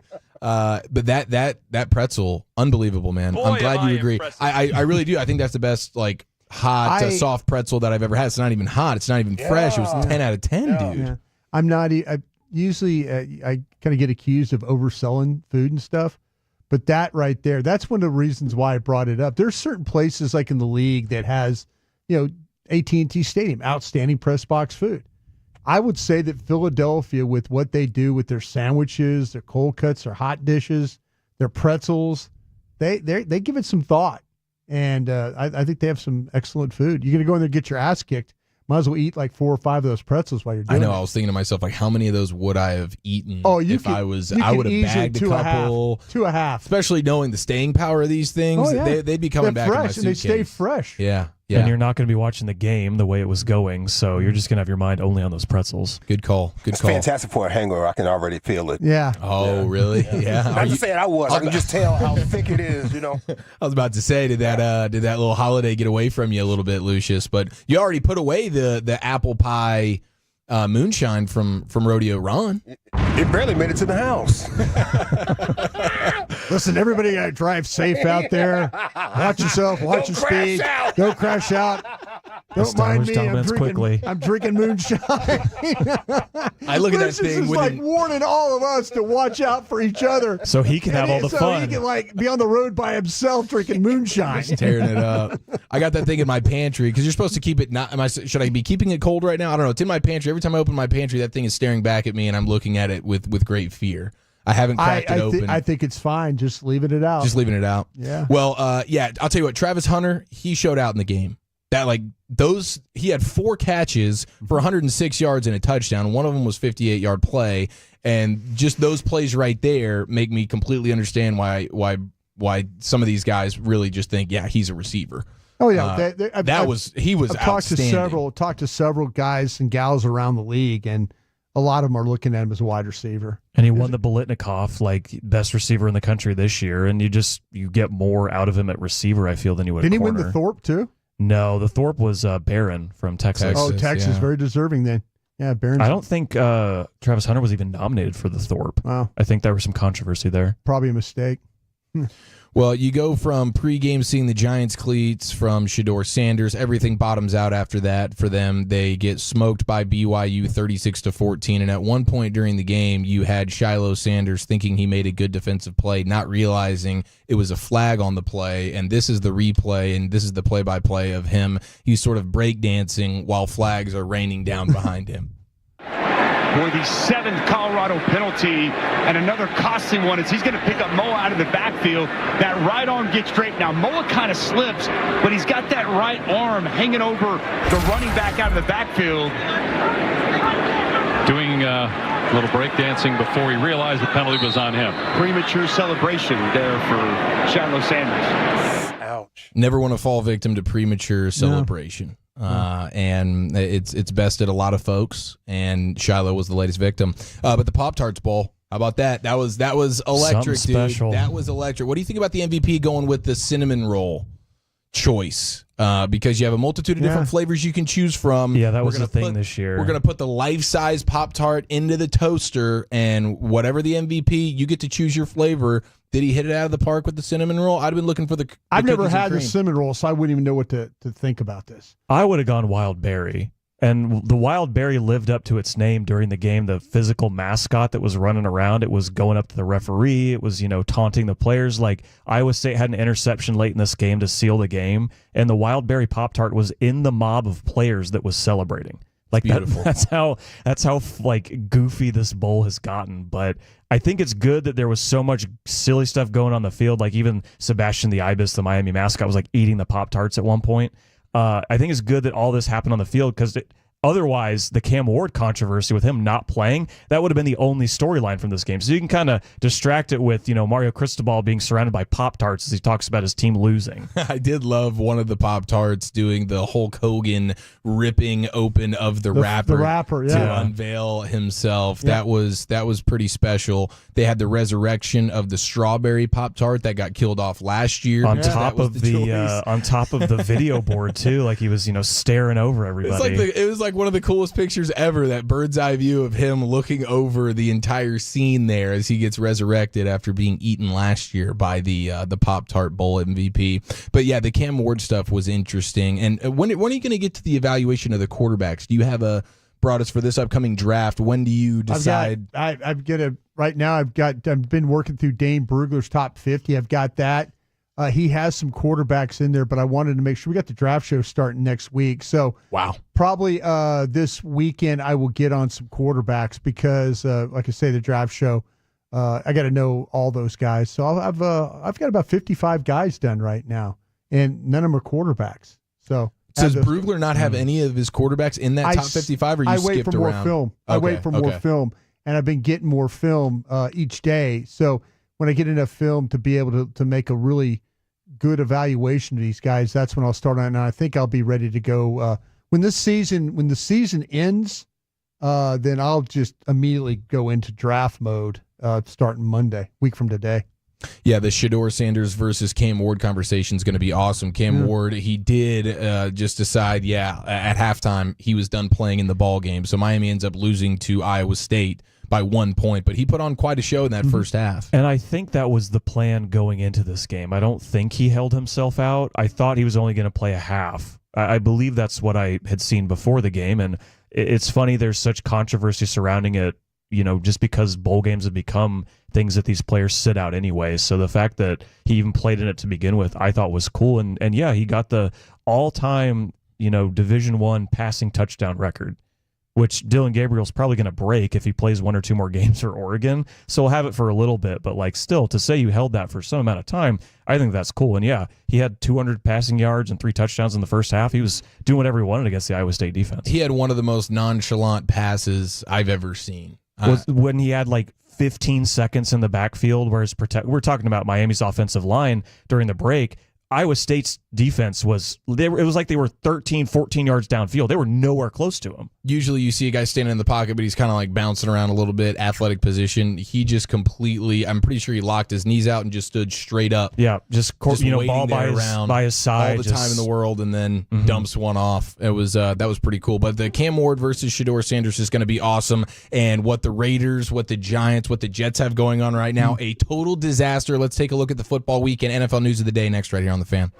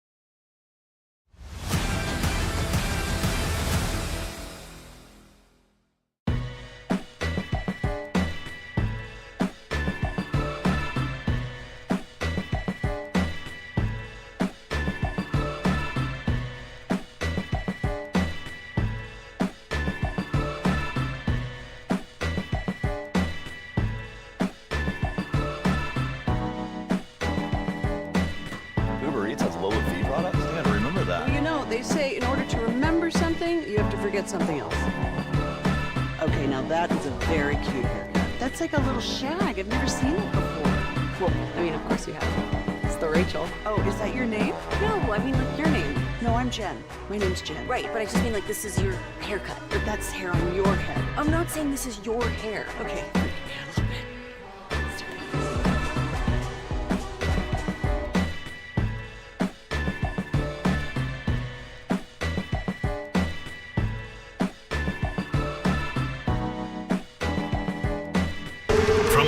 Hiley Mazda of Arlington and her studios. You're rolling with the G-Bag Nation on 105.3 The Fan. Welcome to the nation. I know it ain't great being a Cowboys fan right now.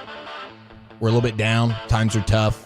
That was a back-to-reality game yesterday for sure. But what the Giants did is that's the number one headline from the football weekend. Totally hilarious. A disaster class in trying to manage a franchise here as the Giants get the victory over the Colts, and it was in dominant fashion, playing themselves right out of the number one overall pick. 877-881-1053. Welcome into the G-Bag Nation on a Cowboy Back to Reality Monday. We got the Super Bowl winning scout Brian Broaddus, Lucius Alexander, and the Pim Cup, Carter Freeman on the Fan Cam, Twitch, and YouTube. And we're rocking with you for the next 4. We'll get you a McCarthy presser later on this hour. Krusty's Corner is going to be coming up next, and then we'll get Krusty's Corner 2.0 in the Expressway at 5:20. And I believe we're going to get Jock Peterson, newest Ranger, coming up in the 4 o'clock hour. So we're loaded. Great Heard to some be good here. Things about him. Yeah, what an awesome guy. Whataburger fan, smashing righties, dong balls all over the place. Clubhouse guy. What's not to like? All right, the Giants, dude. Wait till you hear from this Giants fan on the shred line with John Gruden. But Drew Lock yesterday, maybe the most inconvenient time to have the best game of his career. 17 of 23, 309 passing yards, 4 touchdowns passing, no picks. He ran for a score. Based on expected points added, it was one of the best quarterback performances of the century. He was like, we've seen Peyton Manning in 07, Phillip Rivers 07, Lamar Jackson in 2019, Tom Brady in 07. That's the type of game that Drew Lock had yesterday as the Giants played themselves right out of having the power of the number one overall pick. Desperately need a quarterback. Shadur Sanders was already looking at real estate in the greater New York City area, and now, I don't know, Giants are going to have to spend a fortune to move up and get a quarterback or something. It's totally hilarious. Here's a Giants fan on the John Gruden shred line, just feeling the pain that I imagine every Giants fan feels right now. Coach, I'm calling in. This is Phil from Queens. I watched the New York Giants game. I'm devastated. I just want to say I'm not mad at the players of the Giants. Players are going to play. They played hard. Good for them.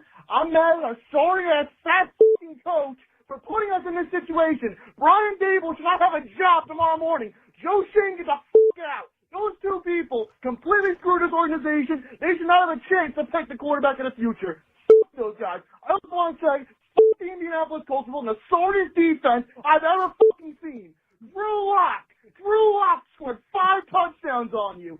This is something that damages our future. You know what? Congrats to the Tennessee Titans. You got your quarterback. Congrats to the New England Patriots. You have the first pick. You'll either draft Travis Hunter or you'll trade him for 5 more picks and draft good players. The New York Giants are f***ed because they won today.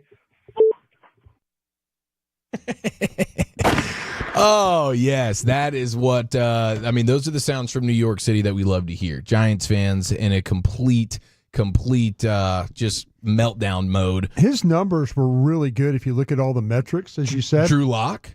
Oh, my God. Yeah, it was an all-time performance. He was 13 of 16 against zone coverage for 268 yards, 2 touchdowns, no interceptions. Average yards per attempt, 16.8. No blitz. He was 14 of 17 for 226, 3 touchdowns, no interceptions. Average yards per attempt, 13.3. He was, over 10 air yards. He was 6 of 8 for 143 yards, 2 touchdowns, no interceptions. 17.9 per completion there. It's just like crazy. It's amazing. It's amazing. Drew Lock having. They only blitzed him. They blitzed him 6 times in this game. He was 3 of 6 for 83 yards for a touchdown, 13.8 yards per carry or per pass. So my man had a day. I mean, he had a day. Oh, he had the best day of his entire career. Yeah. And it is the win is actually the loss here. At least you are reminded as a Giants fan that Malik Neighbors is super, super nasty. Yeah. 171 yards, 2 touchdowns. So you have the pass catcher, but unfortunately you played yourself out of the quarterback opportunity. So and on the same day that Saquon is reaching the 2K milestone, you have the Giants doing this.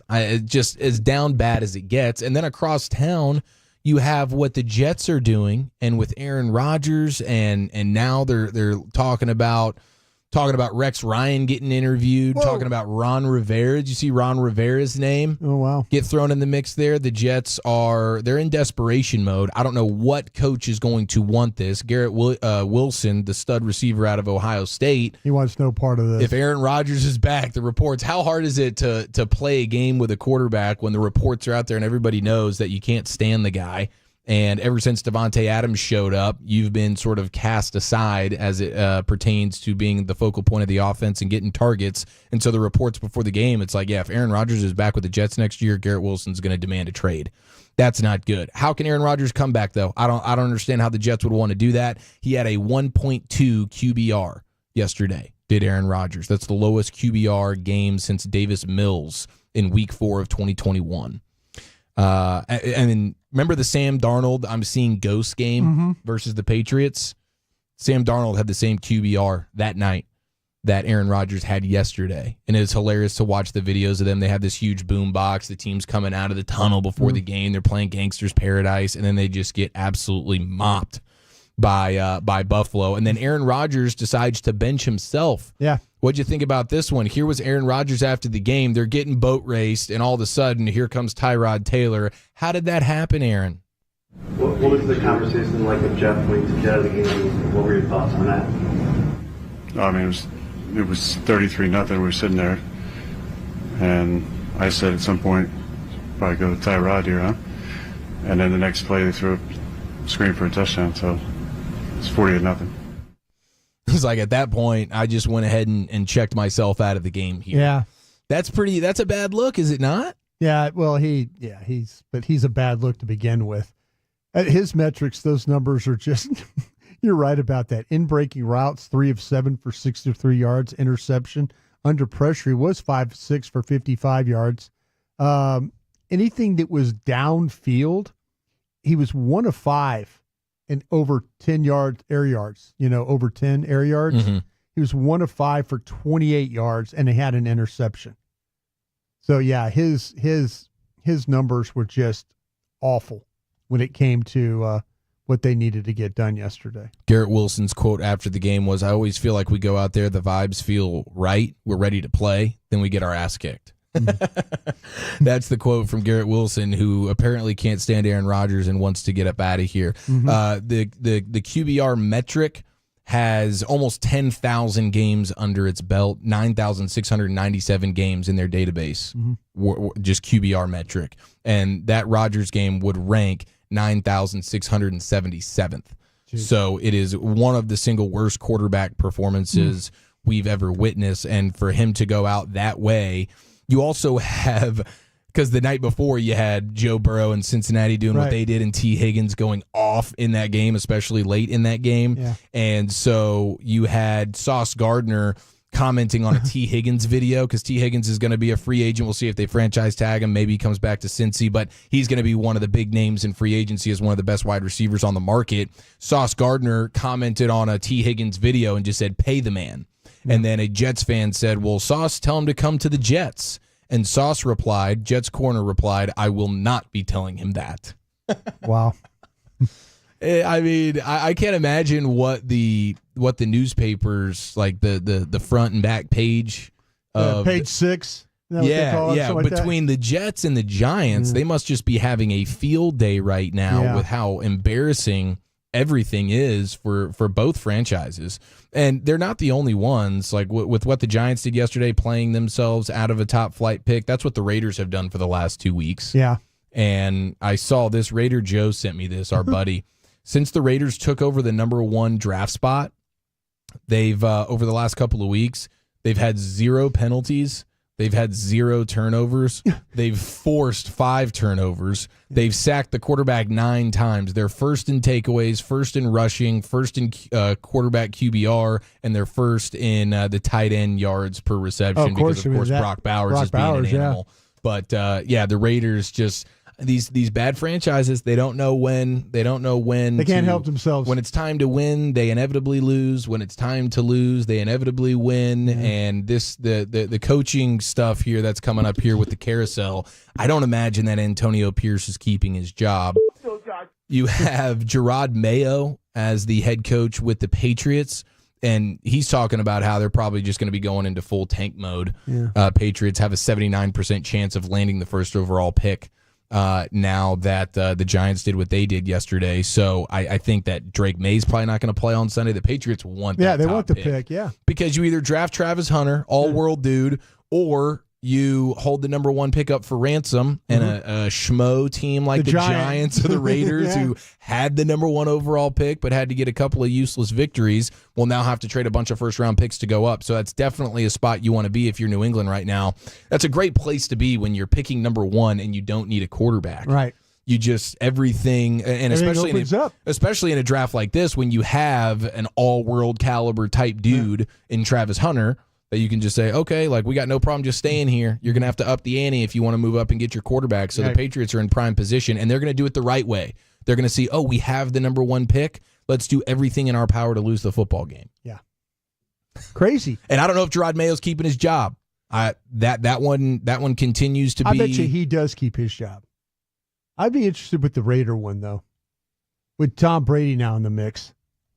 Tom Brady's calling some shots. Yeah. And he likes him some Mike Vrabel. He does. So, I mean, I don't think the Raiders are going to stick with Antonio Pierce. And it's probably a coin flip here with Gerard Mayo and the Patriots. But coin flip with McCarthy now? Did he go from being like coming back to maybe some questions now? I don't know how the Joneses view it, man. Well, no, I mean, before the game, seemed like a lock. We were all leaning like he was going to come back, and I wonder if now that's a question mark. What do you think? I think he's coming back. Yeah. I don't think the Joneses have a stomach for a coaching search. That's my opinion. And it's, again, my opinion, probably wrong. I just, they have to prove to me they have a stomach for a coaching search, and I don't know if they do. I don't know if they do or not, so. Well, this was Adam Schefter on ESPN Sunday Countdown before the game yesterday. Listen to him talking about if McCarthy has saved his job. When I say maybe, it's not that he's not deserving. It's that it goes both ways. Number one, Jerry Jones has got to decide, hey, I want to renew him. And Mike McCarthy has the ability to go talk to whoever he wants about a head coaching job. So he can go listen to the New Orleans Saints, where he's coached before. If they want to talk to him, he can go listen to the New York Jets. He can go listen to any team that has an opening that wants to go talk to Mike McCarthy. So it goes both ways. And by the way, they've talked about what a great job he's done, and people saying he saved his job. I think he's absolutely proven himself to a certain extent. But the fact of the matter is, Jerry Jones has not given him an extension. He's not done anything like that just yet. So this has played on, which tells me that Jerry is interested in Mike, but Jerry also is probably reviewing his options. Well, that was encouraging hearing that from Schefter as somebody who is hoping for a change at the head coaching position. You think the Joneses have a stomach for this? That go and do a full, extensive coaching search? No. What it's going to take? What it's going to take to go get the absolute best coach and the best staff that they can get? Well, that's you imagining that that's what they want. They don't want the best coach possible. I mean, they're very comfortable with just having a good coach and just having a good quarterback. And that's what you can qualify what Mike McCarthy and Dak Prescott are. But the problem is, and Jerry was talking about this with KNC on Friday, which is we've gone all in on Dak. We're going all in on just good. Now we're gonna make our roster around that, and we're gonna be cutting corners everywhere because we've paid Dak the ultimate money, and now we're gonna expect him to be the ultimate quarterback. Right. And you've had a decade to realize that ain't him, but they're fine with that. They're fine just paying great money to good, and then expecting the good to just magically become great when they start ripping parts all the way around the roster. And other teams don't do that. Just because they pay, because the market dictates they got to reset the market with their quarterback, they don't look at their quarterback like he is the best. Yes, we've paid him the most. We've paid Jalen Hurts. So does Philadelphia just say, go win it for us, Jalen? No, they put plenty of talent around him. And so if you're going to do that, if you're going to pay a good quarterback great money, then you have to understand that that's going to come with still needing a bunch of talent on that roster. And the Cowboys, they don't do that. And since Jimmy, other than the brief moment with Parcells, which was born out of necessity so Jerry could get his stadium, they haven't been able to identify a great coach. They're comfortable with the good. It's fair. So my guess is, despite what happened yesterday and despite what's happened over the course of the last half decade with McCarthy, they will probably go and do the extension with him. Mm-hmm. But even if they did move on from McCarthy, they're going to have one or two guys that they're zeroing in on, and they're not going to make it some huge extensive search, right? See, that's. I think you're right about that. I just don't think they have the stomach for it. That's why I think they're going to. They don't want to do the extensive search. They really don't. You're absolutely right in everything you're saying. And they probably are crossing their fingers that Zimmer's going to stay, and they can just keep the continuity on that side of the ball. I would keep an eye on. If Zimmer wants to keep coaching? I think Zimmer's, this was tough this year. All the stuff he had to go through, this was tough. It's a tough campaign. So keep an eye on that one. Yeah, and the thing with Zimmer, too, and I'm in favor of him being back, what he's been able to do. He might just decide he didn't want to coach anymore. He might. Yeah. He might. And the defense has certainly gotten better as the season went on, and the defense was just hammered with injuries pretty much all year. Did a great job, I think. Oh, he did. I mean, and I said it earlier, and I know during the year people were getting on my ass about it, and I'm going to take if Mike McCarthy comes back, I'm going to take a victory lap on that one, because I felt like that, hey, Mike Zimmer came in here and he saved Mike McCarthy's job, because that offense wasn't any good. They didn't figure out how to run the football until like week 15. Mm-hmm. Yeah, the only question I would have about Zimmer if he's here for next year is we were wondering how he was going to do versus the really new age style offenses with all the motion and all that kind of stuff that Dan Quinn's defense traditionally struggled. Need to get better. And I know it was early in the season and everything was discombobulated, but that's when you saw Baltimore and New Orleans doing the San Francisco stuff, and you couldn't stop it at all. Right. So that'll still remain a question. But overall, Zimmer's done plenty to save his job. I guess it's just going to be a matter of if he wants it or not. No, I was thinking if Zimmer saves Mike McCarthy's job. That's the thing I was saying. Yeah. I think to this point he has. My guess is McCarthy's back, and we'll see if Zimmer wants to be or if he just wants to just keep an go eye to the on that horses. One. Yeah, keep an eye. All right, we'll get you the Mike McCarthy presser coming up here in about 30 minutes, but coming up next, it's time for Krusty's Corner, brought to you by Reliant Heating and Air. Yeah, let's take a look at this Cowboys Eagles game from a film view. We'll do that next.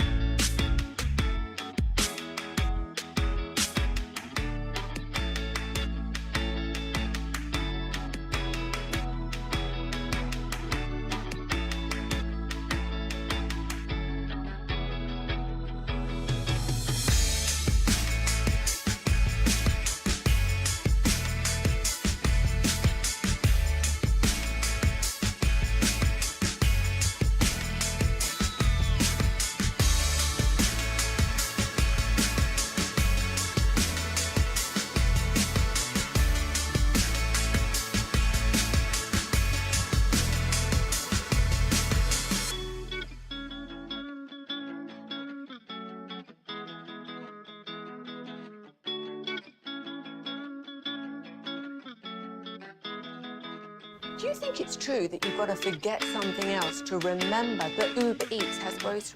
No, that's absurd. Hey, remember when you used to be Pepper Lady?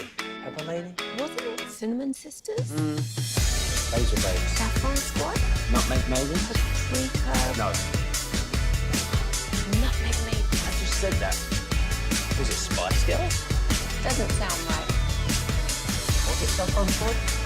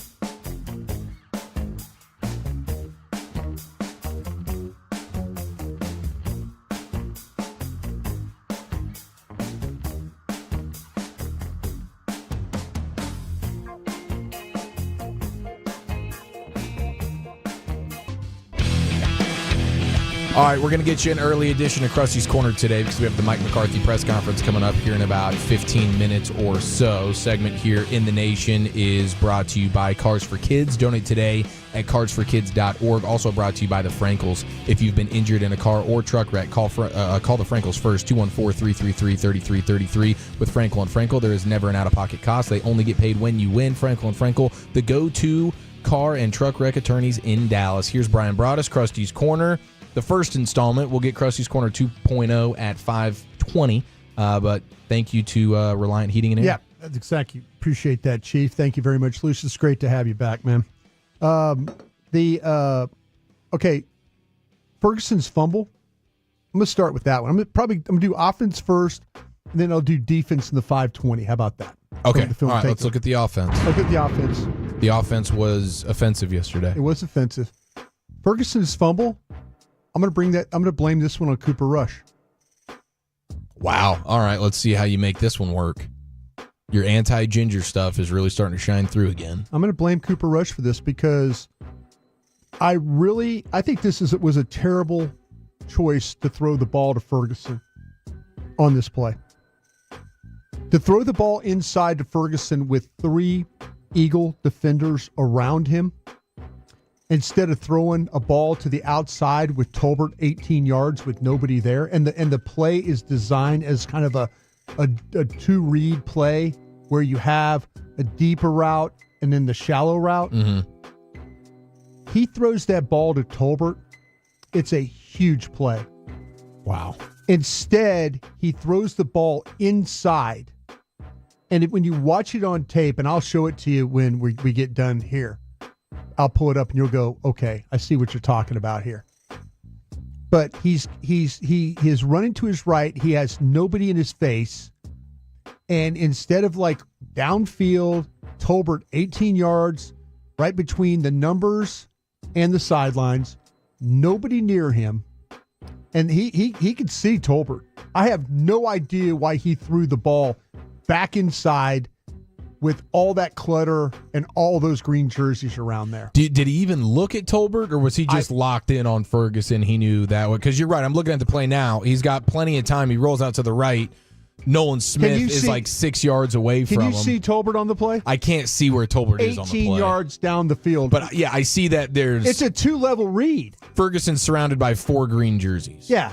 And he decides to like try and fit a ball into Ferguson with 4 green jerseys standing right around him. Instead, he could have thrown the ball to Tolbert, like I said, once again for the 18th time, to the outside there. He makes the catch, gets up the field. It's a big play.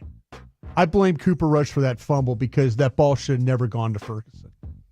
Should have never gone to Ferguson. Something happens to Cooper Rush when he's playing the Eagles. Yeah, that was a huge mistake on that particular play. All right.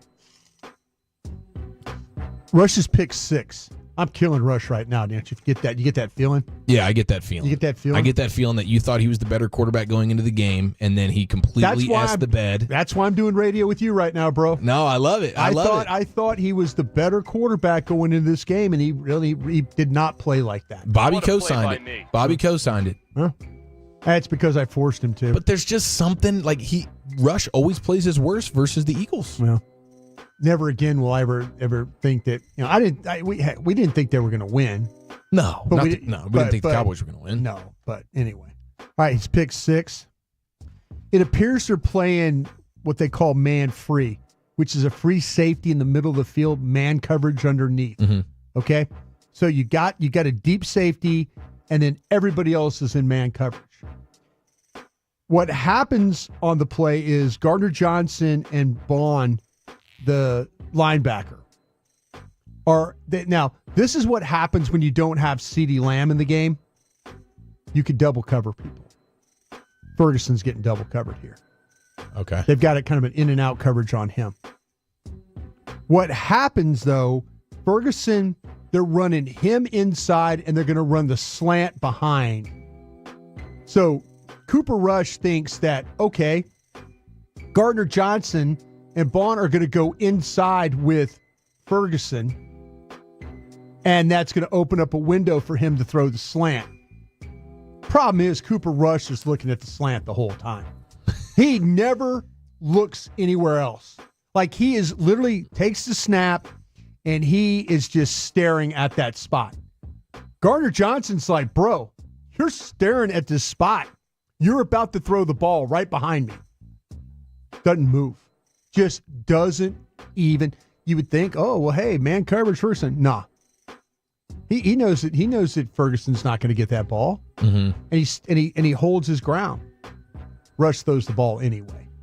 And that's where you get Gardner Johnson standing right there. Like, there was no reason for him to move the way that Cooper Rush set up. Yeah, you see these quarterbacks in the way that they can get safeties to go one way. They can kind of keep looking and they straight. know they're throwing it back the other way. They're throwing it back the other way. But he is set up where his eyes are planted on Cooks coming on the slant. Seems like Cooper Rush was doing a lot of that yesterday, where he was before the snap deciding who he was going to throw it to. Yeah. Okay. How about this one? Remember when Turpin got the ball on the handoff coming left and looked like he was going to score? Oh my gosh, yes. Turpin's got to keep his feet. This is going to be a touchdown. He's probably got like 4 or 5 almost touchdowns. And just trips over somebody along the way? Yeah, over the last couple of years. He runs right into the defender or whatever. Okay. The missed touchdown, I call it the Turpin's missed touchdown in my notes. Hunter Lipke's in the game at fullback, and he's set to the right of the formation. The ball is handed off to Turpin coming left. So what they're doing is they're trying to give you a look like, okay, we're setting up strength to the right, and we're going to run the ball back to the left is what we're going to do here. Run it weak side. You get excellent blocks by Adoga and Smith, and then Beebe actually gets to the second level. Yeah, he does. I'm watching the play right now. Yeah. So you got Adoga, Smith, Beebe, all with blocks. Lipke with a great block. Yeah. Brooks gets the final block. You seen that one? Yeah, he's coming from left to right, sealing off the safety. Blankenship, like Brooks comes off the guy he's blocking to go inside to block Blankenship, the safety. And now it's just Turpin in the corner. Yeah. Except Turpin trips over Brooks's legs. I was about to say, was that Brooks's legs? Yeah. As Brooks is trying to get the block for him? Yeah. Yeah, because that ends up being, there's no way anybody's chasing him down there. Even though I'll tell you what, that Cooper DeJean speed is real. Yeah. That jumped off the screen on that Chauncey Gardner touchdown. Uh-huh. He's just running alongside him. So DeJean, that would have been a pretty fun foot race there because DeJean is the one that ends up jumping on Turpin there at the end. But yeah, that's really unfortunate. That would have been a huge play. That thing is going to go. That's a house call. 50 yards. Easy house call there. I do like this inside stuff though. Like they're getting Turpin between the tackles, and you're getting some good gains. Unfortunately, you left a lot of meat on that bone. No, you did. You absolutely. All right. Rush's second interception here. Going to talk about that one. Officials screwed you on this one. This is the one before the half? This was the one that went to deep ball down the middle. It's like triple coverage. Yeah, but let me tell you what's going on here. Officials missed the call. You watch the play. Cook's jersey gets grabbed by Mitchell. Like Cooks doesn't have a chance to run and get the ball because he gets grabbed by Mitchell on the play. Okay? Officials missed the call. Like he's running by Mitchell and his jersey gets tugged, which almost brings him to a stop as he's trying to run through it. That's why the ball looked like it was so far down the field. Yes. Cooks had no shot. All his momentum got stopped by Mitchell. He should have sold it more. He didn't, He didn't really sell it. Yeah. Flop or it. just, flail a little bit. Yeah. But you could see on the tape that they grab him. Mitchell grabs him and pulls the jersey, and it just brings him to like a stop. And but the ball's down the field. Officials miss it. And unfortunately, they don't call the penalty. It should have been illegal contact, defensive holding, pass interference, whatever you want, whatever penalty you want to give for that. Official missed that one. That was really a terrible terrible miss by those guys. All right. Let's talk about the deep shot to Mingo. 3rd and 1, baby. 3rd and 1. This ball was going to go to Mingo all the way. Rush had 3 options on this play, all of them underneath. He had an option with Ferguson. He had an option with Elliott. And he also had Cooks on the double move on the outside that was able to get open. But this is Mingo on the double move, and it does work. Mingo's open. He's open. Mitchell's beat on the play. Mingo's looking for the ball inside. Cooper throws it to the outside. Post-game, Mike McCarthy was talking about wind. I was hearing some whispers the coaches weren't too happy about the throw. So they wanted him to throw it to Mingo. It was just a bad throw by Rush. Throw. I mean, it hung up in the air for a while. Bad throw. Yeah. And like you said, threw it to the sideline when it needed to just go right into the breadbasket. Yeah. Now, sometimes these quarterbacks are taught to throw the ball outside. Outside of the sidelines, so only their guy can go get it. Unless he's wide open and he has the corner and the safety both beat. Right. Yeah. Which was encouraging for Mingo as we look for next year. Like, okay, there's a little something there. Okay, well, let me give you Mingo's 12-yard reception. Here's my final play before we get to McCarthy. All right. He had a 12-yard reception this game. Heck yeah, This he is did. a really, really nice job of the offensive line sorting out. The Eagles try a 4-man twist stunt, and the Cowboys do a great job of sorting it out. Rush has got plenty of time. Mingo goes up the field, then back to the inside. Mitchell, the cornerback, can't keep up with him and slides to the turf. So, like the route, the physicality that Mingo had, kind of forced Mitchell to be off balance. And then that way Mingo was able to come back for the ball. Good pass by Cooper Rush. Ball was right there, right where it needed to be. Snap to Cooper. But big play right there for Mingo. We've been kind of thinking, okay, maybe he could get some plays. Maybe he could get some opportunities here. That was a good route by him. Good protection, good ball, good route, good reception, gets you 12 yards. And so, but you didn't get nearly enough of that as the game wore on. So we'll talk about the defense in the when we get to 5:20 today. Yeah, Krusty's some of the corner. things that happened to them. 2.0 with the defense there. Yeah. Okay, there's your look at the offense. Thank you, Brian Broad, Super Bowl winning scout each and every day. Usually at 3:40, but we got the McCarthy presser coming up next, so we'll hit that, and then Jock Peterson at some point in the 4 o'clock hour. That's next in the nation.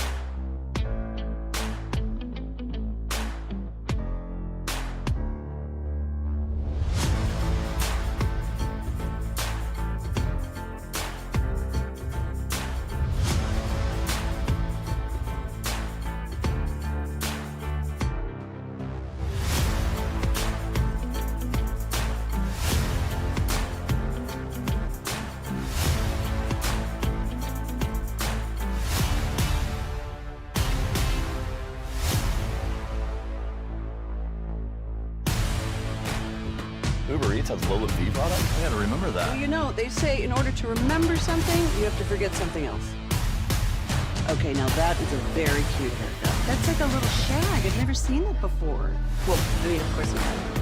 It's the Rachel. Oh, is that your name? No, I mean like your name. No, I'm Jen. My name's Jen. Right, but I just mean like this is your haircut. But that's hair on your head. I'm not saying this is your hair. Okay.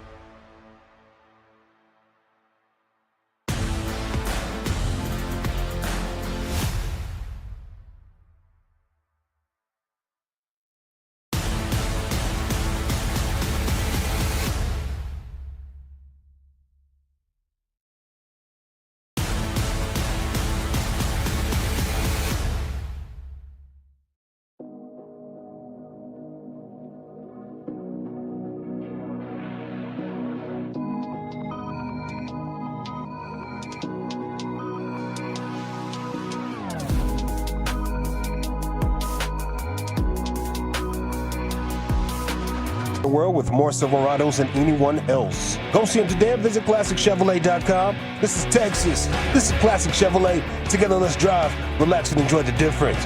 Based on new Chevrolet registrations 2023.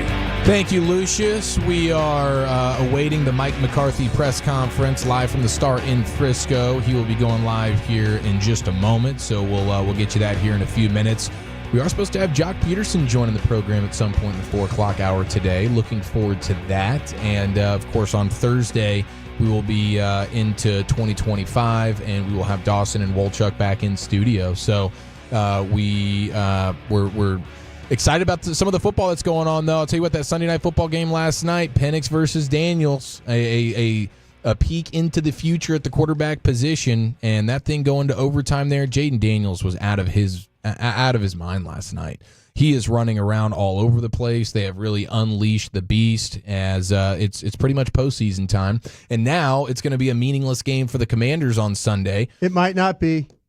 It might not be. They're playing for the 6th seed.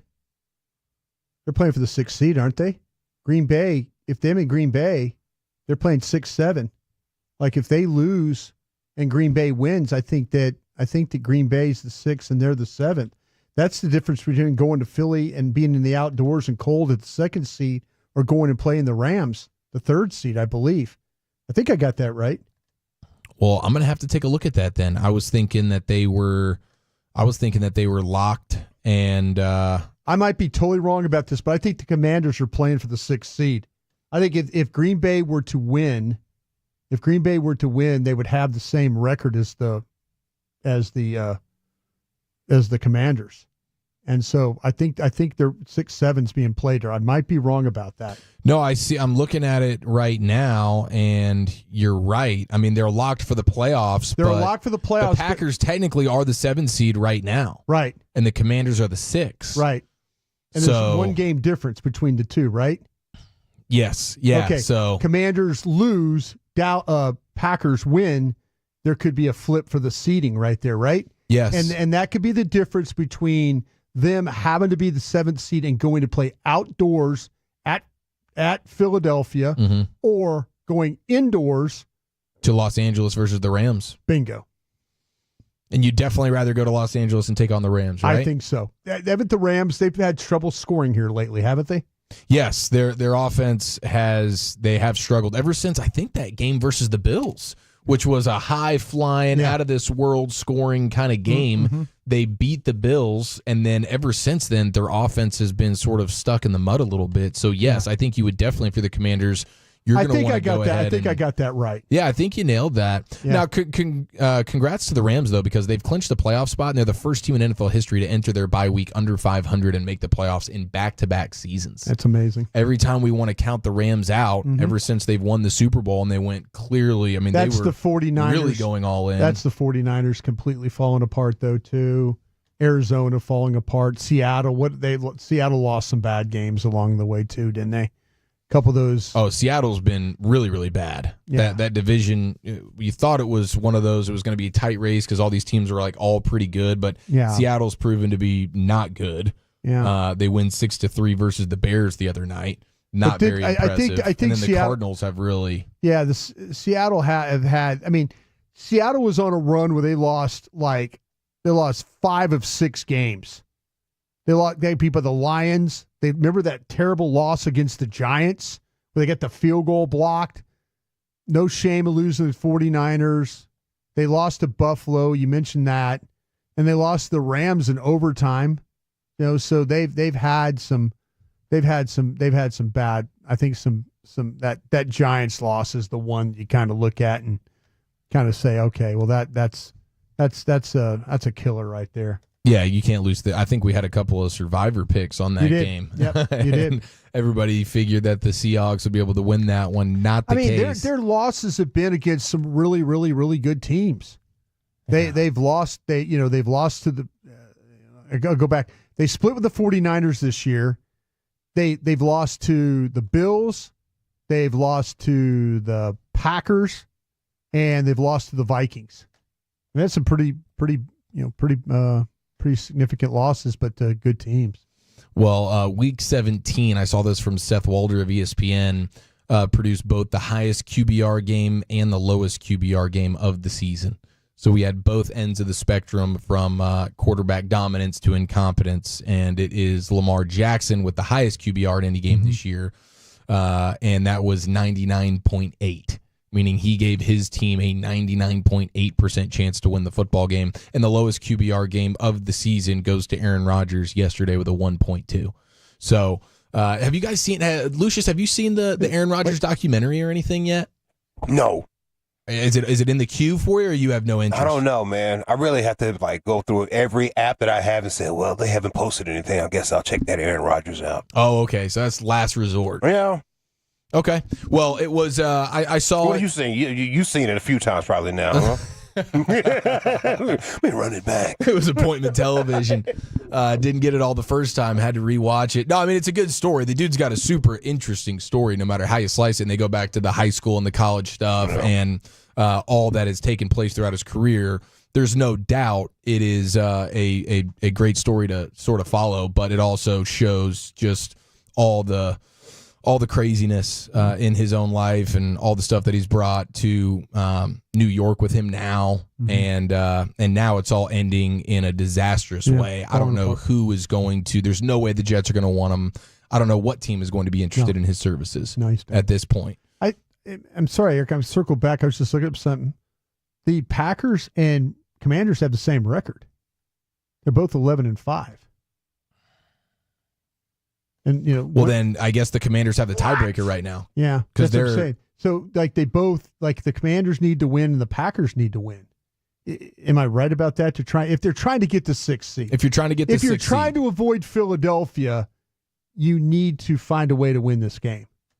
That's kind of what I was thinking. Yes. Yeah. No. And you're totally right. You're totally right. Okay. I just wanted. I didn't want to mess people up there. Because I think there's a difference between playing the Rams and playing out in the cold potentially in Philadelphia. Yeah, and Green Bay's one of those teams that I'm sorry, I didn't mean to circle back on that. No, it's okay. I thought there was a 1-game difference, but they're actually tied record-wise. But I guess strength of schedule or whatever favors the Commanders. So you don't find that suspicious? As long as the Commanders beat the Cowboys on Sunday, then they're a surefire lock. But if the Commanders were to lose, then the Packers win, then the Packers would jump. Right. So, all right, let's go live to the Mike McCarthy presser, live from the Star in Frisco. Quiet. I didn't say anything. Well, they don't have to wear a hat. Hi, David Moore, Dallas Morning News. I have a question and a follow-up.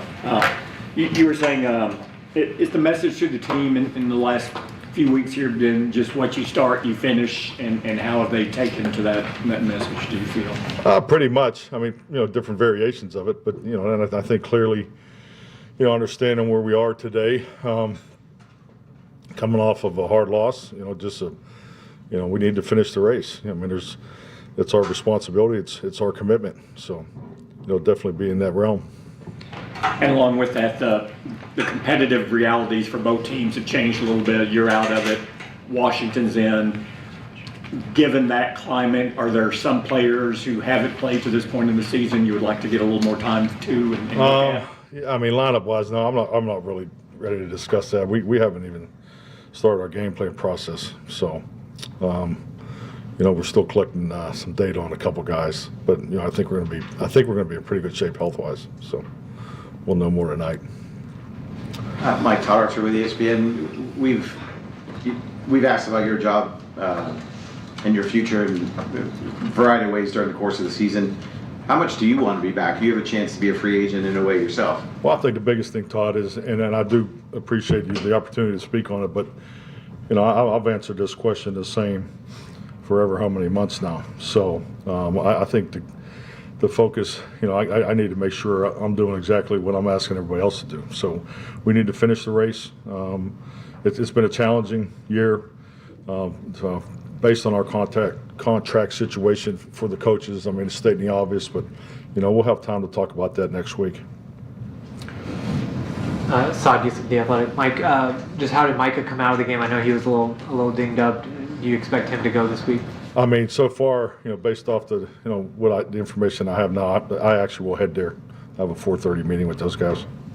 And then just what did you see from the turnovers yesterday, both in terms of the offense and then also the defense not being able to take the ball away? Just when you guys were successful in the last 5 games, the turnover margin was near the top of the league. Yeah, definitely. I mean, we keep track of, takeaway and giveaway opportunities. We had a few takeaway opportunities that we didn't convert. So we're still putting ourselves in position to take advantage of that. So and really the giveaways are disheartening, frankly. I mean they were giveaways. I mean they were careless giveaways. And that's the hard the hard part for us offensively because we had a game plan. And, the fact of, running the football, staying a favorable down and distance. The third down was in the low, 40, 42, 43% area. So, it really came down to taking care of the football. If you'd have told me we'd been able to be above 30 rushes in a game, I would have told you we'll win the game. That's how I felt the game needed to go. We never really challenged them to play. They were able to play conservatively with their backup quarterback, and then with the turnovers and the points off the turnovers, they were able to play to their strength, and that's running the football. So it's an opportunity that we obviously didn't take advantage of. Calvin Watkins, Dallas Morning News. What are your thoughts on some of your players saying we want you to come back next year? No, I mean, thank you. Yeah, absolutely. I think it's just a reflection of what we have here. I mean, it's a reflection of everybody talks about culture, and I'm not up here to give a bunch of buzzwords, but we do things the right way. I can attest to that. I've done this long enough to have a strong opinion to how to run a program, what's best for the players. The players are coached, they're coached with detail. There's demand there, accountability. So, the basics are in place. But we're like any other program. We need to get better. There's a number of areas we need to improve on. So, but that's what the off season's for. This is not the week to be getting into these discussions. But I think it's just really a reflection of what we have here in place. We have a coaching operation. We have a locker room. We have the things, within our realm. That you need to win, and we had a number of challenges this year, and we didn't overcome them all, and that's why I'm standing here talking about not being in the playoffs. But I think we got a great group of men to work with. Stud vets. We brought vets in from other places more late than we've had in the past. It took them a little longer to get everybody tied together. But I do think we have a young group of players that have played a lot of football, and my personal experience with that is that will pay dividends moving forward. So I think the future is bright, and we have a lot of things in place here. So we need to take a step back after next week, and obviously a lot of decisions got to make, a lot of business decisions got to be made because of our contract situation, and that's what we'll do. Yeah. Joe White, All City, Dallas. You guys had 4 total pressures. Do you attribute that mostly to? I'm sorry, for what? 4 total pressures. Okay. Do you attribute that mostly to trying to stop Saquon and kind of that impact, or was production? Yeah, I mean, I think you've answered the question. I mean, it's just how many times did they run the ball? I mean, it's that's the way the game went. And I think really goes back to my my answer about the turnovers. It took us in a direction down a path that we shouldn't have didn't want to go in, and then obviously we're not able to overcome it. So you get the ball and score there on that first drive, and then obviously the second drive, I think we're talking about maybe a different ball game. So they got to play with the lead, play out front. Their defense was not going to give us anything over the top. They were going to make us earn it, and we turned the ball over. So, and they benefited from and were able to run the ball for the majority of the second half. Mike, Josh Tolentino, Lone Star Live. Yesterday, Tyler Smith said that he didn't sense anyone quit. And from your perspective, would you agree with that sentiment? I agree with that. Yeah, I agree with that. I think that, we all were at the game. You saw the way the game started. That game was about one team took care of the ball and one team didn't. And that was the biggest swing in momentum, especially on the road. They converted points off of those turnovers. So, and they got to play to their strength through the whole second half. Garrett Podell, CBS Sports. Mike, Trey Lance got in a little bit at the end of the last game. Would you say that Week 18 is a great opportunity to start him, or is Cooper still the starter? Well, I think all those decisions. I really like what Cooper's done. I think we all have to recognize the job that he's done to this point. So, but we're, this is the time you do think about, not only the quarterback positions, all positions. We want to make sure that, we do have information on our young players. Frankly, we probably have plenty because of how much they played. So, but yeah, we're not. We're not really looking, to answer those kind of questions right now, and so we'll talk about that moving forward. But I'd like to be in a position where everybody plays. I think that's would be practical. But how we make it happen, and how we put together the game plan, that's what we'll be doing here in the next 36 hours.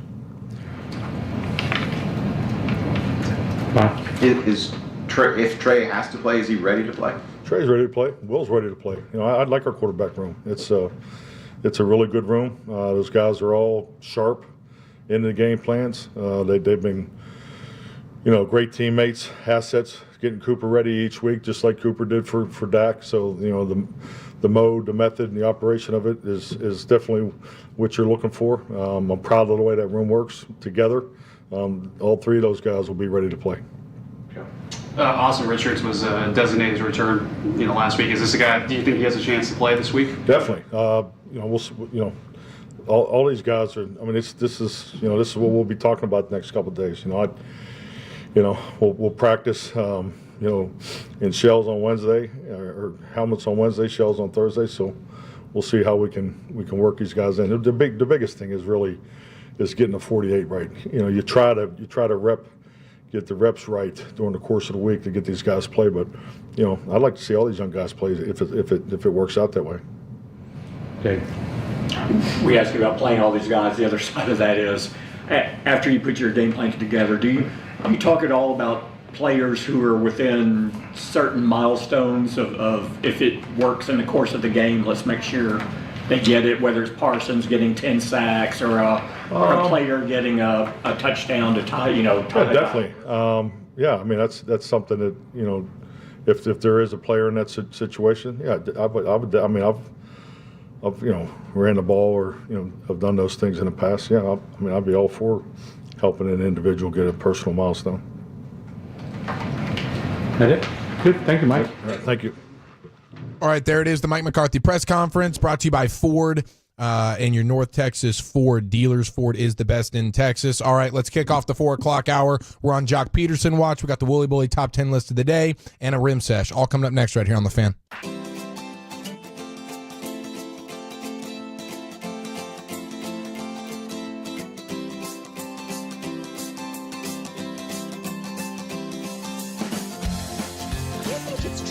Got to forget something else to remember that Uber Eats has groceries. No, that's absurd.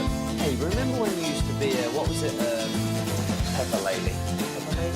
Wasn't it Cinnamon Sisters? Razor Blade. Saffron Squad? Nutmeg Maiden? No. Nutmeg Maiden. I just said that. Was it Spice Girls? Doesn't sound right. Was it Saffron Squad?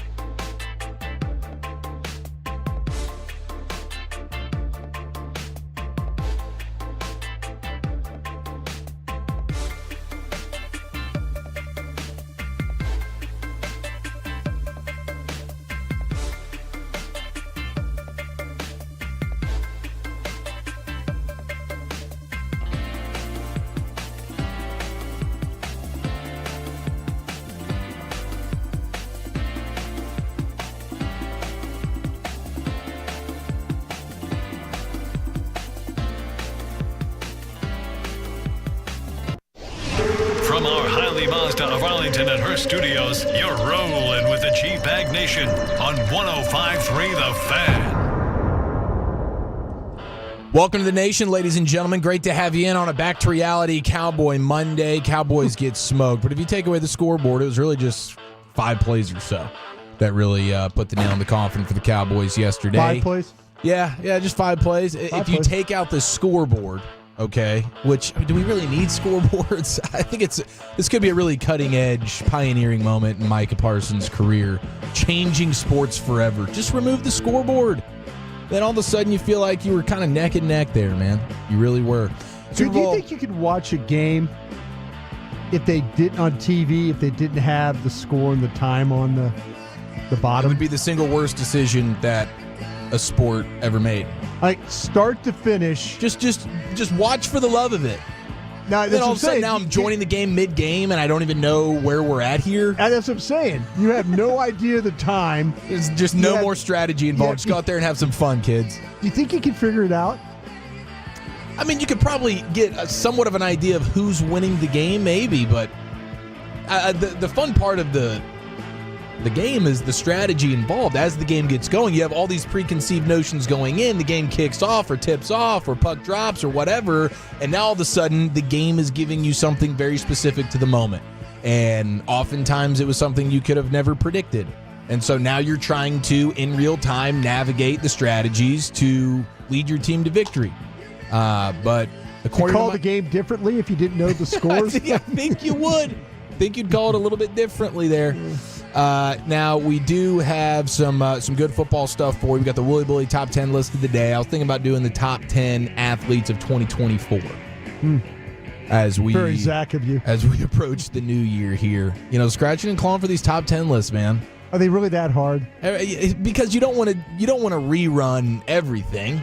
Cupcakes? Yeah, it's like whatever national day, okay. I think Zach does a great job. He does a phenomenal job. It's plenty of heavy lifting. You know, and so sometimes you just gotta see what's out there for you. And right now, end of the year, I mean, people love lists. Top especially 10 at the reasons end of the why year. you're not good at your job?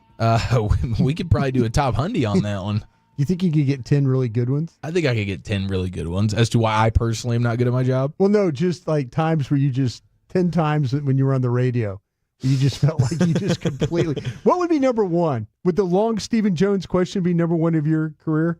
For top 10 list? The Tony Gwynn Jr. conversation where I made something about his dad, about him, and then he had to correct me on it. That was tough. I mean, there's too many to count, to be honest with you. Yeah, the Wounded Warrior, bro. Yeah, the Wounded. Do you sit to pee? Fam. That one. My man had no legs. That one is. No, I don't have any legs. I think everything else is fighting for second after that one. That's a good point, Lucius. Hey, so everybody wants to know, do you sit to pee? Yeah, by the way, I'm a Wounded Warrior. I don't have any legs. Great question, though. Awesome. Appreciate it. You didn't want me to go down that path, did you? Let's go ahead and move on. Yeah, no, I don't. Especially because we're about to be my birthday month, and Walchuk's going to pull out the birthday roast and revisit all of my low moments. Yeah. He just texted me and said, damn right, it's heavy lifting. So he's getting a well-needed kick in the feet up. Kind of. How was the post-game show last night, by the way? Did you have anybody go off on you guys? It was all good. Because you wanted to fight in the pregame show a little bit. I didn't know if you took that into the postgame or not. No. I kind of, we had a couple of. I always like, when people like want to get rid of guys and stuff like that. It's not the like who you're going to bring in, but do you have a plan? I could. It's funny how sometimes you could get people to completely come off their point, and then go to another complete different point, and then get them to come off that one, and then completely come off. We've had one of those. What you drinking? What you thinking on Friday, Lucius? We had a guy that Broadus was kind of really wanting him to put his feet to the fire a little bit. He came out hot with a Dak take. Broadus was pushing on him a little bit, and then this dude just took us for a roller coaster ride. We needed Dramamine, Lucius. We were all over the park. You was on him? It was Big Ben out there at Six Flags. You was on him? He was on him. I'm just saying. Yeah, I'm just saying. It's like, explain why. Messing around. Explain why. Now, we do have, so Tom Brady, and every once in a while somebody will ask me, oh, yeah, Brady, how's Brady doing? It's like, it seems like he's we getting haven't a heard him little for bit like better, 3-4 weeks. I don't get to sit down and really just listen to him all the time. Yeah. But there were a couple of clips yesterday, one not so good that went viral, another one that didn't go viral, but I think this is both ends of the spectrum for Brady. People were hating on Greg Olson at tweeting at me. They were hating on Greg Olson as a broadcaster. I think Greg is phenomenal. I mean, he like too. the Leofau play where he's kind of saying, should there have been a flag there or whatever. That was obviously a misstep. That was a misstep. But by and large, it's hard to say that Greg Olson isn't doing it better than anybody I've had like 4 or 5 people give him the thumbs up and 4 or 5 people give him the thumbs down. Say it was awful. They think he's awful. I agree to disagree on that one. I cannot agree on that one. Now, Tom Brady yesterday, he was on the call for Vikings and Packers, which of course was the game of the week. And the Vikings really handled business. The score looks a lot closer than really what that game was. Mm-hmm. The Vikings continue to impress, and now it's an all the marbles game coming up week 18 on Sunday for the 1 seed in the NFC. Vikings and Lions. What a tragedy it would be to be a Lions fan and all season long. And then now it comes down to this. If you lose that game, you go from being the 1 seed and you got home field and the bye to all of a sudden you drop down to the 5 seed. Yeah. And that would, now granted, you'll get to play like, I guess the Falcons or you'll get to play the Bucks.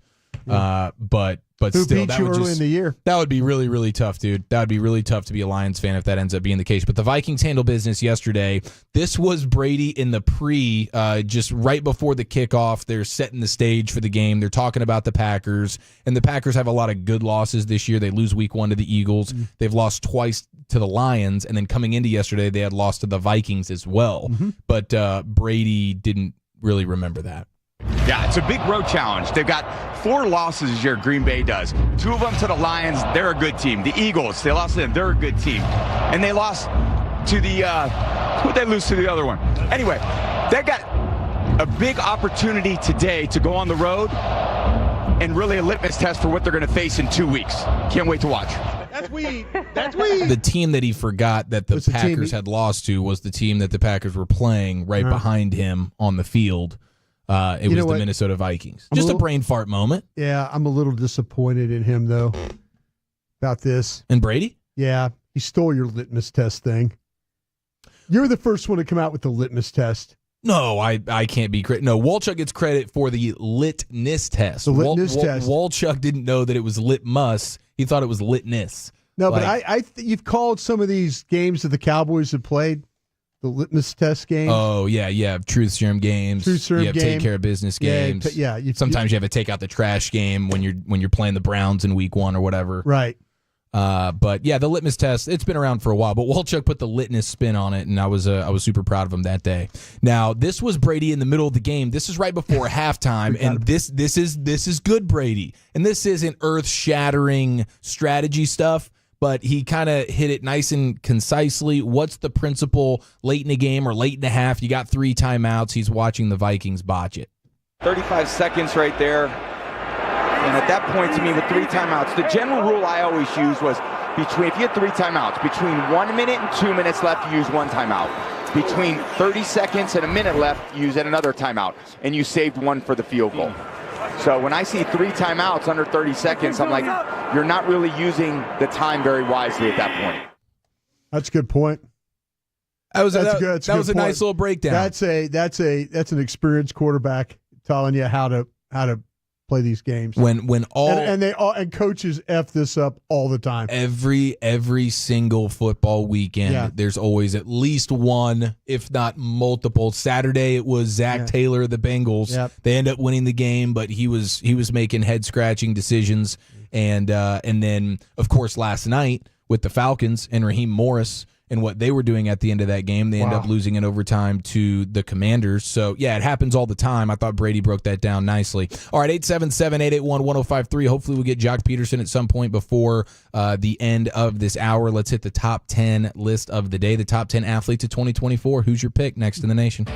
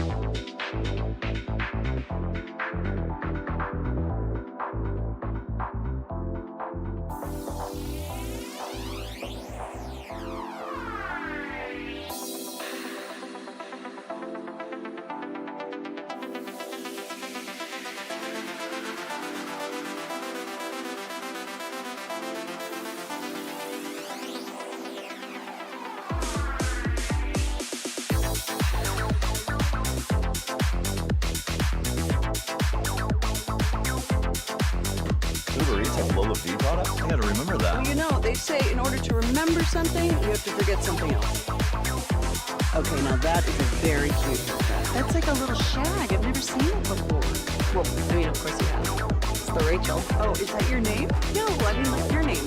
No, I'm Jen. My name's Jen. Right, but I just mean like this is your haircut. But that's hair on your head. I'm not saying this is your hair.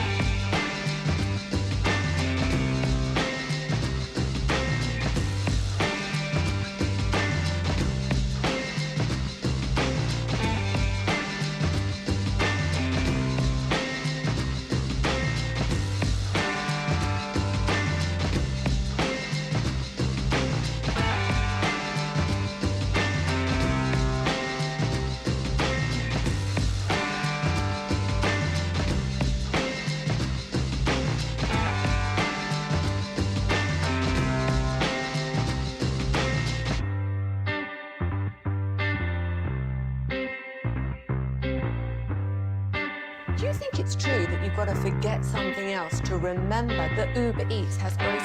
No, that's absurd. Hey, remember when you used to be a, what was it, Pepper Lady? Pepper Lady? Was it Cinnamon Sisters? Basil Baby. Sapphire Squad? Nutmeg Maidens? Freaker? No. I just said that. Was it Spice Girls? Doesn't sound right. Was it Saffron Squad?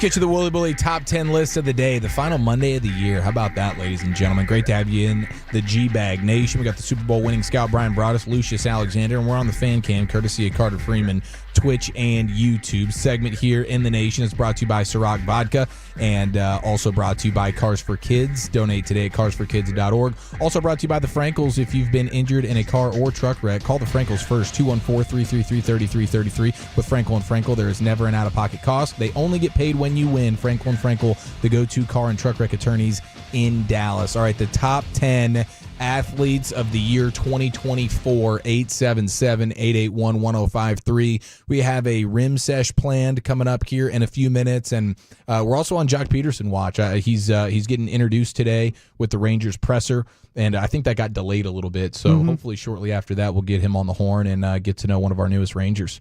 Looking forward to getting up close and personal with him out there in Surprise as we mosey on about the clubhouse and whatnot. And he's a Whataburger guy. He was a football dude in high school. Big time football dude. Big time football dude in high school. We'll have to ask him about that a little bit. But let's go ahead and hit the top 10 list of the day. Top 10 athletes of 2024. Lucius Alexander. Who would you give it to? I think it's just professionals on this list. Just pros. No. You got Caitlin Clark is in the mix. She's on my list. Okay, she absolutely should be. Yeah, she's on my list. And for I would sure. say like Travis Hunter. Yeah, Are you I got kidding Travis me? on there too. He'd be in the mix here. All right, let's get your list. Shohei Ohtani. Boom, huge. Simone Biles. Yes, Olympic year. Yeah, we just had, Come on now. Olympics. Yeah, we had Olympics, bro. All right, very good. Yeah, those are all strong I got. contestants here. Strong contestants here. Broadus, does anybody come to mind for you for this last year, 2024, athletes that made an impression on you? Well, is Lionel Messi going to be on that list? He's going to be on the list. Definitely going to be on the list. Cristiano Ronaldo going to be on that list? Cristiano Ronaldo, definitely on the list. Still? Damn. Still, bro. I know. I'm like, I don't follow soccer enough to know just how impressive he still is. This is going to be a wild card shot, is what this is going to be. Is there anybody from auto racing on there? Yes, Brian Broadus in the top 10. There is at least one. Okay, it's Lucius guy Sir Lewis Hamilton. Lewis Hamilton outside looking in, coming in strong at number 16, though. Strong at number 16. Is it Max Verstappen? Ding, ding, ding. Yeah. Okay. Hey, I get that. He's unstoppable. Yep. Is he's the number one thing in F1 right now? Yeah. He's going crazy, bro. Yeah. They're about to have a challenge because what's happened is Ferrari is getting better. McLaren won the constructor's title, and the Red Bull won the driver's title. So, yeah, McLaren and Ferrari are actually catching up to Red Bull. So, the 2025 season should be a good one. How old is this Verstappen guy? Like, is he just scratching the surface? No. He's been at it for a while. Guy. He's a young guy, but he's been racing like since he was a kid. Okay, so he's kind of a prodigy. Yeah, I could get you his exact age, but I don't think he's in years. I think he's a young man, but as far as racing years, his dad was a famous racer, and so he's been like a go-kart kid. And 27 right now is what he is, but yeah, he's been doing it forever. Yeah, he's been racing for probably 20 years. Well, he comes in strong at number 6 on the list, so bravo to him. Yeah, we all feel like Caitlin Clark should be in the top 10, right? Yeah. Should be in the top 10. Should be. Well, she's not? She's not in the top 10, and we can maybe try and see. Is there a female athlete in the top 10? You said Biles, right? Biles is not in the top 10. Wow. But it was in Lucius's top 10, and understandably so. Is there? She had a heck of a run. Yeah, exactly. No, Caitlin Clark is the highest rated female on this list. Okay. But she comes in at number 15. Wow. So, I don't know. It's hard to justify her not being in the top 10, to be honest. I mean, the 817 is like, dude, I watched women's golf because of Caitlin. She has to be number 1. Like, no matter what she's doing. She's bringing the eyeballs. That's Jokic? for sure. Jokic is going to be in there. He was your MVP last year, and he's been out of this world. There's no doubt about it. He's coming in, let's see, where does he rank in the top 10? He comes in at number 5, just ahead of Verstappen. Scotty Scheffler? Scotty Scheffler also should have been in the top 10. But he is not in the top 10. No, there is a local athlete. Bryson DeChambeau. He is not the one. Oh, he's a local athlete. There's a local athlete. They say local golfer. I'm sorry. No, it's okay. Who do you think the local guy would be? Best player in the Metroplex? Luka, number 9. So Luka's getting some love there. And when it comes to the NBA, it's just him and the Joker. And then also at number 7, you have Steph Curry. Also for the Olympic stuff that he was able to do. Right. Because he was vital, of course, in Team USA, bringing home gold once again.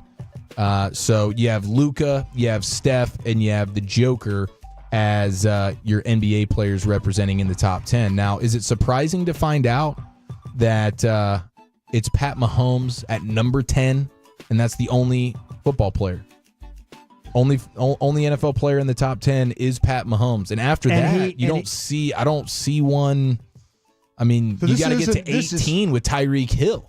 this is truly a international list then, right? Yes. You know what you're saying? Yeah, this because is the for fact sure. that Verstappen is 6 and Pat Mahomes is 10, I don't think that would be on most Americans' scorecard. A17 texting in Aaron Judge. Outside looking in at number 21. Yeah, I guess. You got LeBron James being texted in. This is probably the first year in 20 years that he hasn't been in the top 10 on a list like this, right? Because he comes in at number 13. Even LeBron couldn't crack it this year. And he was super important for the Olympics and whatnot. Sure was. Got him there. Put the team on his back. Yeah, no doubt. And Steph Curry's the one that killed them all. You got Giannis also on the outside looking in, as well as Kylian Mbappe. Okay. You said international list. Yeah, this is everybody. Okay. Do you have a cricket dude on here? No, I don't see any cricket folks. I know all the individuals on this list. Okay. I couldn't name you a cricket. You know player. a cricket guy, Broadus? I was just thinking. You got one in mind? Come on, you can pull it. You got a cricket pool? Oh, you know what? Number 17, Virat Kohli from Delhi, India. Cricket dude. Yep, number 17. Delhi.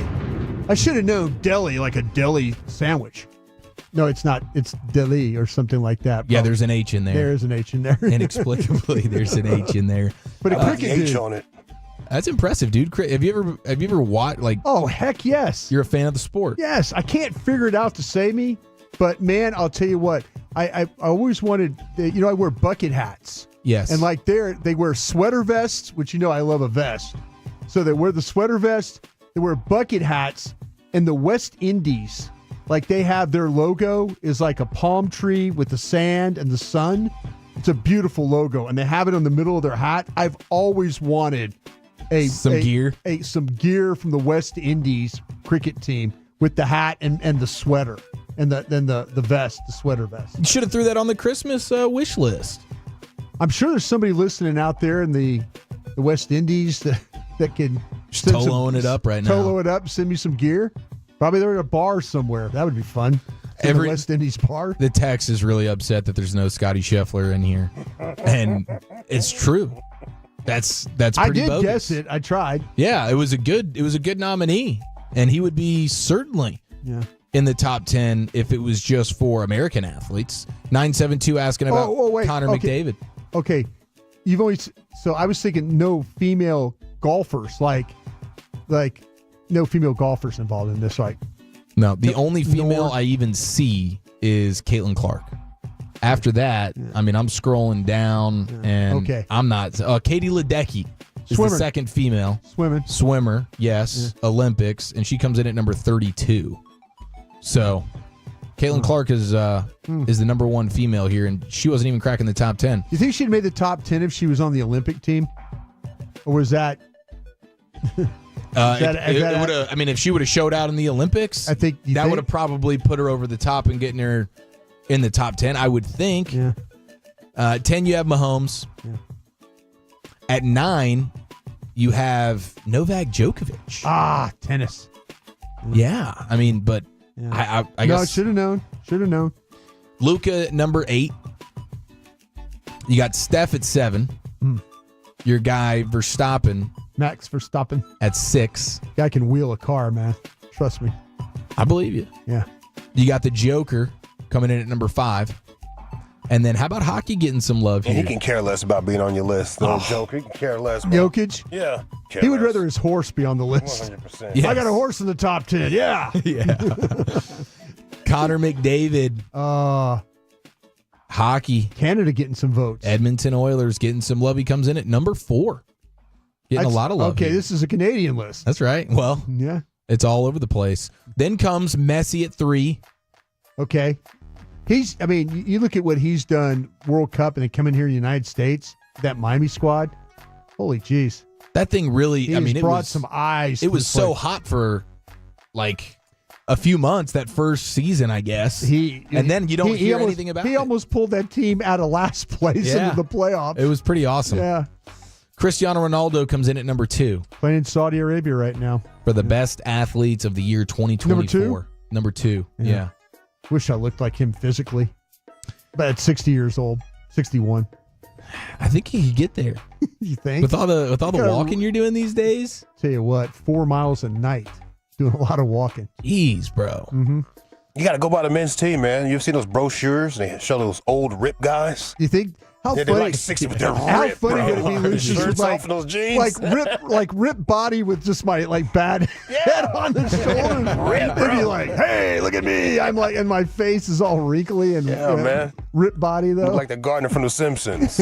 A lot of girls will cast aside the idea that your face isn't quite up to par if your body's just totally rocking. I just think that ladies.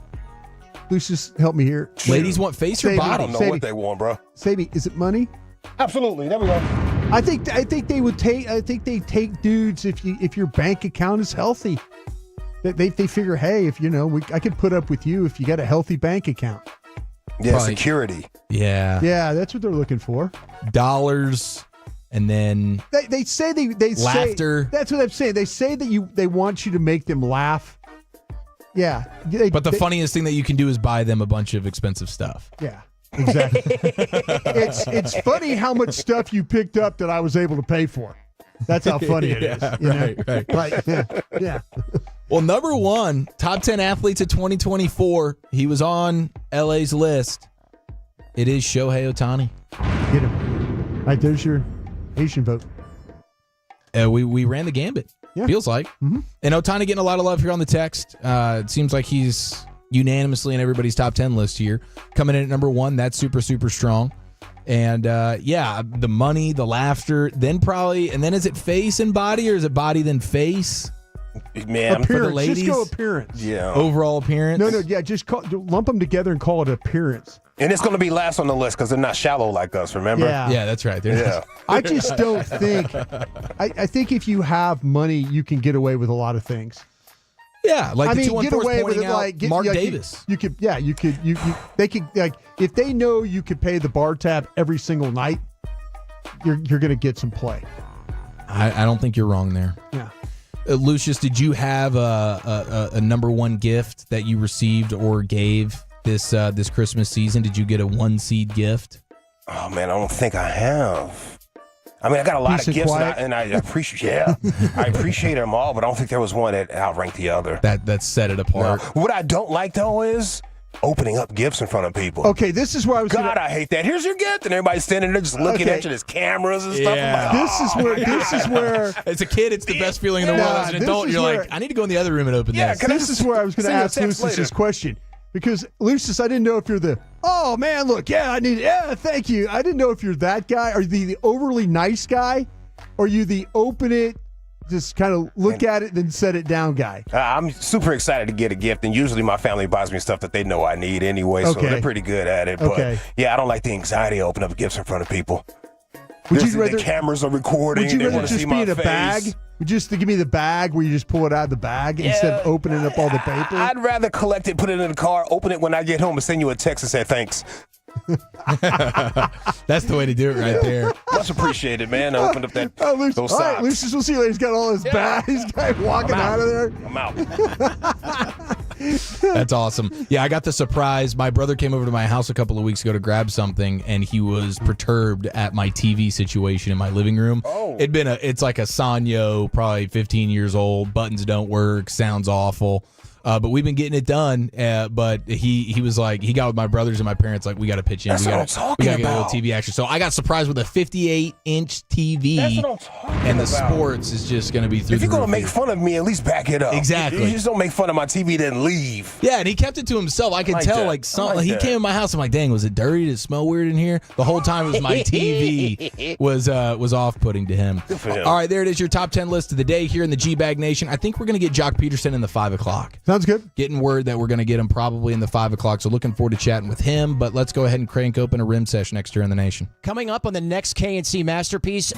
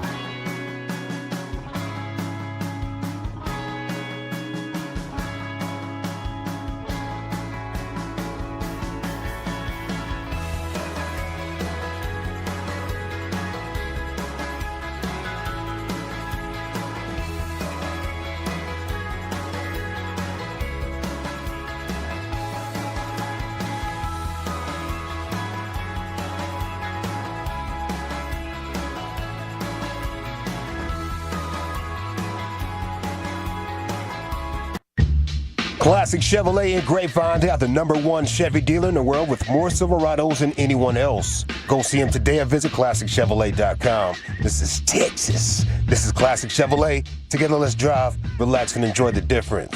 Based on new Chevrolet registrations 2023. He's a 2-time World Series champion. He's a DH monster, and now he's a Texas Ranger. Ladies and gentlemen, we head to the D&M Leasing Hotline and welcome in Jock Peterson into the G-Bag Nation. Jock, thanks so much for giving us some time, man. Welcome to town. How does it feel? That's right. Love it. Thank you. I'm excited. It's been great. That's great, man. We're excited to have you. How was the intro presser there? It seemed like I'm reading some things on Twitter, and the Rangers fan base is already even more fired up. They love you already, Jock. I love it. I love it. I'm excited to be here. It's a great group of guys, and we're all hungry, ready to get back to the playoffs and make another run at a championship. Hey, Jock, with your football background, we were kind of hoping you would get here a lot earlier and help this Cowboy bunch. This Dallas Cowboys could use a badass, catcher of the football, tough guy, Yeah, what's your position, Jock? Good locker room guy. We could have used all that earlier. We needed you about 2 months earlier if we could have. Oh, man. Yeah. Wide receiver. I don't know. I'm sure the story's around, but I grew up with Devontae Adams, so me and him were running a wide receiver, and now he's a Hall of Fame wide receiver. So I picked the wrong sport. No, I'm kidding. that can make you go to baseball real quick when you see what. When you see that athleticism, that's what made it real easy. I said, all right. So me and you, we're not the same. You're doing things I can't do. Do you ever keep in touch with him? I know you maybe like some of my old high school buddies still keep in touch with, but professional athletes do that? I mean, are you just kind of like admire him from afar and he admires you from afar? No, we talk a little bit, once a month or so probably. Good for you. Catch up, he's a good guy, and I'm really happy for him. Well, Jock, what was the recruiting process like getting you to become a Texas Ranger? How did that all develop? Man, I don't know. It's everything aligned, everything I was looking for and everything they were looking for. It both aligned, and it was a perfect fit. We're excited to be here. They're looking to win now, and that's what I want to do. It's a first-class organization. They've shown that. I've talked to so many people that have been here that loved it, and it's going to be a great experience. And like I said, it's a good time to be a Ranger. Jock, did you think Chris Young was that tall? Have you ever seen it? Yeah. I mean, was it one of those things when you walked in the room, did you go, my God, he's a big man? See, that's when I first met him, and I'm 6'3" myself, and I was looking up at the dude and going, all right, I could see this guy standing on the hill and intimidating people, but was he bigger than what you thought? You'd get in the box and you would see him on the mound, and you're like, oh man, all right, can he back up a little bit? Move him back. But no, you get in person. He walks in a room, he commands the room. He sure does. So intelligent, competitive. You can see the attention, the detail in his urge and to want to win, and he's going to do whatever it takes to win.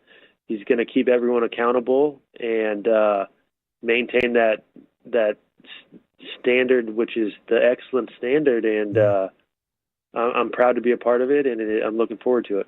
Jock Peterson with us here on The Fan, and of course, former teammate Corey Seager. Now you get to rejoin him in this Rangers lineup. Any other buddies on this Rangers team? I play with Spores a little bit, but Seager, we've known each other for 10 plus years. So to watch him grow up and have the career that he has, it's incredible. On his way to a first ballot Hall of Famer, and it's not every day you get to watch that type of player work, go about his business, post, and someone who's humble and has the same eager to win and be great every single day. It's a rare breed. He's a rare breed, and I'm excited to be back with him, and I want to accomplish some special things together. Well, you're off your best year, Jock. What do you think? Why were you able to put it all together? What was different about this last season? I think as you go on in this game, you continue to learn, and you filter. You filter good stuff, filter bad stuff, and you add it to your repertoire. And I think I'm just starting to hit. Sounds different because I don't play the field as much, but my prime as a hitter, where understanding, seeing what I do well, seeing how pitchers attack me, seeing when I do this, I don't do this as well, and catching, spirals quicker, and leaving the other stuff alone to just let ride, and just bobbing and weaving and learning. You learn, and you always are. This game's going to teach you until you're done playing it, and even after then, it'll probably teach you some more. So it's just for us to be able to take that information, how we use it, and I think I've been able to continue to add to it instead of it making negative and running me out of the game. Hey, Jock, how I was just looking up something about you real quick because I was curious where you're from. You're from the prettiest place in the world, I think, Palo Alto, California. I used to be an NFL scout, and I could tell you how many times I loved going to Stanford. I loved Palo Alto, California. And if I wish I had the money to live there, because as a scout, you really can't live in a place like Palo Alto. But like I say, that has to be. I mean, I just can't imagine growing up in a place like that. How beautiful that place is. I was very spoiled and fortunate to be able to grow up there. It's one of the more beautiful spots in the world. No question. Special. No question. And that's it's pretty interesting. You're a free agent, and then we play in the summer, obviously. So I grew up in summertime.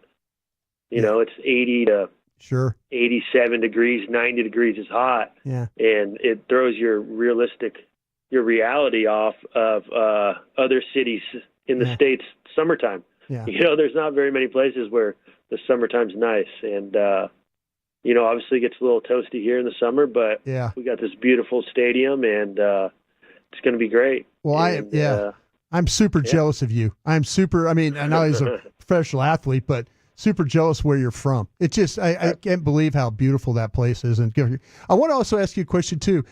Your given name is Jock. Is it a family name? Granddad? Something? What do you got? How did you get the first name Jock? Man, I get asked all the time. Okay, I'm sorry about that. Bad question on my part. Yeah, bad question, but no. I got a brother named Champ. Okay. I got a brother named Tiger and a sister JC. So we kind of all have some odd names, and creative parents. The only one who has anything behind it, because they always ask us, is my brother Tiger. My dad went to USC, Southern California, and Rob Dado was the baseball coach. Yeah. And he'd called everyone Tiger, hey, Tiger. Hey, so that's how Tiger got his name. Okay. Champ and me, man, I don't know. I don't know. No clue. It is what it is, but, we ball, so it's all good. Dang right you do. Jock Peterson with us here in the G-Bag Nation. I see your nickname on MLB.com. They have it as King. Is that real? I don't know. I've had a few nicknames along the line, but for a while, that's what they were going by. They were calling me, but I don't know. You go to new places. I don't know. I like to have fun, mess around, laugh, have a good time, and somehow King came out of that one. But I'm sure I'll have a new nickname here. I love it. But I'm excited to get to know the guys and have fun. Yeah, the narrative around you is you're a great clubhouse guy. Yes. Jock, and you got to earn something like that. You must be a damn good friend, damn good teammate. I just like to have fun with the boys. So I'm looking forward to it, and it's a great group to win a World Series. It's got to be a tight group, close together. They're pulling for each other. So I just want to add to that and get back to that mentality and that drive. Are you strictly DHing here, or are you going to be doing some field work? What's the plan? Not sure. And to me, whatever makes the team better. Like I said, it is you leave your ego at the door and you do what's best for that team. Last year I was on a team that didn't make the playoffs off a tiebreaker. So that just shows you that whether it's a day game in July, a doubleheader game in August, and you don't want, everyone's tired, that game matters just as much as game 162. So there's no time to be like, put your ego in front and say, I want to do this to help myself. It's not. It's team first. Yeah. All my major league scouting buddies they're absolutely in love with you as a player and as a person. And they're like, damn, they got a great locker room guy. They got a great teammate. And I think that when you start to talk about chemistry and stuff like that, man, I guess you can't have enough Jock Petersons in the world. Just one, baby. No. It's all good. I appreciate that. Yeah. It's very humbling to hear that, so I appreciate it. Thank you. Well, you're a Cali guy, but I see you're a Whataburger guy. So I love your Whataburger videos.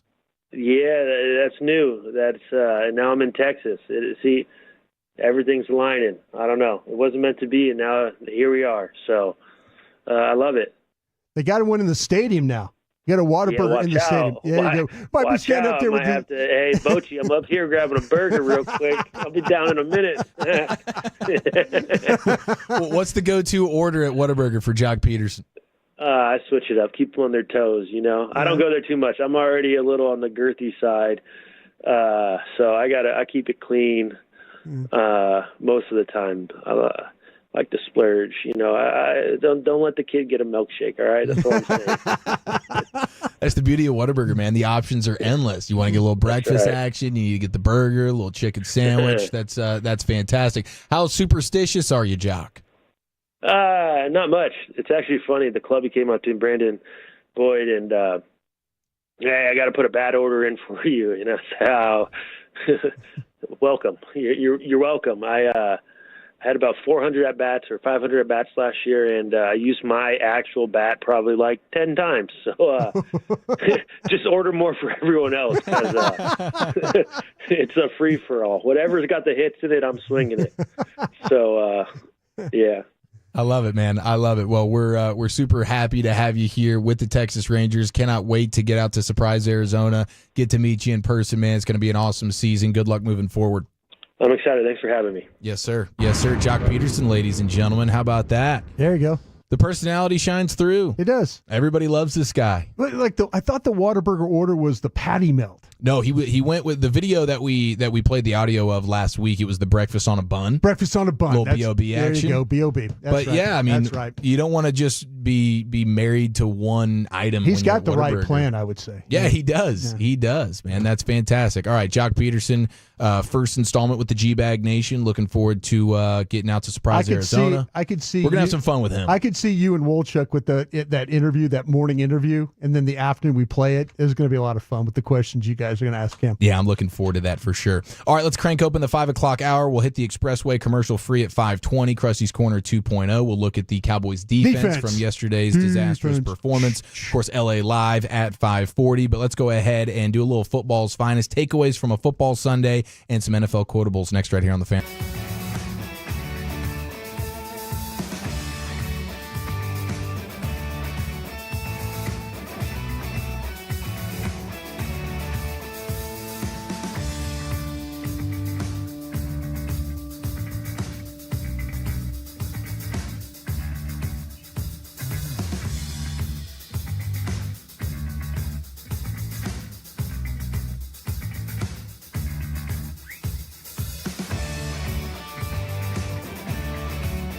Uber Eats has Lola V product? I gotta remember that. Well, they say in order to remember something, you have to forget something else. Okay, now that is a very cute haircut. That's like a little shag. I've never seen it before.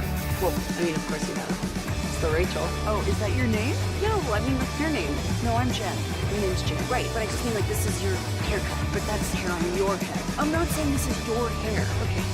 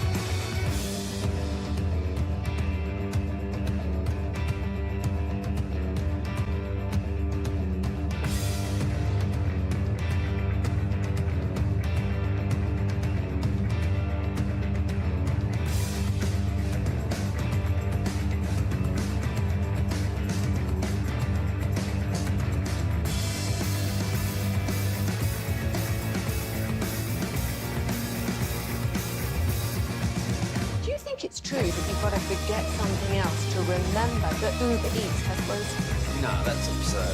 Hey, remember when you used to be a, what was it, Pepper Lady? Pepper Lady? Wasn't it Cinnamon Sisters? Basil Babes. Saffron Squad? Nutmeg Maidens? Pre-curve? No. Nutmeg Maidens? I just said that. Was it Spice Girls? Doesn't sound right. Was it Saffron Squad?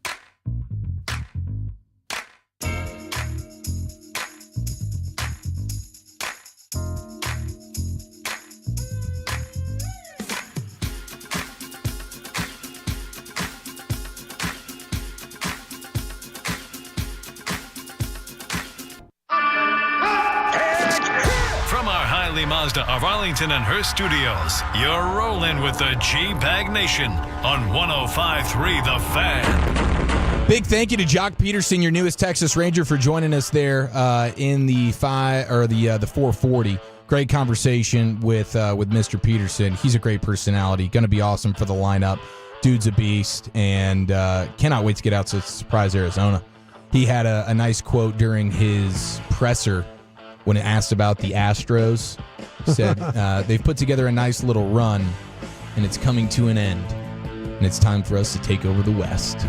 Jock Peterson, you're a fan favorite already. That was awesome. People wanted to get a weekly with him, because we do the Rangers player show every week during the season.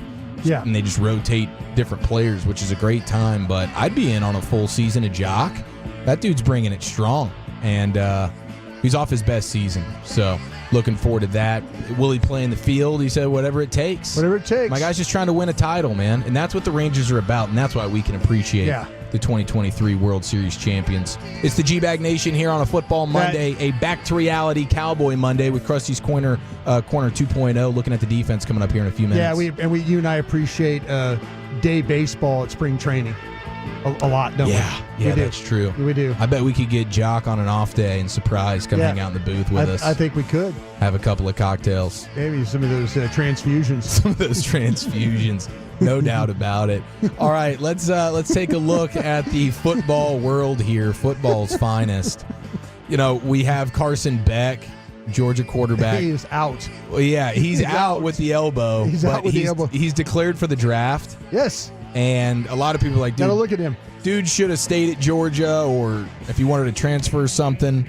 You have Todd McShay just hammering Carson Beck for leaving Georgia to enter the draft. He says Carson Beck made a bad decision to leave early. I texted a bunch of guys in the league, GMs, former GMs, scouts. One scout wrote back to me, one-word answer, foolish. So that's just one perspective there. I know you haven't looked at the quarterbacks yet, but that's going to be a weird one because he really hasn't lived up to the hype, and now he's dealing with an elbow injury that's going to keep him out for a while. That is kind of a questionable decision there from old Carson Beck. Yeah. Carson Beck and Quinn Ewers, both guys that should probably be staying and developing one more year in college football. Weren't we like at the start of the season talking about those two dudes as being probably top 10 picks?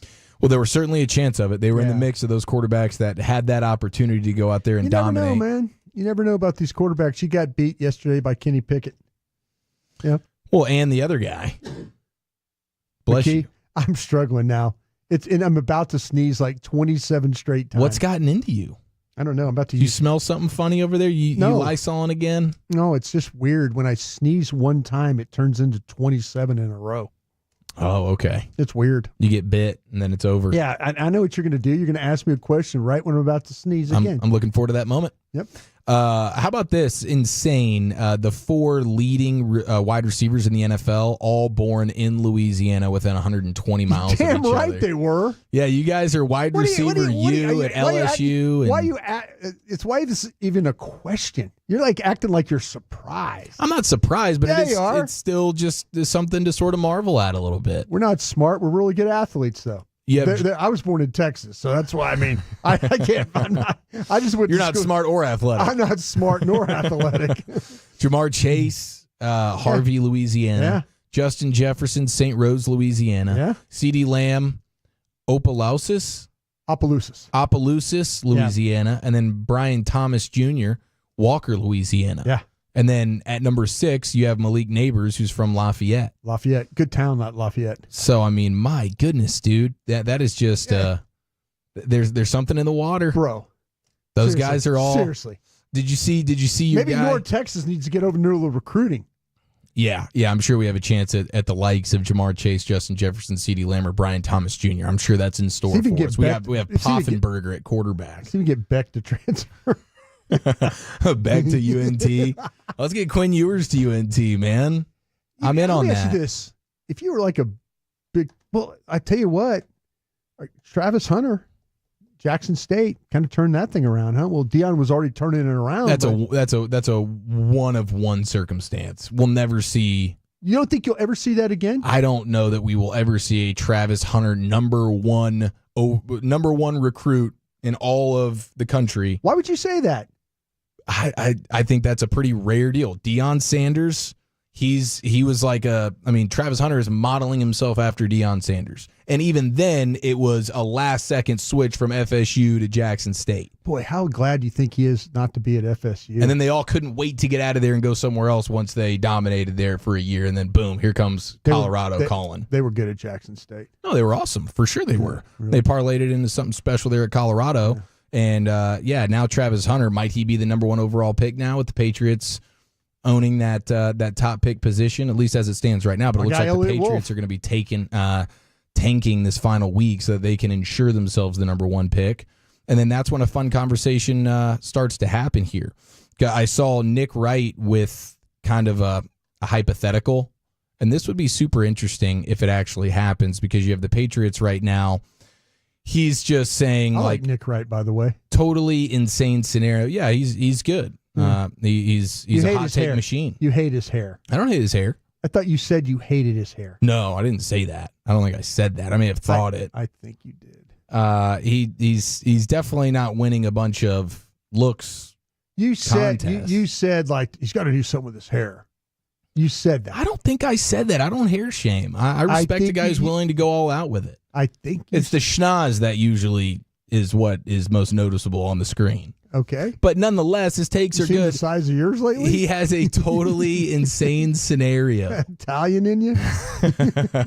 You're like Mark Pavaro, the old Giants. It's a pot kettle situation. You're calling a man out about his nose. As I look over in yours and like it's the shade I'm getting from the window over here. Hey, that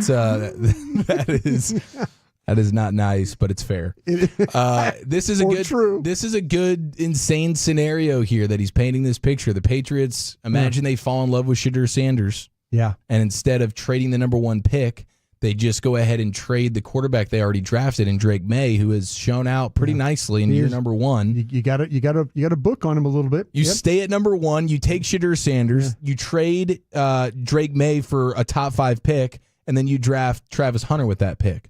And then instead of Gerard Mayo being your head coach, you bring in Deion Sanders, and now you have the trifecta, the Sanders, head coach, quarterback, and Travis Hunter at wide receiver. I appreciate what Nick Wright's trying to do there. Hey, that's pretty far-fetched, pretty insane. Love it. But I do love it. I do love it. That would be pretty awesome if they pull that off. Yeah. Now, your guy Justin Jefferson, though, Did you see what he did last night? At one point, earlier in the season, we saw that he was wearing a $1 million chain. Yeah, chain.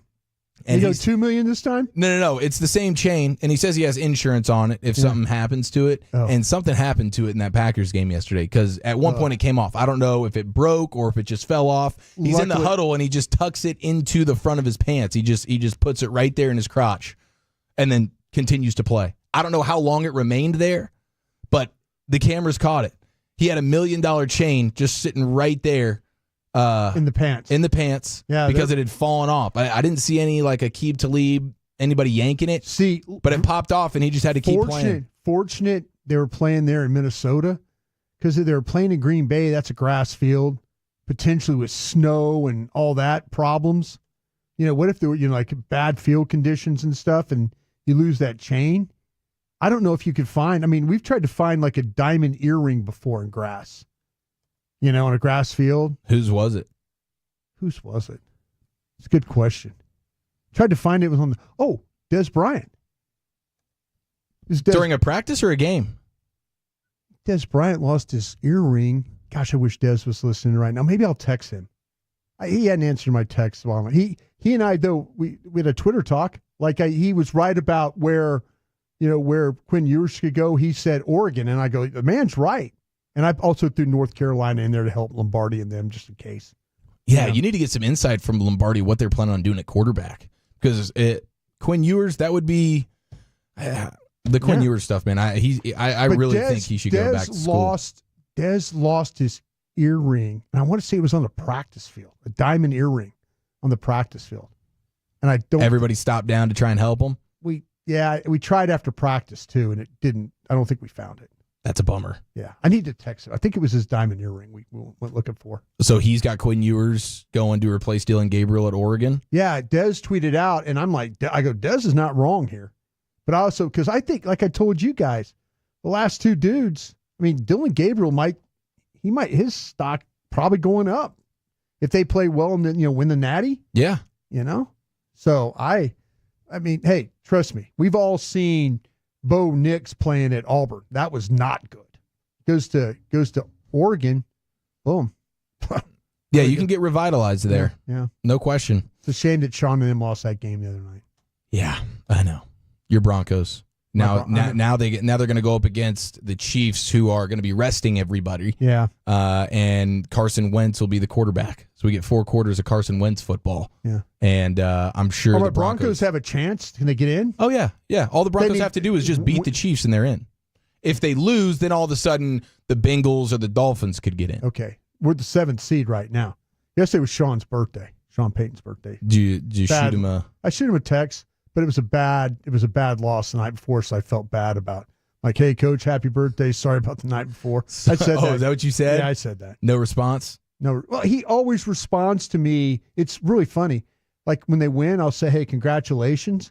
Like I'll get a text Monday tonight maybe or tomorrow. He's always like, it always is. You've been texting Sean Payton congratulations after every win? After every win, yeah. Is there any other coach in the league you do that with? Yeah. Doug Peterson? No, I have until they started losing games. Once the season gets away from them, you just say, I'm going to just step away. I step away, yeah. I've when things were going bad with Doug, I said, man, hey, keep your head up, that kind of thing. Yeah. I try and be encouraging. There's guys in the NBA I text too. Tell them good luck and after the games, and they appreciate it. Maybe Rick Carlisle, your old buddy. I would. I always text Rick. Like when Rick beat the Mavericks, I called him a B word.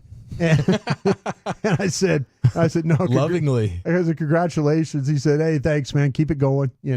He listens. Yeah. No, he's a big Tolo. He's a Tolo. I hear he's a big Odyssey app guy from Indiana. Yeah. So the Chiefs are going to be resting their guys because it's a meaningless game for them. They got the 1 seed Broncos, locked up. Let's go. Broncos. We got to get We got to get Bo Nix sales for the jerseys up. Yeah, that's right. I know that was frustrating for you to not have Bo Nix in the top 10. I think it was a bad list you had. Well, that was from the NFLPA. That's not factual. The Bills, they've locked up the 2 seed as well, but head coach Sean McDermott said that Josh Allen will be starting the game versus the Patriots. He's playing, yeah. He says he's probably only going to play a limited number of snaps, but he apparently has a consecutive start streak that's pretty impressive, and he wants to keep that alive. There you go. I'm sure he also wants to do a little MVP stat padding as well. Why not? Go play the first half, try and throw the ball over the yard. Just block it up. Especially you're playing a tanking Patriots team.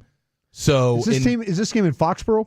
I'm not sure. We're going to get some wintry mix. I'm sure we will, whether it's in Buffalo or in Foxborough. We're going to get some wintry mix. But Josh Allen was made for that.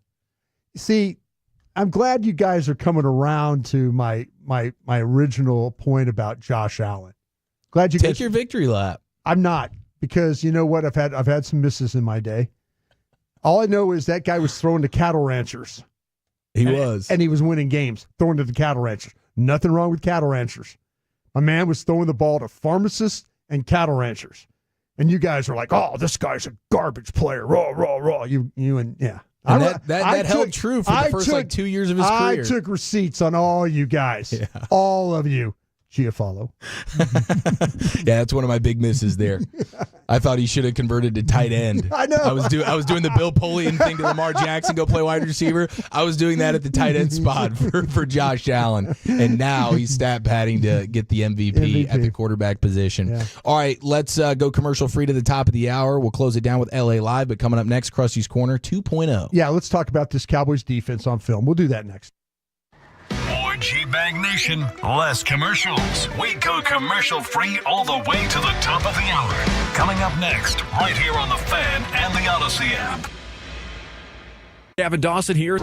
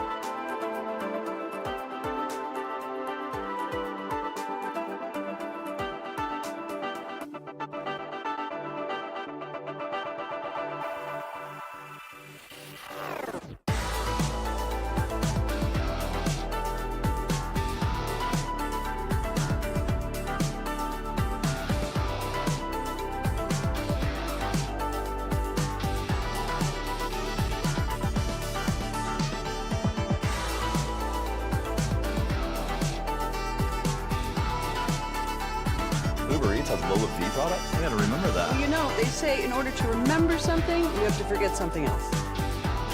Okay, now that is a very cute haircut. That's like a little shag. I've never seen it before. Well, I mean, of course you have. It's the Rachel. Oh, is that your name? No, I mean, like, your name. No, I'm Jen. My name's Jen. Right, but I just mean, like, this is your haircut. But that's hair on your head. I'm not saying this is your hair. Okay.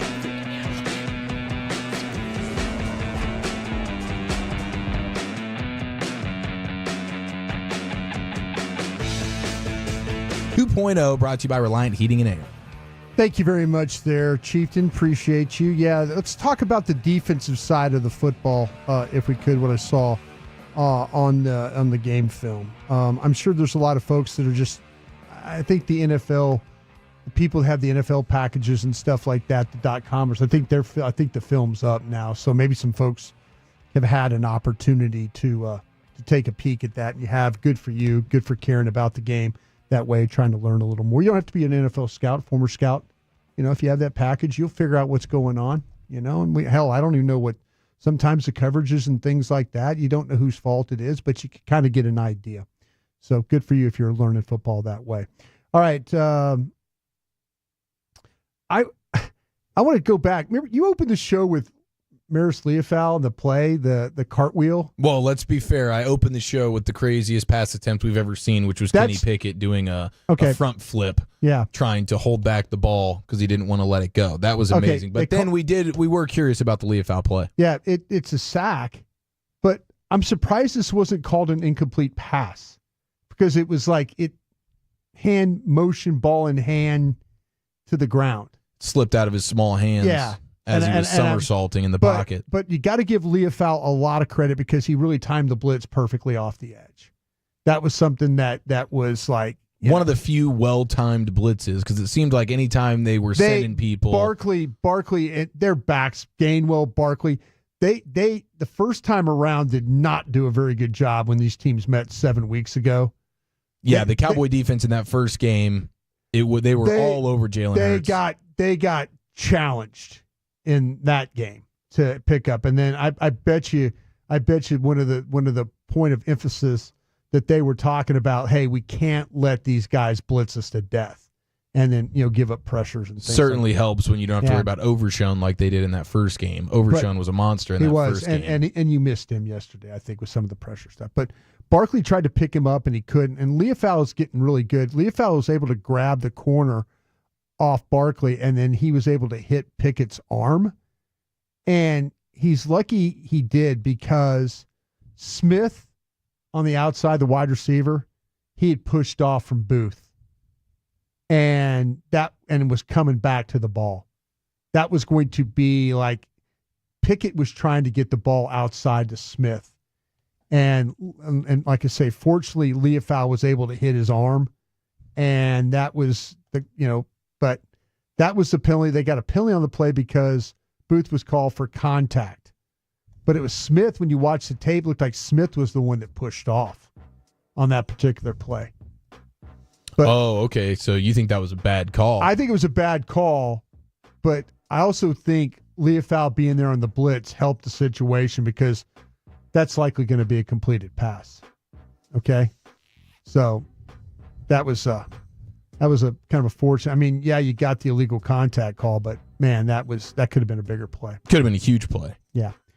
Calcaterra's the 34-yard reception. This is when Zimmer brought Lewis and Kendricks, you were talking about on the board. He dropped Micah. Yeah, he drops Micah, and he absolutely, they dropped, they also dropped Nealon too. So Nealon and Micah both dropped, and then you got the blitz from Kendricks and Lewis. And nobody got home. Pickett had time. It got picked up. It got picked up across the board. And Lane Johnson is holding Osa on the rush, but it's not called. I mean, you could clearly see it on the tape. He's getting held. Calcaterra makes a beautiful catch on the pass. It looked like it was going out of bounds. It looked like it was sailing it was going to be too far, and he stuck his hand up and was able to get it, catch it in the one hand. It was a great grab. McQuamu was right there. Yeah. But then they start going backyard football style. It's just, you got to give them credit Good throw, good catch. Good throw, good catch. What made that play work was the blitz pickup. They got the blitz pickup because Zimmer tried to do something with the blitz 2, drop 2, and it didn't work out, and that's why it was able to make the reception. All right, there's a couple of bad matchups in this game, and this is bad matchup number 1, and I have to give Kellen Moore credit for this one. He got Booth in the slot against Smith. Lewis took Brown and Bland on the outside on Dotson. So if it was me, I would have thought, okay, put Lewis, put Lewis on, like I say, put Lewis on Brown, put Bland on Smith, and then put Booth on Dotson. I would have shuffled that around. To me, that's pretty common sense here. Yeah. I'm going to put my best on their best. There's no doubt where the ball was going here. It was going to whoever was covering Booth. That's how that I mean, because you watch Brown and Dotson break inside and Booth is just runs right by Booth. Smith, just runs right by him. They pick up another blitz. Gainwell picks up the blitz. Ball's out. Gives Pickett time. Just a bad matchup. Ball goes right to Smith for a big play. Yeah, I think that's one of those things, and maybe it's a touch nitpicky. Yeah. But I do think when you're looking at the overall season for Zimmer, there were times where you weren't helping guys, or you weren't putting extra dudes on the best player. A.J. Brown just murders Kalen Carson for 4 quarters, and you don't really do anything about it. Jamar Chase with the Bengals, pretty much the main reason why the Bengals were dominating you. And at no point you adjust to say, you know what, let's double him. Heck, let's triple team. Let's make sure that Jamar Chase can't beat us tonight. Yeah. And you don't do it. And then yesterday's another example. We're just going to let Andrew Booth do his thing versus Brown and Devontae Smith, and we'll just let the chips fall. Yeah. Like at some point, you got to pull some strings as a coordinator and say, okay, we're not going to let Booth go one-on-one with Smith or Brown. That should be pretty common sense. Yeah. The 49-yard reception, the defense, again, was in trouble from the snap. Smith was, once again, on Booth one-on-one. Hooker in the middle of the field. Hooker is going to drive deep, but he drives deep and he's going to his left. So he's going away from Booth and Smith. No reason for that. None, because you got Bland on the other side taking Brown. So why would Hooker drop towards that side when you need help with Booth on the other side? Booth is like your 5th corner. Yeah. So Hooker's in the middle field. He's driving left away from Booth. Then you get Smith tries to peel back to the inside. Well, actually, not Smith. Hooker tries to, like he's turned going to his left, then tries to peel back, get to his right. Hooker can't run. He just doesn't have any burst. He really doesn't have any closing speed. And he's just too slow. And there's too much ground to cover. Smith just runs right by him, and Pickett puts the ball in a perfect spot. So it's a 49-yard gain there. Should have probably been a touchdown. Great effort by Booth to bring him down at the 1-yard line. And that's all it's about. These players aren't quitting, right? So that's really what it's about. Yep. Star up to Booth for not quitting on the play. Yep. Here's a bad penalty in this game. You remember the Osa Odighizuwa roughing the passer? Yes. It's a terrible penalty. Osa takes a run at Pickett. He really, really does. And there's just no reason to do this. The ball is already gone, and Bland really makes a good play in order to knock it away from Brown, the wide receiver there. He makes a really good play, and it's going to be a 3rd down. If he just holds up on the play, they're going to have a 3rd down. Roughing the passer, gives the Eagles 15 yards and a 1st down. It wasn't even close. I know. He's just got to, and we talked about it in the pregame, the officials, Brad Allen, you're going to get a roughing the passer. Don't don't let him make that call. That was an easy call for him to make. But that penalty right there, they're going to have third down with an opportunity to get off the field. Instead, Philly gets the automatic first and continue to drive the ball. How did you feel like Osa, Mozzie, the defensive tackles overall? How do you feel like they played? Wasn't great.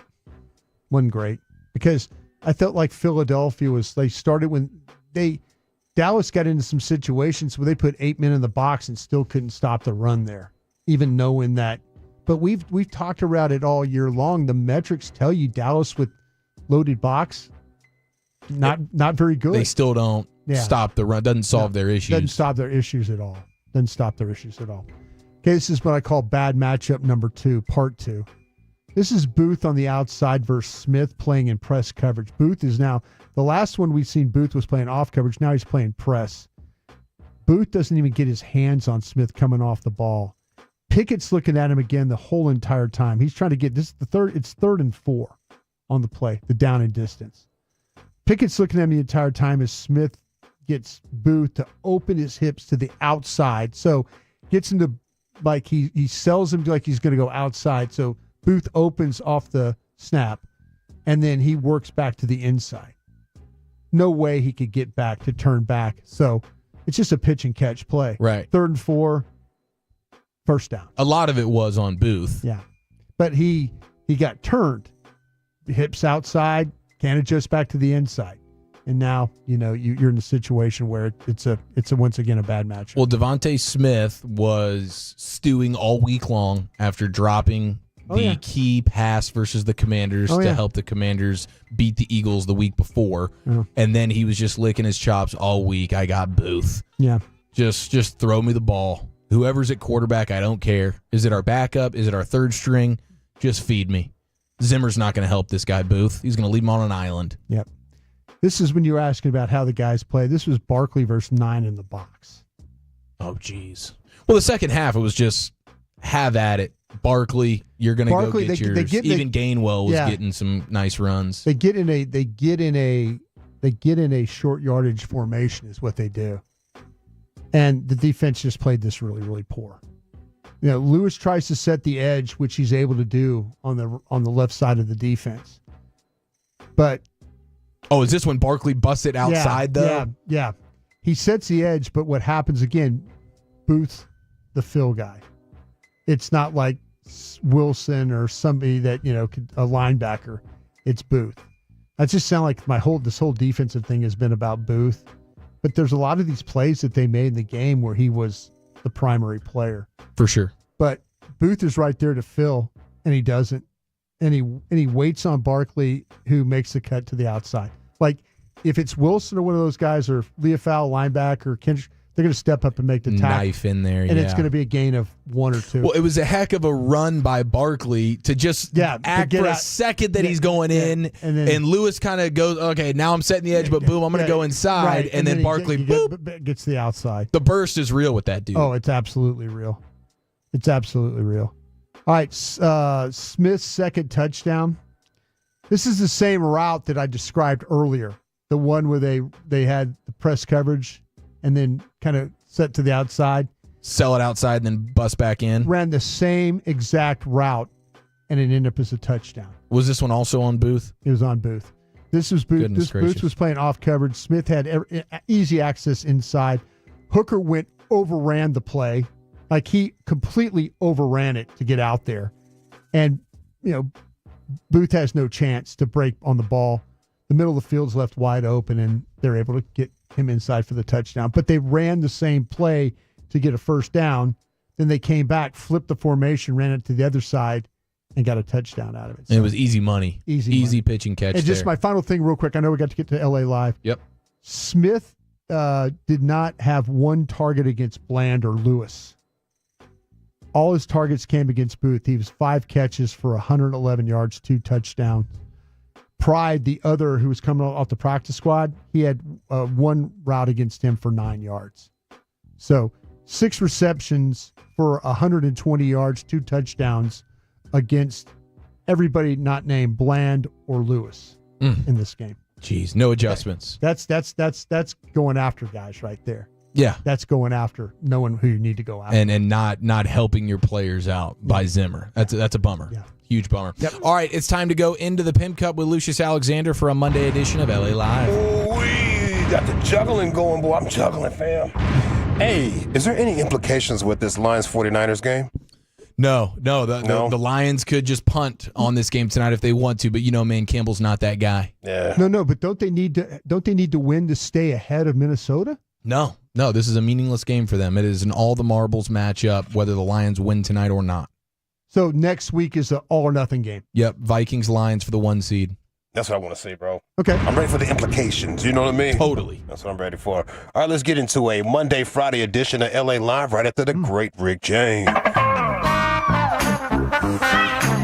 All right, you squares. It's time to smoke. Fire up this talk. Fire up this funk and let's have a talk. It'll make you dance to some of everything. Oh, yes. Everybody get high. Last but not least, if I smell smoke on any floor, or if I get somebody that tells me somebody's smoking on that floor, that will be your last puff. Yeah, I'm just trying to tell you, it's gonna be your last puff. That's gonna be your last puff. I hope it was good, because that's gonna be your last one. I promise you, if I smell smoke on your clothes at practice in the morning or at breakfast or anything, that's gonna be your last time. Now, I'm pretty sure the floor that they were staying on did not smell like smoke. Nope. But some of them kids probably came back smelling like Bath and Body Works. Yeah. You know, and maybe some Polo cologne. Overcompensating. Yeah. Chewing gum at 8 in the morning smelling like cologne. What's up, Coach? The way I heard this was basically him saying without saying, fellas, just this is a gummy week, all right? We'll get back to the real stuff when we get back to Boulder. Yeah, please. Man, you know it. Come on in. Hey, Colorado, Coach. Man, all right, it's LA Live for Monday, December 30th, 2024. It is a Monday, Friday here in LA Live. Word to the now disbanded Dallas rap group PPT for that name. Happy holidays, people. Oh, yes. Hey. Hope you had a fantastic holiday, and I hope you're having a fantastic holiday. 2 weeks, it feels like. Yeah. Which is great, man. Now, last year, Cat Williams jumped on Club Shay Shay with Shannon Sharp, old Messy Sharp, and set the tone for 2024.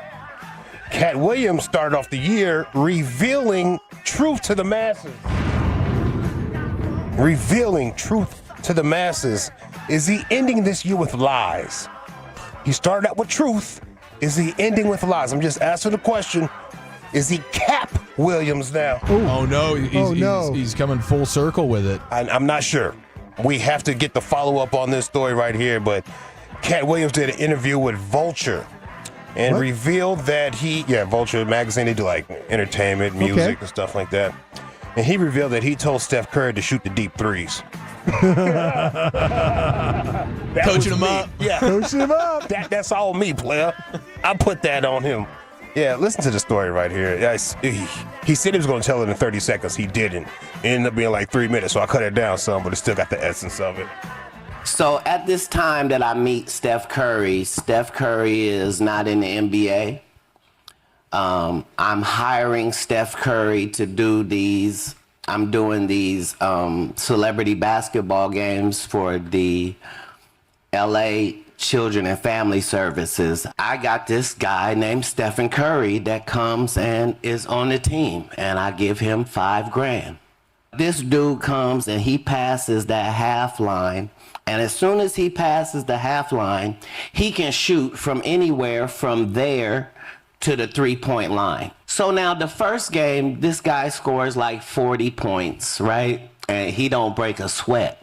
The next game, the next year, he scores 50 points. I said, hey, dude, you out here making $5,000 for a celebrity basketball game, but you one of the greatest shooters that ever existed. Do you understand that if you take your game to the NBA, that they either have to change something or you'll be the greatest shooter that ever existed? They don't have a defense for the area that you can shoot in. Like, nobody has ever prepared defense for out here. Now, I'm not saying he took that advice and went on to do that, but he took my advice and went on to do that. Wow. Quite the pat on the back there. Boy, I'll tell you what. He started out the year telling the truth. Is he ending it with lies? I mean, yeah, you probably told Steph, man, you need to shoot those in the NBA, but he's already on his way to the NBA, and he's already shooting the deep three in front of you. See, yeah, exactly, Lucius. It's like, shooting. I saw him doing it. I just encouraged him to do it more. Yeah. You know what? You should do that in the NBA. Get out of here, bro.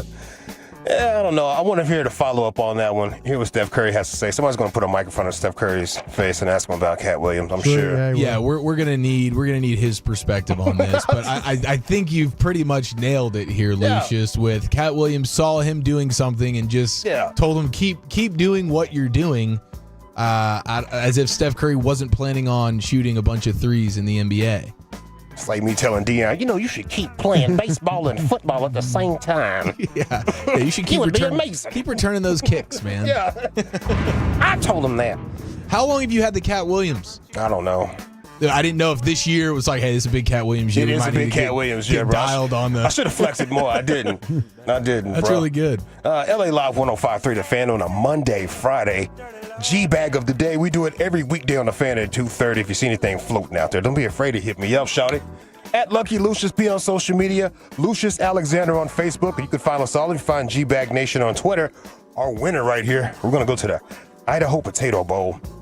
Northern Illinois versus the Huskies. Oh, and Northern Illinois Huskies versus Fresno State. Let me put some respect on that, because that is my brother's school. I had no idea when he goes there. I knew he went to school, but I didn't know he went to Fresno until the game was on TV. Then he was like, yeah, come on, people, dog. I was like, man, I should have never gave this fool no tequila. Huskies head coach, after the win, he's pretty excited. Coach, you just got dumped with the Idaho Potato Fries. What does it mean to take home this win for your team? That was the best dump of my career, and it was French fries. It seemed like they were a little bit salty, but what a tremendous game. Our players really fought back, proud of our coaches, and what a way to end the season. Best dump of his career. Best dump. Happy for the guy. Bros, when you say the best dump of your career was, you've had a longer career than us. That one on the golf course. Yeah, that was legendary. With the Gatorade towel. With the golf towel. Yeah. Golf towel. Yeah. Golf towel, rain pants. Waving to the owners of the home while you defecate in their lawn. Yeah, some Hollywood types. I right? was. No, it was like, it was like Julie Andrews. I was like near her backyard when I did that. You just looked at her and shrugged and said, orange juice. Orange juice and breakfast tacos. It's a combination that'll get you every time. I left a pair of underwear at El Phoenix one time. What'd you overdo it with? Was it them chimichangas just tearing you up? I think it was the night before. Did a lot of drinking and having fun and whatnot. Okay. And that was the first meal of the day, and it ran right through me. Yeah. Belly said, Lucius, you ever been to Ponchos? crushed it down. Yeah, you put the flag up. Put the flag up. Did you ever just walk out of there and just like hate yourself? You're sweating when you walk out. No one walks out of there. Everybody crawls out of Ponchos. It's like you're carrying each other. That cheese is glowing. Like, that cheese is different color. It's like a highlighter color, bro. They got a medical cart for their Patriots. It's kind of weird. Clear. Yeah. Somebody get this man a gurney. God. Now, the 39th president of the United States, Jimmy Carter, has transitioned at the age of 100 years old. Yep. We finally let him go. Yep. Carter was the longest lived U.S. president, and the only one to reach 100, apparently. Sure wow, was, good for you, Mr. Carter. Former U.S. Navy lieutenant. I think he worked on subs. Carter, his political career, Georgia State Senator, that's how he started his political career. Okay. Created the Department of Energy. Good for you. Nobel Peace Prize guy.